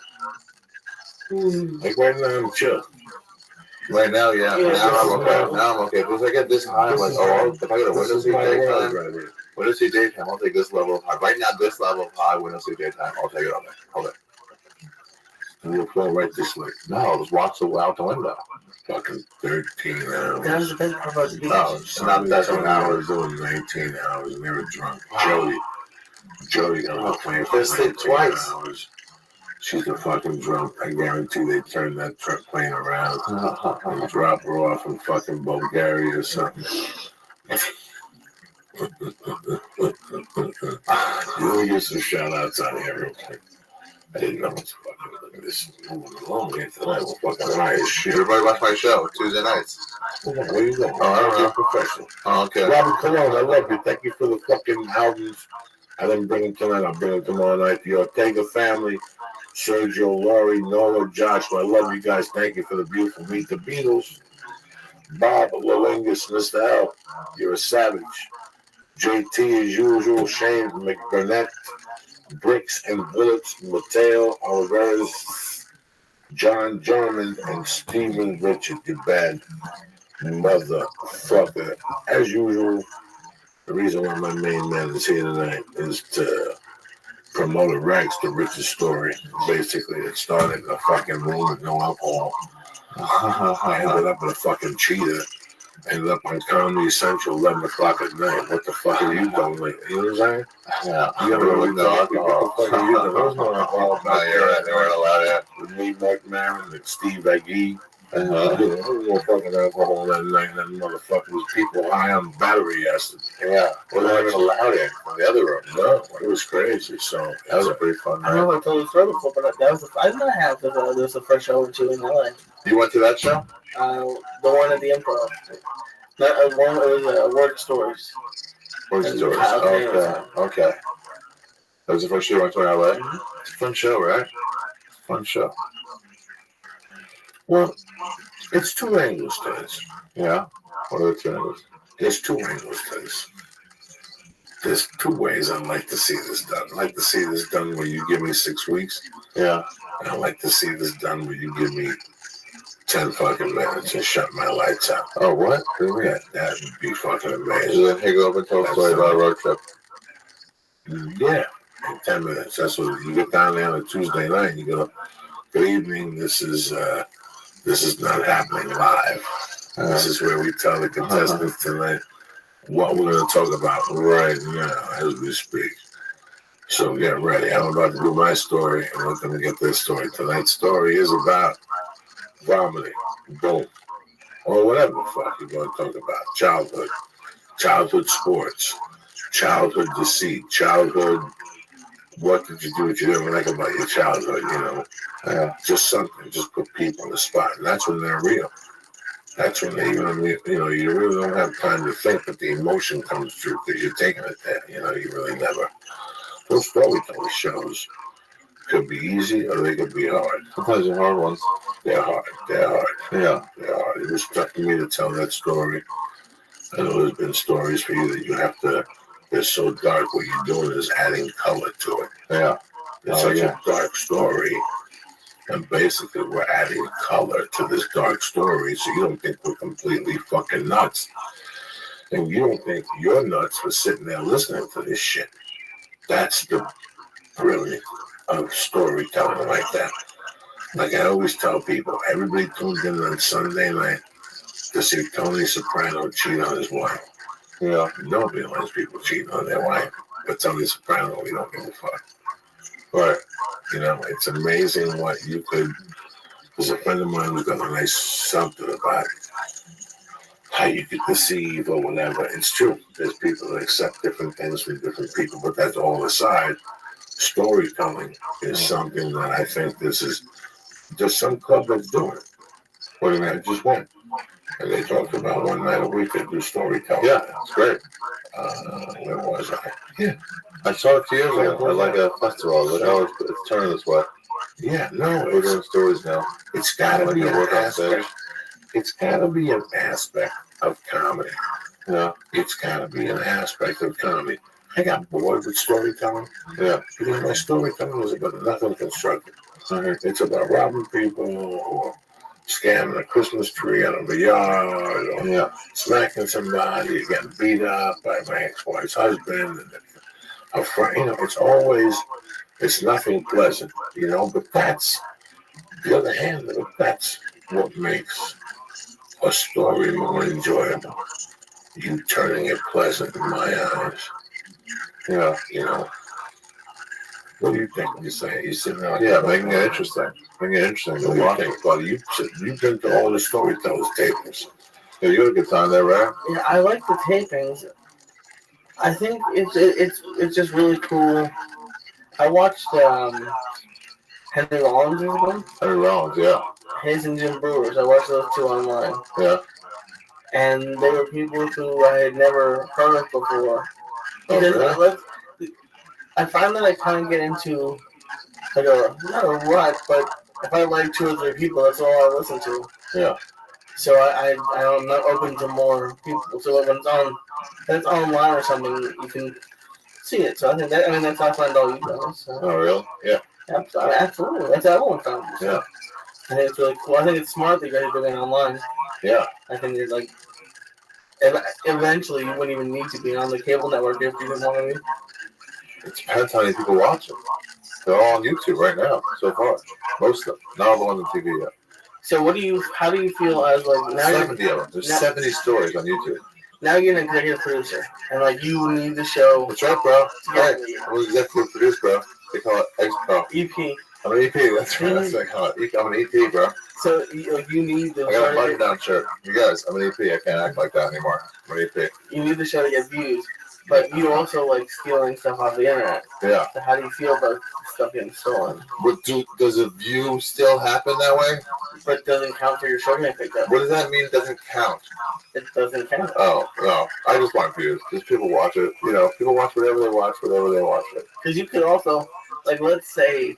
That's the way you get stuff. Some have to watch on TV, and some people watch on YouTube, and some people steal it. That's just the way of the world. You don't care about it? Oh man, however you get stuff, let's go get it. Let's go get it. It's hard because I do it sometimes, but it bums me out when it happens to stuff that I'm involved with. In Canada, there's an app called BetterNet, and it lets the camera out show you, lets you go around with these crazy firewalls. It's free. BetterNet. Spread the word. Yeah, but they're on YouTube right now. There's long versions of it. Joey Diaz's story. Z. Zoraida is up there. 5 ago. Anyway. What do you think, Lisa? Are you ready to go home? Yeah. How you feeling? I'm good. I'm fine. Tell me the truth, You know, after we did Ask That Time, we watched cartoons for like 2 hours. What was this? Watch Adventure Time? Yeah, I got way too fucked up, but he was nice. He said he was watch Adventure Time. Oh, yeah, I wasn't that great either. Way. Yeah. Yeah, I was talking the acid. Yeah. And Adventure Time was so good. After I left, I'm like, yeah. You're going to stay here till the time. Oh, I put it on the podcast. I was here until like 2 or 3, I think. Oh, I left it too. You must have like 3 or 4. Yeah, something like that. Yeah. It was like 10. No, 12. Acid's a weird one. The only one I haven't really done is the mushrooms. What? I've done like small doses, but I haven't done like the crazy like sea stuff. Why? How can you justify that? How can you justify what you just said? How can you justify still having that? Don't you heard yourself say it out loud? I have no idea. You heard how ridiculous it is, right? Yeah. When you said it out loud. Well, here's the thing. You heard. Actually, how do you deal with this? I'm getting out a lot. You're getting what? For like people who send me stuff, and like I'm. What do you mean? What are they sending? That deep? On Twitter, no, that's for like whatever. No, you don't send them stuff. Obviously. That's not how you deal with it. But like, I think they're cops trying to get me to say something, but I just never. I almost block them. Oh yeah, well, whatever. Do whatever you want, but don't send them stuff. So, but that's why I don't know how I would ever get it. I don't know how to trust somebody.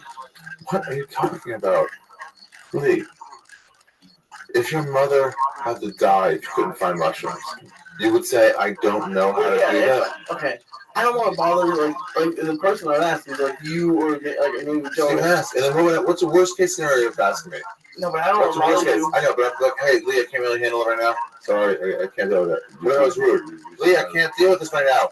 You sound rude, but what if you got that? What if you got that? Lee, I can't right now, Lee. You're doing that last week and you said something like something like that, right? Do you want to go? What the fuck, Lee? It's 4 days ago. I don't even know what I said 20 minutes ago.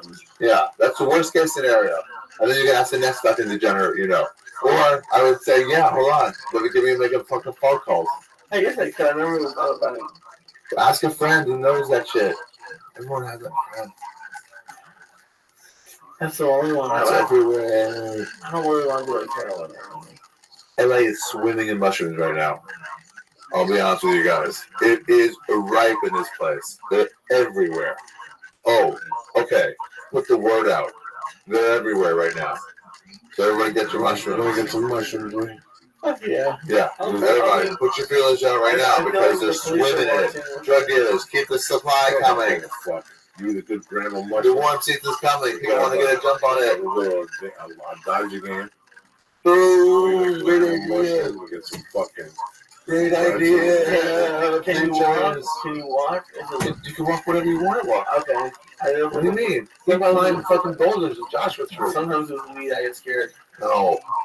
You'll be fine, Lee. Absolutely. If you can't That's walk, a good one. Fucking yeah. If you can't walk, that's good because you got those little stilts to put you on. World famous pussy eater, Rabbi Rothschild at your service. How you doing, baby?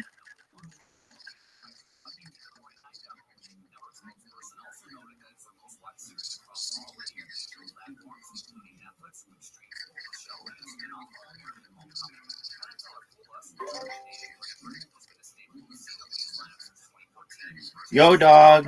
Hey, my friend wanted to meet you. What up, baby? How are you? Rabbi Rothschild. Absolutely, liking 69. This is the world's famous pussy eater. I can't hear you, bud. You can't hear me?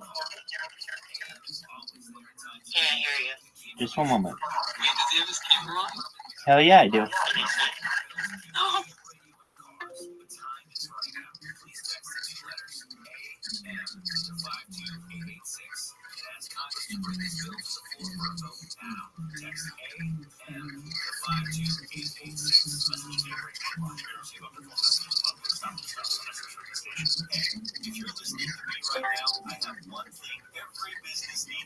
Can you hear me now? Rabbi Rothschild. Can you hear me now? I don't think your microphone's working. Can you hear me now? Yeah. What up, pimps? Hell yeah, it's the world famous pussy eater, Rabbi Rothschild at your service. How you living, liking 69? Lil King, 69, how you living, baby? Like a pimp. This is how you answer that question. Like a pimp every day, Rabbi. How you living? I'm great, man. So, I just really wanted to meet you because I'm the one that ran like every single one of your accounts. Okay, man. I'm glad you've been working overtime. Do you get paid for every time you ban an account? Yes. How much do you get paid? 40. $40,000 to ban each account? $40. You get $40 every time you ban one of my accounts? Yes. From whom? I'm not saying by the government. Somebody pays you $40 every time you ban one of my accounts? Dog, I should make more accounts and then, work something out with you. No, please don't. It's really annoying. Dude, you know you love it. Lil King 69 loves it. Dude, it sucks. Doesn't it suck, huh? I would be so pissed off at me. Come on. Look it up, baby. Okay, I'm back on my PS5. Excellent. Shout out to PS5 though.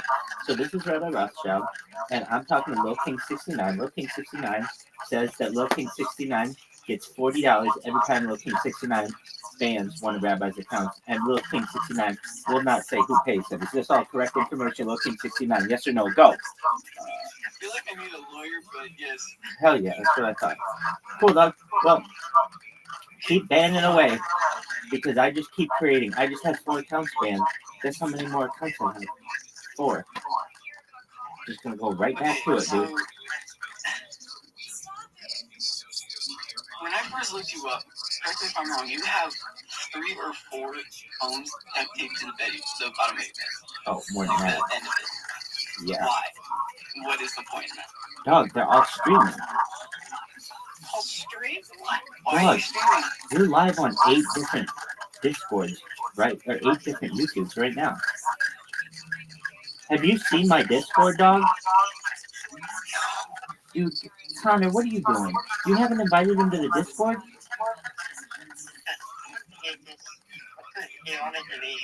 Dog, you gotta see the Discord.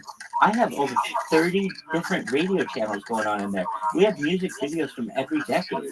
I've got Reddit up to the minute posts in there. And it all posts all through robots. You should see all my robots. Connor, send him an invite, please. Send my man Lil King 69, please send him an invite.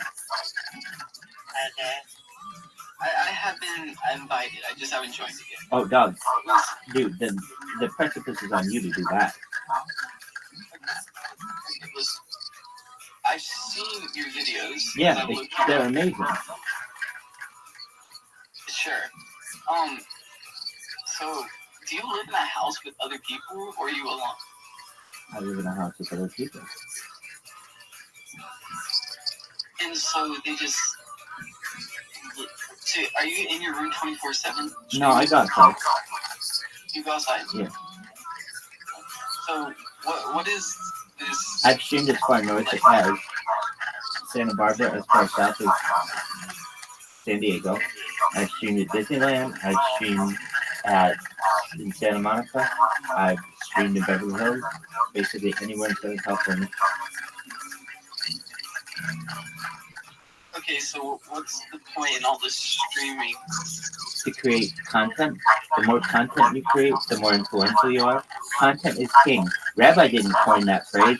Bill fucking Gates coined that phrase in the 1990s. Content is king. And if that's true, Rabbi might be king someday. Additionally, in addition to content, The Economist magazine stated in 2018 that data was Earth's #1 resource, more valuable than petroleum. Data had overtaken petroleum, and that means that data is more valuable than food, water, air, gold, silver, platinum, everything. And thus, the person who has the most amount of data out there perhaps may be the person who's the most influential in society. Okay, but do you know how the internet works? To be influential like that, you gotta have content. Your content, I've seen it. It's just dude, you haven't seen it? No, you haven't. You've only seen Dog. Dog. I've seen your YouTube. Okay. Name something else that I have. You didn't even know that I have 8 different streams. You don't know that I have 100 different YouTube accounts. What is my Instagram? That's where all my clothes are. Dog, my Instagram is shoutouts to Kick streamers, 10-minute shoutouts. I've been doing those 24/7 basically for the last 2 weeks. You'll see, I have over 100 of them. Dude, do you have Ali Boba following you? Do you have Mike Smalls following you? Do you have? I got a shout out yesterday from Vitali.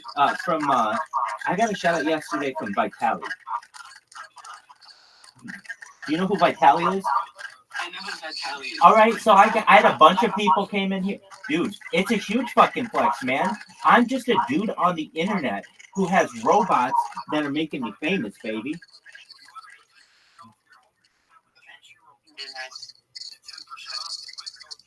Okay, so let me get this straight. So in the future, you think that like videos, content is going to be data.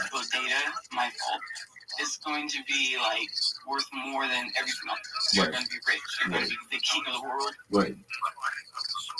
I mean, I don't think they'll put a crown on me unless I want. What I'm trying to say is I'll be a very influential person. I'll be like the biggest celebrity ever.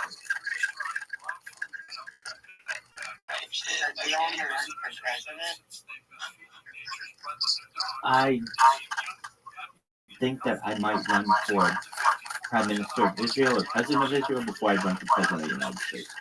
Whoa. Are you in the United States? Do you live in the U.S.? Yeah. So how are you going to be Prime Minister of Israel? They only hire No, they don't. It's their birthright.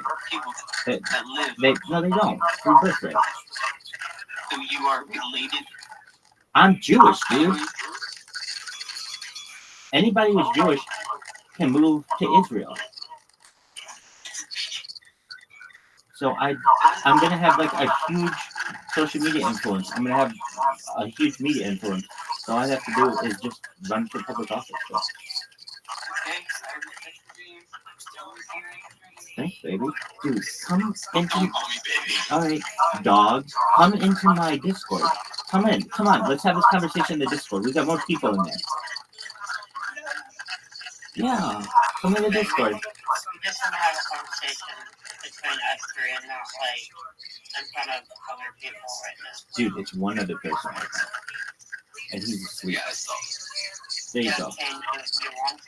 Yeah, come on, because then I can show you the Discord. I can show you all of my... Dude, you can listen to every Joe Rogan podcast in my Discord. Who other Discord can you say that? Come on, let's go. I'll meet you in the Discord.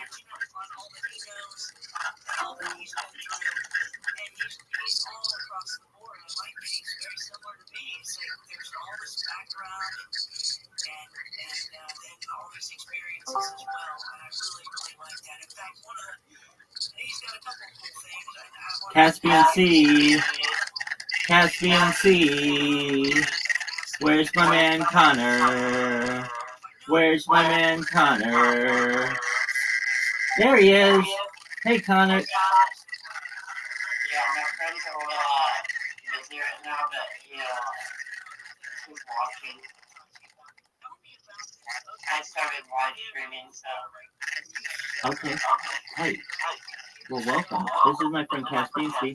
Caspian Sea, this is Connor. Connor has taken the self-proclaimed title as Rabbi's #1 fan, which, if he wants that title, he can have it.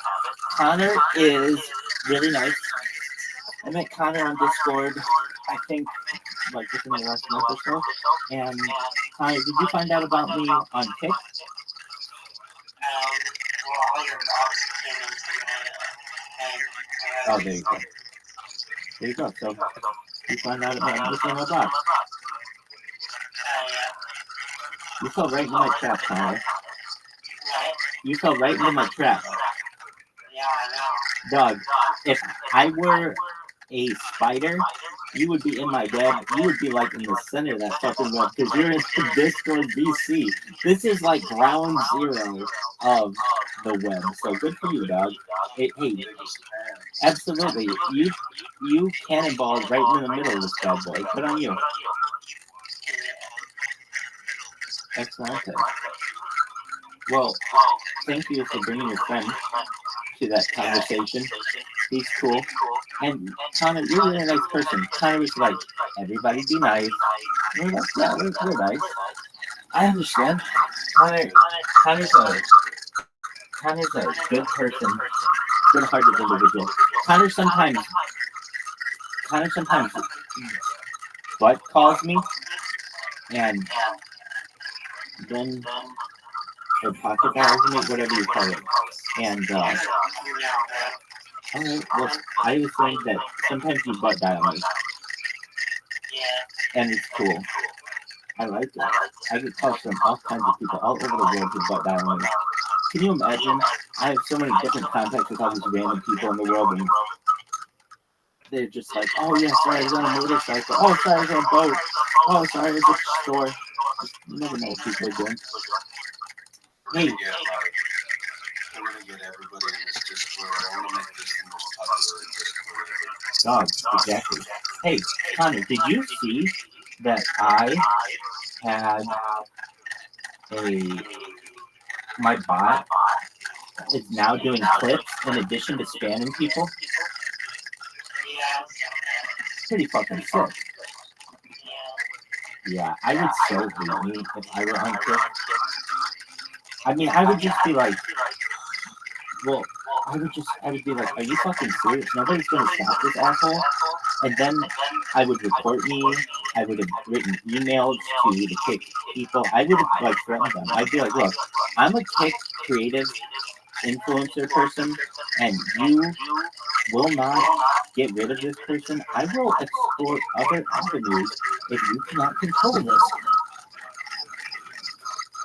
And yet I do it. It's absolutely fucking hilarious. And honestly, kick, in my opinion, I don't understand.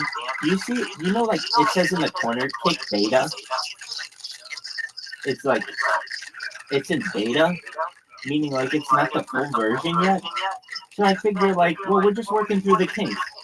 And this is just one of the kinks. If they want to be a big-time player, they're going to have to figure out big-time trolls. Because if I'm not going to do it, somebody else is. So figure it out early and often. Okay, so I'm not also recording for my own podcast. Is that one of my interview? Absolutely, baby. Okay, don't call me baby. I'm not. Alright, got it. Okay, so sorry. So why do you have like 5 phones taped to your vest? I record with all those phones. Either I'm live on YouTube, on Discord, on many different telegrams. I've been live in some telegrams for more than a year, and live on YouTube for more than 3 years. So at any given time, I want them to have good angles. It's very similar to in the past when you would have someone at a press conference and they would have many microphones around the podium while they gave the press conference and spoke. It's very similar. I want the cameras very close to me so that they can pick up what I'm saying to the microphone in the same fashion, but also for video. That's a good reason. What inspired you to do all this? What inspired me? Or like what wanted you to do this? Sure. It all started when I wanted to record what my golf swing looked like. I was a member of Tiger Woods' golf course, Jazz Miller Golf Course in Orange County, California.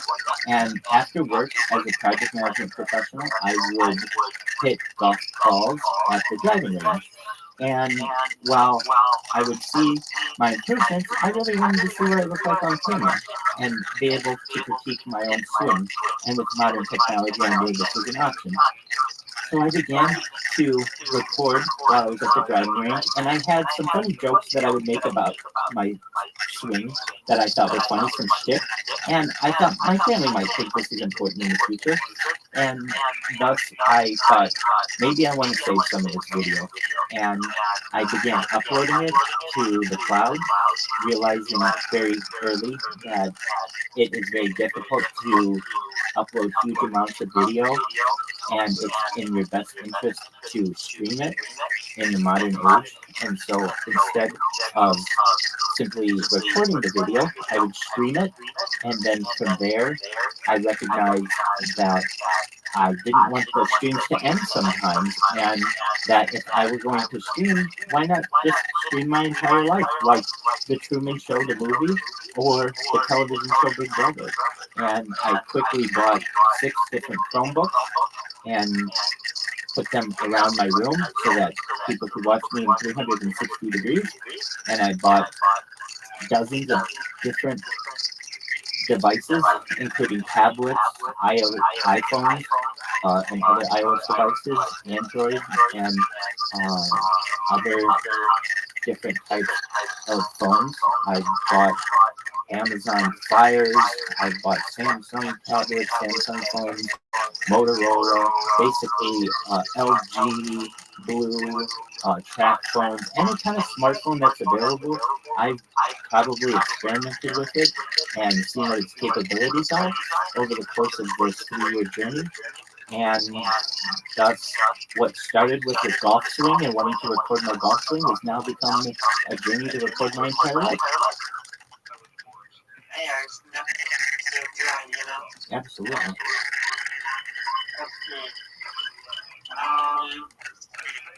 God, I'm trying to think of questions to ask you. What's like your end goal? World peace. I don't want war anymore. I want to be able to create a platform from which I can speak to world leaders and people of influence and see if we can work out any kind of issues in a diplomatic way. And I have a feeling that we can. No matter what the issue is on this earth, I believe that we can get people to come together so long as they come into the same room. Perhaps they need to break bread together, perhaps they need to bond together, but after a certain amount of time and influence with each other, there can be perhaps peace in given regions, at least temporarily, and we build on that temporary peace and hopefully more permanent peace in the future. So I stream my life, and the big end goal is world peace.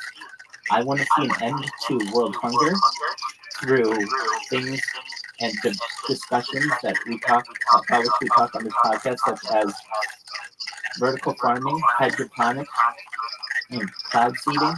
I want to help end world thirst through the digging of wells, which we have done with some of the projects we've affected on this stream. Additionally, I want to help with life straws and desalination plants, where you take water from the ocean and purify it so that it is potable. Essentially, these technologies are available but aren't being utilized en masse, and I'm someone who feels as if we can get more publicity to these types of technologies, the more perhaps affordable they will become, particularly for the developing world, and hopefully make this century a better century than the last, and work on that overall goal of world peace. Yeah, and that's good. Many people want to do that. Let's see. So what's your religion? Sure, I'm a Jew, and technically I've lived my life as an Orthodox Jew. I've been modern Orthodox, and I am what I consider to be a postmodern Orthodox Jew. I'm a postmodern Orthodox rabbi. The word rabbi means teacher, and I'm a teacher of many things. In particular, I like to talk about future technology, about physics, and in addition to the religious teachings that we have on this stream. So what does that mean I do as a postmodern rabbi? I don tefillin 6 days a week. We don't do that on Shabbat. I light candles for Shabbat. I say blessings on food. We celebrate holidays. And I do everything that an Orthodox Jew does generally, aside from live streaming it 24/7. And the reason why I live stream it is I recognize that it is important for the world to see this and to open not just our religion, but my home to the world. But additionally, I am someone who is honest with myself, recognizing that no one knows the actual date that God created the world. The calendar system has changed multiple times over the course of human history, and thus no one really knows when it's Friday evening into Saturday. And thus, there are 7 days in a week. One of those days is Shabbat. That means there's a 14% chance that any one day could be Shabbat, but that means that there's an 85 or 86% chance that it's not Shabbat, which is also an issue when it comes to Judaism. So these are some things that I have recognized and thought to myself it would be a good opportunity for other people to see what the world is, particularly as a Jew, and give them a view into my world. And thus, as a Jew, I do my best to share my religion with the world. So, as a person who grew up Christian, are you trying to change people's minds about their religion? No, in fact, we as Jews do not we do not missionize. Essentially, we do not proselytize, as we call it. So, no, I want you to be your religion. Whatever you're comfortable with, that's what I want you to be. This is just what I do if you're interested in seeing what my world is. But no, I don't want anybody to be anything that they don't want to be. I think that's it for now. If I have more questions, I'll come back in. Excellent. Well, Connor, as you know, I'm always open to any questions that you have. You had some really great questions, and I appreciate the opportunity to be here. Yeah, appreciate you. Have a good night. You too. That was Connor, everybody. Caspian C, how did I do?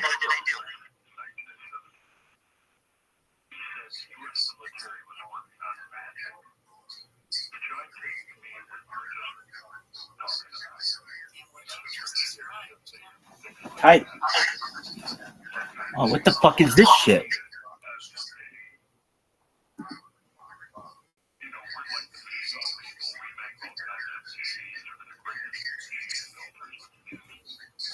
He throws the 603 years ago. But then you get there and it's family. And that's when you realize it's family. You just, everything goes away. You know, you say you loosen up, you start playing with your nephew or something. That's it. And all of a sudden you have yourself a great afternoon. Before this started, man, we were rocking and rolling in here about the point system. The first thing we were talking about was last night.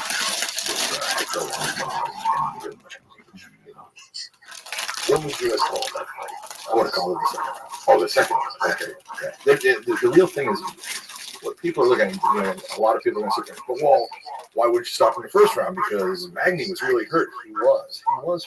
And this is, you know, our job is to try to let those people get through when they are hurt, that they are still actively trying to compete. When we talk about long ago on UFC 3, I came up with, look, I'm going to stop the fight if the fighter cannot intelligently defend himself. And you look at what happened in the first round with Neil Magny and Lombard. Neil was hurt, but he was actively trying to protect himself. He was doing the right things. He's moving, and that's what we're asking of him. In the back, when we talk about, you hear us in, like, when we're going to talk between two fighters before our main event, we say, protect yourself at all times. We've gone over the rules, protect yourself at all times, all that stuff. When we say we've gone over the rules, what we've gone over is about conduct and what we're looking for. And what I'll tell the fighter in the back is, look, if you get hit with a shot and it hurts you, similar to what, you know, Hector Lombard hit Neil with a shot, it hurt him. You could see it. And you get into a position where this person is coming down and they're attacking you. And if I don't think you're defending yourself in an intelligent fashion, if you are still able to consciously hear me, I'm going to be telling you, and I would tell Neil, move, get out. If you hear those words, move, get out, it's telling you, Neil, if you stay with what you're doing, I'm going to stop your fight. So what I expect of you is you hear those words, I want you to try to move the position, try to take away what he's attacking you with. Show me that you want to be part of the fight. As long as you're trying, I don't care if you're successful. I care that you're trying. As long as you're trying, I'm going to let the fight go. It's when you don't try or you can't, you're stuck in a position you can't get yourself out of, and you're accepting damage, the fight's going to come to an end.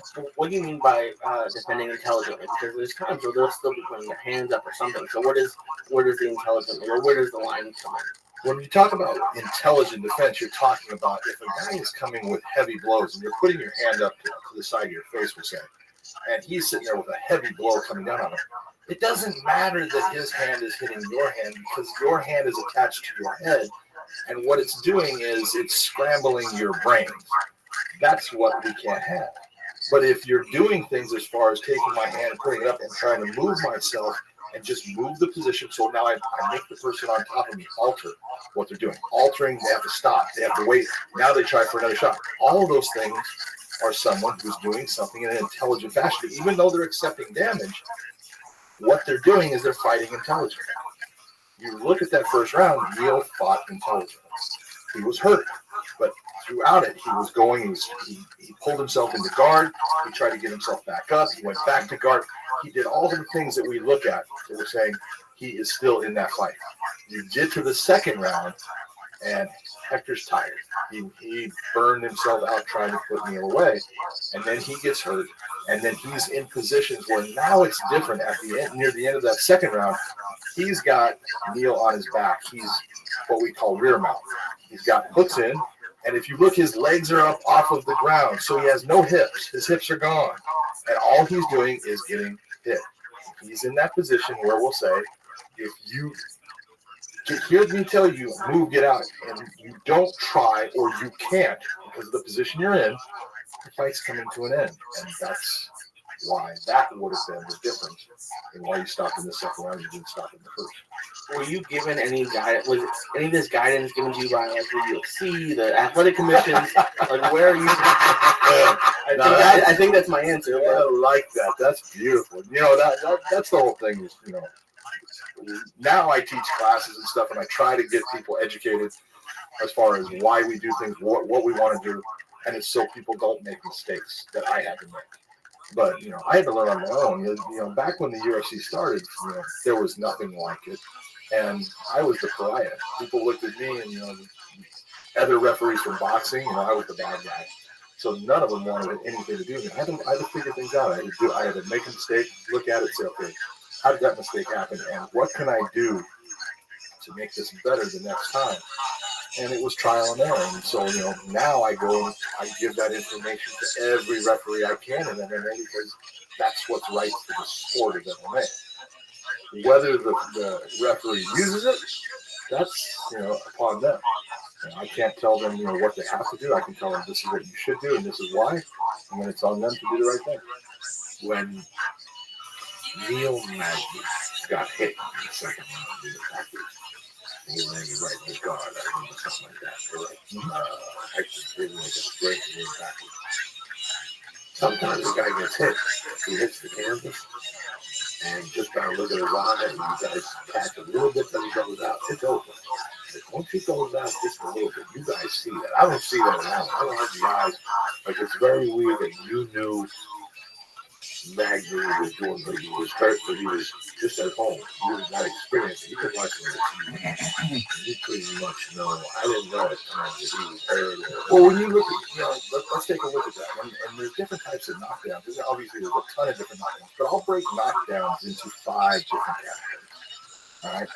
And Neil Magny had the very first category. When we had a guy, we can all fall backwards. Okay. We're not meant to go backwards. We're meant to go forward. As a human being, that's the way our body is set up. But Neil gets hit with a shot and he goes back. But when you see him falling down, the first thing you see as he's going backwards is you see his hands starting to go backwards with him. And they're going backwards to actually brace the fall. Okay, that right there tells you his brain is connected. He knows where he's at. And it doesn't mean that the guy can't come and follow up and hurt him more and put him out. But at that moment, I'm going to let the fight go because I see that his brain is still working. He can still function, and he's in a position where he can defend himself. Then you'll get to the next type of knockdown. The second type is going to be where he gets hit and he's going backwards. But the difference is he doesn't put his hand out. And sometimes guys they're not completely out, but they're going down and their hands are starting to try to go that direction, but they're still either down by their sides, out in front of them, sometimes up. That's a step up by far, and you become more acute to looking at the fighter and getting information as quick as you can as far as, am I going to let that continue on, or am I going to take him out? Then you'll get ones where guys fall to the sides. We as human beings don't fall going sideways. All right? If I stand you here sideways and I push you, your foot's going to automatically step out and catch you.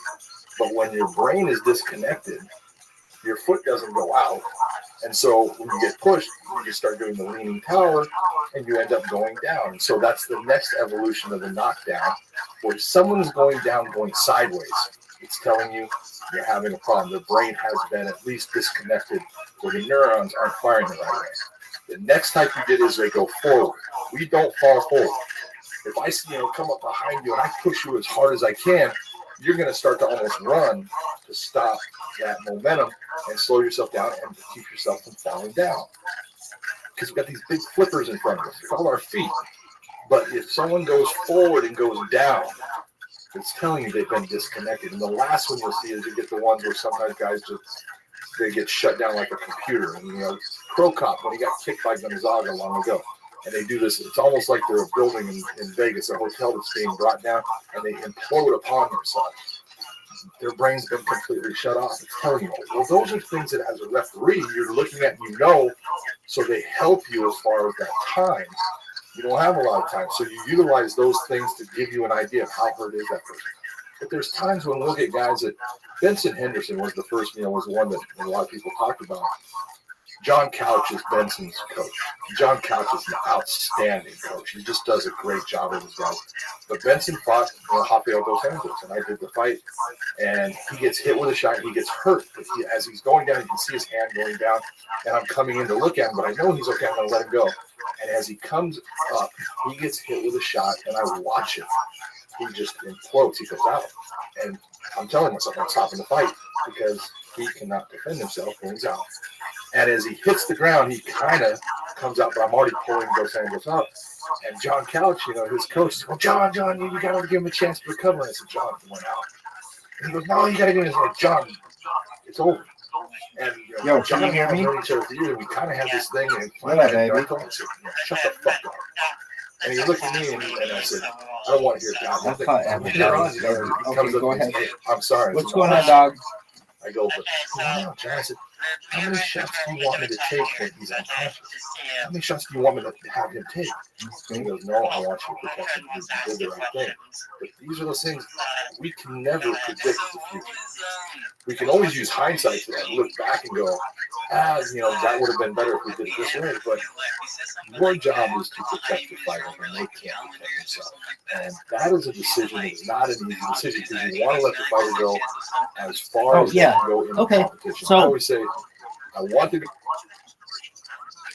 There's a 1 in 7 chance that when Jews celebrate Shabbat, that it's actually Shabbat. So what I'm trying to say is we celebrate Shabbat essentially from Friday at sundown to essentially Saturday at sundown plus a little bit. Okay. So what is Shabbat? The Sabbath. Every week. The Sabbath, yeah. So basically what I'm saying is that there's only a 1 in 7 chance that we're correct on the day that we celebrate the Sabbath. That there's a 6 out of 7 chance or an 85-86% chance that we celebrate it on the wrong day. Okay. I get you. That's a good question. Excellent. Yeah, well, I'm really into religion, so I just had to ask a question real quick. Thank you. I question my pastor every day. There you go. Excellent. Have you seen my bots? No. You want to see my bots? No. Okay. So, as a Jew, you don't think Jesus was the Son of God, right? No, I don't give them any of that.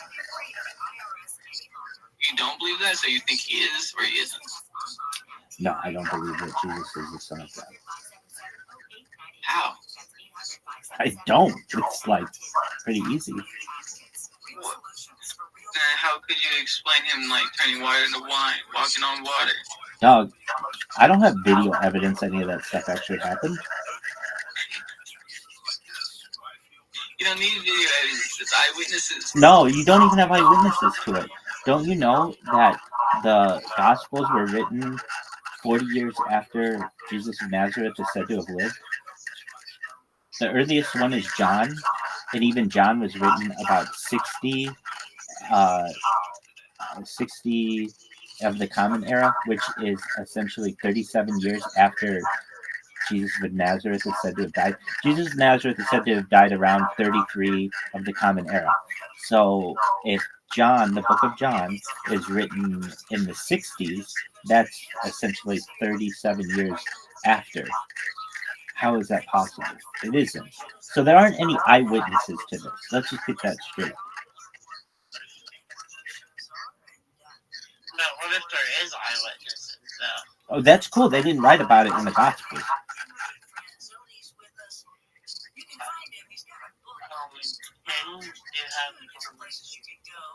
No, you can take it off, Connor. Yeah, so, let me look it up real quick for you. Yeah, no, please do. Look up when were the Gospels written in relation to when Jesus of Nazareth lived.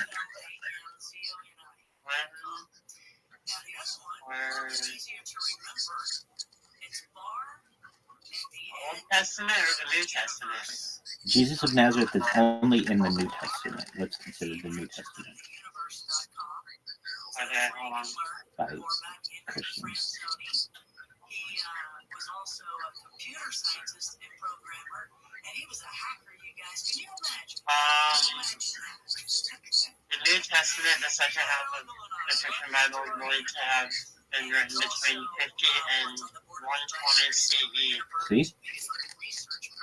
Though there is no scholarly consensus on the exact dates, the 27 of the New Testament are written in Greek by 15 or 16 different authors who lived in and around the Roman province and the Mediterranean and the Judah.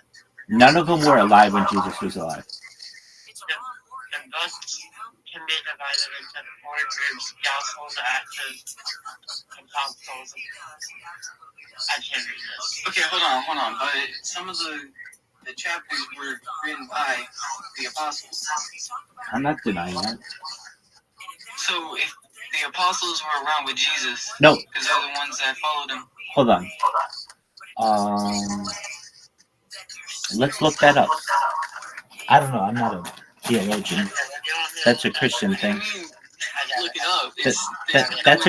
That's a Christian thing. No. I understand. We don't learn that as Jews. So it's like me learning something about your religion. Just for a moment. So you're saying, are any of the disciples? Let's see here. So what are the Gospels? Matthew, Mark, Luke, and John. Matthew, yeah.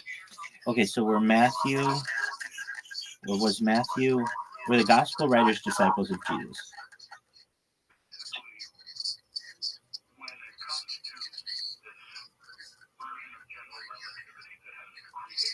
Is that a question towards me, or is that? No. I'm asking it. Okay. So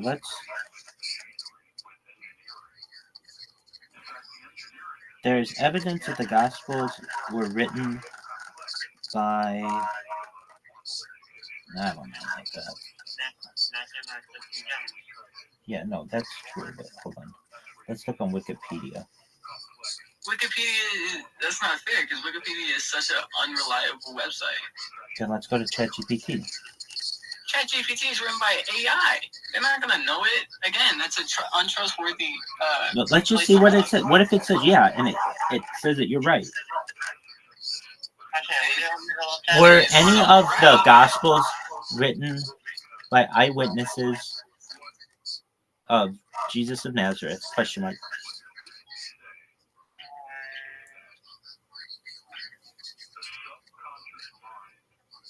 the apostles? Is that what it is? No, I asked eyewitnesses. According to the four authors of the New Testament apostle were apostles of Jesus, Matthew and John. And the other two apostles then were Mark and Luke. The gospel, hold on, not Wikipedia, not ChatGPT. What's the difference between an apostle and a disciple? There's really not a difference. I don't. An apostle is a messenger, one who is sent, while a disciple is a student. So as I understand, all these guys were disciples. They weren't apostles. Apostles were the primary people who met and followed Jesus during his life. But the disciples were any of Jesus' followers who devoted themselves to learning from him. Okay, so just like the author of the book of John, let's just look up the book of John, because I think that's the earliest one. The Gospel of John is the fourth one. Okay, so it was written. It reached its final form around 90 to 110. So it's like 60 years after Jesus died.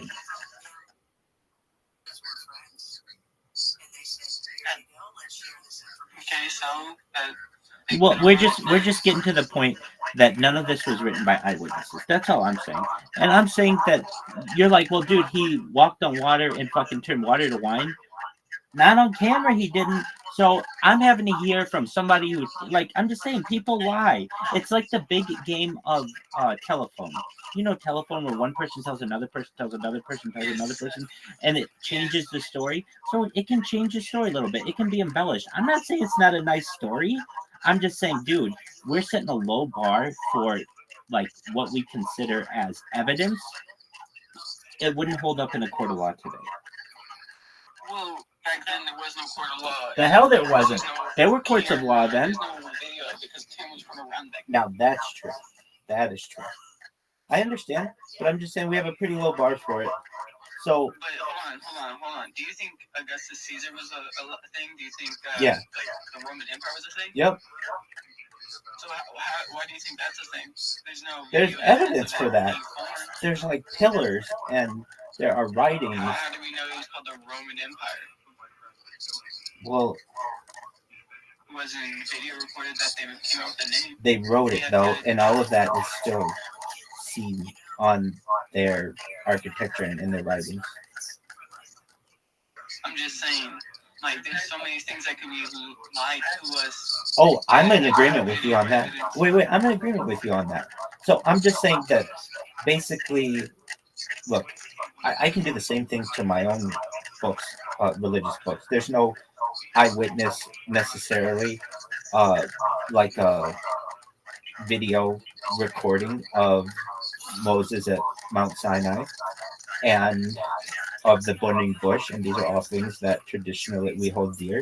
So I completely understand all that. What I'm saying as a person is we can respect all of that. We can respect Moses, and we can even respect perhaps other religions too as historical texts. But we have to move forward as a modern people and use our modern ingenuity in improve ourselves and those around us in the best way possible from a societal standpoint, not because a book 2,000 years ago said it. Okay, so let me ask you something. Go ahead. If they're, let's just say they're, so, you believe, I'm not sure. So do you believe in Jesus or not? I can't. That's a good question. I mean, do I believe he ever existed on this earth? Yeah, do you believe that? You know, at least within Judaism, there are multiple schools of thought. I personally believe there probably was someone named Jesus of Nazareth who existed around the time of when Christians believe that this person did. But because we don't have hard evidence for it, I can see the argument both ways that this person perhaps didn't exist exactly the same way. So, but I think that there's probably some person who made quite an impact on society about 2,000 years ago, perhaps named Jesus of Nazareth. Not necessarily he made that much impact, but his followers made a lot of impact. So the apostles and the disciples who we're referencing here. And then in particular, it was once those people became influential within the Roman Empire, and then eventually once Emperor Constantine converted to Christianity and required the entire empire to convert to Christianity, did have a prolific impact on the modern world because many people's ancestors come from those lands. Right. So what I'm trying to say is, like, there's no hard evidence, there's no bones, there's no nothing, right? Of Jesus. That's correct. That is the Bible. Here, let me ask you a question.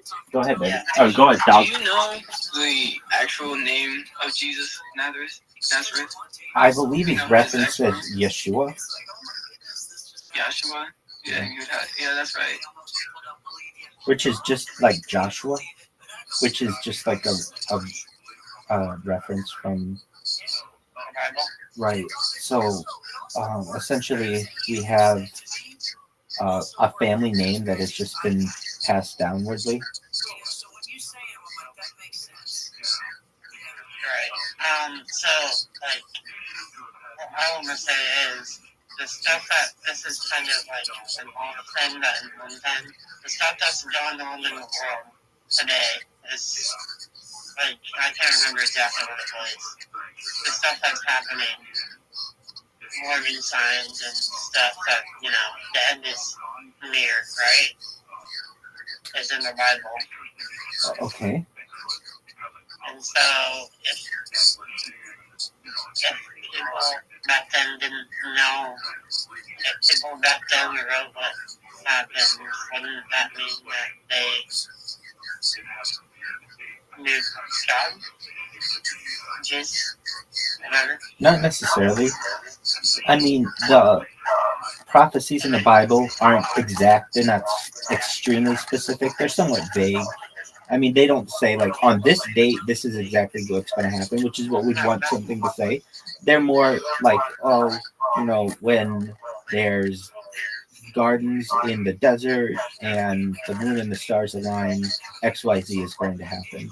And so these are just premonitions. I think that perhaps these could have been influenced by other societies. It could have been influenced through interdimensional beings or alien beings, that we could have had someone who was an alien abductee who was told how the future of humanity was going to take place. And then when they were put back on Earth, they told the story, and these stories were told orally. Eventually they were written down, and some of these prophecies may perhaps seem as if they are accurate for today's day and age, depending on how you interpret them. And that's all up to personal interpretation. And that's why they seem so accurate. Or they just could be lucky guesses. I mean, that's like me saying in like 30 years, there's going to be a giant tornado that's going to hit the whole United States, that's going to wipe it out. That's right.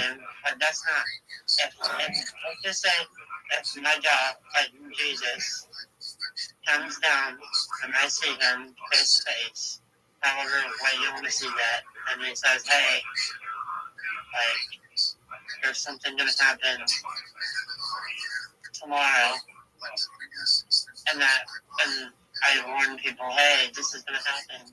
Jesus told me. They're going to be like, oh, no, it didn't happen, right? Well, and then when it happens, there isn't anything that specific. Let's be honest. If you said not that those tornadoes were going to happen in 30 years, but were going to happen in the future, it would look like you're right when 15 years down the line there are a bunch of tornadoes that take out the Great Plains of the United States. Right. as an example. So if you leave the prediction vague enough, it's pretty easy for it to come true. And also, people can move society in ways so that those things do come true. If we want to make the number 666 big in society, then you can have the number 666 influence through all aspects of media. Or if you want the red heifers to have a symbol in society as to the eventual rebuilding or rebuilding of the Temple of Solomon, then you can have media focus on those, or trumpets that perhaps might usher in a new age or a new dawn. All of these things are potentialities that might make sense for a given civilization, and in order to tie up their book, they make these predictions. Right. So, like, the meaning of, like, it says the meaning of religion is, let's just say a guess, right? Like, Yeah. This is kind of like a scientific way of people seeing it. This is not that way. But the scientific way of people seeing it is religion is something that people just believe in a hierarchy that doesn't exist. So, you know what I'm saying? Like I'm not like so like you know when we the only way we'll find out is when we die.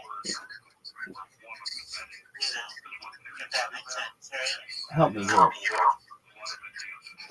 I don't know what you mean. So the way scientists and non-believers of Hey guys, just one moment. Just one moment. Apologies. I just had a friend who joined. Riser, can you hear me?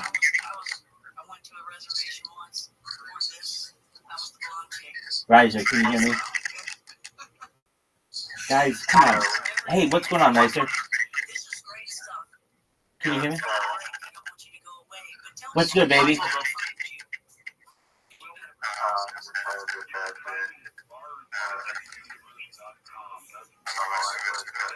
Hey, did you... Definitely. Have you been here before? Did you see we made some additions below? We've got 30 or so radio channels to which you can listen, including history lectures, the 24 hours of the Joe Rogan Experience. We've got all the Joe Rogans in there. We've got all the Joey Diaz's in there. We've got UFO podcasts. We've got the Beatles radio. We've got all kinds of interesting things. Then below there, we've got a collection of music videos. And above all of that, we have an aggregator of Reddit posts. So you can just go there and always see the most recent Reddit posts on all your favorite topics.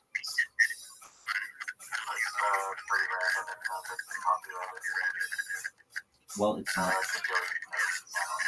It's not. It comes off of YouTube. So any issues that you have, take them up with YouTube and get your copyright questions with YouTube, not with Rabbi Rothschild.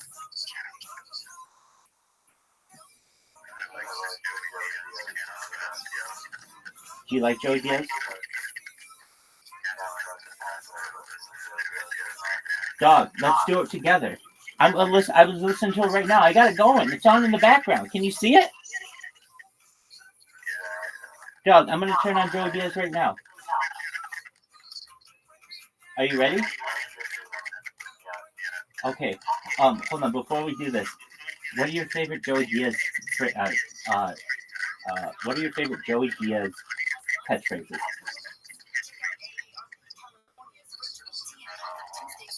Tremendous. Cocksucker. Absolutely. All right. That's perfect. Here we go. Joey Diaz. Hey, you guys, come to my Discord. Come on. I could have these discussions about religion all night, but I got a friend here, and I'm really doing my best to promote this Discord. So come to the Discord, guys. Okay, then don't. Lil King. Okay, apologies to have that little that detour. I had to talk to that person in my Discord. What other questions do we have about religion, folks? No, you finished all mine. Connor, do you have any other questions? No, I'm good. All right. You guys want to live in my Discord with me? Sorry. Hey, dude, I like how Lil King 69 is like, no. But Connor was being nice and was thinking about it. I'm sorry, man. I'm blunt honest with you. That's cool, man. I like this. I like it. Straight to the point. You're direct. Very cool, right? You too. Peace, bro.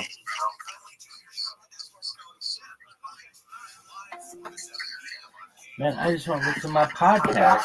And you look at everything, and the judges, the two got it right. Carlos won the round. It's not who throws the most. It doesn't matter how much you throw. It matters how much you damage.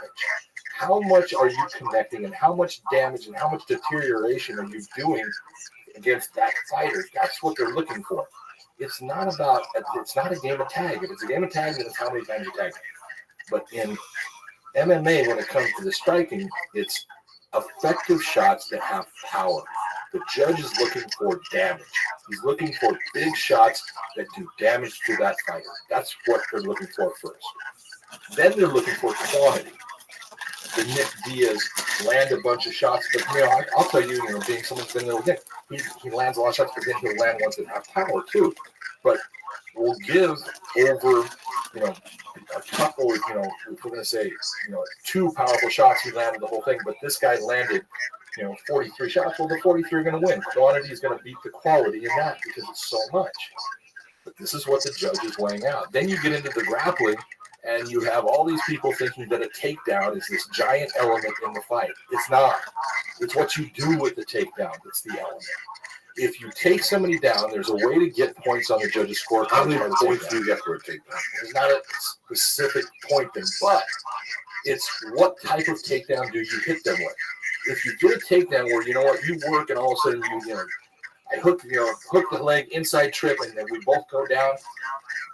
There's nothing really that takedown did other than change the level of the field. Instead of us being now both vertical or both horizontal, so what are you going to do with that takedown now that we're on the ground? That will let the judge say, okay, I'm giving you, that was a takedown because now you're doing good work on the ground. You get credit for that takedown. But if you take the fight down and you don't do anything with it, it was no different than if we're in the stand-up and I take this great angle on you and I go to throw a shot and it misses and nothing. I don't get credit for the angle I took. I get credit for what I was going to do with the angle. Same thing with a takedown. Now, we can have a takedown where, I get a hold of you and I get behind you and all of a sudden I'm suplexing you over. That's a takedown that has what we call amplitude. It has elevation and impact. If we get a takedown that has elevation of the fighter and boom, he comes down and there's big impact, the judge is going to give a good score as far as they're going to put that into, you just did something that affected the fighter in the fight. I'm going to put that towards you winning the round. Doesn't mean, if you don't do anything else, you're going to win it just because of it. But that is a takedown that's going to score for you with the judges. In their minds, that was significant. If you have that type of takedown, we have it, but we can have takedowns where I get somebody really high, and then there's a struggle, and also we end up on the ground, but there was no impact. So what are you going to do with it? That's what the judge is looking for. So when the judge is now looking, you take the person down, you stay in their guard, and you put your head in the middle of their chest, and you go body, head, and you do that for a minute and a half, and this guy on the bottom is hitting with elbows and stuff. You're not doing anything to win yourself the fight. The judge is not going to be giving you credit for that takedown because you're not doing anything that's impacting the fight. Now you take the fight down, and you hit him with heavy shots on the ground. You make that person have problems. They're going to say, that was a good takedown that led to more things. They're going to give you credit for it. Frankie Edgar comes Swanson. Every time Frank comes Swanson through a fight, Frankie got him with that little thing he has, and he takes you down like George St. Pierre. But what did he do with the takedown? Cub was in trouble. Grand Frankie was on top of it. He's getting credit to take that. Okay, This was an education for me. I knew nothing of this. I thought all takedowns were like jiu-jitsu. 4 points to the left, 3. That's how confused I was. And that's what we get a lot of guys that come from jiu-jitsu and they're sitting there, but he got mouth. He did nothing with it. The judges are going to give you any credit for that. It's not 4 points. All right, you get side control. You don't get 3 points. It's what do you do with the side control? What do you do with the mount? In fighting, especially because of strikes with MMA, there's a lot we can do with that mount. Well, just do it. Go after him. We're looking for the fighter to try to do things to end the fight. Your job is to go in there, and from the moment the fight starts, your job is to do things that are going to cause you to be able to end the fight down the road. Be it 10 seconds down the road, be it 20, be it 2 minutes, be it 10 minutes, be it 15 minutes. You're always working to end the fight. That's what we want out of the fight. Why doesn't the UFC just have refs do the judging? Because they have a few refs there. But why isn't it just not round robin? Because the biggest complaint I've heard about the judges is that they aren't aware of the rules of the sport. Like they're not boxing judges, so they might not know grappling. And that's not true. That's not true? No. Yeah, I hate to say it. You get these. It's like painting the broad strokes. Are there people? What happened with MMA is when MMA started to get really going with a lot of regulation, a lot of these states were not prepared to have people judging, and so they had people that were martial artists or boxing people that said, "I can do that," and because they were people that the athletic commission, okay, and they put them in there, and most people had no idea how to truthfully do this the correct way, and so that caused problems. And it's taken a long time. But if you look at the people that are out there judging fights, now, the Derek Clearys, the Salamanos, the Chris Lees, all these people that are, the ones that a lot of people are seeing a lot, they're very good at what they do. And they're very serious about what they do. And they're going back and trust me, if I show you my phone after a big fight, if there's a decision, those guys are all texting me, John, did you watch the fight? Because they want to know, did I see something wrong? Did I do something wrong? And it is the one thing that, off of judging is judging no matter what. We try to objectify it as much as we can, but it's always going to be subjective. And the one thing that most people don't get is we get this where we have these judges, we put them at these 3 different positions in that cage. The UFC doesn't give them good seats. They give one a good seat. 2 of them have the cage door right by them, so they got posts that are blocking their view a lot of the time. They have a referee that's moving around inside.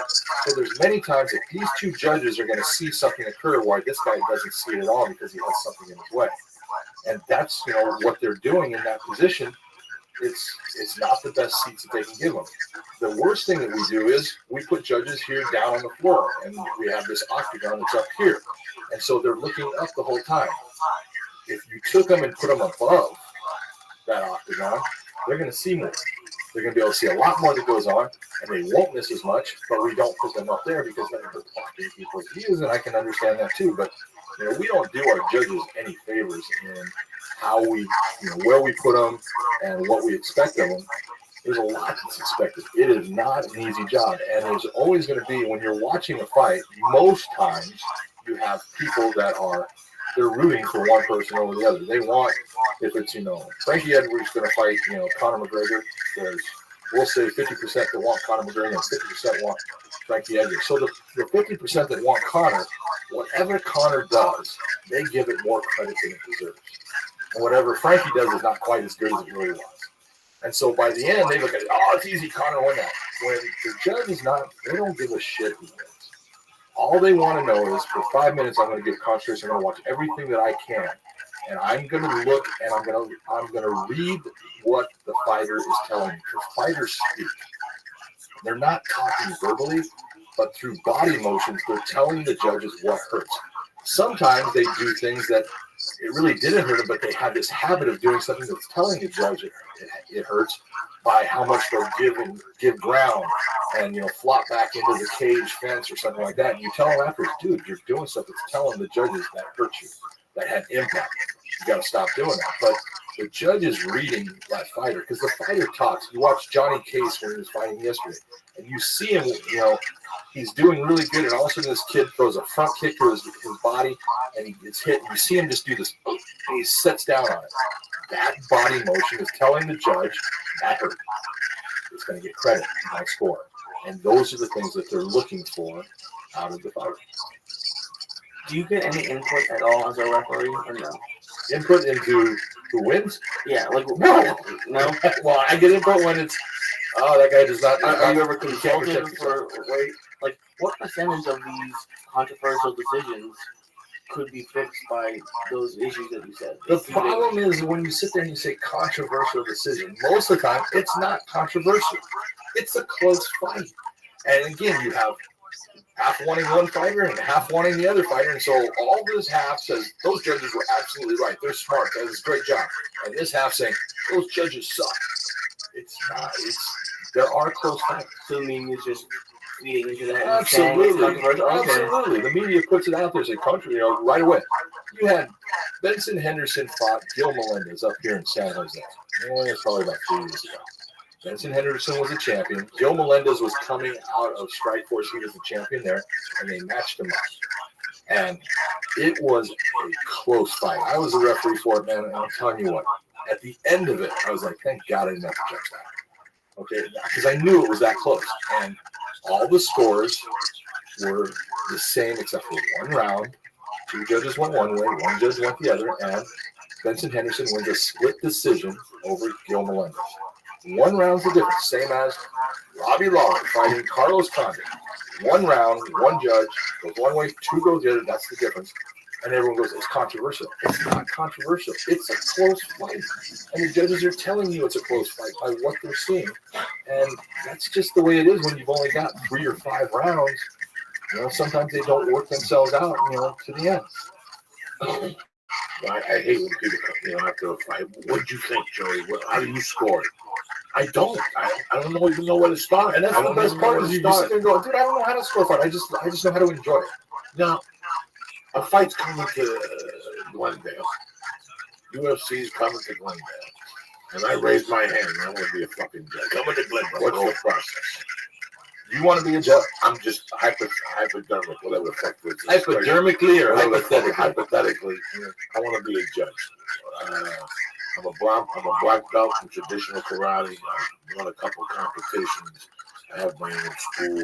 Okay, let's pretend. What is my process? The true process now here in the state of California, since Glendale is California. If you want to be, we'll say, a judge. First off, that's awesome. We love the fact that you want to be a judge. So now we're going to tell you, okay, so what we need you to do is go to the gym and start learning everything that these guys are doing. Okay? Everything that there is. I need you to understand the ground. I need you to understand every submission there is. I need you to understand what that submission is, what it's affecting, and how it needs to be defended. I need you to understand the stand-up game. I need you to understand what those kicks are, exactly where they're targeted at, why they're targeted there, what's effective, what's not. I want you to tell me exactly when we talk about stand-up. I need you to be able to tell me who's winning the stand-up and why when we have these certain elements occur. So I need you to start going to the gym. And that's going to take you, honestly, you need to be there for several years before you're going to have an idea of what to do. I've been a martial artist since I was 8. I walked into Okay, so then, all right, so we'll say that you have martial artists. That's the time of black belt in traditional Taekwondo and a purple belt in Jiu-Jitsu. Okay, I'm 35. I competed a couple times. I got a couple gold medals. Locally. Couldn't come out with silver. Family guy. I want to know how the neighborhood traditional martial arts. All right, so we'll say that you're a guy that's been involved in fighting. Right. So you're that guy that's been involved. So you don't have to start going to the gym. So now what you're going to have to do is you're going to have to pick and you're going to have to go to a certified course. All right, here in California, there's only 2 that you can choose from. All right, that's what we need. John McCarthy's and Herb Dean's. Not your gig. The judge. Yeah. The guy who scores. Judging. Okay, here you go. So you got 2 courses that you can go take. You can go take Herb Dean's MMA camp, I think is what it's called it, or you can go to John McCarthy's command course. Okay? So if you're going to do that for judging, it's going to be a 2-day course in mine, so 1 day for Herb. So in the 2 days, I'm going to go through everything that is the criteria for you for judging MMA. We're going to talk about those things. We're going to talk about what the criteria is for it, what you need to be looking at, breaking things down into quality over quantity, all these things, and demonstrations.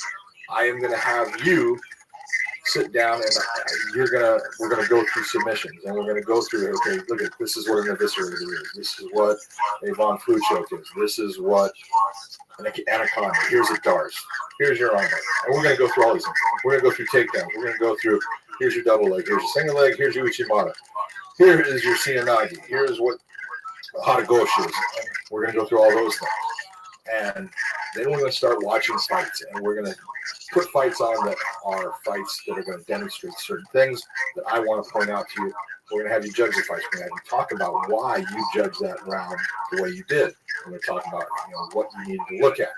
And then you're going to get tested on this. And in that test, you're going to end up having to, in mine, you're going to end up having, you have to take a techniques test. So you'll get 120 different things that are going to be put out there. It could be, a suplex. It could be, a armbar. It could be an Americana.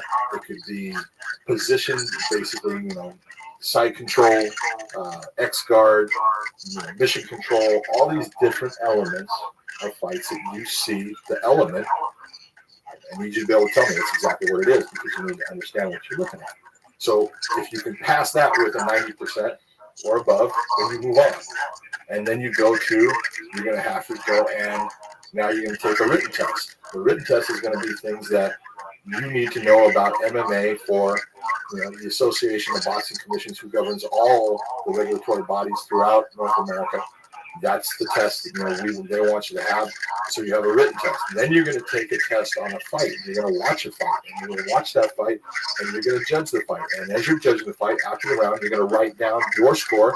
And you're going to tell me exactly why you picked the fighter that you did in that round. What elements were it that changed you from saying, I'm going to go with this fighter, I'll go to this one, and this is why, this is what he did better, this is where he was, the more effective fighter. And you'll do that for a 5-round fight. And if you don't get that score right, you're going to fail that. And so you've got to pass all of these things at 90%. You pass that, you pass the course. And from that point, you can now go to amateur MMA.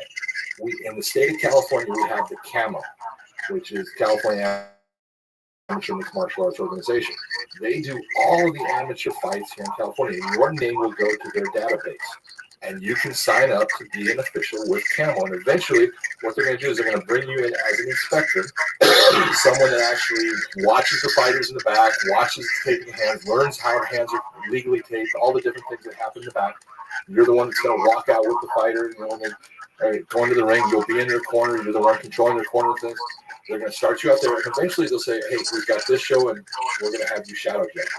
And you'll start shadow judging other judges, so you're going to sit next to the judge that's actually the judge of it, and you're going to give your score while they're giving their score, and you're going to turn your score in. And once your scores are in line where, you're judging things right, they're going to give you that opportunity, and you can start to judge. And from that, you get to judge. You have to judge for at least 2 years here as an amateur judge before you can even think about trying to get a license with the state of California as a professional.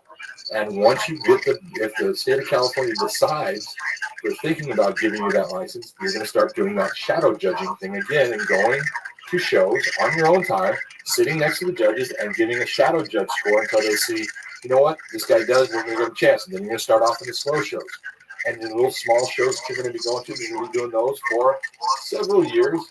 And eventually, if you've proven yourself and you've gotten to the point where you've proven that you understand how to judge a fight and you are in the upper scale of the people that they have, when that UFC comes to town, maybe after about 6 to 8 years, you might be put onto that UFC show. UFC, Bellator, one of those things. Yep. That's a long process. It's a lot more than people think. No, I thought it was like a 90-day, and that's why there was so many fucking bad scores sometimes. That's why I thought there was so many. From what you're telling me and what I'm thinking about, the only thing I can think about for bad scoring is, which is how naive I am about that stuff. Like, I can't believe that you would judge a fight going 50%. for Nate Diaz or 50% for Conor McGregor in your mind? I figured it'd be a way you would take No. that. I'm saying the fans. 50% want Nate to win, and 50% want Conor to win. So those 50%, no matter what they do, they kind of look at it and they're always siding with their fighter. You know, the judge doesn't give a shit who wins. The judge is giving credit for what is being done in the fight. They don't care if Conor McGregor wins. They don't care if Nate Diaz wins. They care that the right person wins. And trust me, it's a huge difference. We did a thing here in California where we actually I did a small course and did a little teaching thing for the media. And we're talking about guys from, MMA fighting, ESPN, guys that are, the bigger, MMA outlets as far as, the media. They came and, they watched some stuff. We talked about it, and then we took them out of Bellator and we put them next to the judges and had them judge the fights. And afterwards, they all said, I'm never going on the media anymore and saying, oh, this is controversial, because they got that feel. They understood what it was like and the pressure that's involved, and they realized afterwards that, hey, there's times that, I didn't get to see that because the referee was in the way. I didn't see when that supposedly happened. And it happens. That's just part of it. As there's all these different things people are trying to do. Oh, let's put them in a room or something like that. Sound is a big element. It's the same thing as what you were talking about with that boot when it hit that man. That's all I remember. That's all I ever remember. What did that sound tell you? That his face was gone. That it absolutely hit him. Gone. And I didn't see it. I was coming this way. I heard it maybe 15 yards, and it was the weird, like everything here had caved in. Something that caved in. That sound told you, oh, man, that sounds important for the judge. A judge uses their ears to say that was effective, that wasn't. And so, all of this is there's nothing perfect. The problem is everyone looks at the UFC and goes, those are UFC judges. There's no freaking UFC judges. What the UFC does is they're smart enough. There's no UFC. The only UFC referees there is, and if you want to say it, was John McCarthy and Mario Yamasaki. Okay? Long ago, I was working for the UFC. Before there was, all the regulation, I was a guy that would, go to the shows and stuff, and I was under contract with them. And then they brought in Mario after a while because they needed another referee. And we were working for the UFC. But once, this whole thing got, bigger and stuff and state regulations, I couldn't do that anymore. And that's why, I work for the state of Nevada. I work for the state of California. I'm licensed in a lot of different states because if you're the state, Andy Foster is the boss of California's athletic commission. He's the executive director. He has 5 bosses over the top of him that are the commissioners, but he's the one that's doing most of the legwork. And he's going to tell you straight out, why do I put, John McCarthy or Herb Dean as my referee? Why do I want them? Because they take the pressure off of me. If John McCarthy goes out there and makes a mistake in the big UFC, no one's going to look at me as Andy Foster and say, you screwed up by putting him as the referee. But if you put somebody in that is someone that a lot of people don't know or has less experience and they mess up, you look at, what people are talking about with, the Magny Lombard fight. Steve Percival is the referee. He's taking a lot of heat, okay, right now over that fight. And that heat is now being secondarily placed onto the commission that's there in Australia because they use it. If you're Andy Foster and you use Herb Dean or John McCarthy, we screw up. Everyone attacks John McCarthy and they attack Herb Dean. But they don't attack the state of California and Andy Foster because who else did you expect me to put in there? Who's going to be better? And so, that's what the UFC looks at times with people. They try to get these athletic commissions, hey, we will pay. The UFC is paying for my travel, for Herb Dean's travel, for Sal Diamato's, for Derek Cleary's, wherever it is. When I travel somewhere, the UFC is paying for my plane ticket. They're paying for my hotel room because they're wanting to have these people that they believe in, that they believe understand the sport to the point where the chance of a mistake is going to be less. And so they're willing to do that, but they still can't force that on these state regulations and these athletic commissions there. So you can have an athletic commission. We'll say North Dakota the UFC is going to do a fight there. They're going to have people that have been working there in the state. Now the UFC is going to say, hey, we have this list of all these people. You can pick who you want, but these are people that sometimes come to our shows. We will pay for them to come. We'll pay for all the stuff. You just have to, pick which ones you want. But they can't force that state athletic commission to pick any of them. And the state athletic commission is going to say, nope, we're going to go with all of our people. And that's what they'll do. And then hopefully nothing bad happens. But if something bad happens, then it goes back on that person. And then the state athletic commission is looked at as bad. So there's this weird balance of people doing things, trying to get, people that they like. You look at what happened in Massachusetts with the Matt Mitrione fight. The person that was the referee there is from Massachusetts. He doesn't do a lot of fights. He doesn't do a lot of shows. There's not a ton of practical experience over and over. I do usually 2 shows a week. If you're doing 6 shows in a year, there's a difference there as far as just repetition and being able to, be more up on things. And so that's what happens with these places though. UFC, Bellator, they can't force these commissions to bring in these referees or these judges that are the guys that have proven themselves to be the higher standard of the sport. I've learned more from this podcast. And now I can say, because the only problem I see is I like the idea of raising that direction. Well, couldn't they just watch from above in a skybox or something? You know what? And this is the whole thing. Again, sound. It is. It's sound. And you hear it. Right. I was there when Johnny Hendricks knocked out John Finch. Yeah. It sounded like a fucking firecracker. I was there when what's his name kicked. I had judged those were the best things for me. When Anderson kicked what's his name in the face. Those were the first ones that Joe didn't get us 4 seats. We sat on the side, and that was a better seat. I saw everything. I saw little things that, and then at home you see a lot more. Yeah. Who's not yelling, go fuck yourself. Who's not falling down the stairs. Doesn't have a, big breast walking down the thing. Who's sitting next to you. Look at what it is. So you get distracted. Oh yeah, you do. You get distracted. There's something about being at the fights. Dana says it all the time. And he's being honest when he's saying fights are electric. The energy in the crowd. And I'm going to tell you right now, if you want to watch the fight the best that you can, watch it at home. But if you want to experience the fight, the greatest way to experience it is be there, because it's the crowd and the energy and everything there. You're not going to see the fight as clearly when you're there, but you absolutely will get the entire, experience more by being there. The experience is beautiful. Oh yeah. We went with a couple of times. Amazing. It's a beautiful experience as far as the music, the sound, the how loud it is. Who Uriah Faber sitting over here, who's not sitting over there. This chick of My Name Is Earl. Remember we were going for a long time? Right? Jamie Preston would always go. That's the wall of getting the fuck out of there. It was a nightmare. I had it down to a science. Once the last fight started, the first round went all the way. I got up.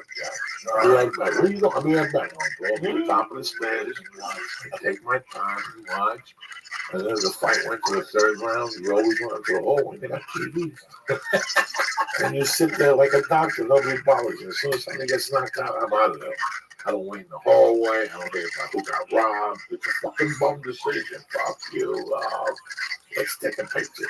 But the experiences are amazing. I know that I get lost sometimes watching stand-up.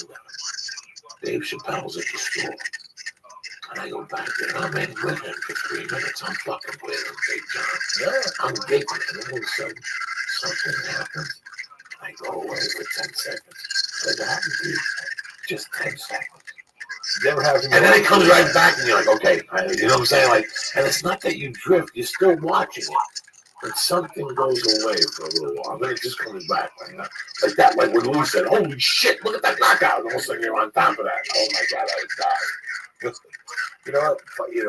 As someone that when you're working them, your intent, your whole thing is what people don't realize is you have a huge responsibility. And it's a responsibility that, it's not understood until you're put in that position.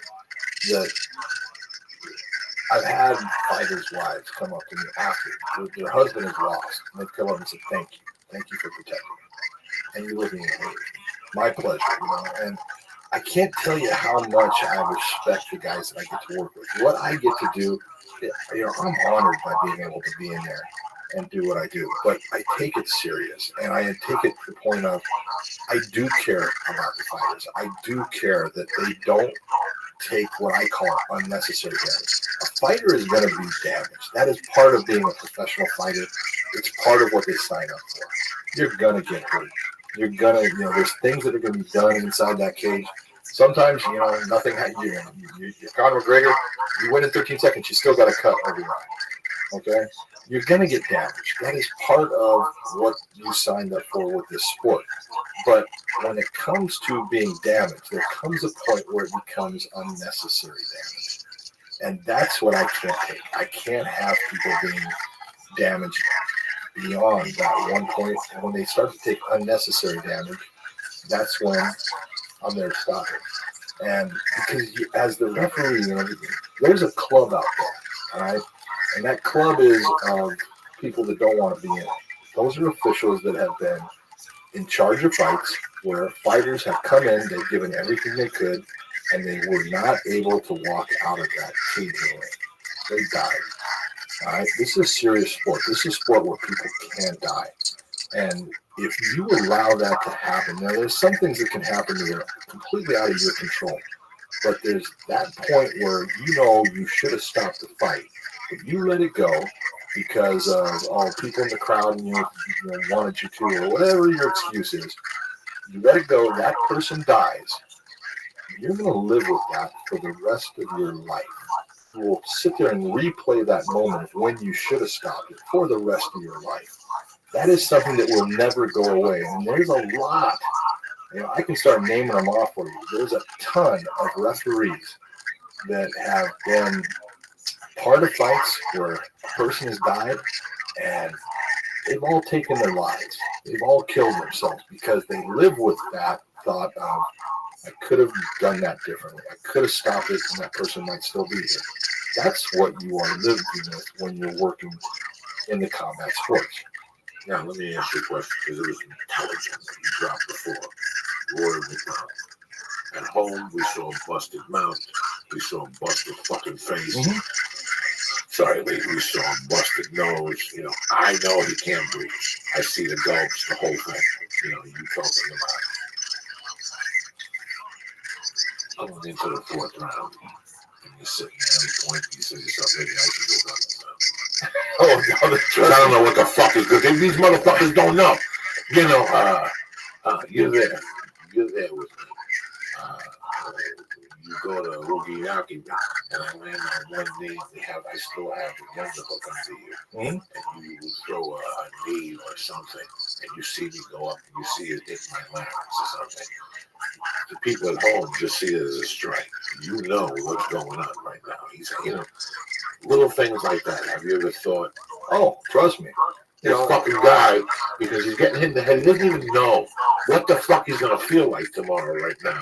Maybe I should just, there's all kinds of things that are out there. People can think what they want. I'll be totally honest with you. My wife's sitting right here. She's going to know what I'm talking about. But, there's fights. I get people all the time, especially from the early days. I used to tell fighters all the time, when you get hurt, you need me to get you out of the fight, tell me. I'll get you out of the fight, I'll take the blame. And I'd stop the fight, and the referee stopped it. And people would say, you're an idiot for stopping that. He was doing this. You're right. You got it. You know. But it was the actual fighter saying, I'm done. I can't go any farther. And I'd stop him. I said, referee, stop. It's TKO. I wouldn't say he would tap out. I wouldn't say there was a verbal. And I used to do that. And then it got to the point where, the sport changed to the point where you couldn't really do that. But there are fights out there. Paul Buentello fought a guy named Kirill Sadonikov. And Kirill was called Baby Fedor. And I use this fight when I teach now, too, because I did the fight. It was an affliction too. And, Kirill was supposed to be the next big thing coming up. And Paul Buentello was just beating the dog shit out of Kirill Sadonikov. he was hitting him with a jab. It was a stiff jab, and he did it from round 1 into round 2 into round 3 where Cadell was cut all over. He was having problems, and I could see the problems. But he's from Russia. He's tougher than hell. His corner doesn't give a shit. They're going to send him out for the end. And it gets to a point where I have a little signal with my doctor. I stop it for a mouthpiece coming out. I call time. I bring him over to the doctor so the doctor can check. But, I give the doctor a signal, which is telling him we're stopping the fight. Okay? Now, I'm going to use the doctor to be my guy to stop the fight because, everyone looks at the doctor as the doctors are smarter than John McCarthy, and that's good. They probably are. Okay? But if John McCarthy had just jumped in and waved his hands, people would have gone, no, and thought I was an idiot. But if the doctor comes up and looks at him and goes, no, it can't go, and I turn around with my hand, the fight's over, they're good with it. And even in that fight, the commentators look, and at the, doctor comes up and they say, the doctor's looking, you know what? Yeah, that was a good decision by the ringside physician to stop that fight. Kirill had enough. It wasn't the doctor, it was me, but I sell it off a different way because it makes it more palatable to the 14,000 people that are there. They see, they can't hear anything, they don't know, but they see the doctor and they go, there must be something a lot worse than I know. Okay, our whole job is to look at a fight and try to let the fighter manage his way through it. But if they are absorbing so much damage that they can be damaged for the rest of their life with what's going on, our job is to get them out. When I went to the GSP, I went down the wrong way with Eddie. Eddie and I went down the wrong way, and I ended up being in front of the ambulance. I took John picture. When they wheeled him towards me, I cried. I cried like a man. I fucking cried. I couldn't believe that he had this beaten. And GSP didn't look that good either. GSP didn't look that good either. He was walking around. He was a champion, but he was fucking hurt. I couldn't imagine. I went home to the hotel that night. These are, can't imagine that. Those are all the things that, every week you're dealing with. Because, you look at, GSP, how many times do you actually fight? 27, 30? Okay? That's how many times, if that, that's how many times you actually fight. I do 27 to 30 fights, in the month. Easy. And I've been doing it for 22 years. So, those are the things you look and, I deal with this all the time. And I deal with guys and, what is occurring in the sport. And our whole job is to, become more evolved as far as what we do. And our job is to, if we understand that a fighter's in trouble, take care of the fighter. Sometimes you can't. Sometimes they're in that position where they're actually, in the fight to the point where you gotta let them go. There's a lot of things that I'll think about, when I have a fight going on, and part of it is, in my mind, does the fighter have the ability to win this on the cards? Now I don't know what the cards are, but I have a pretty good idea if he's been getting his ass kicked. No, he doesn't. Okay, what's best for the fighter? What's best for the sport? What's best for the fans? What's best for the fighter always overrides the other two. And you've got to weigh those things out at times. There's times when you're going to let a guy go because he has won this fight up to this point. He has been winning this fight. You know that on the scorecards, this guy he's ahead. This is the 5th round of a 5-round fight. You know that he's won at least 3 of them easy. And he's in trouble now. You're going to let him try to ride it out because, hey, he does have a chance of winning this. But you will not let it ride out to the point where what's the best for the fight at this point is he is not in that position where they are fighting in a competitive or intelligent manner at that time. It's time to get him out. This has been the more shocking. I almost got sick. I almost smacked. I almost passed out before. I looked at you talking about blood and shit. I had to start breathing out of my fucking nose and everything. Hey, we were going to talk about MMA, right? No, we weren't. Let me give some shout outs here. You're going to rush Miss Mac. All right, hold on 1 second. Will Apostolos, the Greek, J.B. Beeson, Alex Destino, Henry Henderson, good to meet you last night over at Bakersfield. My man Mikey Stein, a 1x1 podcast, Heisenberg, Spooky, Andre Silva, the Australian Warrior, my main man down under. I don't know what the fuck this is over here. I'll catch you tomorrow. Let's figure it out there. What's up with you, man? I'm good. This is education. Yeah, it's amazing. Guys, I'm sorry I didn't say much for a long time. I was just recovering. I really was. I was like Hector Lombard in between rounds. When you were talking about blood and stitches and going down his fucking lungs, oh my God, I almost passed out. You know, I'm really coming to all that stuff. Now we're going to switch it up from MMA because this is how, oh my God, you fucking blew my mind. And I haven't said a peep since our phone call. As you know, the hottest show in America is the over maybe 34 right now, the People versus OJ. I fucking love it. First off, I'm a law freak. Any Law and Orders, that's my shit. Law and Order SVU, I can't watch because of the rape and shit. I can't tolerate it. So I don't even put that shit on. I don't have the stomach for all that woman stuff. It destroys me as VU. The Law and Order straight up, I will watch it for the trial and sit there and take notes until the morning like an asshole. You know me, bro. So when this came up, I wasn't going to watch it. But I worked with somebody and they said that they had shot this series. And when it comes on, they should watch it. People versus OJ. So I want to watch this. I would. There you go. And they're like, no. They're like, this is what was going on behind the scenes and the racism and all the.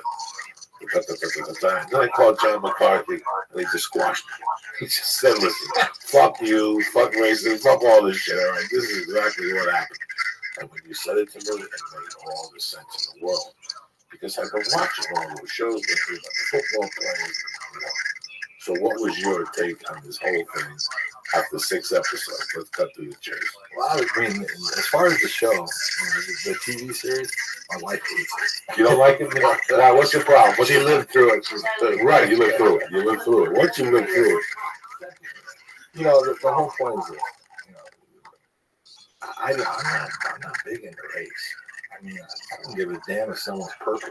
Okay, you fuck up. You fucked up. That's it. That's it. That's it. You're either a good person or you're a bad person. Okay, the color of your skin, your religion, where you come from, I don't give a shit. Be a good person. I'll be your friend. Be an idiot, I'll be your worst enemy. That's just the way I look at life. But that whole thing with OJ is when in watching it, you look at everything that occurred with it, and straight out, not a doubt, OJ did it. Okay, got away with it. Got away with it because of lawyers and because of people, that at the time kind of wanted to prove something. I think in a way, I don't know, but when I look at it, back when I was on LAPD, they brought the pictures of Nicole Brown, Simpson, and Ron Golden. Brought them up to us because we were supposed to be experts in that. They're saying, hey, what would do this? How big of a knife? And I remember looking at the autopsy photos of it and the actual crime scene photos of it. I mean, you get a number on it if you look at it. And there was a lot of violence there. And there was violence with Ron. You could see defensive wounds on his hands. And there was a couple that was, his on one of his eyes, he'd been poked twice. You could see with a knife. And it was why? Because someone was thinking he was still alive. They said, why would that be there? Because he thinks he's still alive, so he's poking him, seeing he's not. And so, you look at this, and I'm the first one to tell you, I was an O.J. Simpson fan. I mean, I was a huge fan. So when I was growing up, Monday night, when he was playing for SC, I was always a Notre Dame fan, but I loved O.J. Simpson, and so it was okay if O.J. beat Notre Dame, and then he goes to the pros, and the 2003 or whatever it was season or whatever, I can't even remember. I say 2003 yards, the season, whatever year it was that he did that. I mean, I was a huge fan. I even, as an LA police officer, I stopped, I was on a stop that he was part of and stuff, and, because he was O.J. Simpson, I was, hey, man, let him go, man. That's the G's.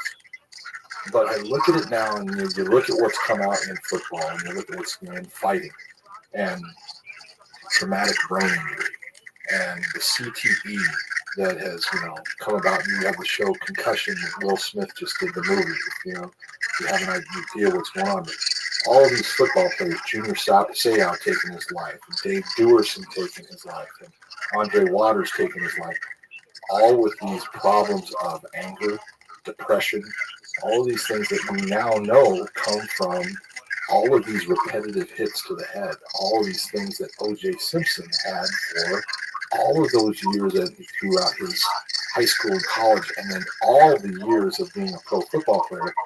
And he's close to 14 years as a pro.